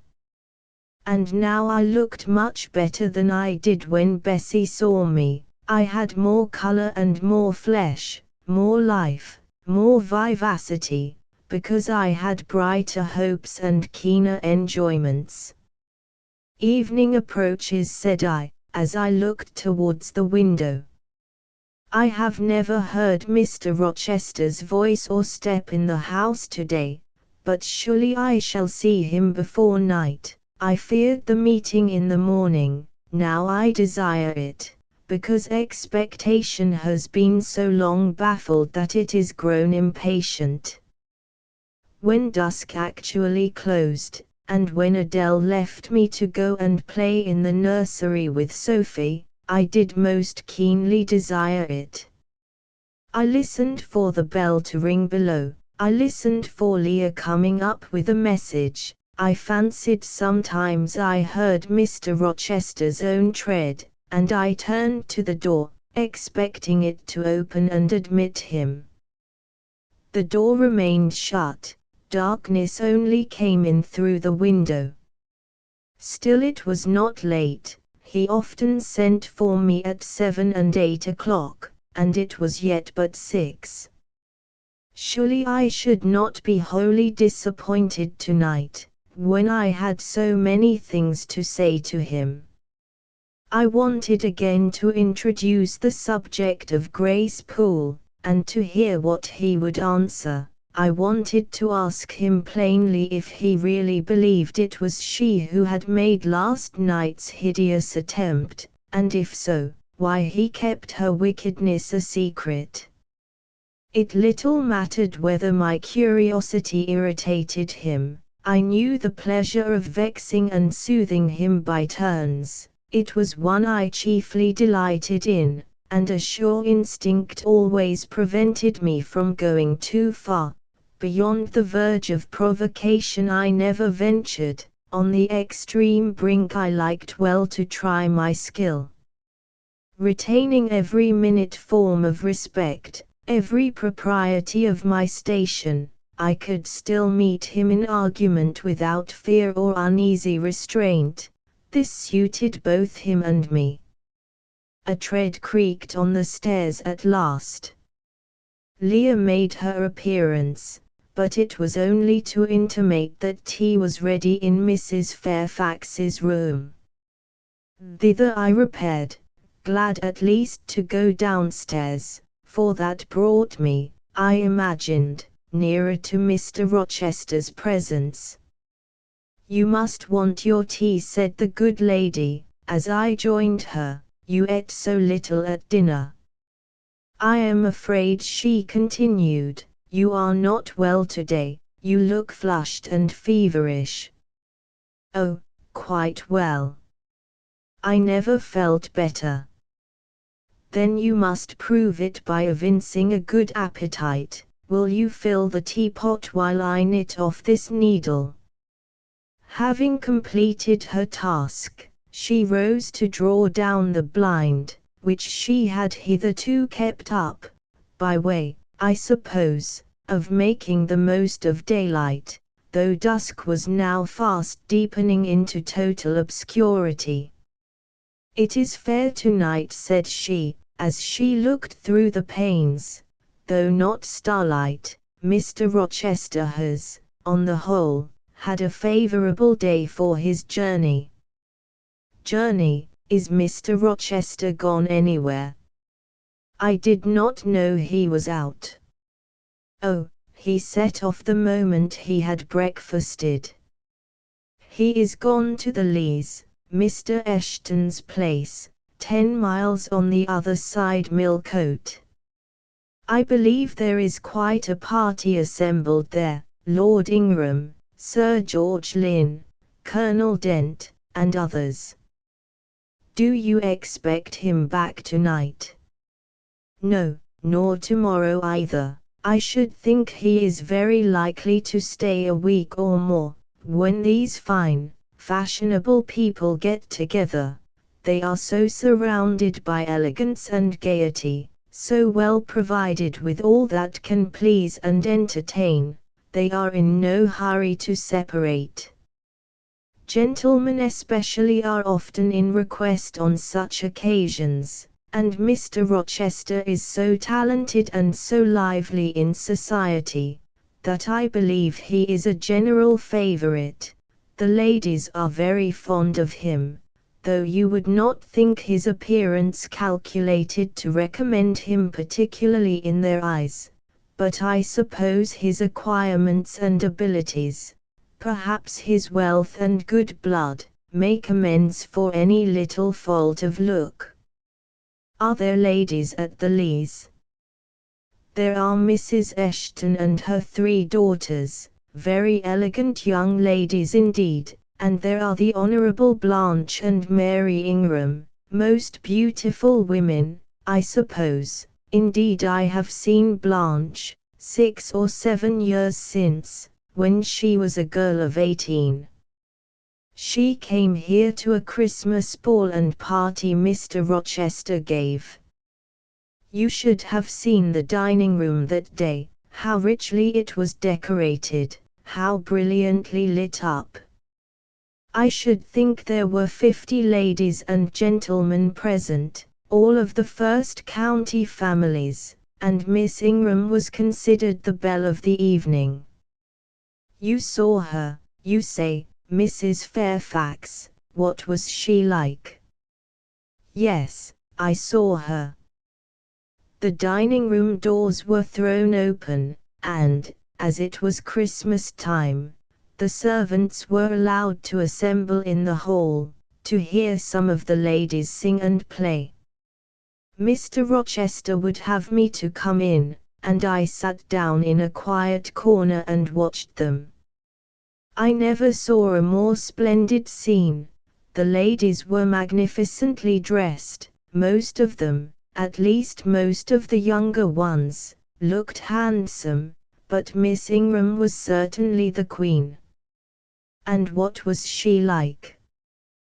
Tall, fine bust, sloping shoulders, long, graceful neck, olive complexion, dark and clear, noble features, eyes rather like Mr. Rochester's, large and black, and as brilliant as her jewels. And then she had such a fine head of hair, raven black and so becomingly arranged, a crown of thick plaits behind, and in front the longest, the glossiest curls I ever saw.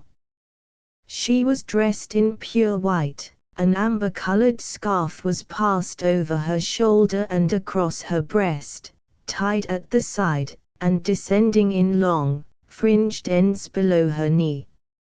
She wore an amber-colored flower, too, in her hair. It contrasted well with the jetty mass of her curls. She was greatly admired, of course. Yes, indeed, and not only for her beauty, but for her accomplishments. She was one of the ladies who sang, a gentleman accompanied her on the piano. She and Mr. Rochester sang a duet. Mr. Rochester. I was not aware he could sing. Oh, he has a fine bass voice, and an excellent taste for music.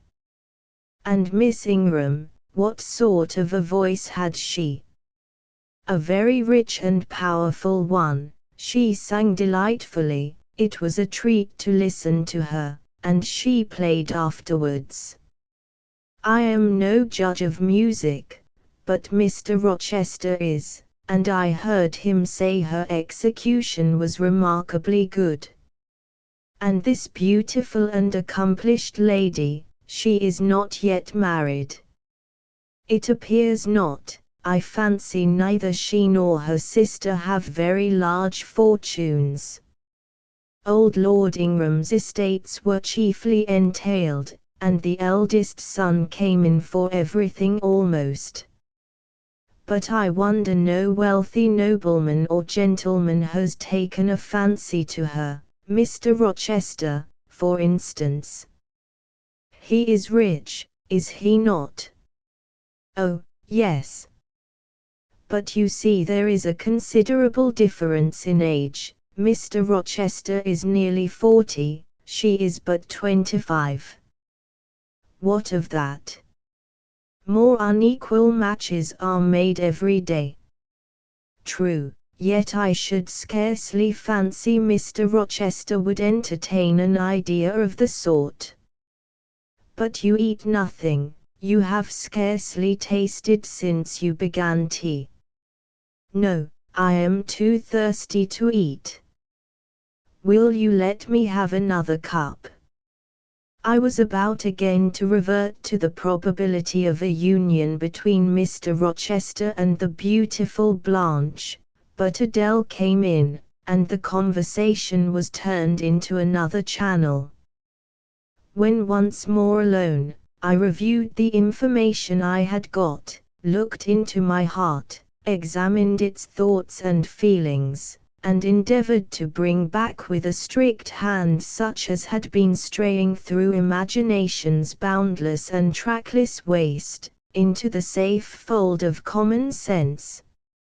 Arraigned at my own bar, memory having given her evidence of the hopes, wishes, sentiments I had been cherishing since last night, of the general state of mind in which I had indulged for nearly a fortnight past, reason having come forward and told, in her own quiet way, a plain, unvarnished tale, showing how I had rejected the real, and rapidly devoured the ideal, I pronounced judgment to this effect, that a greater fool than Jane Eyre had never breathed the breath of life, that a more fantastic idiot had never surfeited herself on sweet lies, and swallowed poison as if it were nectar. You, I said, a favourite with Mr. Rochester. You gifted with the power of pleasing him. You of importance to him in any way. Go. Your folly sickens me. And you have derived pleasure from occasional tokens of preference, equivocal tokens shown by a gentleman of family and a man of the world to a dependent and a novice. How dared you? Poor stupid dupe, could not even self-interest make you wiser? You repeated to yourself this morning the brief scene of last night. Cover your face and be ashamed. He said something in praise of your eyes, did he? Blind puppy. Open their bleared lids and look on your own accursed senselessness. It does good to no woman to be flattered by her superior, who cannot possibly intend to marry her. And it is madness in all women to let a secret love kindle within them, which, if unreturned and unknown, must devour the life that feeds it, and, if discovered and responded to, must lead, ignis fatuus like, into miry wilds whence there is no extrication. Listen, then, Jane Eyre, to your sentence. Tomorrow, place the glass before you, and draw in chalk your own picture, faithfully, without softening one defect, omit no harsh line, smooth away no displeasing irregularity, write under it, portrait of a governess, disconnected, poor, and plain. Afterwards, take a piece of smooth ivory, you have one prepared in your drawing box. Take your palette, mix your freshest, finest, clearest tints, choose your most delicate camel hair pencils, Delineate carefully the loveliest face you can imagine. Paint it in your softest shades and sweetest lines, according to the description given by Mrs. Fairfax of Blanche Ingram. Remember the raven ringlets, the oriental eye. What? You revert to Mr. Rochester as a model. Order. No snivel, no sentiment, no regret. I will endure only sense and resolution. Recall the august yet harmonious lineaments, the Grecian neck and bust. Let the round and dazzling arm be visible, and the delicate hand, amid neither diamond ring nor gold bracelet. Portray faithfully the attire, aerial lace and glistening satin, graceful scarf and golden rose. Call it Blanche, an accomplished lady of rank. Whenever, in future, you should chance to fancy Mr. Rochester thinks well of you, take out these two pictures and compare them. Say, Mr. Rochester might probably win that noble lady's love, if he chose to strive for it. Is it likely he would waste a serious thought on this indigent and insignificant plebeian? I'll do it, I resolved, and having framed this determination, I grew calm, and fell asleep. I kept my word. An hour or two sufficed to sketch my own portrait in crayons, and in less than a fortnight I had completed an ivory miniature of an imaginary Blanche Ingram. It looked a lovely face enough, and when compared with the real head in chalk, the contrast was as great as self-control could desire. I derived benefit from the task. It had kept my head and hands employed, and had given force and fixedness to the new impressions I wished to stamp indelibly on my heart. Ere long, I had reason to congratulate myself on the course of wholesome discipline to which I had thus forced my feelings to submit. Thanks to it, I was able to meet subsequent occurrences with a decent calm, which, had they found me unprepared, I should probably have been unequal to maintain, even externally. Chapter 17. A week passed, and no news arrived of Mr. Rochester. 10 days, and still he did not come. Mrs. Fairfax said she should not be surprised if he were to go straight from the Leas to London, and thence to the Continent, and not show his face again at Thornfield for a year to come. He had not unfrequently quitted it in a manner quite as abrupt and unexpected. When I heard this, I was beginning to feel a strange chill and failing at the heart.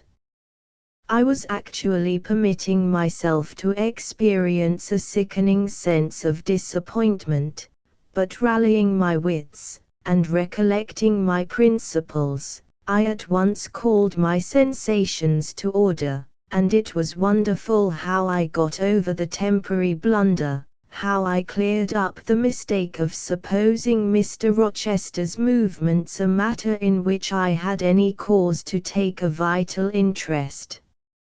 Not that I humbled myself by a slavish notion of inferiority, on the contrary, I just said, "You have nothing to do with the master of Thornfield, further than to receive the salary he gives you for teaching his protégé, and to be grateful for such respectful and kind treatment as, if you do your duty, you have a right to expect at his hands. Be sure that is the only tie he seriously acknowledges between you and him, so don't make him the object of your fine feelings, your raptures, agonies, and so forth. He is not of your order, keep to your caste, and be too self-respecting to lavish the love of the whole heart, soul, and strength, where such a gift is not wanted and would be despised. I went on with my day's business tranquilly, but ever and anon vague suggestions kept wandering across my brain of reasons why I should quit Thornfield, and I kept involuntarily framing advertisements and pondering conjectures about new situations. These thoughts I did not think to check. They might germinate and bear fruit if they could. Mr. Rochester had been absent upwards of a fortnight, when the post brought Mrs. Fairfax a letter. "It is from the master," said she, as she looked at the direction. "Now I suppose we shall know whether we are to expect his return or not." And while she broke the seal and perused the document, I went on taking my coffee. We were at breakfast. It was hot, and I attributed to that circumstance a fiery glow which suddenly rose to my face. Why my hand shook, and why I involuntarily spilled half the contents of my cup into my saucer, I did not choose to consider. Well, I sometimes think we are too quiet, but we run a chance of being busy enough now, for a little while at least, said Mrs. Fairfax, still holding the note before her spectacles. Ere I permitted myself to request an explanation, I tied the string of Adele's pinafore, which happened to be loose, having helped her also to another bun and refilled her mug with milk. I said, nonchalantly, "Mr. Rochester is not likely to return soon, I suppose?" "Indeed he is, in 3 days, he says. That will be next Thursday, and not alone either. I don't know how many of the fine people at the Leas are coming with him. He sends directions for all the best bedrooms to be prepared, and the library and drawing rooms are to be cleaned out. I am to get more kitchen hands from the George Inn, at Millcote, and from wherever else I can, and the ladies will bring their maids and the gentlemen their valets, so we shall have a full house of it." And Mrs. Fairfax swallowed her breakfast and hastened away to commence operations. The 3 days were, as she had foretold, busy enough. I had thought all the rooms at Thornfield beautifully clean and well arranged, but it appears I was mistaken. 3 women were got to help, and such scrubbing, such brushing, such washing of paint and beating of carpets, such taking down and putting up of pictures, such polishing of mirrors and lustres, such lighting of fires in bedrooms, such airing of sheets and feather beds on hearths, I never beheld, either before or since. Adele ran quite wild in the midst of it. The preparations for company and the prospect of their arrival seemed to throw her into ecstasies. She would have Sophie to look over all her toilettes, as she called frocks, to furbish up any that were passées, and to air and arrange the new. For herself, she did nothing but caper about in the front chambers, jump on and off the bedsteads, and lie on the mattresses and piled up bolsters and pillows before the enormous fires roaring in the chimneys. From school duties she was exonerated. Mrs. Fairfax had pressed me into her service, and I was all day in the storeroom, helping, or hindering, her and the cook, learning to make custards and cheesecakes and French pastry, to truss game and garnish dessert dishes. The party were expected to arrive on Thursday afternoon, in time for dinner at 6. During the intervening period I had no time to nurse chimeras, and I believe I was as active and gay as anybody, Adele excepted. Still, now and then, I received a damping check to my cheerfulness, and was, in spite of myself, thrown back on the region of doubts and portents, and dark conjectures. This was when I chanced to see the third-story staircase door, which of late had always been kept locked, open slowly, and give passage to the form of Grace Poole, in prim cap, white apron, and handkerchief, when I watched her glide along the gallery, her quiet tread muffled in a list slipper, when I saw her look into the bustling, topsy-turvy bedrooms, just say a word, perhaps, to the charwoman about the proper way to polish a grate, or clean a marble mantelpiece, or take stains from papered walls, and then pass on. She would thus descend to the kitchen once a day, eat her dinner, smoke a moderate pipe on the hearth, and go back, carrying her pot of porter with her, for her private solace, in her own gloomy, upper haunt. Only 1 hour in the 24 did she pass with her fellow servants below, all the rest of her time was spent in some low-ceiled, oaken chamber of the second story. There she sat and sewed, and probably laughed drearily to herself, as companionless as a prisoner in his dungeon. The strangest thing of all was, that not a soul in the house, except me, noticed her habits, or seemed to marvel at them. No one discussed her position or employment, no one pitied her solitude or isolation. I once, indeed, overheard part of a dialogue between Leah and one of the charwomen, of which Grace formed the subject. Leah had been saying something I had not caught, and the charwoman remarked, "She gets good wages, I guess." "Yes," said Leah, "I wish I had as good, not that mine are to complain of. There's no stinginess at Thornfield, but they are not 1/5 of the sum Mrs. Poole receives. And she is laying by, she goes every quarter to the bank at Millcote. I should not wonder but she has saved enough to keep her independent if she liked to leave. But I suppose she's got used to the place, and then she's not 40 yet, and strong and able for anything. It is too soon for her to give up business." "She is a good hand, I dare say," said the charwoman. "Ah, she understands what she has to do, nobody better," rejoined Leah significantly, "and it is not every one could fill her shoes, not for all the money she gets." "That it is not," was the reply. "I wonder whether the master," the charwoman was going on, but here Leah turned and perceived me, and she instantly gave her companion a nudge. "Doesn't she know?" I heard the woman whisper. Leah shook her head, and the conversation was of course dropped.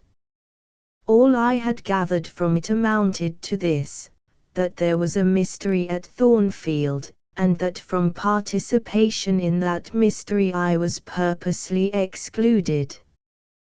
Thursday came, all work had been completed the previous evening, carpets were laid down, bed hangings festooned, radiant white counterpanes spread, toilet tables arranged, furniture rubbed, flowers piled in vases. Both chambers and saloons looked as fresh and bright as hands could make them. The hall, too, was scoured, and the great carved clock, as well as the steps and banisters of the staircase, were polished to the brightness of glass. In the dining room, the sideboard flashed resplendent with plate. In the drawing room and boudoir, vases of exotics bloomed on all sides.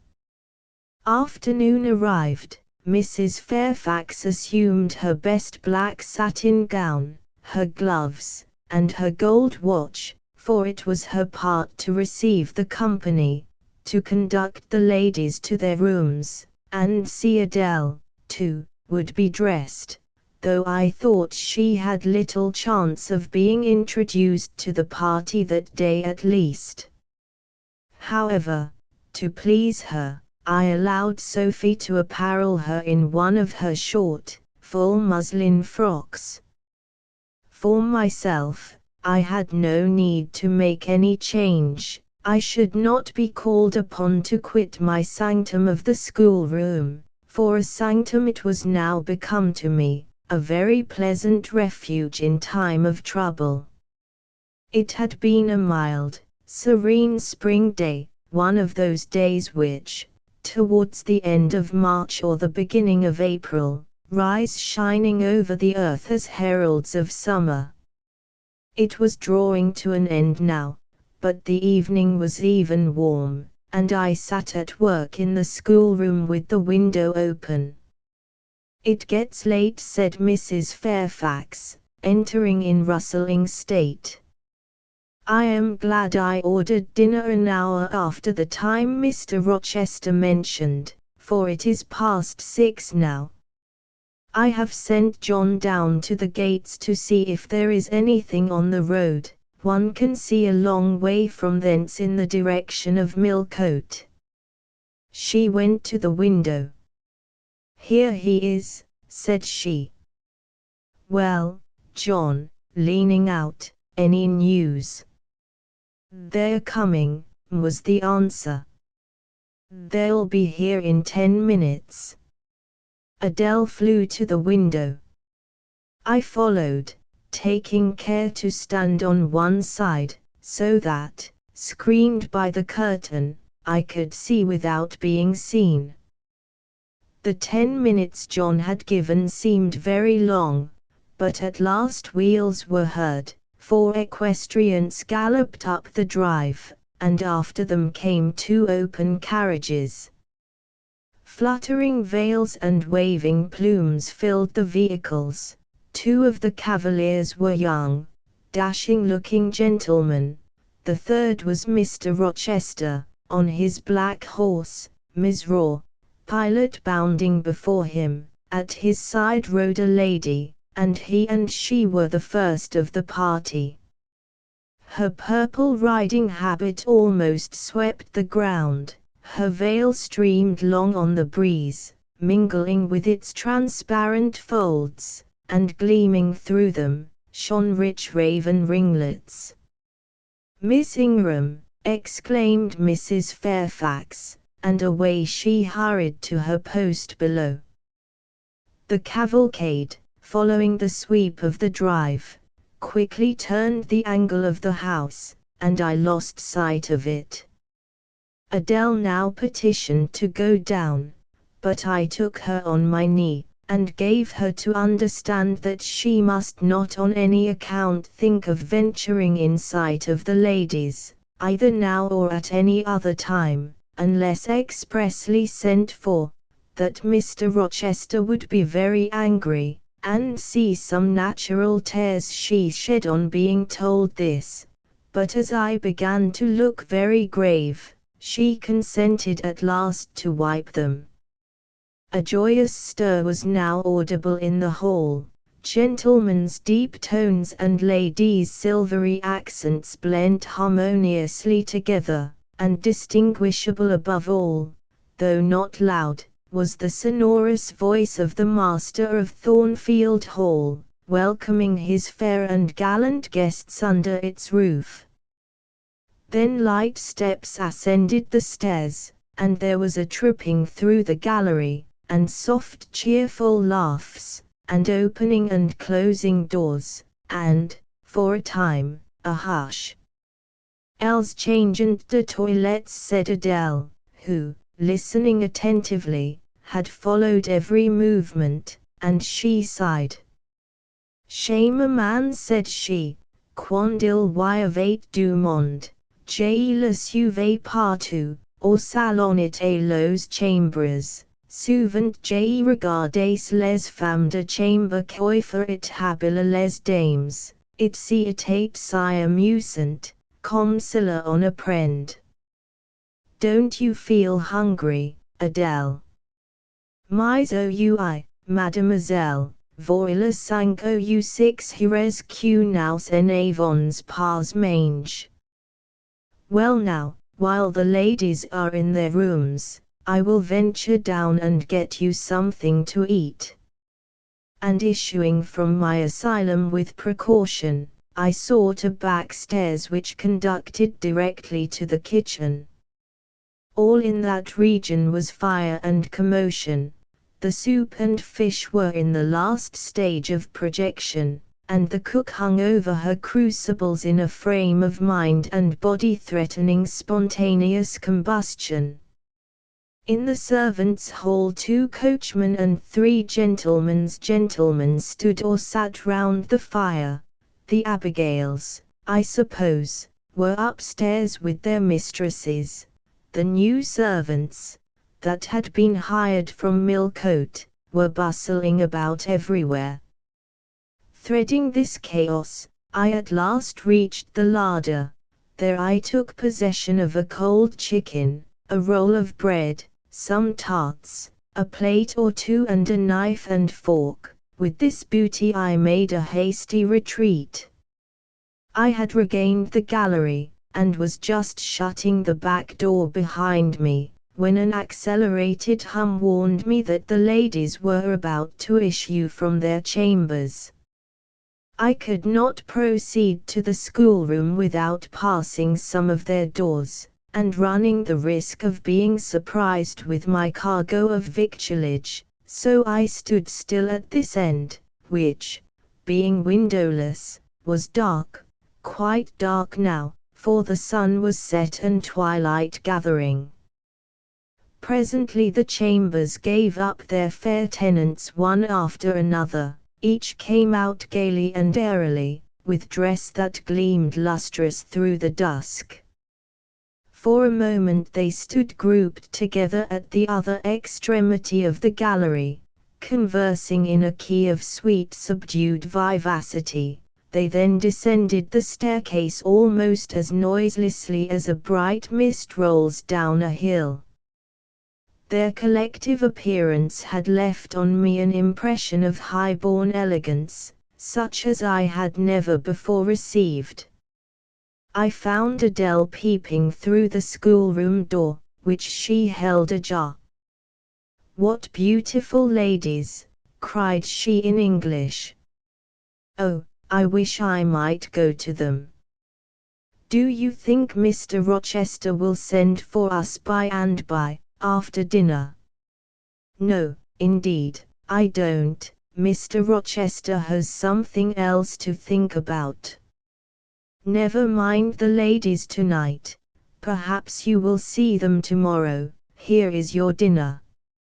She was really hungry, so the chicken and tarts served to divert her attention for a time. It was well I secured this forage, or both she, I, and Sophie, to whom I conveyed a share of our repast, would have run a chance of getting no dinner at all. Every one downstairs was too much engaged to think of us. The dessert was not carried out till after 9, and at 10 footmen were still running to and fro with trays and coffee cups. I allowed Adele to sit up much later than usual, for she declared she could not possibly go to sleep while the doors kept opening and shutting below, and people bustling about. Besides, she added, a message might possibly come from Mr. Rochester when she was undressed, it allait cure dommage.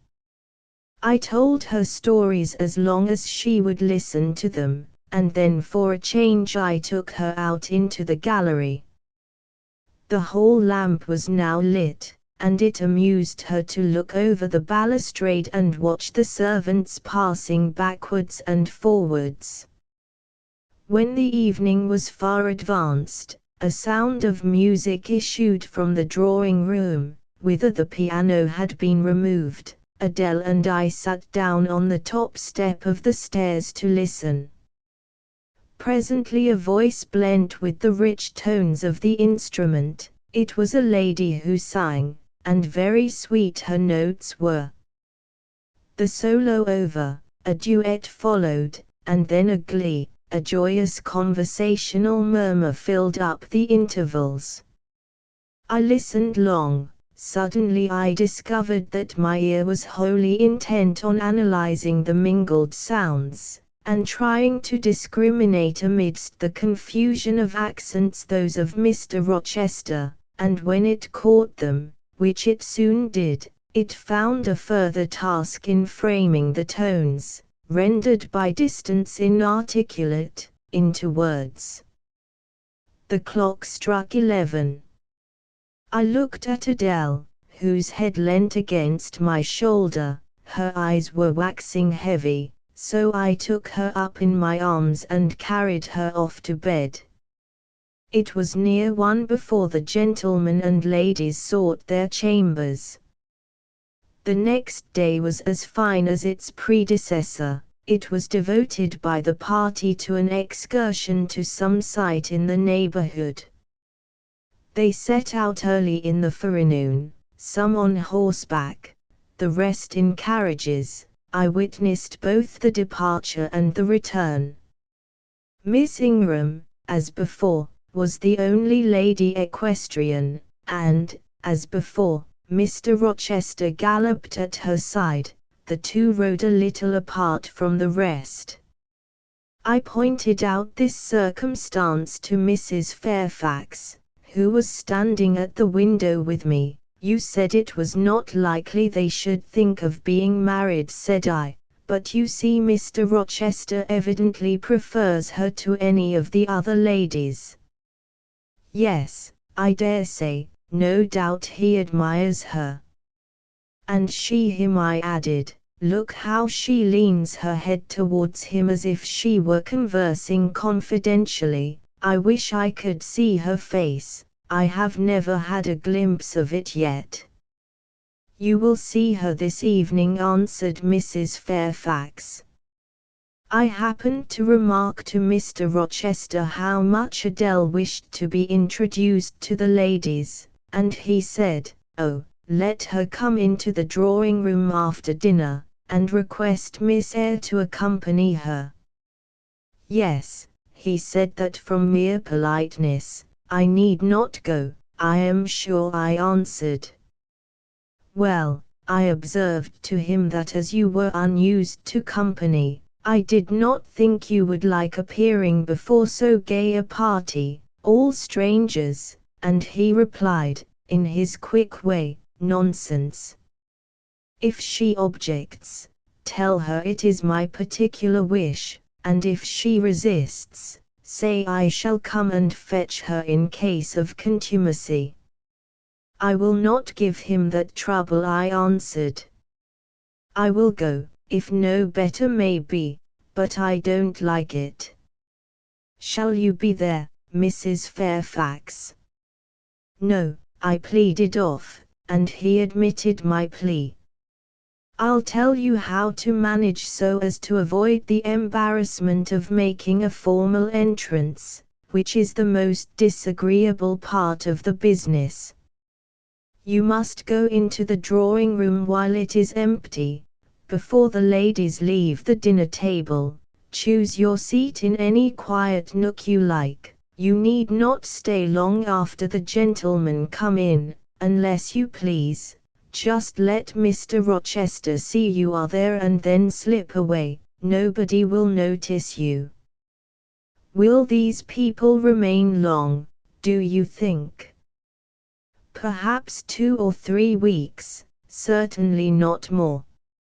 After the Easter recess, Sir George Lynn, who was lately elected member for Millcote, will have to go up to town and take his seat. I dare say Mr. Rochester will accompany him. It surprises me that he has already made so protracted a stay at Thornfield.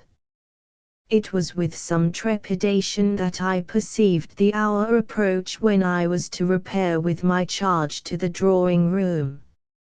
Adele had been in a state of ecstasy all day, after hearing she was to be presented to the ladies in the evening, and it was not till Sophie commenced the operation of dressing her that she sobered down.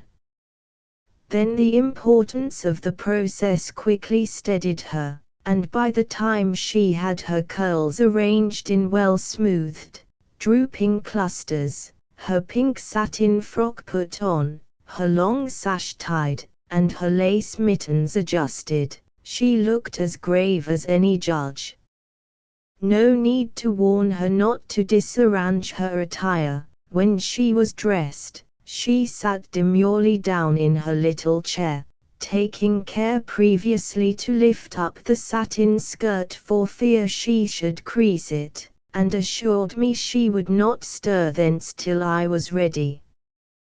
This I quickly was. My best dress, the silver-grey one, purchased for Miss Temple's wedding, and never worn since, was soon put on. My hair was soon smoothed, my sole ornament, the pearl brooch, soon assumed.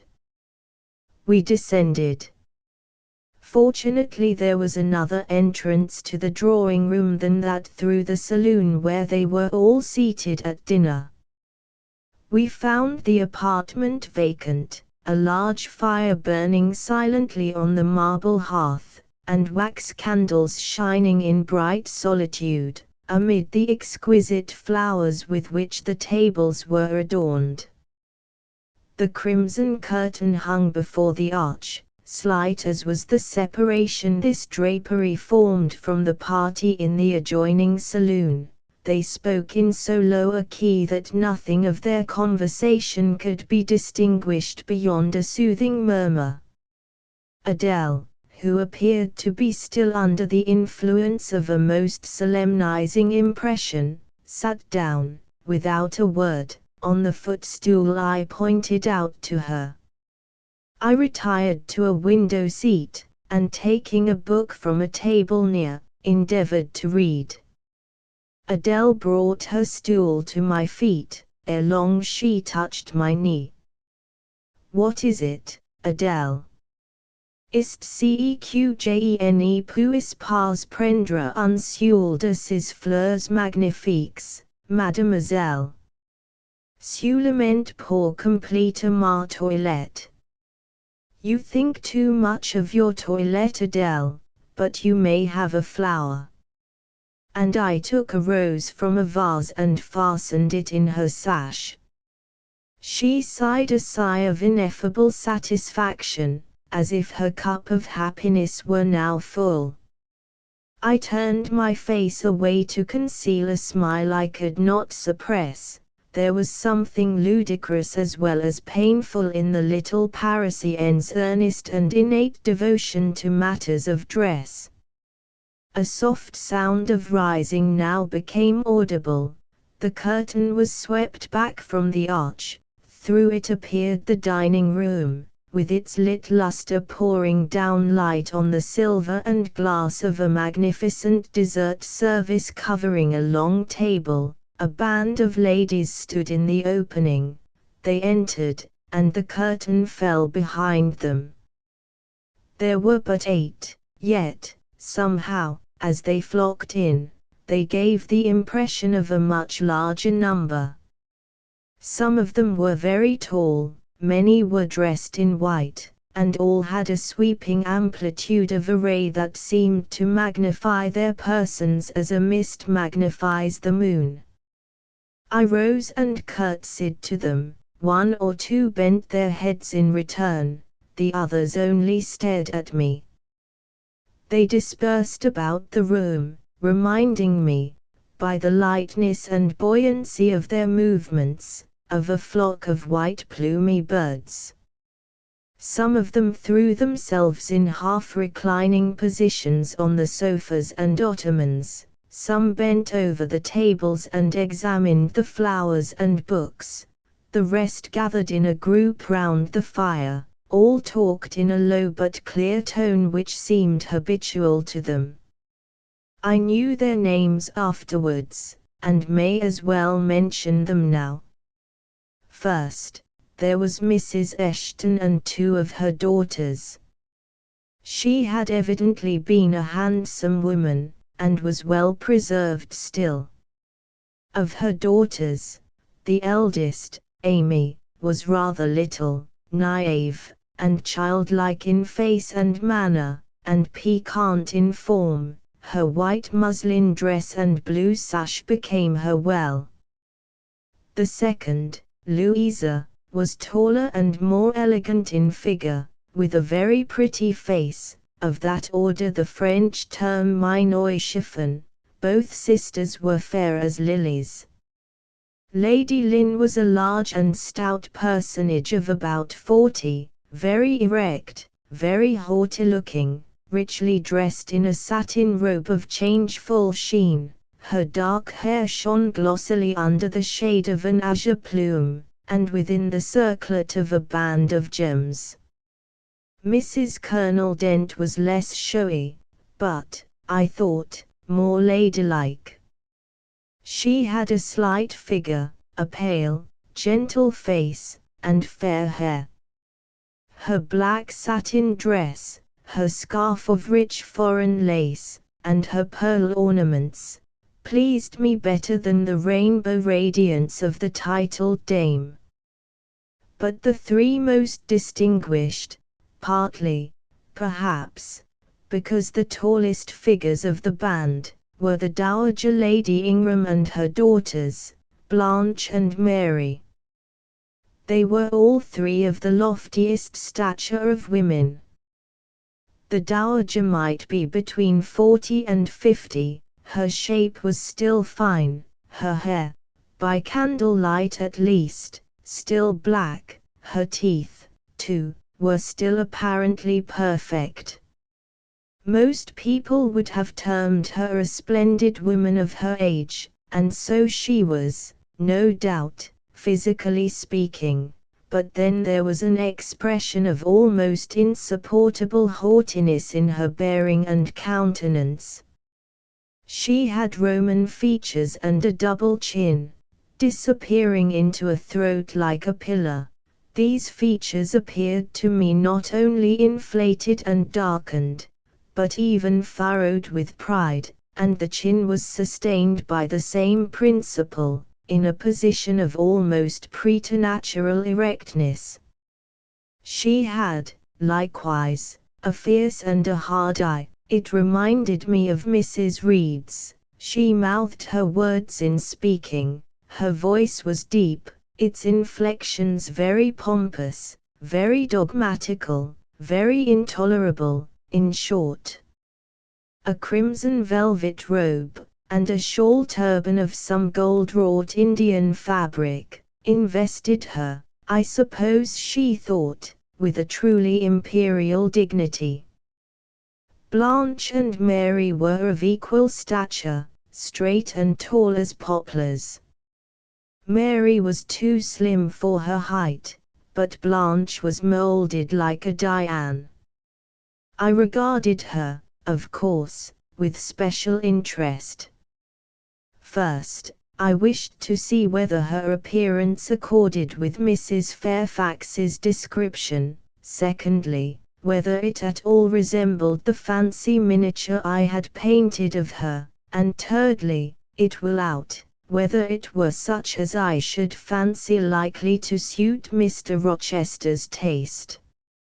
As far as person went, she answered point for point, both to my picture and Mrs. Fairfax's description.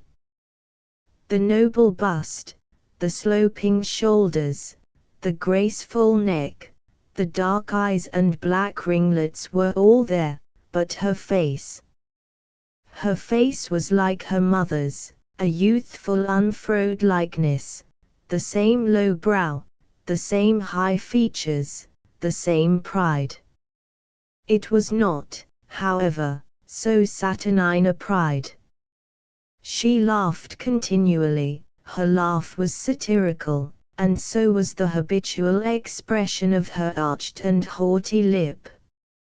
Genius is said to be self-conscious. I cannot tell whether Miss Ingram was a genius, but she was self-conscious, remarkably self-conscious indeed. She entered into a discourse on botany with the gentle Mrs. Dent. It seemed Mrs. Dent had not studied that science, though, as she said, she liked flowers, especially wild ones. Miss Ingram had, and she ran over its vocabulary with an air. I presently perceived she was, what is vernacularly termed, trailing Mrs. Dent, that is, playing on her ignorance. Her trail might be clever, but it was decidedly not good-natured. She played, her execution was brilliant, she sang, her voice was fine, she talked French apart to her mamma, and she talked it well, with fluency and with a good accent. Mary had a milder and more open countenance than Blanche, softer features too, and a skin some shades fairer. Miss Ingram was dark as a Spaniard, but Mary was deficient in life, her face lacked expression, her eye luster, she had nothing to say, and having once taken her seat, remained fixed like a statue in its niche. The sisters were both attired in spotless white. And did I now think Miss Ingram such a choice as Mr. Rochester would be likely to make? I could not tell. I did not know his taste in female beauty. If he liked the majestic, she was the very type of majesty, then she was accomplished, sprightly. Most gentlemen would admire her, I thought, and that he did admire her, I already seemed to have obtained proof. To remove the last shade of doubt, it remained but to see them together. You are not to suppose, reader, that Adele has all this time been sitting motionless on the stool at my feet. No, when the ladies entered, she rose, advanced to meet them, made a stately reverence, and said with gravity, "Bonjour, mesdames." And Miss Ingram had looked down at her with a mocking air, and exclaimed, "Oh, what a little puppet!" Lady Lynn had remarked, "It is Mr. Rochester's ward, I suppose, the little French girl he was speaking of." Mrs. Dent had kindly taken her hand, and given her a kiss. Amy and Louisa Eshton had cried out simultaneously, "What a love of a child!" And then they had called her to a sofa, where she now sat, ensconced between them, chattering alternately in French and broken English, absorbing not only the young lady's attention, but that of Mrs. Eshton and Lady Lynn, and getting spoilt to her heart's content.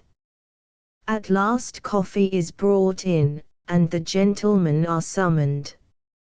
I sit in the shade, if any shade there be in this brilliantly lit apartment. The window curtain half hides me. Again the arch yawns, they come. The collective appearance of the gentlemen, like that of the ladies, is very imposing. They are all costumed in black, most of them are tall, some young. Henry and Frederick Lynn are very dashing sparks indeed, and Colonel Dent is a fine soldierly man. Mr. Eshton, the magistrate of the district, is gentlemanlike, his hair is quite white, his eyebrows and whiskers still dark, which gives him something of the appearance of a ennobled theatre. Lord Ingram, like his sisters, is very tall, like them, also, he is handsome, but he shares Mary's apathetic and listless look. he seems to have more length of limb than vivacity of blood or vigor of brain. And where is Mr. Rochester? He comes in last. I am not looking at the arch, yet I see him enter. I try to concentrate my attention on those netting needles, on the meshes of the purse I am forming. I wish to think only of the work I have in my hands, to see only the silver beads and silk threads that lie in my lap, whereas, I distinctly behold his figure, and I inevitably recall the moment when I last saw it, just after I had rendered him what he deemed an essential service, and he, holding my hand, and looking down on my face, surveyed me with eyes that revealed a heart full and eager to overflow, in whose emotions I had a part. How near had I approached him at that moment? What had occurred since, calculated to change his and my relative positions? Yet now, how distant, how far estranged we were. So far estranged, that I did not expect him to come and speak to me. I did not wonder, when, without looking at me, he took a seat at the other side of the room, and began conversing with some of the ladies. No sooner did I see that his attention was riveted on them, and that I might gaze without being observed, than my eyes were drawn involuntarily to his face. I could not keep their lids under control. They would rise, and the irids would fix on him.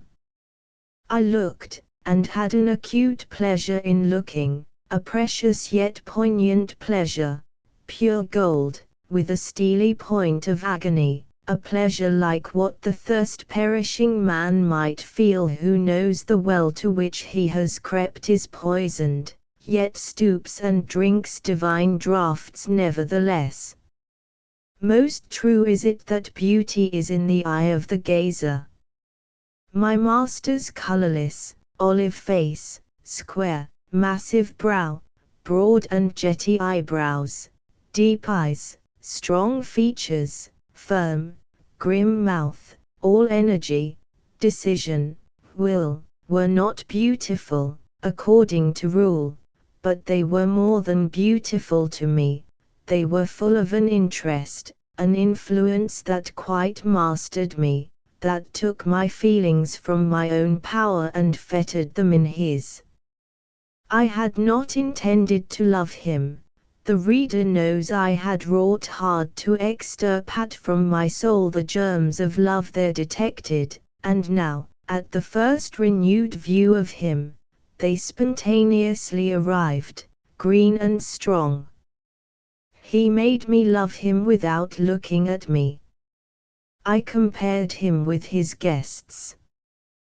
What was the gallant grace of the Lynns, the languid elegance of Lord Ingram, even the military distinction of Colonel Dent, contrasted with his look of native pith and genuine power? I had no sympathy in their appearance, their expression, yet I could imagine that most observers would call them attractive, handsome, imposing, while they would pronounce Mr. Rochester at once harsh-featured and melancholy-looking. I saw them smile, laugh. It was nothing. The light of the candles had as much soul in it as their smile, the tinkle of the bell as much significance as their laugh. I saw Mr. Rochester smile, his stern features softened, his eye grew both brilliant and gentle, its ray both searching and sweet. He was talking, at the moment, to Louisa and Amy Eshton.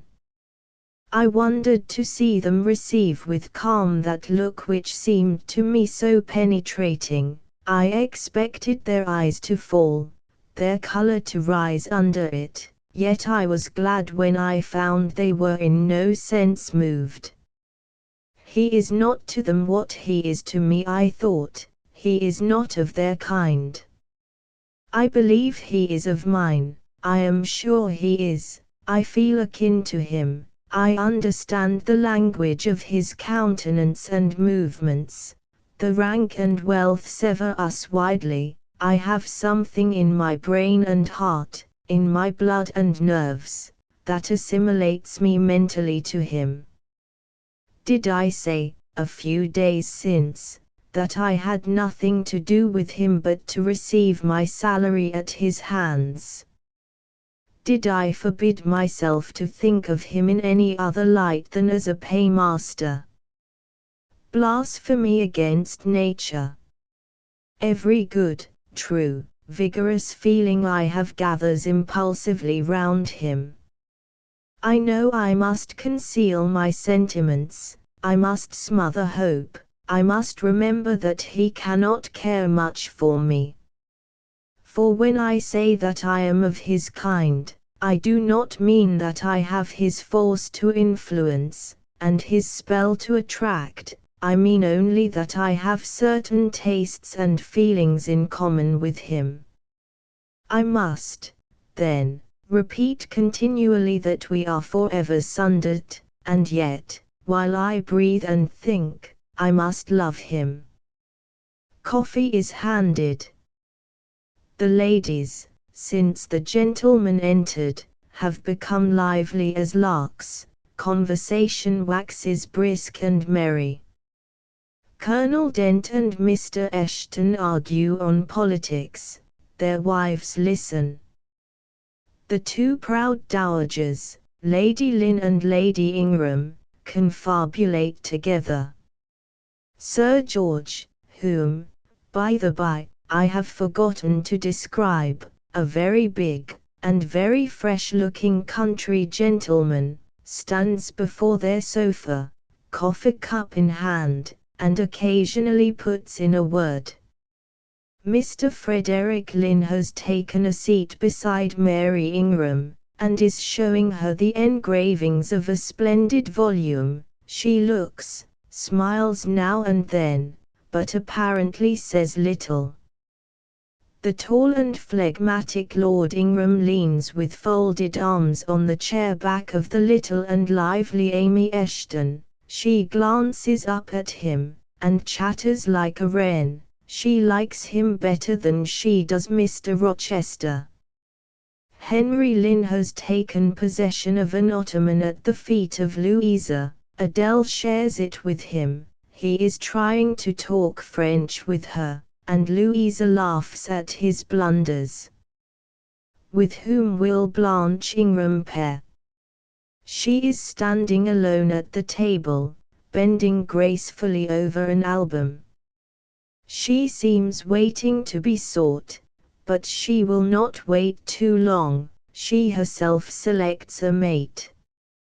Mr. Rochester, having quitted the Eshtons, stands on the hearth as solitary as she stands by the table. She confronts him, taking her station on the opposite side of the mantelpiece.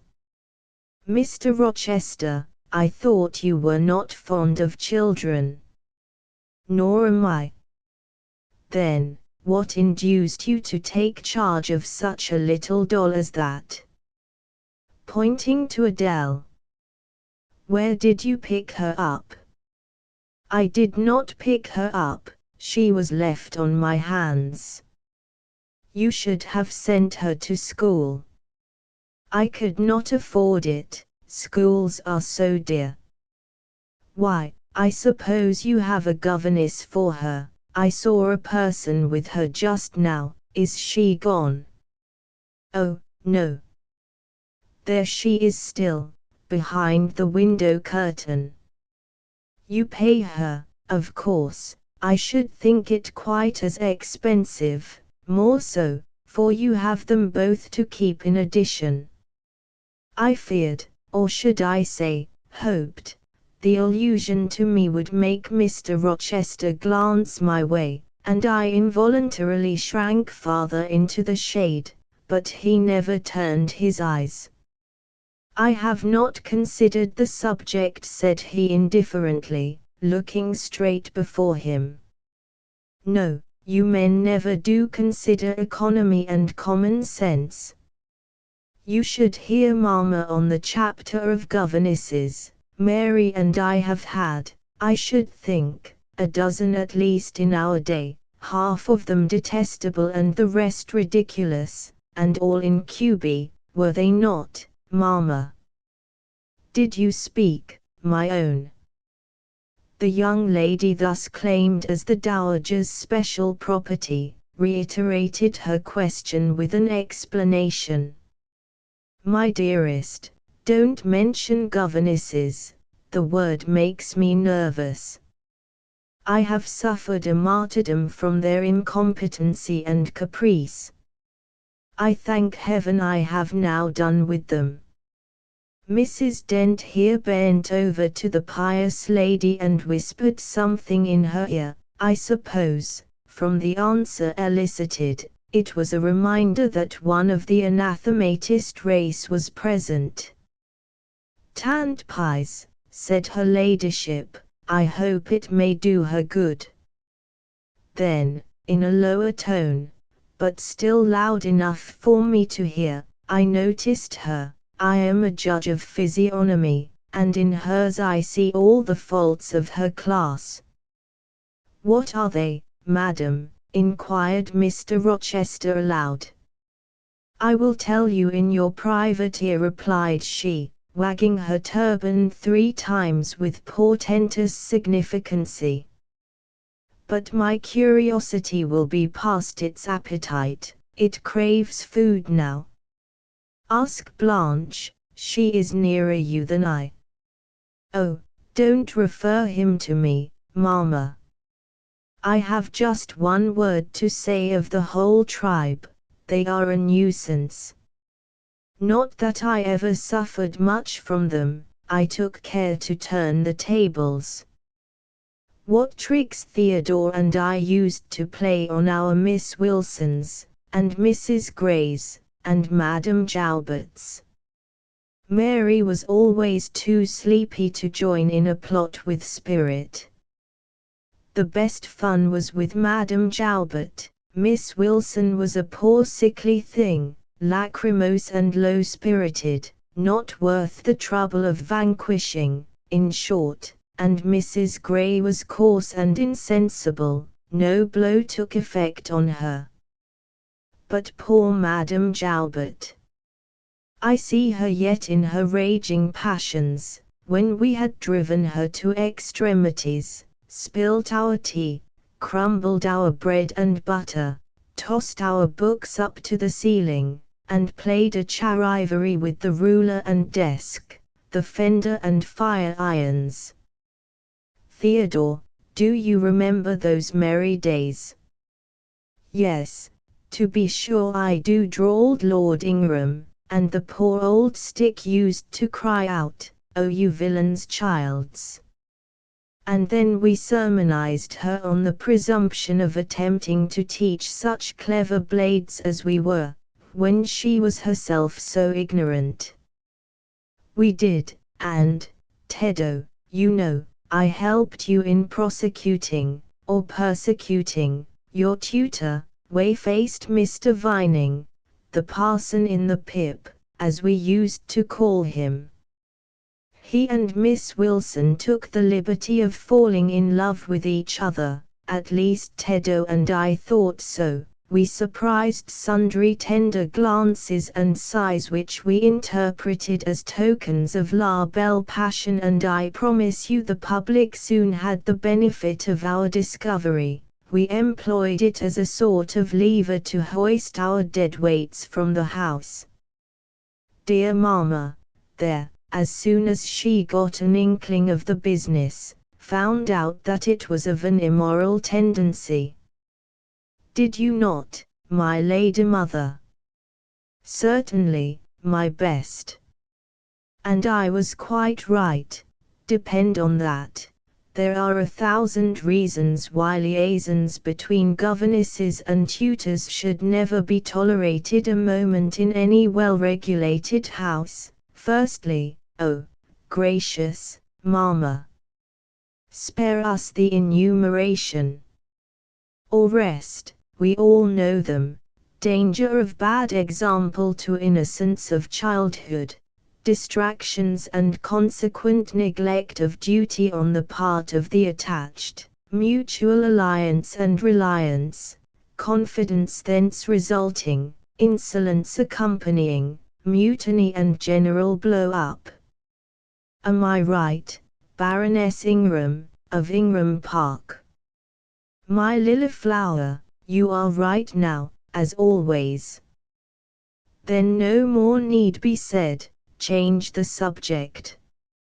Amy Eshton, not hearing or not heeding this dictum, joined in with her soft, infantine tone. Louisa and I used to quiz our governess too, but she was such a good creature, she would bear anything, nothing put her out. She was never cross with us, was she, Louisa? No, never. We might do what we pleased, ransack her desk and her workbox, and turn her drawers inside out, and she was so good-natured, she would give us anything we asked for. I suppose, now said Miss Ingram, curling her lip sarcastically, we shall have an abstract of the memoirs of all the governesses extant. In order to avert such a visitation, I again move the introduction of a new topic. Mr. Rochester, do you second my motion? Madam, I support you on this point, as on every other. Then on me be the onus of bringing it forward. Signor Eduardo, are you in voice tonight? Donna Bianca, if you command it, I will be. Then, Signor, I lay on you my sovereign behest to furbish up your lungs and other vocal organs, as they will be wanted on my royal service. Who would not be the Rizzio of so divine a Mary? A fig for Rizzio, cried she, tossing her head with all its curls, as she moved to the piano. It is my opinion the fiddler David must have been an insipid sort of fellow. I like Black Bothwell better.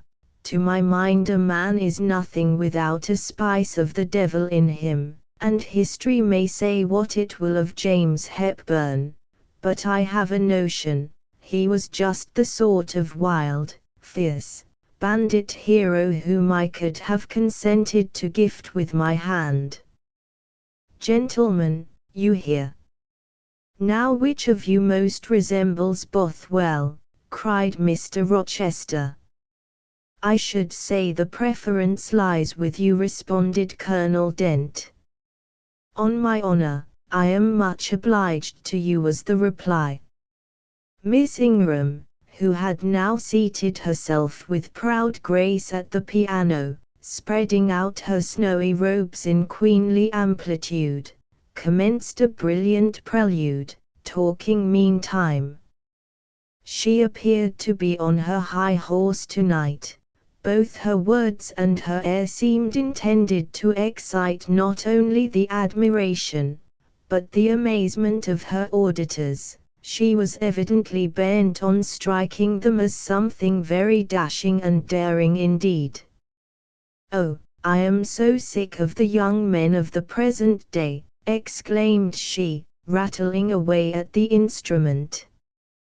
Poor, puny things, not fit to stir a step beyond Papa's park gates, nor to go even so far without Mamma's permission and guardianship. Creatures so absorbed in care about their pretty faces, and their white hands, and their small feet, as if a man had anything to do with beauty. As if loveliness were not the special prerogative of woman, her legitimate appanage and heritage. I grant an ugly woman is a blot on the fair face of creation, but as to the gentlemen, let them be solicitous to possess only strength and valor, let their motto be, hunt, shoot, and fight, the rest is not worth a fillip. Such should be my device, were I a man. Whenever I marry, she continued after a pause which none interrupted, I am resolved my husband shall not be a rival, but a foil to me. I will suffer no competitor near the throne, I shall exact an undivided homage, his devotions shall not be shared between me and the shape he sees in his mirror. Mr. Rochester, now sing, and I will play for you. I am all obedience, was the response. Here then is a corsair song. Know that I dote on corsairs, and for that reason, sing it con spirito. Commands from Miss Ingram's lips would put spirit into a mug of milk and water.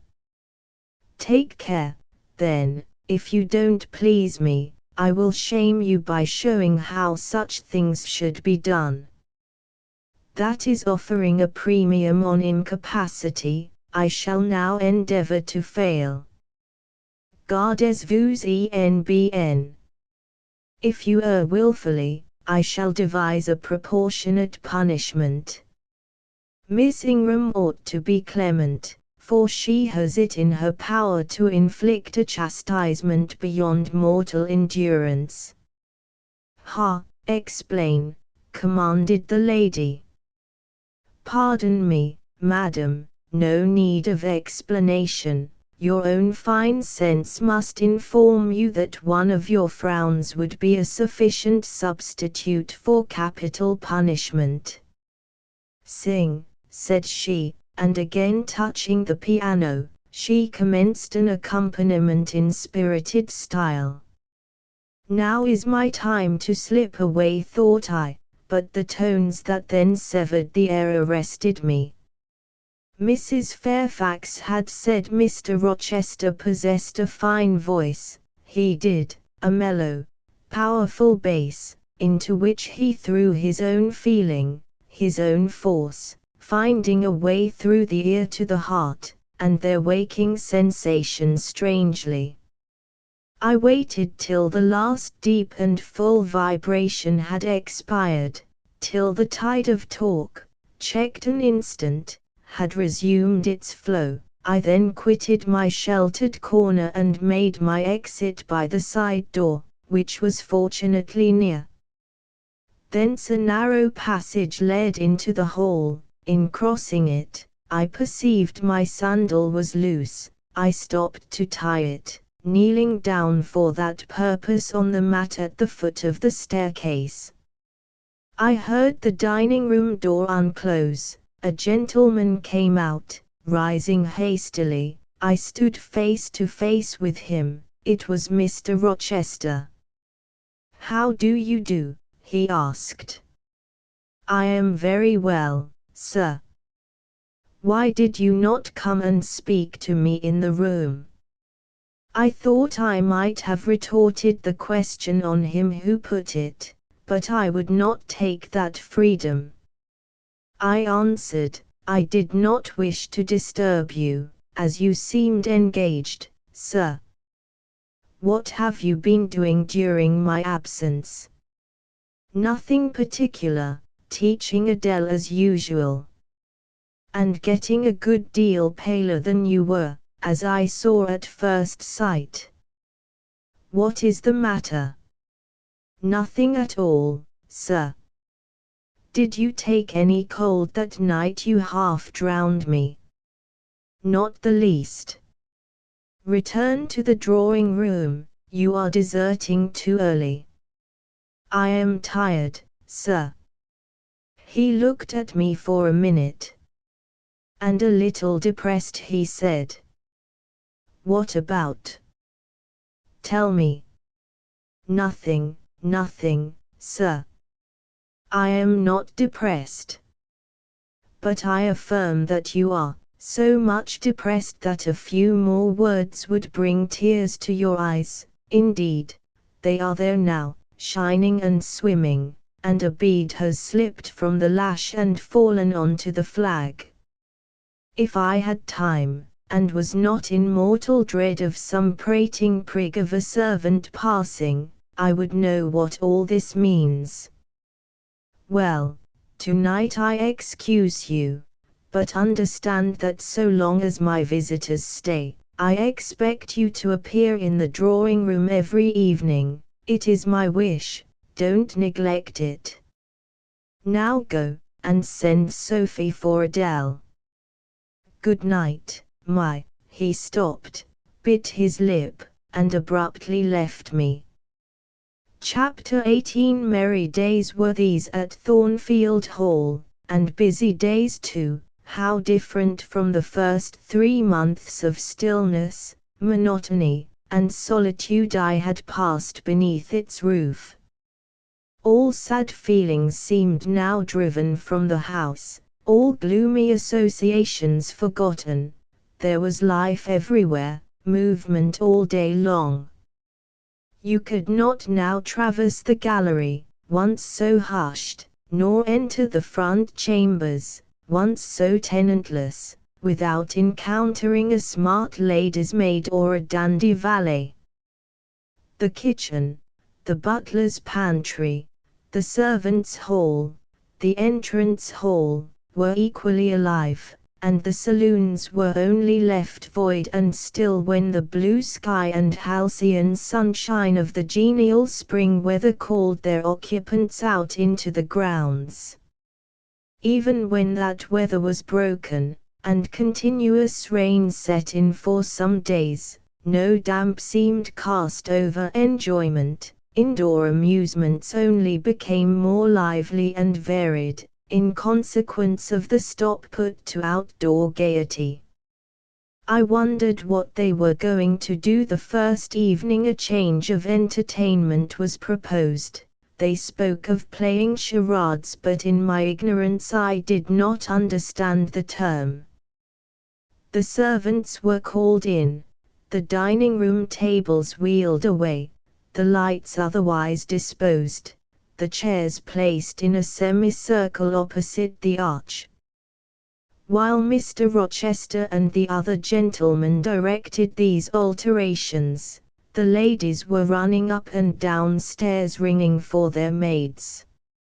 Mrs. Fairfax was summoned to give information respecting the resources of the house in shawls, dresses, draperies of any kind, and certain wardrobes of the 3rd story were ransacked, and their contents, in the shape of brocade and hooped petticoats, satin sacks, black modes, lace lappets, and were brought down in armfuls by the Abigails. Then a selection was made, and such things as were chosen were carried to the boudoir within the drawing room. Meantime, Mr. Rochester had again summoned the ladies round him, and was selecting certain of their number to be of his party. "Miss Ingram is mine, of course," said he. Afterwards he named the 2 Mrs. Eshton, and Mrs. Dent. He looked at me. I happened to be near him, as I had been fastening the clasp of Mrs. Dent's bracelet, which had got loose. "Will you play?" he asked. I shook my head. He did not insist, which I rather feared he would have done. He allowed me to return quietly to my usual seat. He and his aides now withdrew behind the curtain. The other party, which was headed by Colonel Dent, sat down on the crescent of chairs. One of the gentlemen, Mr. Eshton, observing me, seemed to propose that I should be asked to join them, but Lady Ingram instantly negatived the notion. "No," I heard her say, "she looks too stupid for any game of the sort." Ere long a bell tinkled, and the curtain drew up. Within the arch, the bulky figure of Sir George Lynn, whom Mr. Rochester had likewise chosen, was seen enveloped in a white sheet.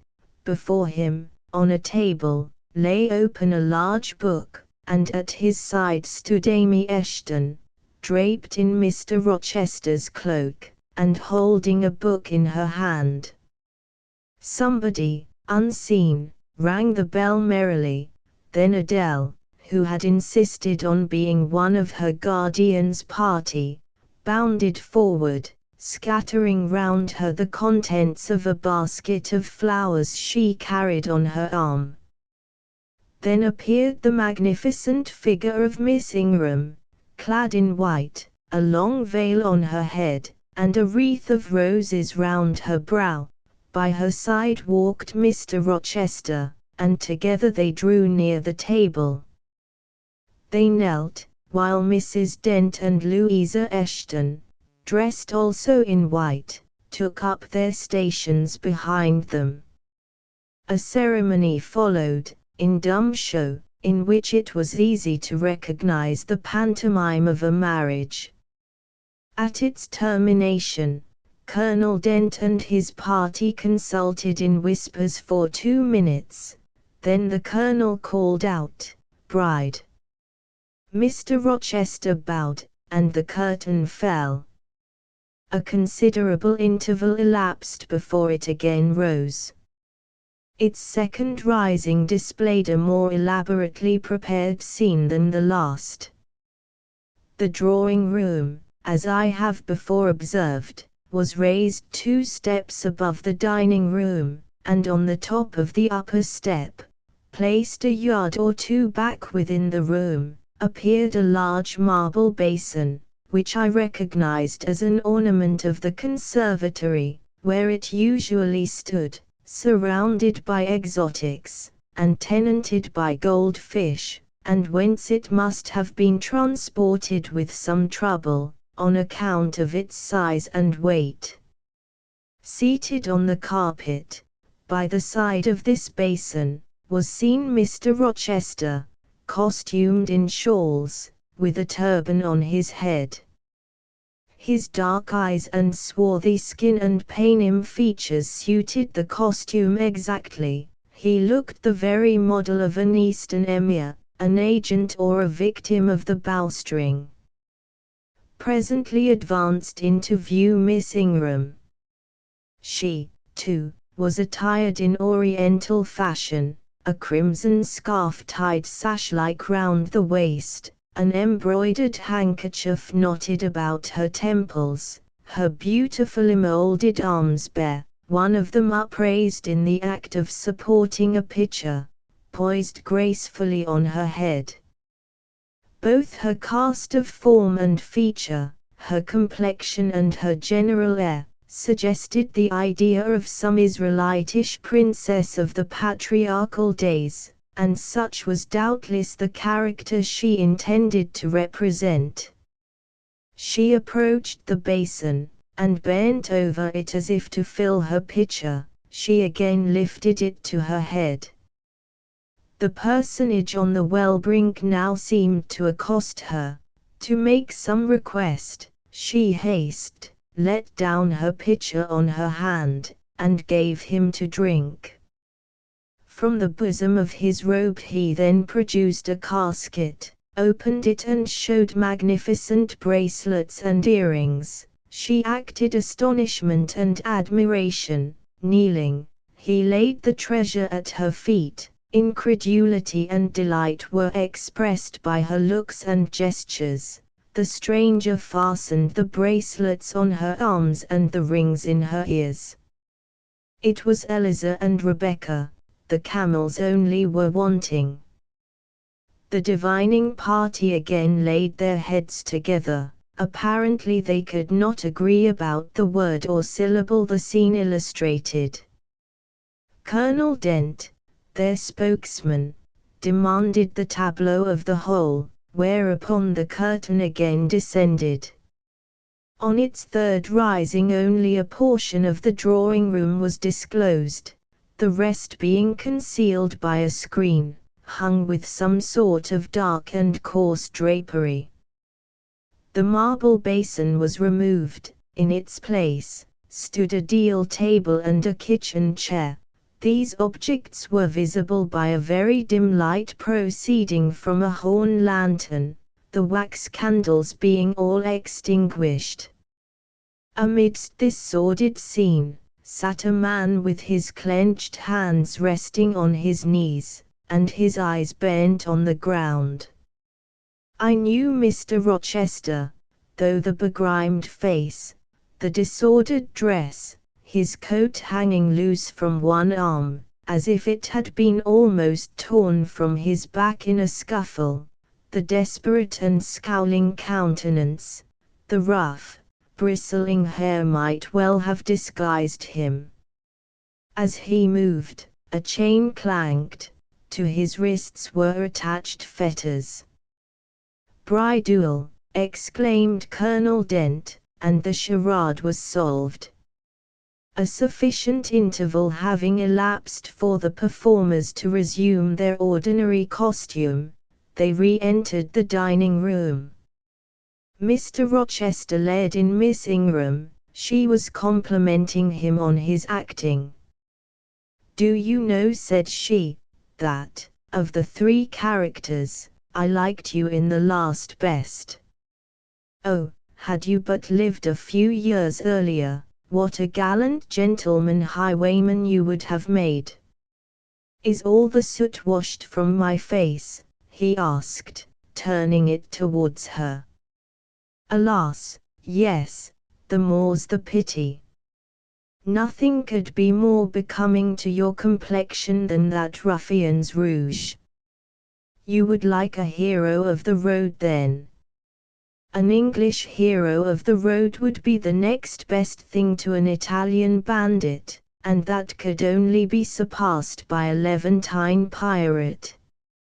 "Well, whatever I am, remember you are my wife. We were married an hour since, in the presence of all these witnesses." She giggled, and her color rose. "Now, Dent," continued Mr. Rochester, "it is your turn." And as the other party withdrew, he and his band took the vacated seats. Miss Ingram placed herself at her leader's right hand, the other diviners filled the chairs on each side of him and her. I did not now watch the actors, I no longer waited with interest for the curtain to rise, my attention was absorbed by the spectators, my eyes, erewhile fixed on the arch, were now irresistibly attracted to the semicircle of chairs.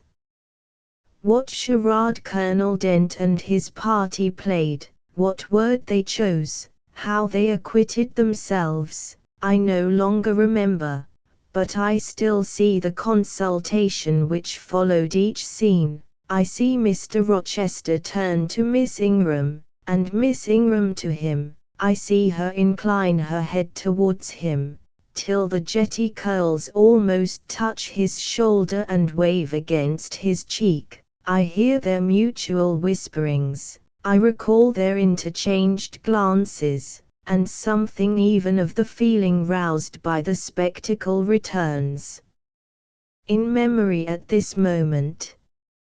I have told you, reader, that I had learned to love Mr. Rochester. I could not unlove him now, merely because I found that he had ceased to notice me, because I might pass hours in his presence, and he would never once turn his eyes in my direction, because I saw all his attentions appropriated by a great lady, who scorned to touch me with the hem of her robes as she passed, who, if ever her dark and imperious eye fell on me by chance, would withdraw it instantly as from an object too mean to merit observation. I could not unlove him, because I felt sure he would soon marry this very lady, because I read daily in her a proud security in his intentions respecting her, because I witnessed hourly in him a style of courtship which, if careless and choosing rather to be sought than to seek, was yet, in its very carelessness, captivating, and in its very pride, irresistible. There was nothing to cool or banish love in these circumstances, though much to create despair. Much too, you will think, reader, to engender jealousy, if a woman, in my position, could presume to be jealous of a woman in Miss Ingram's. But I was not jealous, or very rarely. The nature of the pain I suffered could not be explained by that word. Miss Ingram was a mark beneath jealousy, she was too inferior to excite the feeling. Pardon the seeming paradox, I mean what I say.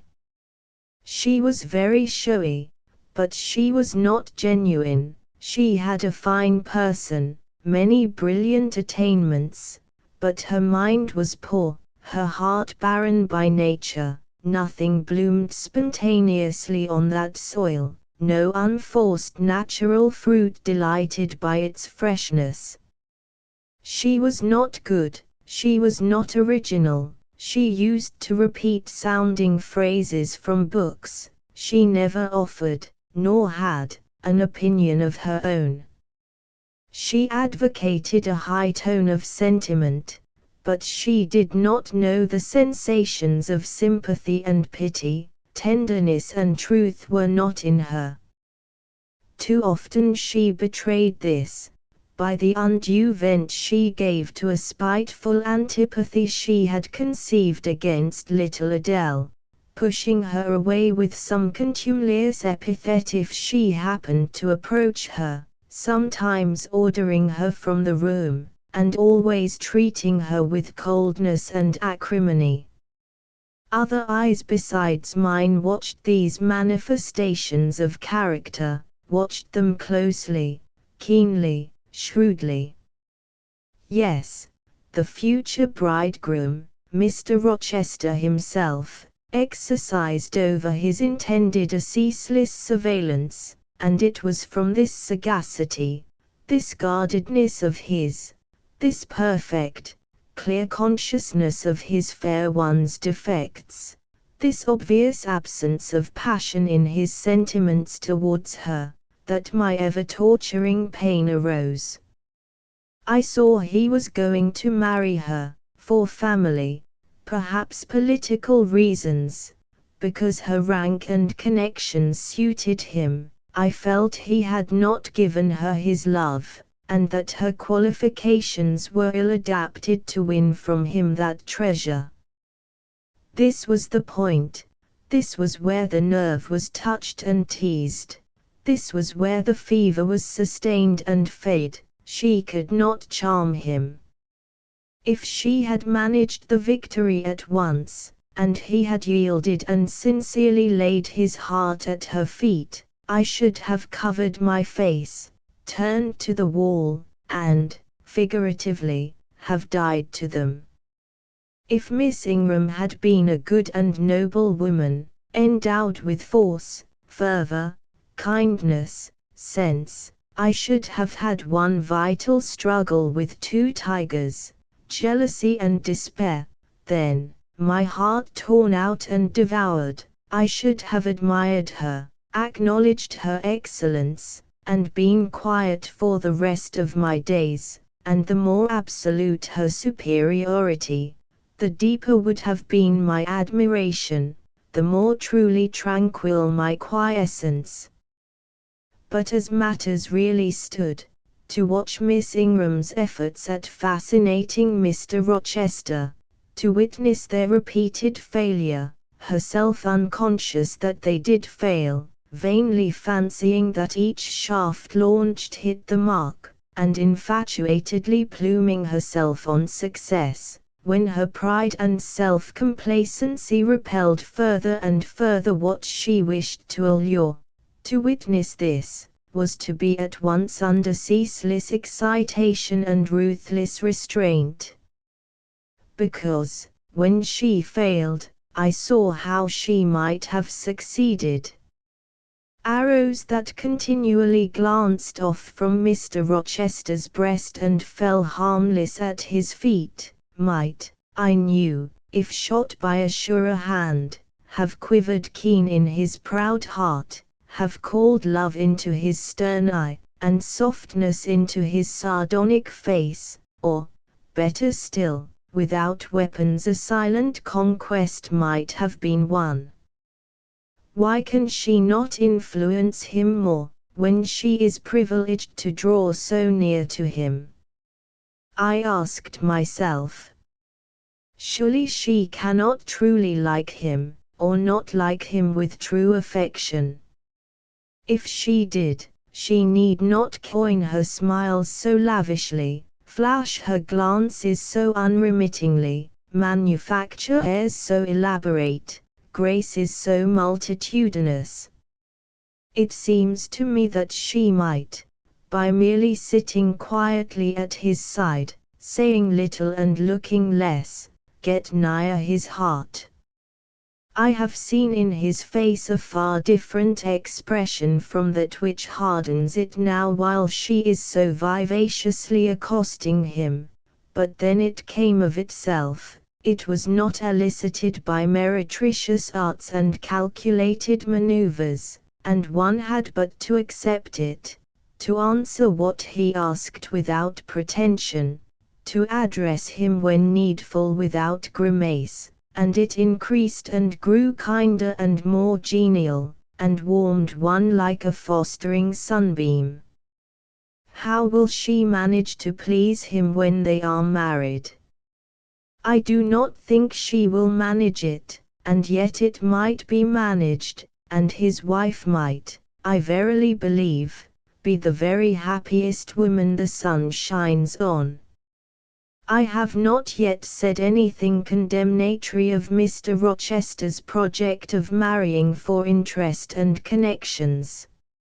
It surprised me when I first discovered that such was his intention. I had thought him a man unlikely to be influenced by motives so commonplace in his choice of a wife, but the longer I considered the position, education, and of the parties, the less I felt justified in judging and blaming either him or Miss Ingram for acting in conformity to ideas and principles instilled into them, doubtless, from their childhood.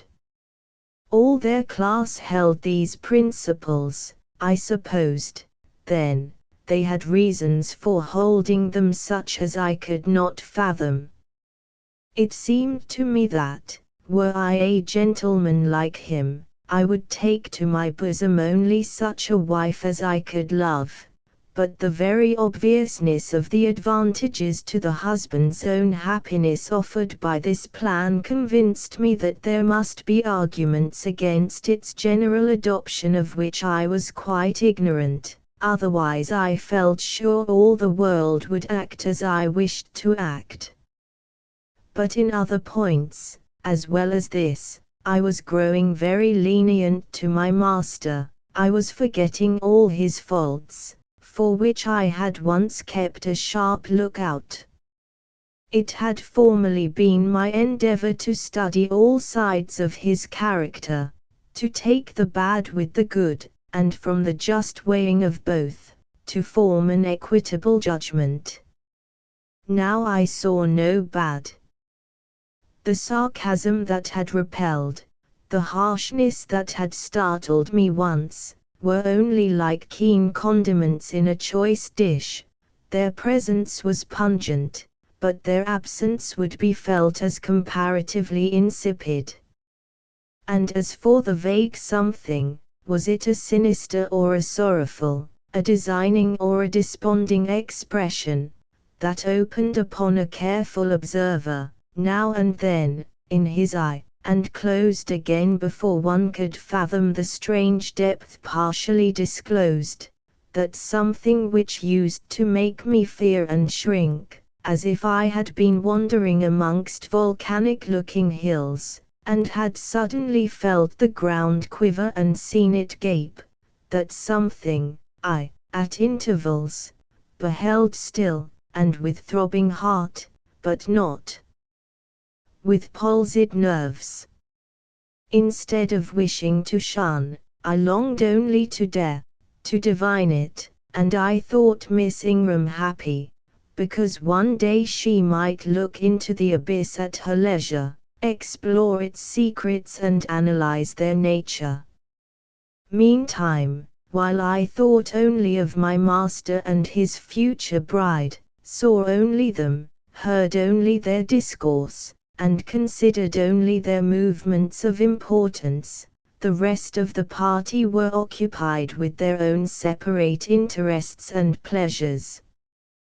The ladies Lynn and Ingram continued to consort in solemn conferences, where they nodded their two turbans at each other, and held up their four hands in confronting gestures of surprise, or mystery, or horror, according to the theme on which their gossip ran, like a pair of magnified puppets. Mild Mrs. Dent talked with good-natured Mrs. Eshton, and the two sometimes bestowed a courteous word or smile on me. Sir George Lynn, Colonel Dent, and Mr. Eshton discussed politics, or county affairs, or justice business. Lord Ingram flirted with Amy Eshton, Louisa played and sang to and with one of the Messrs. Lynn, and Mary Ingram listened languidly to the gallant speeches of the other. Sometimes all, as with one consent, suspended their by-play to observe and listen to the principal actors, for, after all, Mr. Rochester and, because closely connected with him, Miss Ingram were the life and soul of the party. If he was absent from the room an hour, a perceptible dullness seemed to steal over the spirits of his guests, and his re-entrance was sure to give a fresh impulse to the vivacity of conversation. The want of his animating influence appeared to be peculiarly felt one day that he had been summoned to Millcote on business, and was not likely to return till late. The afternoon was wet. A walk the party had proposed to take to see a gypsy camp, lately pitched on a common beyond Hay, was consequently deferred. Some of the gentlemen were gone to the stables. The younger ones, together with the younger ladies, were playing billiards in the billiard room. The dowagers Ingram and Lynn sought solace in a quiet game at cards. Blanche Ingram, after having repelled, by supercilious taciturnity, some efforts of Mrs. Dent and Mrs. Eshton to draw her into conversation, had first murmured over some sentimental tunes and airs on the piano, and then, having fetched a novel from the library, had flung herself in haughty listlessness on a sofa, and prepared to beguile, by the spell of fiction, the tedious hours of absence. The room and the house were silent, only now and then the merriment of the billiard players was heard from above. It was verging on dusk, and the clock had already given warning of the hour to dress for dinner, when little Adele, who knelt by me in the drawing-room window seat, suddenly exclaimed, "Voilà Monsieur Rochester, qui revient." I turned, and Miss Ingram darted forwards from her sofa.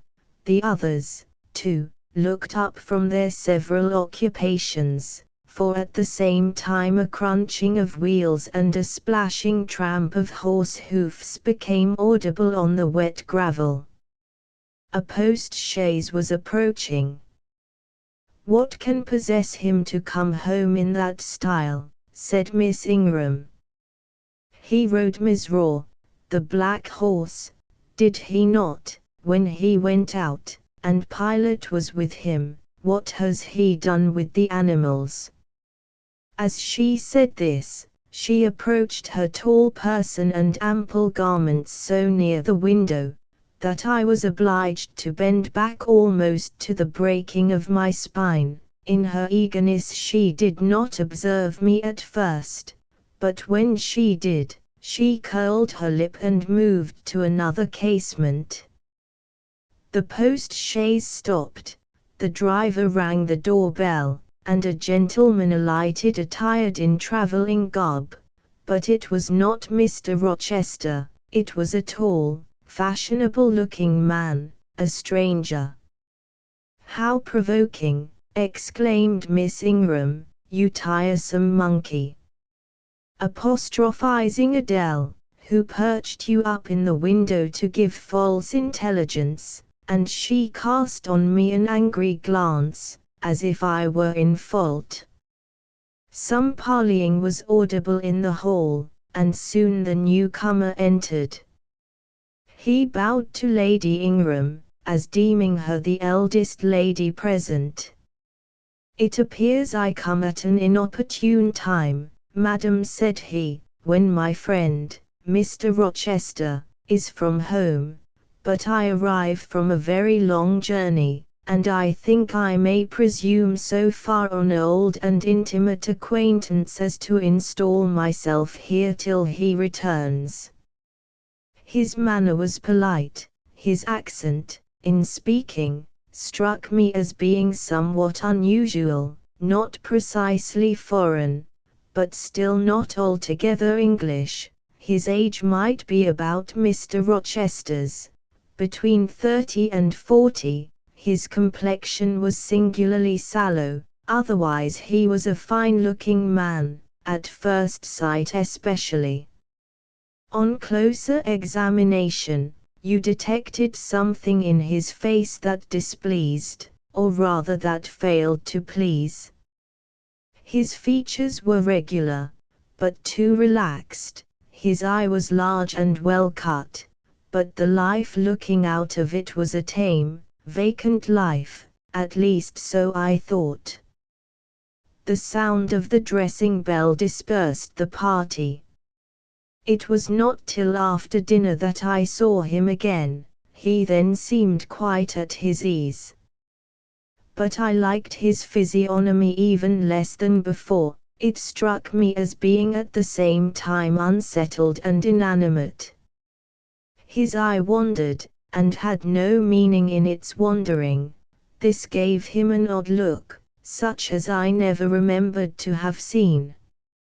For a handsome and not an unamiable-looking man, he repelled me exceedingly. There was no power in that smooth-skinned face of a full oval shape, no firmness in that aquiline nose and small cherry mouth. There was no thought on the low, even forehead, no command in that blank, brown eye. As I sat in my usual nook, and looked at him with the light of the girandoles on the mantelpiece beaming full over him, for he occupied an armchair drawn close to the fire, and kept shrinking still nearer, as if he were cold, I compared him with Mr. Rochester. I think, with deference be it spoken, the contrast could not be much greater between a sleek gander and a fierce falcon, between a meek sheep and the rough-coated keen-eyed dog, its guardian. He had spoken of Mr. Rochester as an old friend. A curious friendship theirs must have been, a pointed illustration, indeed, of the old adage that extremes meet. 2 or 3 of the gentlemen sat near him, and I caught at times scraps of their conversation across the room. At first I could not make much sense of what I heard, for the discourse of Louisa Eshton and Mary Ingram, who sat nearer to me, confused the fragmentary sentences that reached me at intervals. These last were discussing the stranger. They both called him a beautiful man. Louisa said he was a love of a creature and she adored him, and Mary instanced his pretty little mouth and nice nose as her ideal of the charming.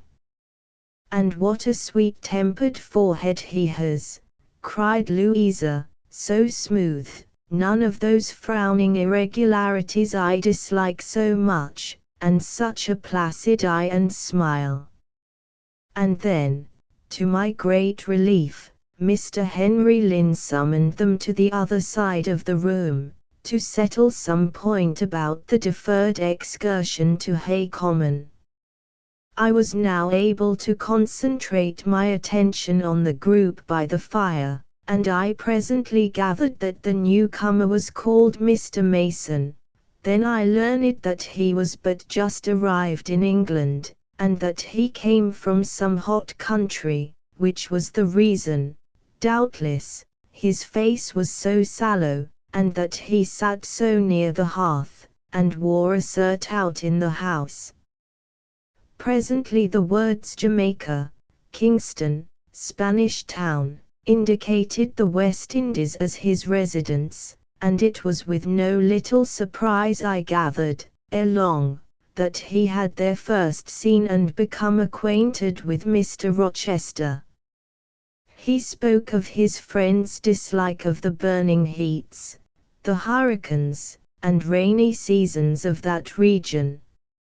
I knew Mr. Rochester had been a traveller, Mrs. Fairfax had said so, but I thought the continent of Europe had bounded his wanderings. Till now I had never heard a hint given of visits to more distant shores.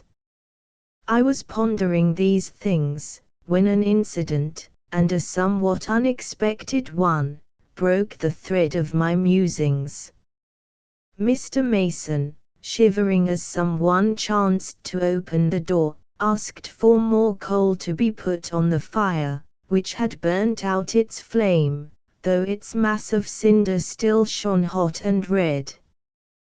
The footman who brought the coal, in going out, stopped near Mr. Eshton's chair, and said something to him in a low voice, of which I heard only the words, "Old woman, quite troublesome. Tell her she shall be put in the stocks if she does not take herself off," replied the magistrate. "No, stop," interrupted Colonel Dent. "Don't send her away, Eshton, we might turn the thing to account, better consult the ladies." And speaking aloud, he continued, "Ladies, you talked of going to Hay Common to visit the gypsy camp. Sam here says that one of the old Mother Bunches is in the servants' hall at this moment, and insists upon being brought in before the quality to tell them their fortunes. Would you like to see her?" "Surely, Colonel," cried Lady Ingram, "you would not encourage such a low impostor. Dismiss her, by all means, at once." "But I cannot persuade her to go away, my lady," said the footman, "nor can any of the servants. Mrs. Fairfax is with her just now, entreating her to be gone, but she has taken a chair in the chimney corner, and says nothing shall stir her from it till she gets leave to come in here." "What does she want?" asked Mrs. Eshton. "To tell the gentry their fortunes, she says, and she swears she must and will do it." "What is she like?" inquired the Mrs. Eshton, in a breath. "A shockingly ugly old creature, miss, almost as black as a crock." "Why, she's a real sorceress," cried Frederick Lynn. "Let us have her in, of course." "To be sure," rejoined his brother, "it would be 1,000 pities to throw away such a chance of fun." "My dear boys, what are you thinking about?" exclaimed Mrs. Lynn. "I cannot possibly countenance any such inconsistent proceeding," chimed in the Dowager Ingram. "Indeed, mamma, but you can," and will, pronounced the haughty voice of Blanche, as she turned round on the piano stool, where till now she had sat silent, apparently examining sundry sheets of music. I have a curiosity to hear my fortune told, therefore, Sam, order the beldame forward. My darling Blanche, recollect, I recollect all you can suggest, and I must have my will, quick, Sam. Yes, yes, yes, cried all the juveniles, both ladies and gentlemen. Let her come, it will be excellent sport. The footman still lingered. She looks such a rough one, said he. Go, ejaculated Miss Ingram, and the man went. Excitement instantly seized the whole party. A running fire of raillery and jests was proceeding when Sam returned. She won't come now, said he. She says it's not her mission to appear before the vulgar herd, them's her words. I must show her into a room by herself, and then those who wish to consult her must go to her one by one. You see now, my queenly Blanche, began Lady Ingram, she encroaches. Be advised, my angel girl, and show her into the library, of course cut in the angel girl. It is not my mission to listen to her before the vulgar herd either, I mean to have her all to myself. Is there a fire in the library? Yes, but she looks such a tinkler. Cease that chatter, blockhead, and do my bidding. Again Sam vanished, and mystery, animation, expectation rose to full flow once more. She's ready now, said the footman, as he reappeared. She wishes to know who will be her first visitor. I think I had better just look in upon her before any of the ladies go, said Colonel Dent. Tell her, Sam, a gentleman is coming. Sam went and returned. She says, sir, that she'll have no gentleman, they need not trouble themselves to come near her, nor, he added, with difficulty suppressing a titter, any ladies either, except the young, and single. By Jove, she has taste, exclaimed Henry Lynn. Miss Ingram rose solemnly. I go first, she said, in a tone which might have befitted the leader of a forlorn hope, mounting a breach in the van of his men. Oh, my best, oh, my dearest, pause, reflect, was her mamma's cry, but she swept past her in stately silence, passed through the door which Colonel Dent held open, and we heard her enter the library. A comparative silence ensued. Lady Ingram thought it lacasse to wring her hands, which she did accordingly. Miss Mary declared she felt, for her part, she never dared venture. Amy and Louisa Eshton tittered under their breath, and looked a little frightened. The minutes passed very slowly. 15 were counted before the library door again opened. Miss Ingram returned to us through the arch. Would she laugh? Would she take it as a joke? All eyes met her with a glance of eager curiosity, and she met all eyes with one of rebuff and coldness. She looked neither flurried nor merry, she walked stiffly to her seat, and took it in silence. Well, Blanche, said Lord Ingram. What did she say, sister? Asked Mary. What did you think? How do you feel? Is she a real fortune-teller? Demanded the Mrs. Eshton. Now, good people, returned Miss Ingram, don't press upon me.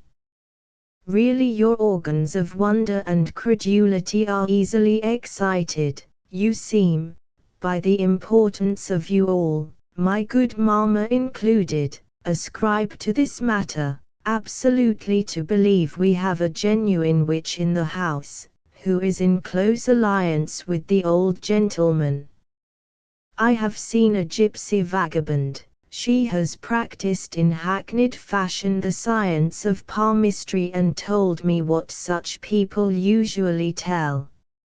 My whim is gratified, and now I think Mr. Eshton will do well to put the hag in the stocks tomorrow morning, as he threatened. Miss Ingram took a book, leant back in her chair, and so declined further conversation. I watched her for nearly half an hour. During all that time she never turned a page, and her face grew momently darker, more dissatisfied, and more sourly expressive of disappointment. She had obviously not heard anything to her advantage, and it seemed to me, from her prolonged fit of gloom and taciturnity, that she herself, notwithstanding her professed indifference, attached undue importance to whatever revelations had been made her. During all that time she never turned a page. Meantime, Mary Ingram, Amy and Louisa Eshton declared they dared not go alone, and yet they all wished to go. A negotiation was opened through the medium of the ambassador, Sam, and after much pacing to and fro, till, I think, the said Sam's calves must have ached with the exercise, permission was at last, with great difficulty, extorted from the rigorous Sibyl, for the three to wait upon her in a body. Their visit was not so still as Miss Ingram's had been. We heard hysterical giggling and little shrieks proceeding from the library, and at the end of about 20 minutes they burst the door open, and came running across the hall, as if they were half scared out of their wits. "I am sure she is something not right," they cried, one and all. "She told us such things. She knows all about us," and they sank breathless into the various seats the gentleman hastened to bring them. Pressed for further explanation, they declared she had told them of things they had said and done when they were mere children, described books and ornaments they had in their boudoirs at home, keepsakes that different relations had presented to them. They affirmed that she had even divined their thoughts, and had whispered in the ear of each the name of the person she liked best in the world, and informed them of what they most wished for.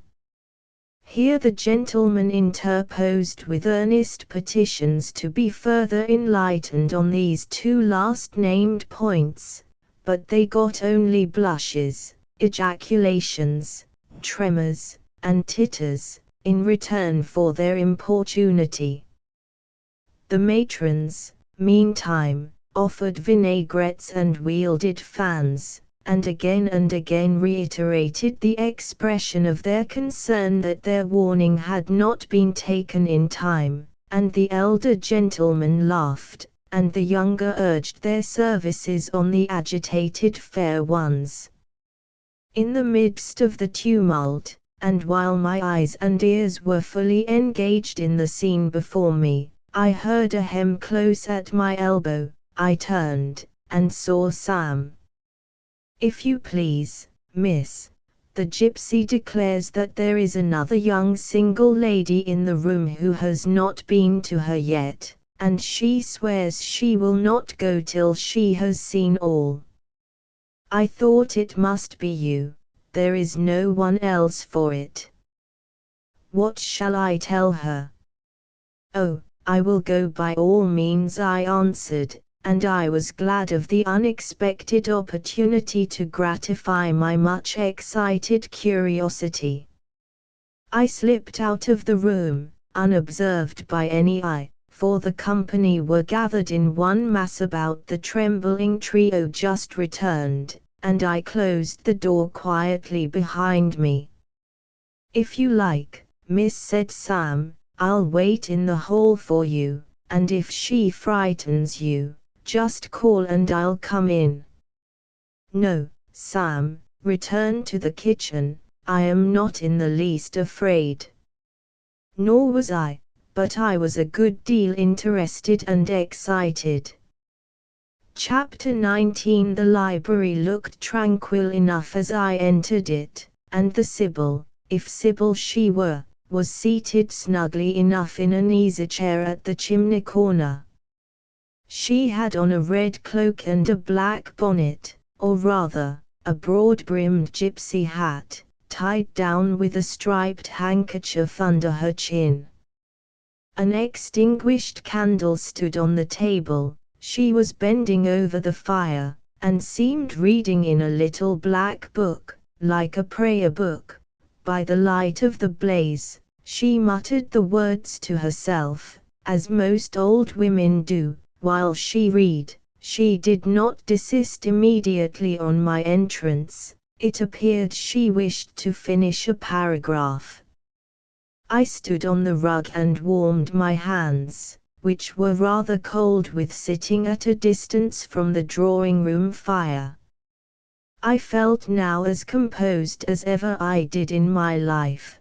There was nothing indeed in the gypsy's appearance to trouble one's calm. She shut her book and slowly looked up. Her hat brim partially shaded her face, yet I could see, as she raised it, that it was a strange one. It looked all brown and black. Elf locks bristled out from beneath a white band which passed under her chin, and came half over her cheeks, or rather jaws. Her eye confronted me at once, with a bold and direct gaze. "Well, and you want your fortune told," she said, in a voice as decided as her glance, as harsh as her features. "I don't care about it, mother, you may please yourself, but I ought to warn you, I have no faith." "It's like your impudence to say so. I expected it of you. I heard it in your step as you crossed the threshold." "Did you? You've a quick ear." "I have, and a quick eye and a quick brain." "You need them all in your trade." "I do, especially when I've customers like you to deal with." "Why don't you tremble?" "I'm not cold." "Why don't you turn pale?" "I am not sick." "Why don't you consult my art?" "I'm not silly." The old crone neished a laugh under her bonnet and bandage. She then drew out a short black pipe, and lighting it began to smoke. Having indulged a while in this sedative, she raised her bent body, took the pipe from her lips, and while gazing steadily at the fire, said very deliberately, "You are cold, you are sick, and you are silly." "Prove it," I rejoined. "I will, in few words. You are cold, because you are alone, no contact strikes the fire from you that is in you. You are sick, because the best of feelings, the highest and the sweetest given to man, keeps far away from you. You are silly, because, suffer as you may, you will not beckon it to approach, nor will you stir one step to meet it where it waits you." She again put her short black pipe to her lips, and renewed her smoking with vigor. "You might say all that to almost anyone who you knew lived as a solitary dependent in a great house. I might say it to almost anyone, but would it be true of almost anyone? In my circumstances? Yes, just so, in your circumstances, but find me another precisely placed as you are. It would be easy to find you thousands. You could scarcely find me one. If you knew it, you are peculiarly situated, very near happiness, yes, within reach of it. The materials are all prepared, there only wants a movement to combine them. Chance laid them somewhat apart, let them be once approached and bliss results. I don't understand enigmas. I never could guess a riddle in my life. If you wish me to speak more plainly, show me your palm. And I must cross it with silver, I suppose. To be sure. I gave her a shilling, she put it into an old stocking foot which she took out of her pocket, and having tied it round and returned it, she told me to hold out my hand. I did. She approached her face to the palm, and pored over it without touching it. "It is too fine," said she. "I can make nothing of such a hand as that, almost without lines. Besides, what is in a palm? Destiny is not written there." "I believe you said I know," she continued. "It is in the face, on the forehead, about the eyes, in the lines of the mouth. Kneel, and lift up your head." "Ah, now you are coming to reality," I said, as I obeyed her. "I shall begin to put some faith in you presently." I knelt within half a yard of her. She stirred the fire, so that a ripple of light broke from the disturbed coal. The glare, however, as she sat, only threw her face into deeper shadow, mine, it illumined. "I wonder with what feelings you came to me tonight," she said, when she had examined me a while. "I wonder what thoughts are busy in your heart during all the hours you sit in yonder room with the fine people flitting before you like shapes in a magic lantern, just as little sympathetic communion passing between you and them as if they were really mere shadows of human forms, and not the actual substance. I feel tired often, sleepy sometimes, but seldom sad. Then you have some secret hope to buoy you up and please you with whispers of the future. Not I.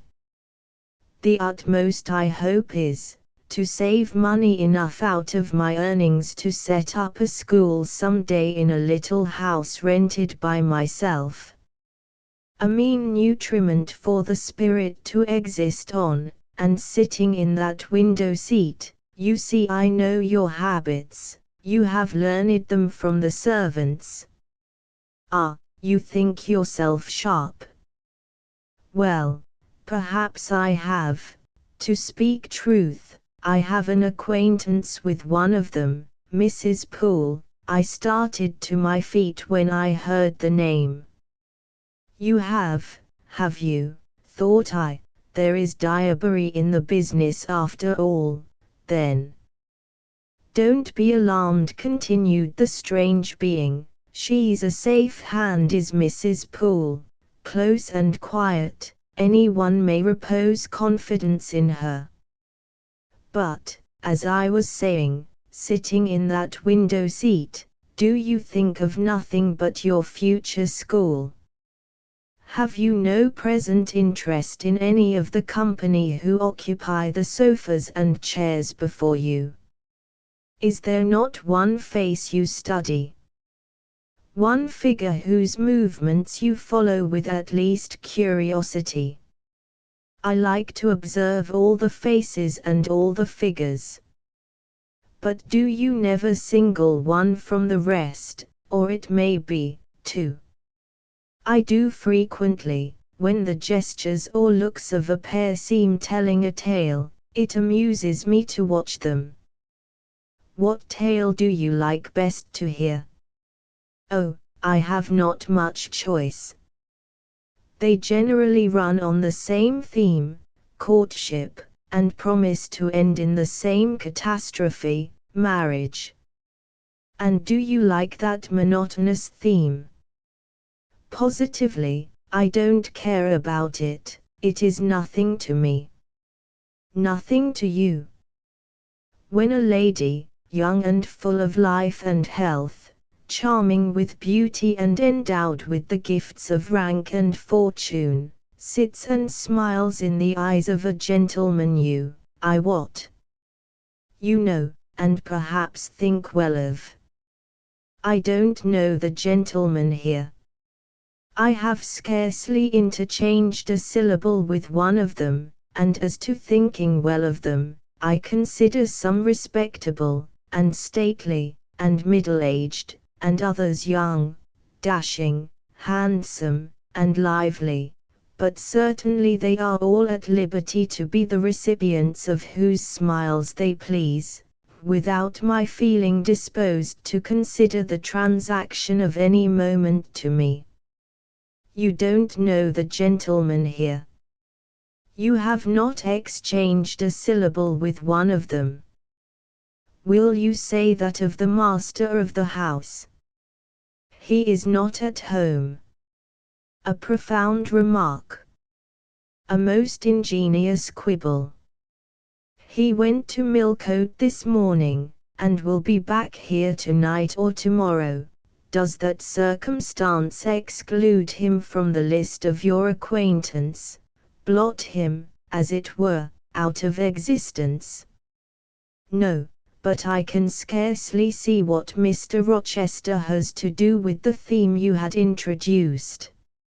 I was talking of ladies smiling in the eyes of gentlemen, and of late so many smiles have been shed into Mr. Rochester's eyes that they overflow like 2 cups filled above the brim. Have you never remarked that?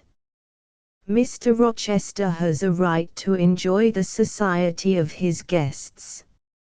No question about his right, but have you never observed that, of all the tales told here about matrimony, Mr. Rochester has been favored with the most lively and the most continuous? The eagerness of a listener quickens the tongue of a narrator. I said this rather to myself than to the gypsy, whose strange talk, voice, manner, had by this time wrapped me in a kind of dream. One unexpected sentence came from her lips after another, till I got involved in a web of mystification, and wondered what unseen spirit had been sitting for weeks by my heart watching its workings and taking record of every pulse. Eagerness of a listener, repeated she. Yes, Mr. Rochester has sat by the hour, his ear inclined to the fascinating lips that took such delight in their task of communicating. And Mr. Rochester was so willing to receive and looked so grateful for the pastime given him. You have noticed this? Grateful. I cannot remember detecting gratitude in his face. Detecting. You have analyzed, then. And what did you detect, if not gratitude? I said nothing. You have seen love, have you not, and, looking forward, you have seen him married, and beheld his bride happy. Humph. Not exactly. Your witch's skill is rather at fault sometimes. What the devil have you seen, then? Never mind, I came here to inquire, not to confess. Is it known that Mr. Rochester is to be married? Yes, and to the beautiful Miss Ingram. Shortly. Appearances would warrant that conclusion, and, no doubt, though, with an audacity that wants chastising out of you, you seem to question it, they will be a superlatively happy pair. He must love such a handsome, noble, witty, accomplished lady, and probably she loves him, or, if not his person, at least his purse. I know she considers the Rochester estate eligible to the last degree, though, God pardon me. I told her something on that point about an hour ago which made her look wondrous grave. The corners of her mouth fell half an inch. I would advise her black-aviced suitor to look out. If another comes, with a longer or clearer rent roll, he's dished. But, mother, I did not come to hear Mr. Rochester's fortune, I came to hear my own, and you have told me nothing of it. Your fortune is yet doubtful. When I examined your face, one trait contradicted another. Chance has meted you a measure of happiness, that I know. I knew it before I came here this evening. She has laid it carefully on one side for you. I saw her do it. It depends on yourself to stretch out your hand, and take it up, but whether you will do so, is the problem I study. Kneel again on the rug. Don't keep me long, the fire scorches me. She did not stoop towards me, but only gazed, leaning back in her chair. I knelt. She did not stoop towards me, but only gazed, leaning back in her chair. She began muttering.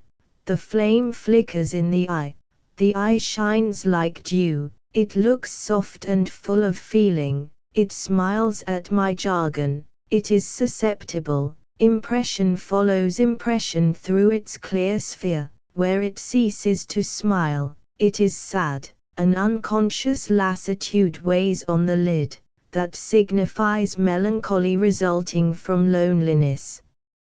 It turns from me, it will not suffer further scrutiny, it seems to deny, by a mocking glance, the truth of the discoveries I have already made, to disown the charge both of sensibility and chagrin. Its pride and reserve only confirm me in my opinion. The eye is favorable. As to the mouth, it delights at times in laughter, it is disposed to impart all that the brain conceives, though I dare say it would be silent on much the heart experiences. Mobile and flexible, it was never intended to be compressed in the eternal silence of solitude. It is a mouth which should speak much and smile often, and have human affection for its interlocutor. That feature too is propitious. I see no enemy to a fortunate issue but in the brow, and that brow professes to say, I can live alone, if self-respect and circumstances require me so to do. I need not sell my soul to buy bliss.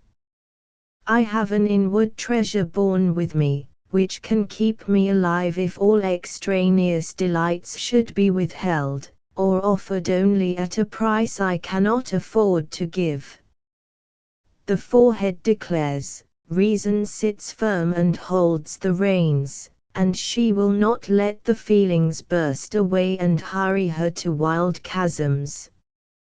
The passions may rage furiously, like true heathens, as they are, and the desires may imagine all sorts of vain things, but judgment shall still have the last word in every argument, and the casting vote in every decision. Strong wind, earthquake shock, and fire may pass by, but I shall follow the guiding of that still small voice which interprets the dictates of conscience. Well said, forehead, your declaration shall be respected. I have formed my plans, right plans I deem them, and in them I have attended to the claims of conscience, the counsels of reason.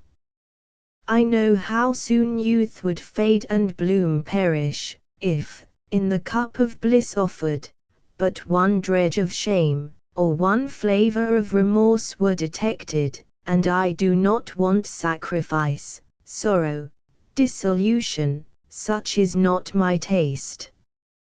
I wish to foster, not to blight, to earn gratitude, not to wring tears of blood, no, nor of brine. My harvest must be in smiles, in endearments, in sweet, that will do. I think I rave in a kind of exquisite delirium. I should wish now to protract this moment ad infinitum, but I dare not. So far I have governed myself thoroughly. I have acted as I inwardly swore I would act, but further might try me beyond my strength. Rise, Miss Eyre, leave me, the play is played out. Where was I? Did I wake or sleep? Had I been dreaming? Did I dream still? The old woman's voice had changed, her accent, her gesture, and all were familiar to me as my own face in a glass, as the speech of my own tongue. I got up, but did not go. I looked, I stirred the fire, and I looked again, but she drew her bonnet and her bandage closer about her face, and again beckoned me to depart. The flame illuminated her hand stretched out, roused now, and on the alert for discoveries. I at once noticed that hand. It was no more the withered limb of Eld than my own, it was a rounded supple member, with smooth fingers, symmetrically turned, a broad ring flashed on the little finger, and stooping forward, I looked at it, and saw a gem I had seen 100 times before. Again I looked at the face, which was no longer turned from me, on the contrary, the bonnet was doffed, the bandage displaced, the head advanced. "Well, Jane, do you know me?" asked the familiar voice. "Only take off the red cloak, sir, and then, but the string is in a knot, help me. Break it, sir. There, then, off, ye lendings." And Mr. Rochester stepped out of his disguise.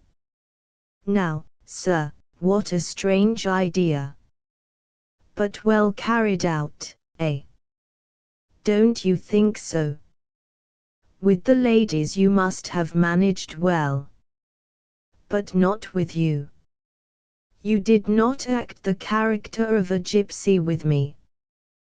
What character did I act? My own? No, some unaccountable one. In short, I believe you have been trying to draw me out, or you have been talking nonsense to make me talk nonsense. It is scarcely fair, sir. Do you forgive me, Jane? I cannot tell till I have thought it all over. If, on reflection, I find I have fallen into no great absurdity, I shall try to forgive you, but it was not right. Oh, you have been very correct, very careful, very sensible. I reflected, and thought, on the whole, I had. It was a comfort, but, indeed, I had been on my guard almost from the beginning of the interview. Something of masquerade I suspected. I knew gypsies and fortune-tellers did not express themselves as this seeming old woman had expressed herself. Besides, I had noted her feigned voice, her anxiety to conceal her features. But my mind had been running on Grace Poole, that living enigma, that mystery of mysteries, as I considered her. I had never thought of Mr. Rochester. "Well," said he, "what are you musing about?" What does that grave smile signify? Wonder and self-congratulation, sir. I have your permission to retire now, I suppose. No, stay a moment, and tell me what the people in the drawing-room yonder are doing. Discussing the gypsy, I dare say. Sit down, let me hear what they said about me. I had better not stay long, sir, it must be near 11 o'clock. Oh, are you aware, Mr. Rochester, that a stranger has arrived here since you left this morning? A stranger? No, who can it be? I expected no one. Is he gone? No, he said he had known you long, and that he could take the liberty of installing himself here till you returned. The devil he did. Did he give his name? His name is Mason, sir, and he comes from the West Indies, from Spanish Town, in Jamaica, I think. Mr. Rochester was standing near me. He had taken my hand, as if to lead me to a chair. As I spoke he gave my wrist a convulsive grip. The smile on his lips froze, apparently a spasm caught his breath. Mason, the West Indies, he said, in the tone one might fancy a speaking automaton to enounce its single words. Mason, the West Indies, he reiterated, and he went over the syllables 3 times, growing, in the intervals of speaking, whiter than ashes. He hardly seemed to know what he was doing. Do you feel ill, sir? I inquired. Jane, I've got a blow, Jane. He staggered. Oh, lean on me, sir. Jane, you offered me your shoulder once before, let me have it now. Yes, sir, yes, and my arm. He sat down, and made me sit beside him. Holding my hand in both his own, he chafed it, gazing on me, at the same time, with the most troubled and dreary look. My little friend, said he, I wish I were in a quiet island with only you, and trouble, and danger, and hideous recollections removed from me. Can I help you, sir? I'd give my life to serve you. Jane, if aid is wanted, I'll seek it at your hands, I promise you that. Thank you, sir. Tell me what to do, I'll try, at least, to do it. Fetch me now, Jane, a glass of wine from the dining room, they will be at supper there, and tell me if Mason is with them, and what he is doing. I went. I found all the party in the dining room at supper, as Mr. Rochester had said. They were not seated at table. The supper was arranged on the sideboard, each had taken what he chose, and they stood about here and there in groups, their plates and glasses in their hands. Every one seemed in high glee, laughter and conversation were general and animated. Mr. Mason stood near the fire, talking to Colonel and Mrs. Dent, and appeared as merry as any of them. I filled a wine glass. I saw Miss Ingram watch me frowningly as I did so. She thought I was taking a liberty, I dare say, and I returned to the library. Mr. Rochester's extreme pallor had disappeared, and he looked once more firm and stern. He took the glass from my hand. Here is to your health, ministrant spirit, he said. He swallowed the contents and returned it to me. What are they doing, Jane? Laughing and talking, sir. They don't look grave and mysterious, as if they had heard something strange. Not at all, they are full of jests and gaiety. And Mason. He was laughing too. If all these people came in a body and spat at me, what would you do, Jane? Turn them out of the room, sir, if I could. He half smiled.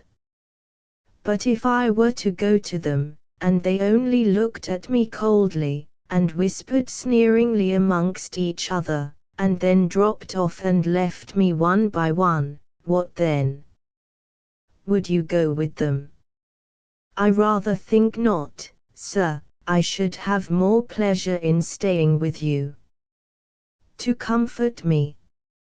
Yes, sir, to comfort you, as well as I could. And if they laid you under a ban for adhering to me, I, probably, should know nothing about their ban, and if I did, I should care nothing about it. Then, you could dare censure for my sake. I could dare it for the sake of any friend who deserved my adherence, as you, I am sure, do. Go back now into the room, step quietly up to Mason, and whisper in his ear that Mr. Rochester is come and wishes to see him. Show him in here and then leave me. Yes, sir. I did his behest. The company all stared at me as I passed straight among them. I sought Mr. Mason, delivered the message, and preceded him from the room. I ushered him into the library, and then I went upstairs. At a late hour, after I had been in bed some time, I heard the visitors repair to their chambers. I distinguished Mr. Rochester's voice, and heard him say, "This way, Mason, this is your room." He spoke cheerfully, the gay tones set my heart at ease. I was soon asleep. Chapter XX. I had forgotten to draw my curtain, which I usually did, and also to let down my window blind. The consequence was, that when the moon, which was full and bright, for the night was fine, came in her course to that space in the sky opposite my casement, and looked in at me through the unveiled panes, her glorious gaze roused me. Awaking in the dead of night, I opened my eyes on her disk, silver white and crystal clear. It was beautiful, but too solemn. I half rose, and stretched my arm to draw the curtain. Good God! What a cry! The night, its silence, its rest, was rent in twain by a savage, a sharp, a shrilly sound that ran from end to end of Thornfield Hall. My pulse stopped, my heart stood still, my stretched arm was paralyzed. The cry died, and was not renewed. Indeed, whatever being uttered that fearful shriek could not soon repeat it, not the widest winged condor on the Andes could, twice in succession, send out such a yell from the cloud shrouding his eyrie. The thing delivering such utterance must rest ere it could repeat the effort. It came out of the third story, for it passed overhead. And overhead, yes, in the room just above my chamber ceiling, I now heard a struggle, a deadly one it seemed from the noise, and a half-smothered voice shouted, "Help! Help! Help!" 3 times rapidly. "Will no one come?" it cried, and then, while the staggering and stamping went on wildly, I distinguished through plank and plaster, "Rochester! Rochester! For God's sake, come!" A chamber door opened, someone ran, or rushed, along the gallery. Another step stamped on the flooring above and something fell, and there was silence. I had put on some clothes. Though horror shook all my limbs, I issued from my apartment. The sleepers were all aroused. Ejaculations, terrified murmurs sounded in every room. Door after door unclosed. One looked out and another looked out. The gallery filled. Gentlemen and ladies alike had quitted their beds, and oh, what is it? Who is hurt? What has happened? Fetch a light. Is it fire? Are there robbers? Where shall we run? Was demanded confusedly on all hands. But for the moonlight they would have been in complete darkness. They ran to and fro, they crowded together, some sobbed, some stumbled, the confusion was inextricable. "Where the devil is Rochester?" cried Colonel Dent. "I cannot find him in his bed." "Here, here," was shouted in return. "Be composed, all of you, I'm coming." And the door at the end of the gallery opened, and Mr. Rochester advanced with a candle. He had just descended from the upper story.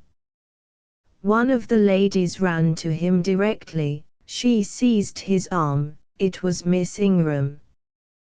"What awful event has taken place?" said she. "Speak, let us know the worst at once."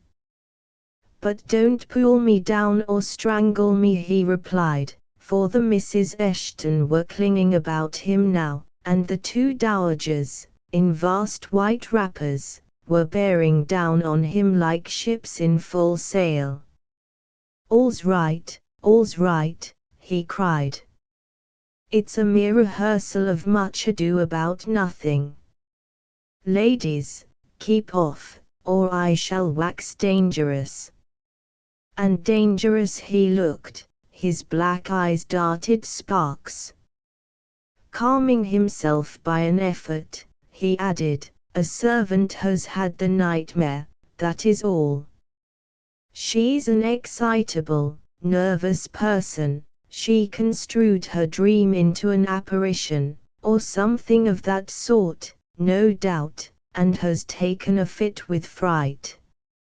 Now, then, I must see you all back into your rooms, for, till the house is settled, she cannot be looked after.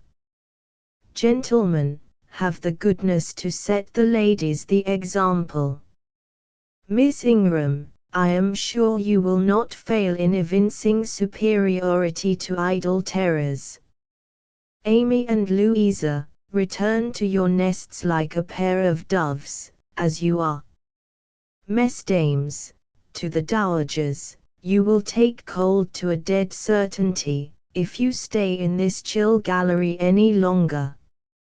And so, by dint of alternate coaxing and commanding, he contrived to get them all once more enclosed in their separate dormitories. I did not wait to be ordered back to mine, but retreated unnoticed, as unnoticed I had left it. Not, however, to go to bed, on the contrary, I began and dressed myself carefully. The sounds I had heard after the scream, and the words that had been uttered, had probably been heard only by me, for they had proceeded from the room above mine, but they assured me that it was not a servant's dream which had thus struck horror through the house, and that the explanation Mr. Rochester had given was merely an invention framed to pacify his guests. I dressed, then, to be ready for emergencies. When dressed, I sat a long time by the window looking out over the silent grounds and silvered fields and waiting for I knew not what. It seemed to me that some event must follow the strange cry, struggle, and call. No, stillness returned, each murmur and movement ceased gradually, and in about an hour Thornfield Hall was again as hushed as a desert. It seemed that sleep and night had resumed their empire. Meantime the moon declined, she was about to set.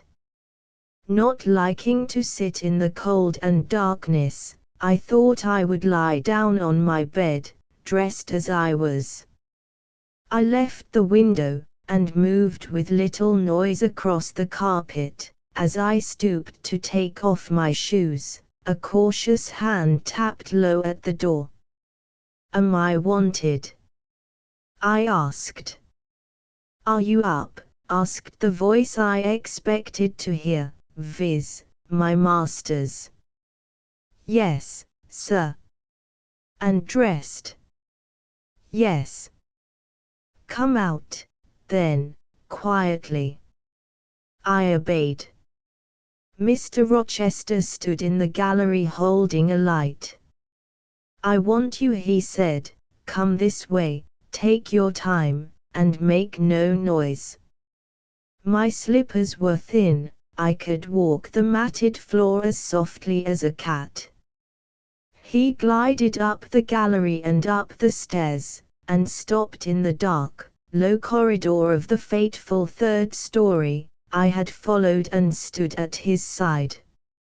"Have you a sponge in your room?" he asked in a whisper. "Yes, sir." "Have you any salts, volatile salts?" "Yes."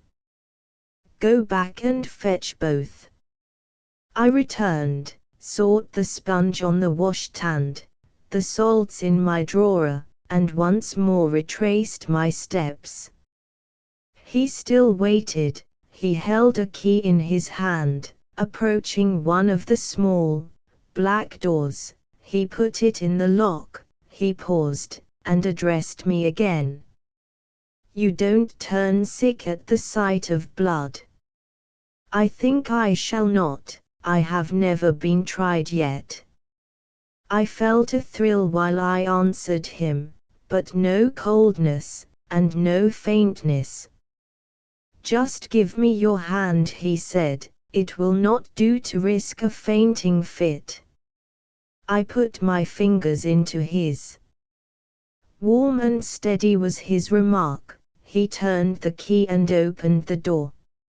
I saw a room I remembered to have seen before, the day Mrs. Fairfax showed me over the house. It was hung with tapestry, but the tapestry was now looped up in one part, and there was a door apparent, which had then been concealed. This door was open, a light shone out of the room within. I heard thence a snarling, snatching sound, almost like a dog quarrelling.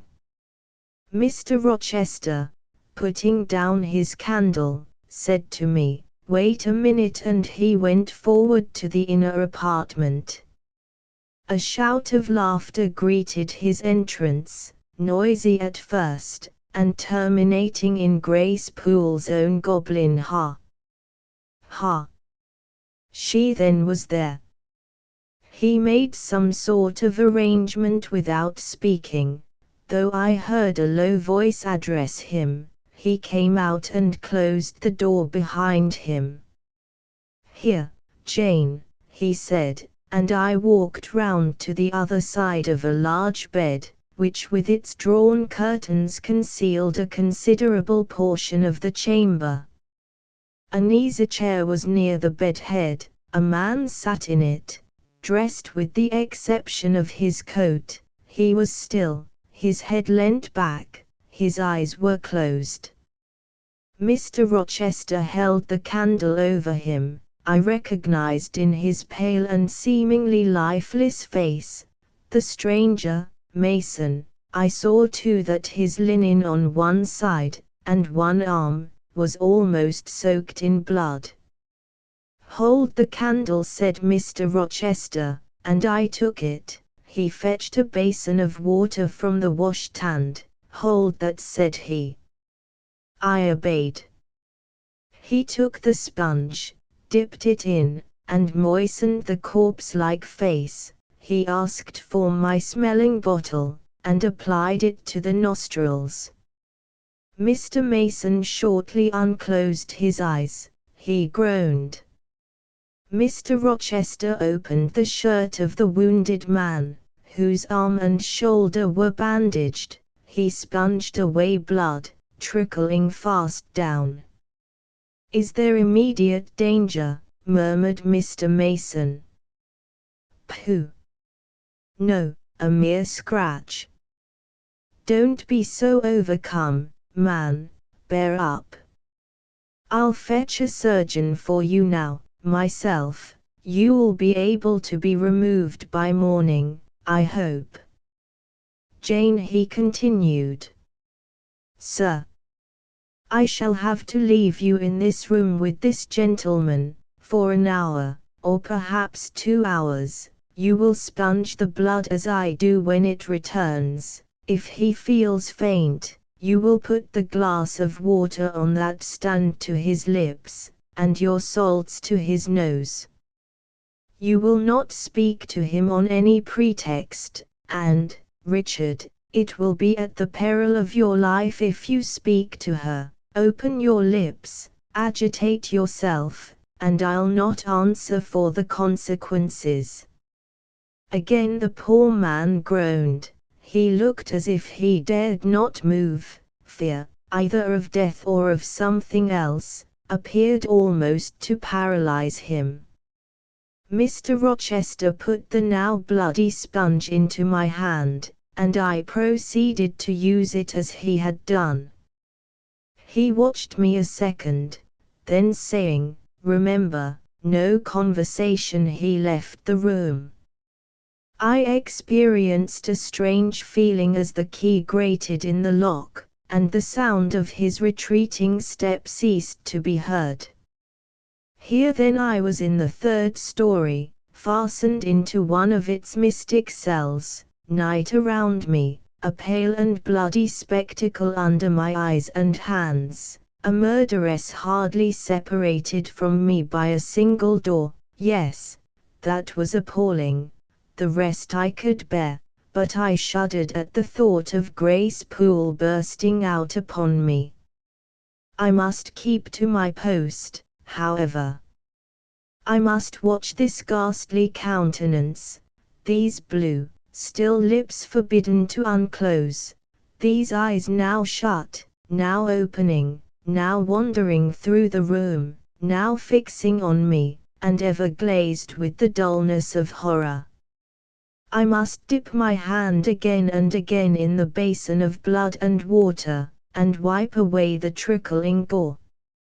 I must see the light of the unsnuffed candle wane on my employment, the shadows darken on the wrought, antique tapestry round me, and grow black under the hangings of the vast old bed, and quiver strangely over the doors of a great cabinet opposite, whose front, divided into 12 panels, bore, in grim design, the heads of the 12 apostles, each enclosed in its separate panel as in a frame, while above them at the top rose an ebon crucifix and a dying Christ. According as the shifting obscurity and flickering gleam hovered here or glanced there, it was now the bearded physician, Luke, that bent his brow, now Street John's long hair that waved, and anon the devilish face of Judas, that grew out of the panel, and seemed gathering life and threatening a revelation of the arch-traitor, of Satan himself, in his subordinate's form. Amidst all this, I had to listen as well as watch, to listen for the movements of the wild beast or the fiend in yonder side den. But since Mr. Rochester's visit it seemed spellbound. All the night I heard but 3 sounds at 3 long intervals, a step creak, a momentary renewal of the snarling, canine noise, and a deep human groan. Then my own thoughts worried me. What crime was this, that lived incarnate in this sequestered mansion, and could neither be expelled nor subdued by the owner? What mystery, that broke out now in fire and now in blood, at the deadest hours of night? What creature was it, that, masked in an ordinary woman's face and shape, uttered the voice, now of a mocking demon, and anon of a carrion-seeking bird of prey? And this man I bent over, this commonplace, quiet stranger, how had he become involved in the web of horror? And why had the fury flown at him? What made him seek this quarter of the house at an untimely season, when he should have been asleep in bed? I had heard Mr. Rochester assign him an apartment below. What brought him here? And why, now, was he so tame under the violence or treachery done him? Why did he so quietly submit to the concealment Mr. Rochester enforced? Why did Mr. Rochester enforce this concealment? His guest had been outraged. His own life on a former occasion had been hideously plotted against, and both attempts he smothered in secrecy and sank in oblivion. Lastly, I saw Mr. Mason was submissive to Mr. Rochester, that the impetuous will of the latter held complete sway over the inertness of the former. The few words which had passed between them assured me of this. It was evident that in their former intercourse, the passive disposition of the one had been habitually influenced by the active energy of the other, whence then had arisen Mr. Rochester's dismay when he heard of Mr. Mason's arrival. Why had the mere name of this unresisting individual, whom his word now sufficed to control like a child, fallen on him, a few hours since, as a thunderbolt might fall on an oak? Oh!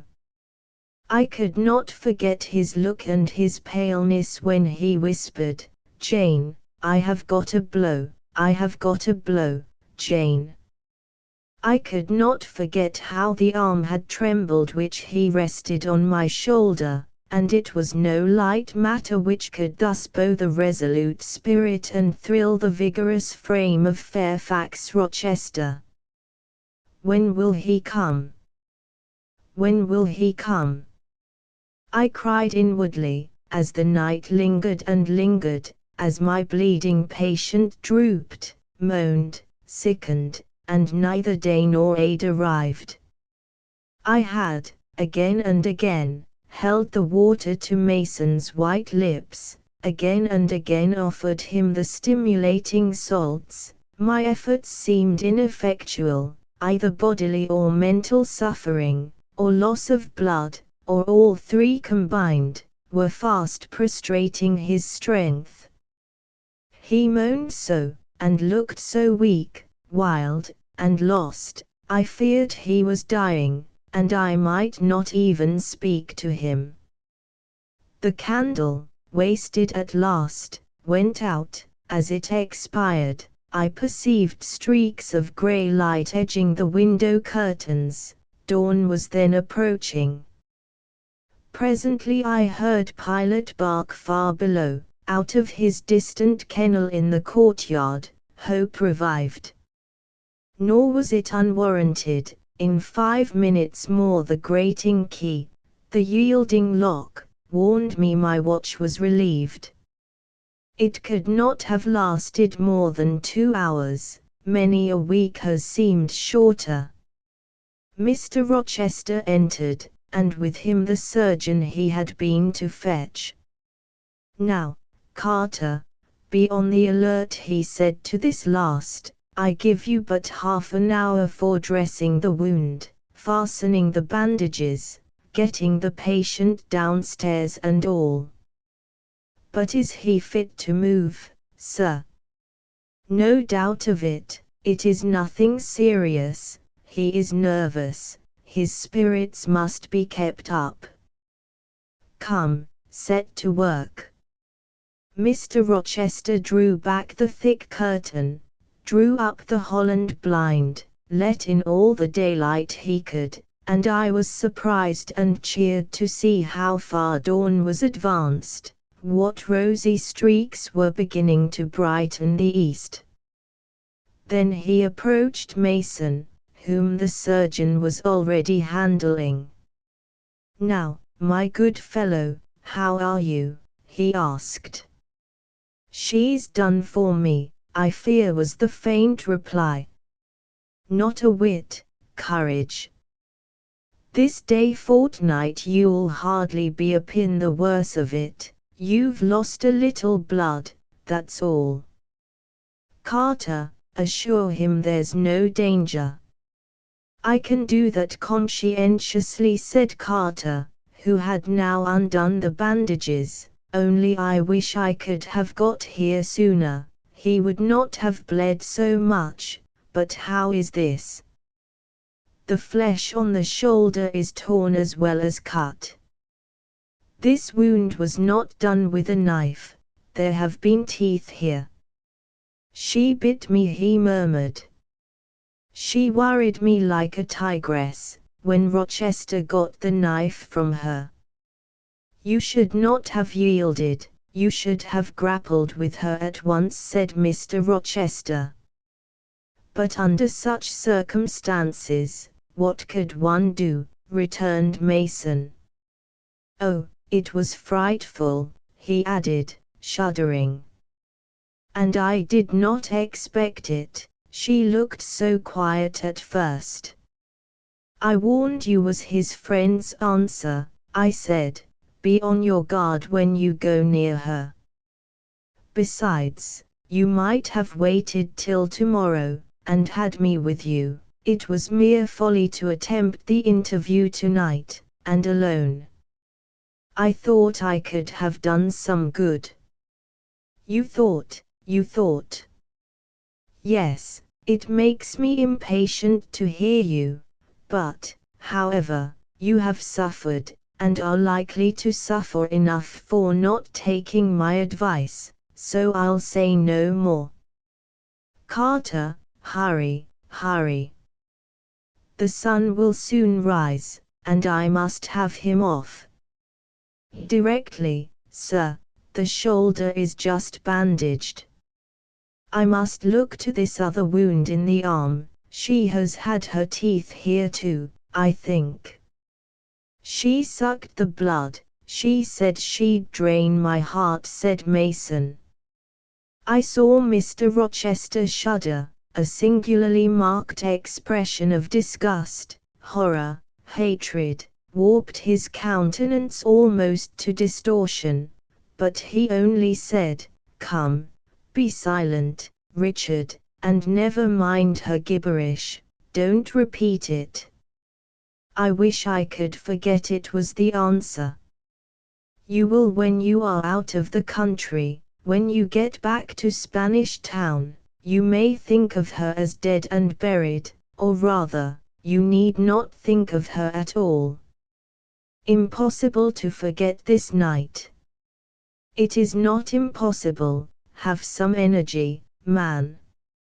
You thought you were as dead as a herring 2 hours since, and you are all alive and talking now. There, Carter has done with you, or nearly so. I'll make you decent in a trice. Jane," he turned to me for the first time since his re-entrance, "take this key, go down into my bedroom, and walk straight forward into my dressing room, open the top drawer of the wardrobe and take out a clean shirt and neck handkerchief. Bring them here, and be nimble." I went, sought the repository he had mentioned, found the articles named, and returned with them. "Now," said he, "go to the other side of the bed while I order his toilet, but don't leave the room, you may be wanted again." I retired as directed. Was anybody stirring below when you went down, Jane? Inquired Mr. Rochester presently. No, sir, all was very still. We shall get you off cannily, Dick, and it will be better, both for your sake, and for that of the poor creature in yonder. I have striven long to avoid exposure, and I should not like it to come at last. Here, Carter, help him on with his waistcoat. Where did you leave your furred cloak? You can't travel a mile without that, I know, in this damned cold climate. In your room, Jane. Run down to Mr. Mason's room, the one next mine, and fetch a cloak you will see there. Again I ran, and again returned, bearing an immense mantle lined and edged with fur. Now, I've another errand for you, said my untiring master. You must away to my room again. What a mercy you are shod with velvet, Jane. A clod-hopping messenger would never do at this juncture. You must open the middle drawer of my toilet table and take out a little phial and a little glass you will find there, quick. I flew thither and back, bringing the desired vessels. That's well. Now, doctor, I shall take the liberty of administering a dose myself, on my own responsibility. I got this cordial at Rome, of an Italian charlatan, a fellow you would have kicked, Carter. It is not a thing to be used indiscriminately, but it is good upon occasion, as now, for instance. Jane, a little water. He held out the tiny glass, and I half filled it from the water bottle on the washstand. That will do, now wet the lip of the phial. I did so. He measured 12 drops of a crimson liquid, and presented it to Mason. Drink, Richard, it will give you the heart you lack, for an hour or so. But will it hurt me? Is it inflammatory? Drink, drink, drink. Mr. Mason obeyed, because it was evidently useless to resist. He was dressed now, he still looked pale, but he was no longer gory and sullied. Mr. Rochester let him sit 3 minutes after he had swallowed the liquid. He then took his arm. Now I am sure you can get on your feet, he said. Try. The patient rose. Carter, take him under the other shoulder. Be of good cheer, Richard, step out, that's it. I do feel better, remarked Mr. Mason. I am sure you do. Now, Jane, trip on before us away to the back stairs. Unbolt the side passage door, and tell the driver of the post-chaise you will see in the yard, or just outside, for I told him not to drive his rattling wheels over the pavement, to be ready, we are coming, and, Jane, if anyone is about, come to the foot of the stairs and hem. It was by this time 5:30. And the sun was on the point of rising, but I found the kitchen still dark and silent. The side passage door was fastened. I opened it with as little noise as possible. All the yard was quiet, but the gates stood wide open, and there was a post-chaise, with horses ready harnessed, and driver seated on the box, stationed outside.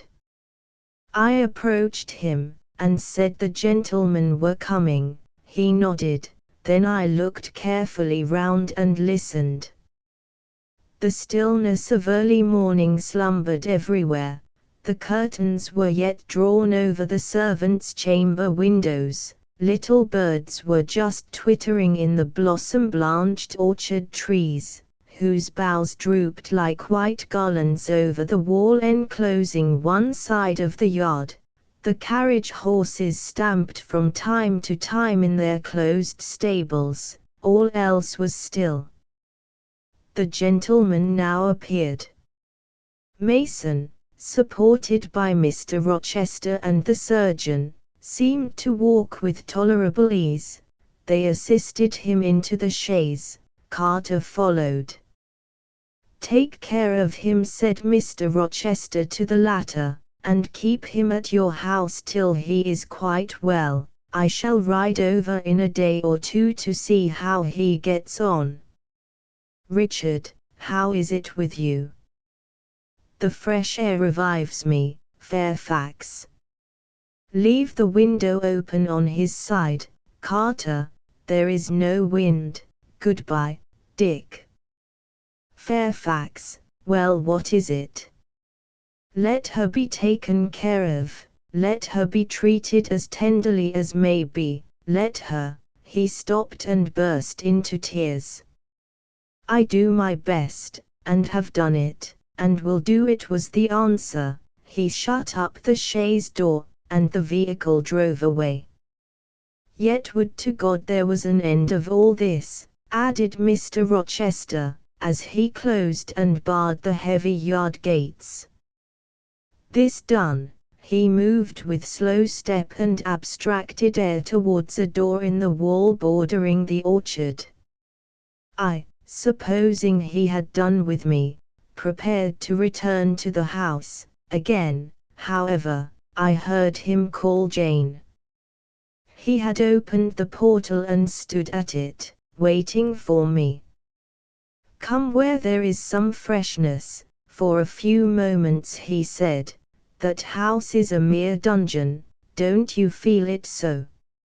"It seems to me a splendid mansion, sir."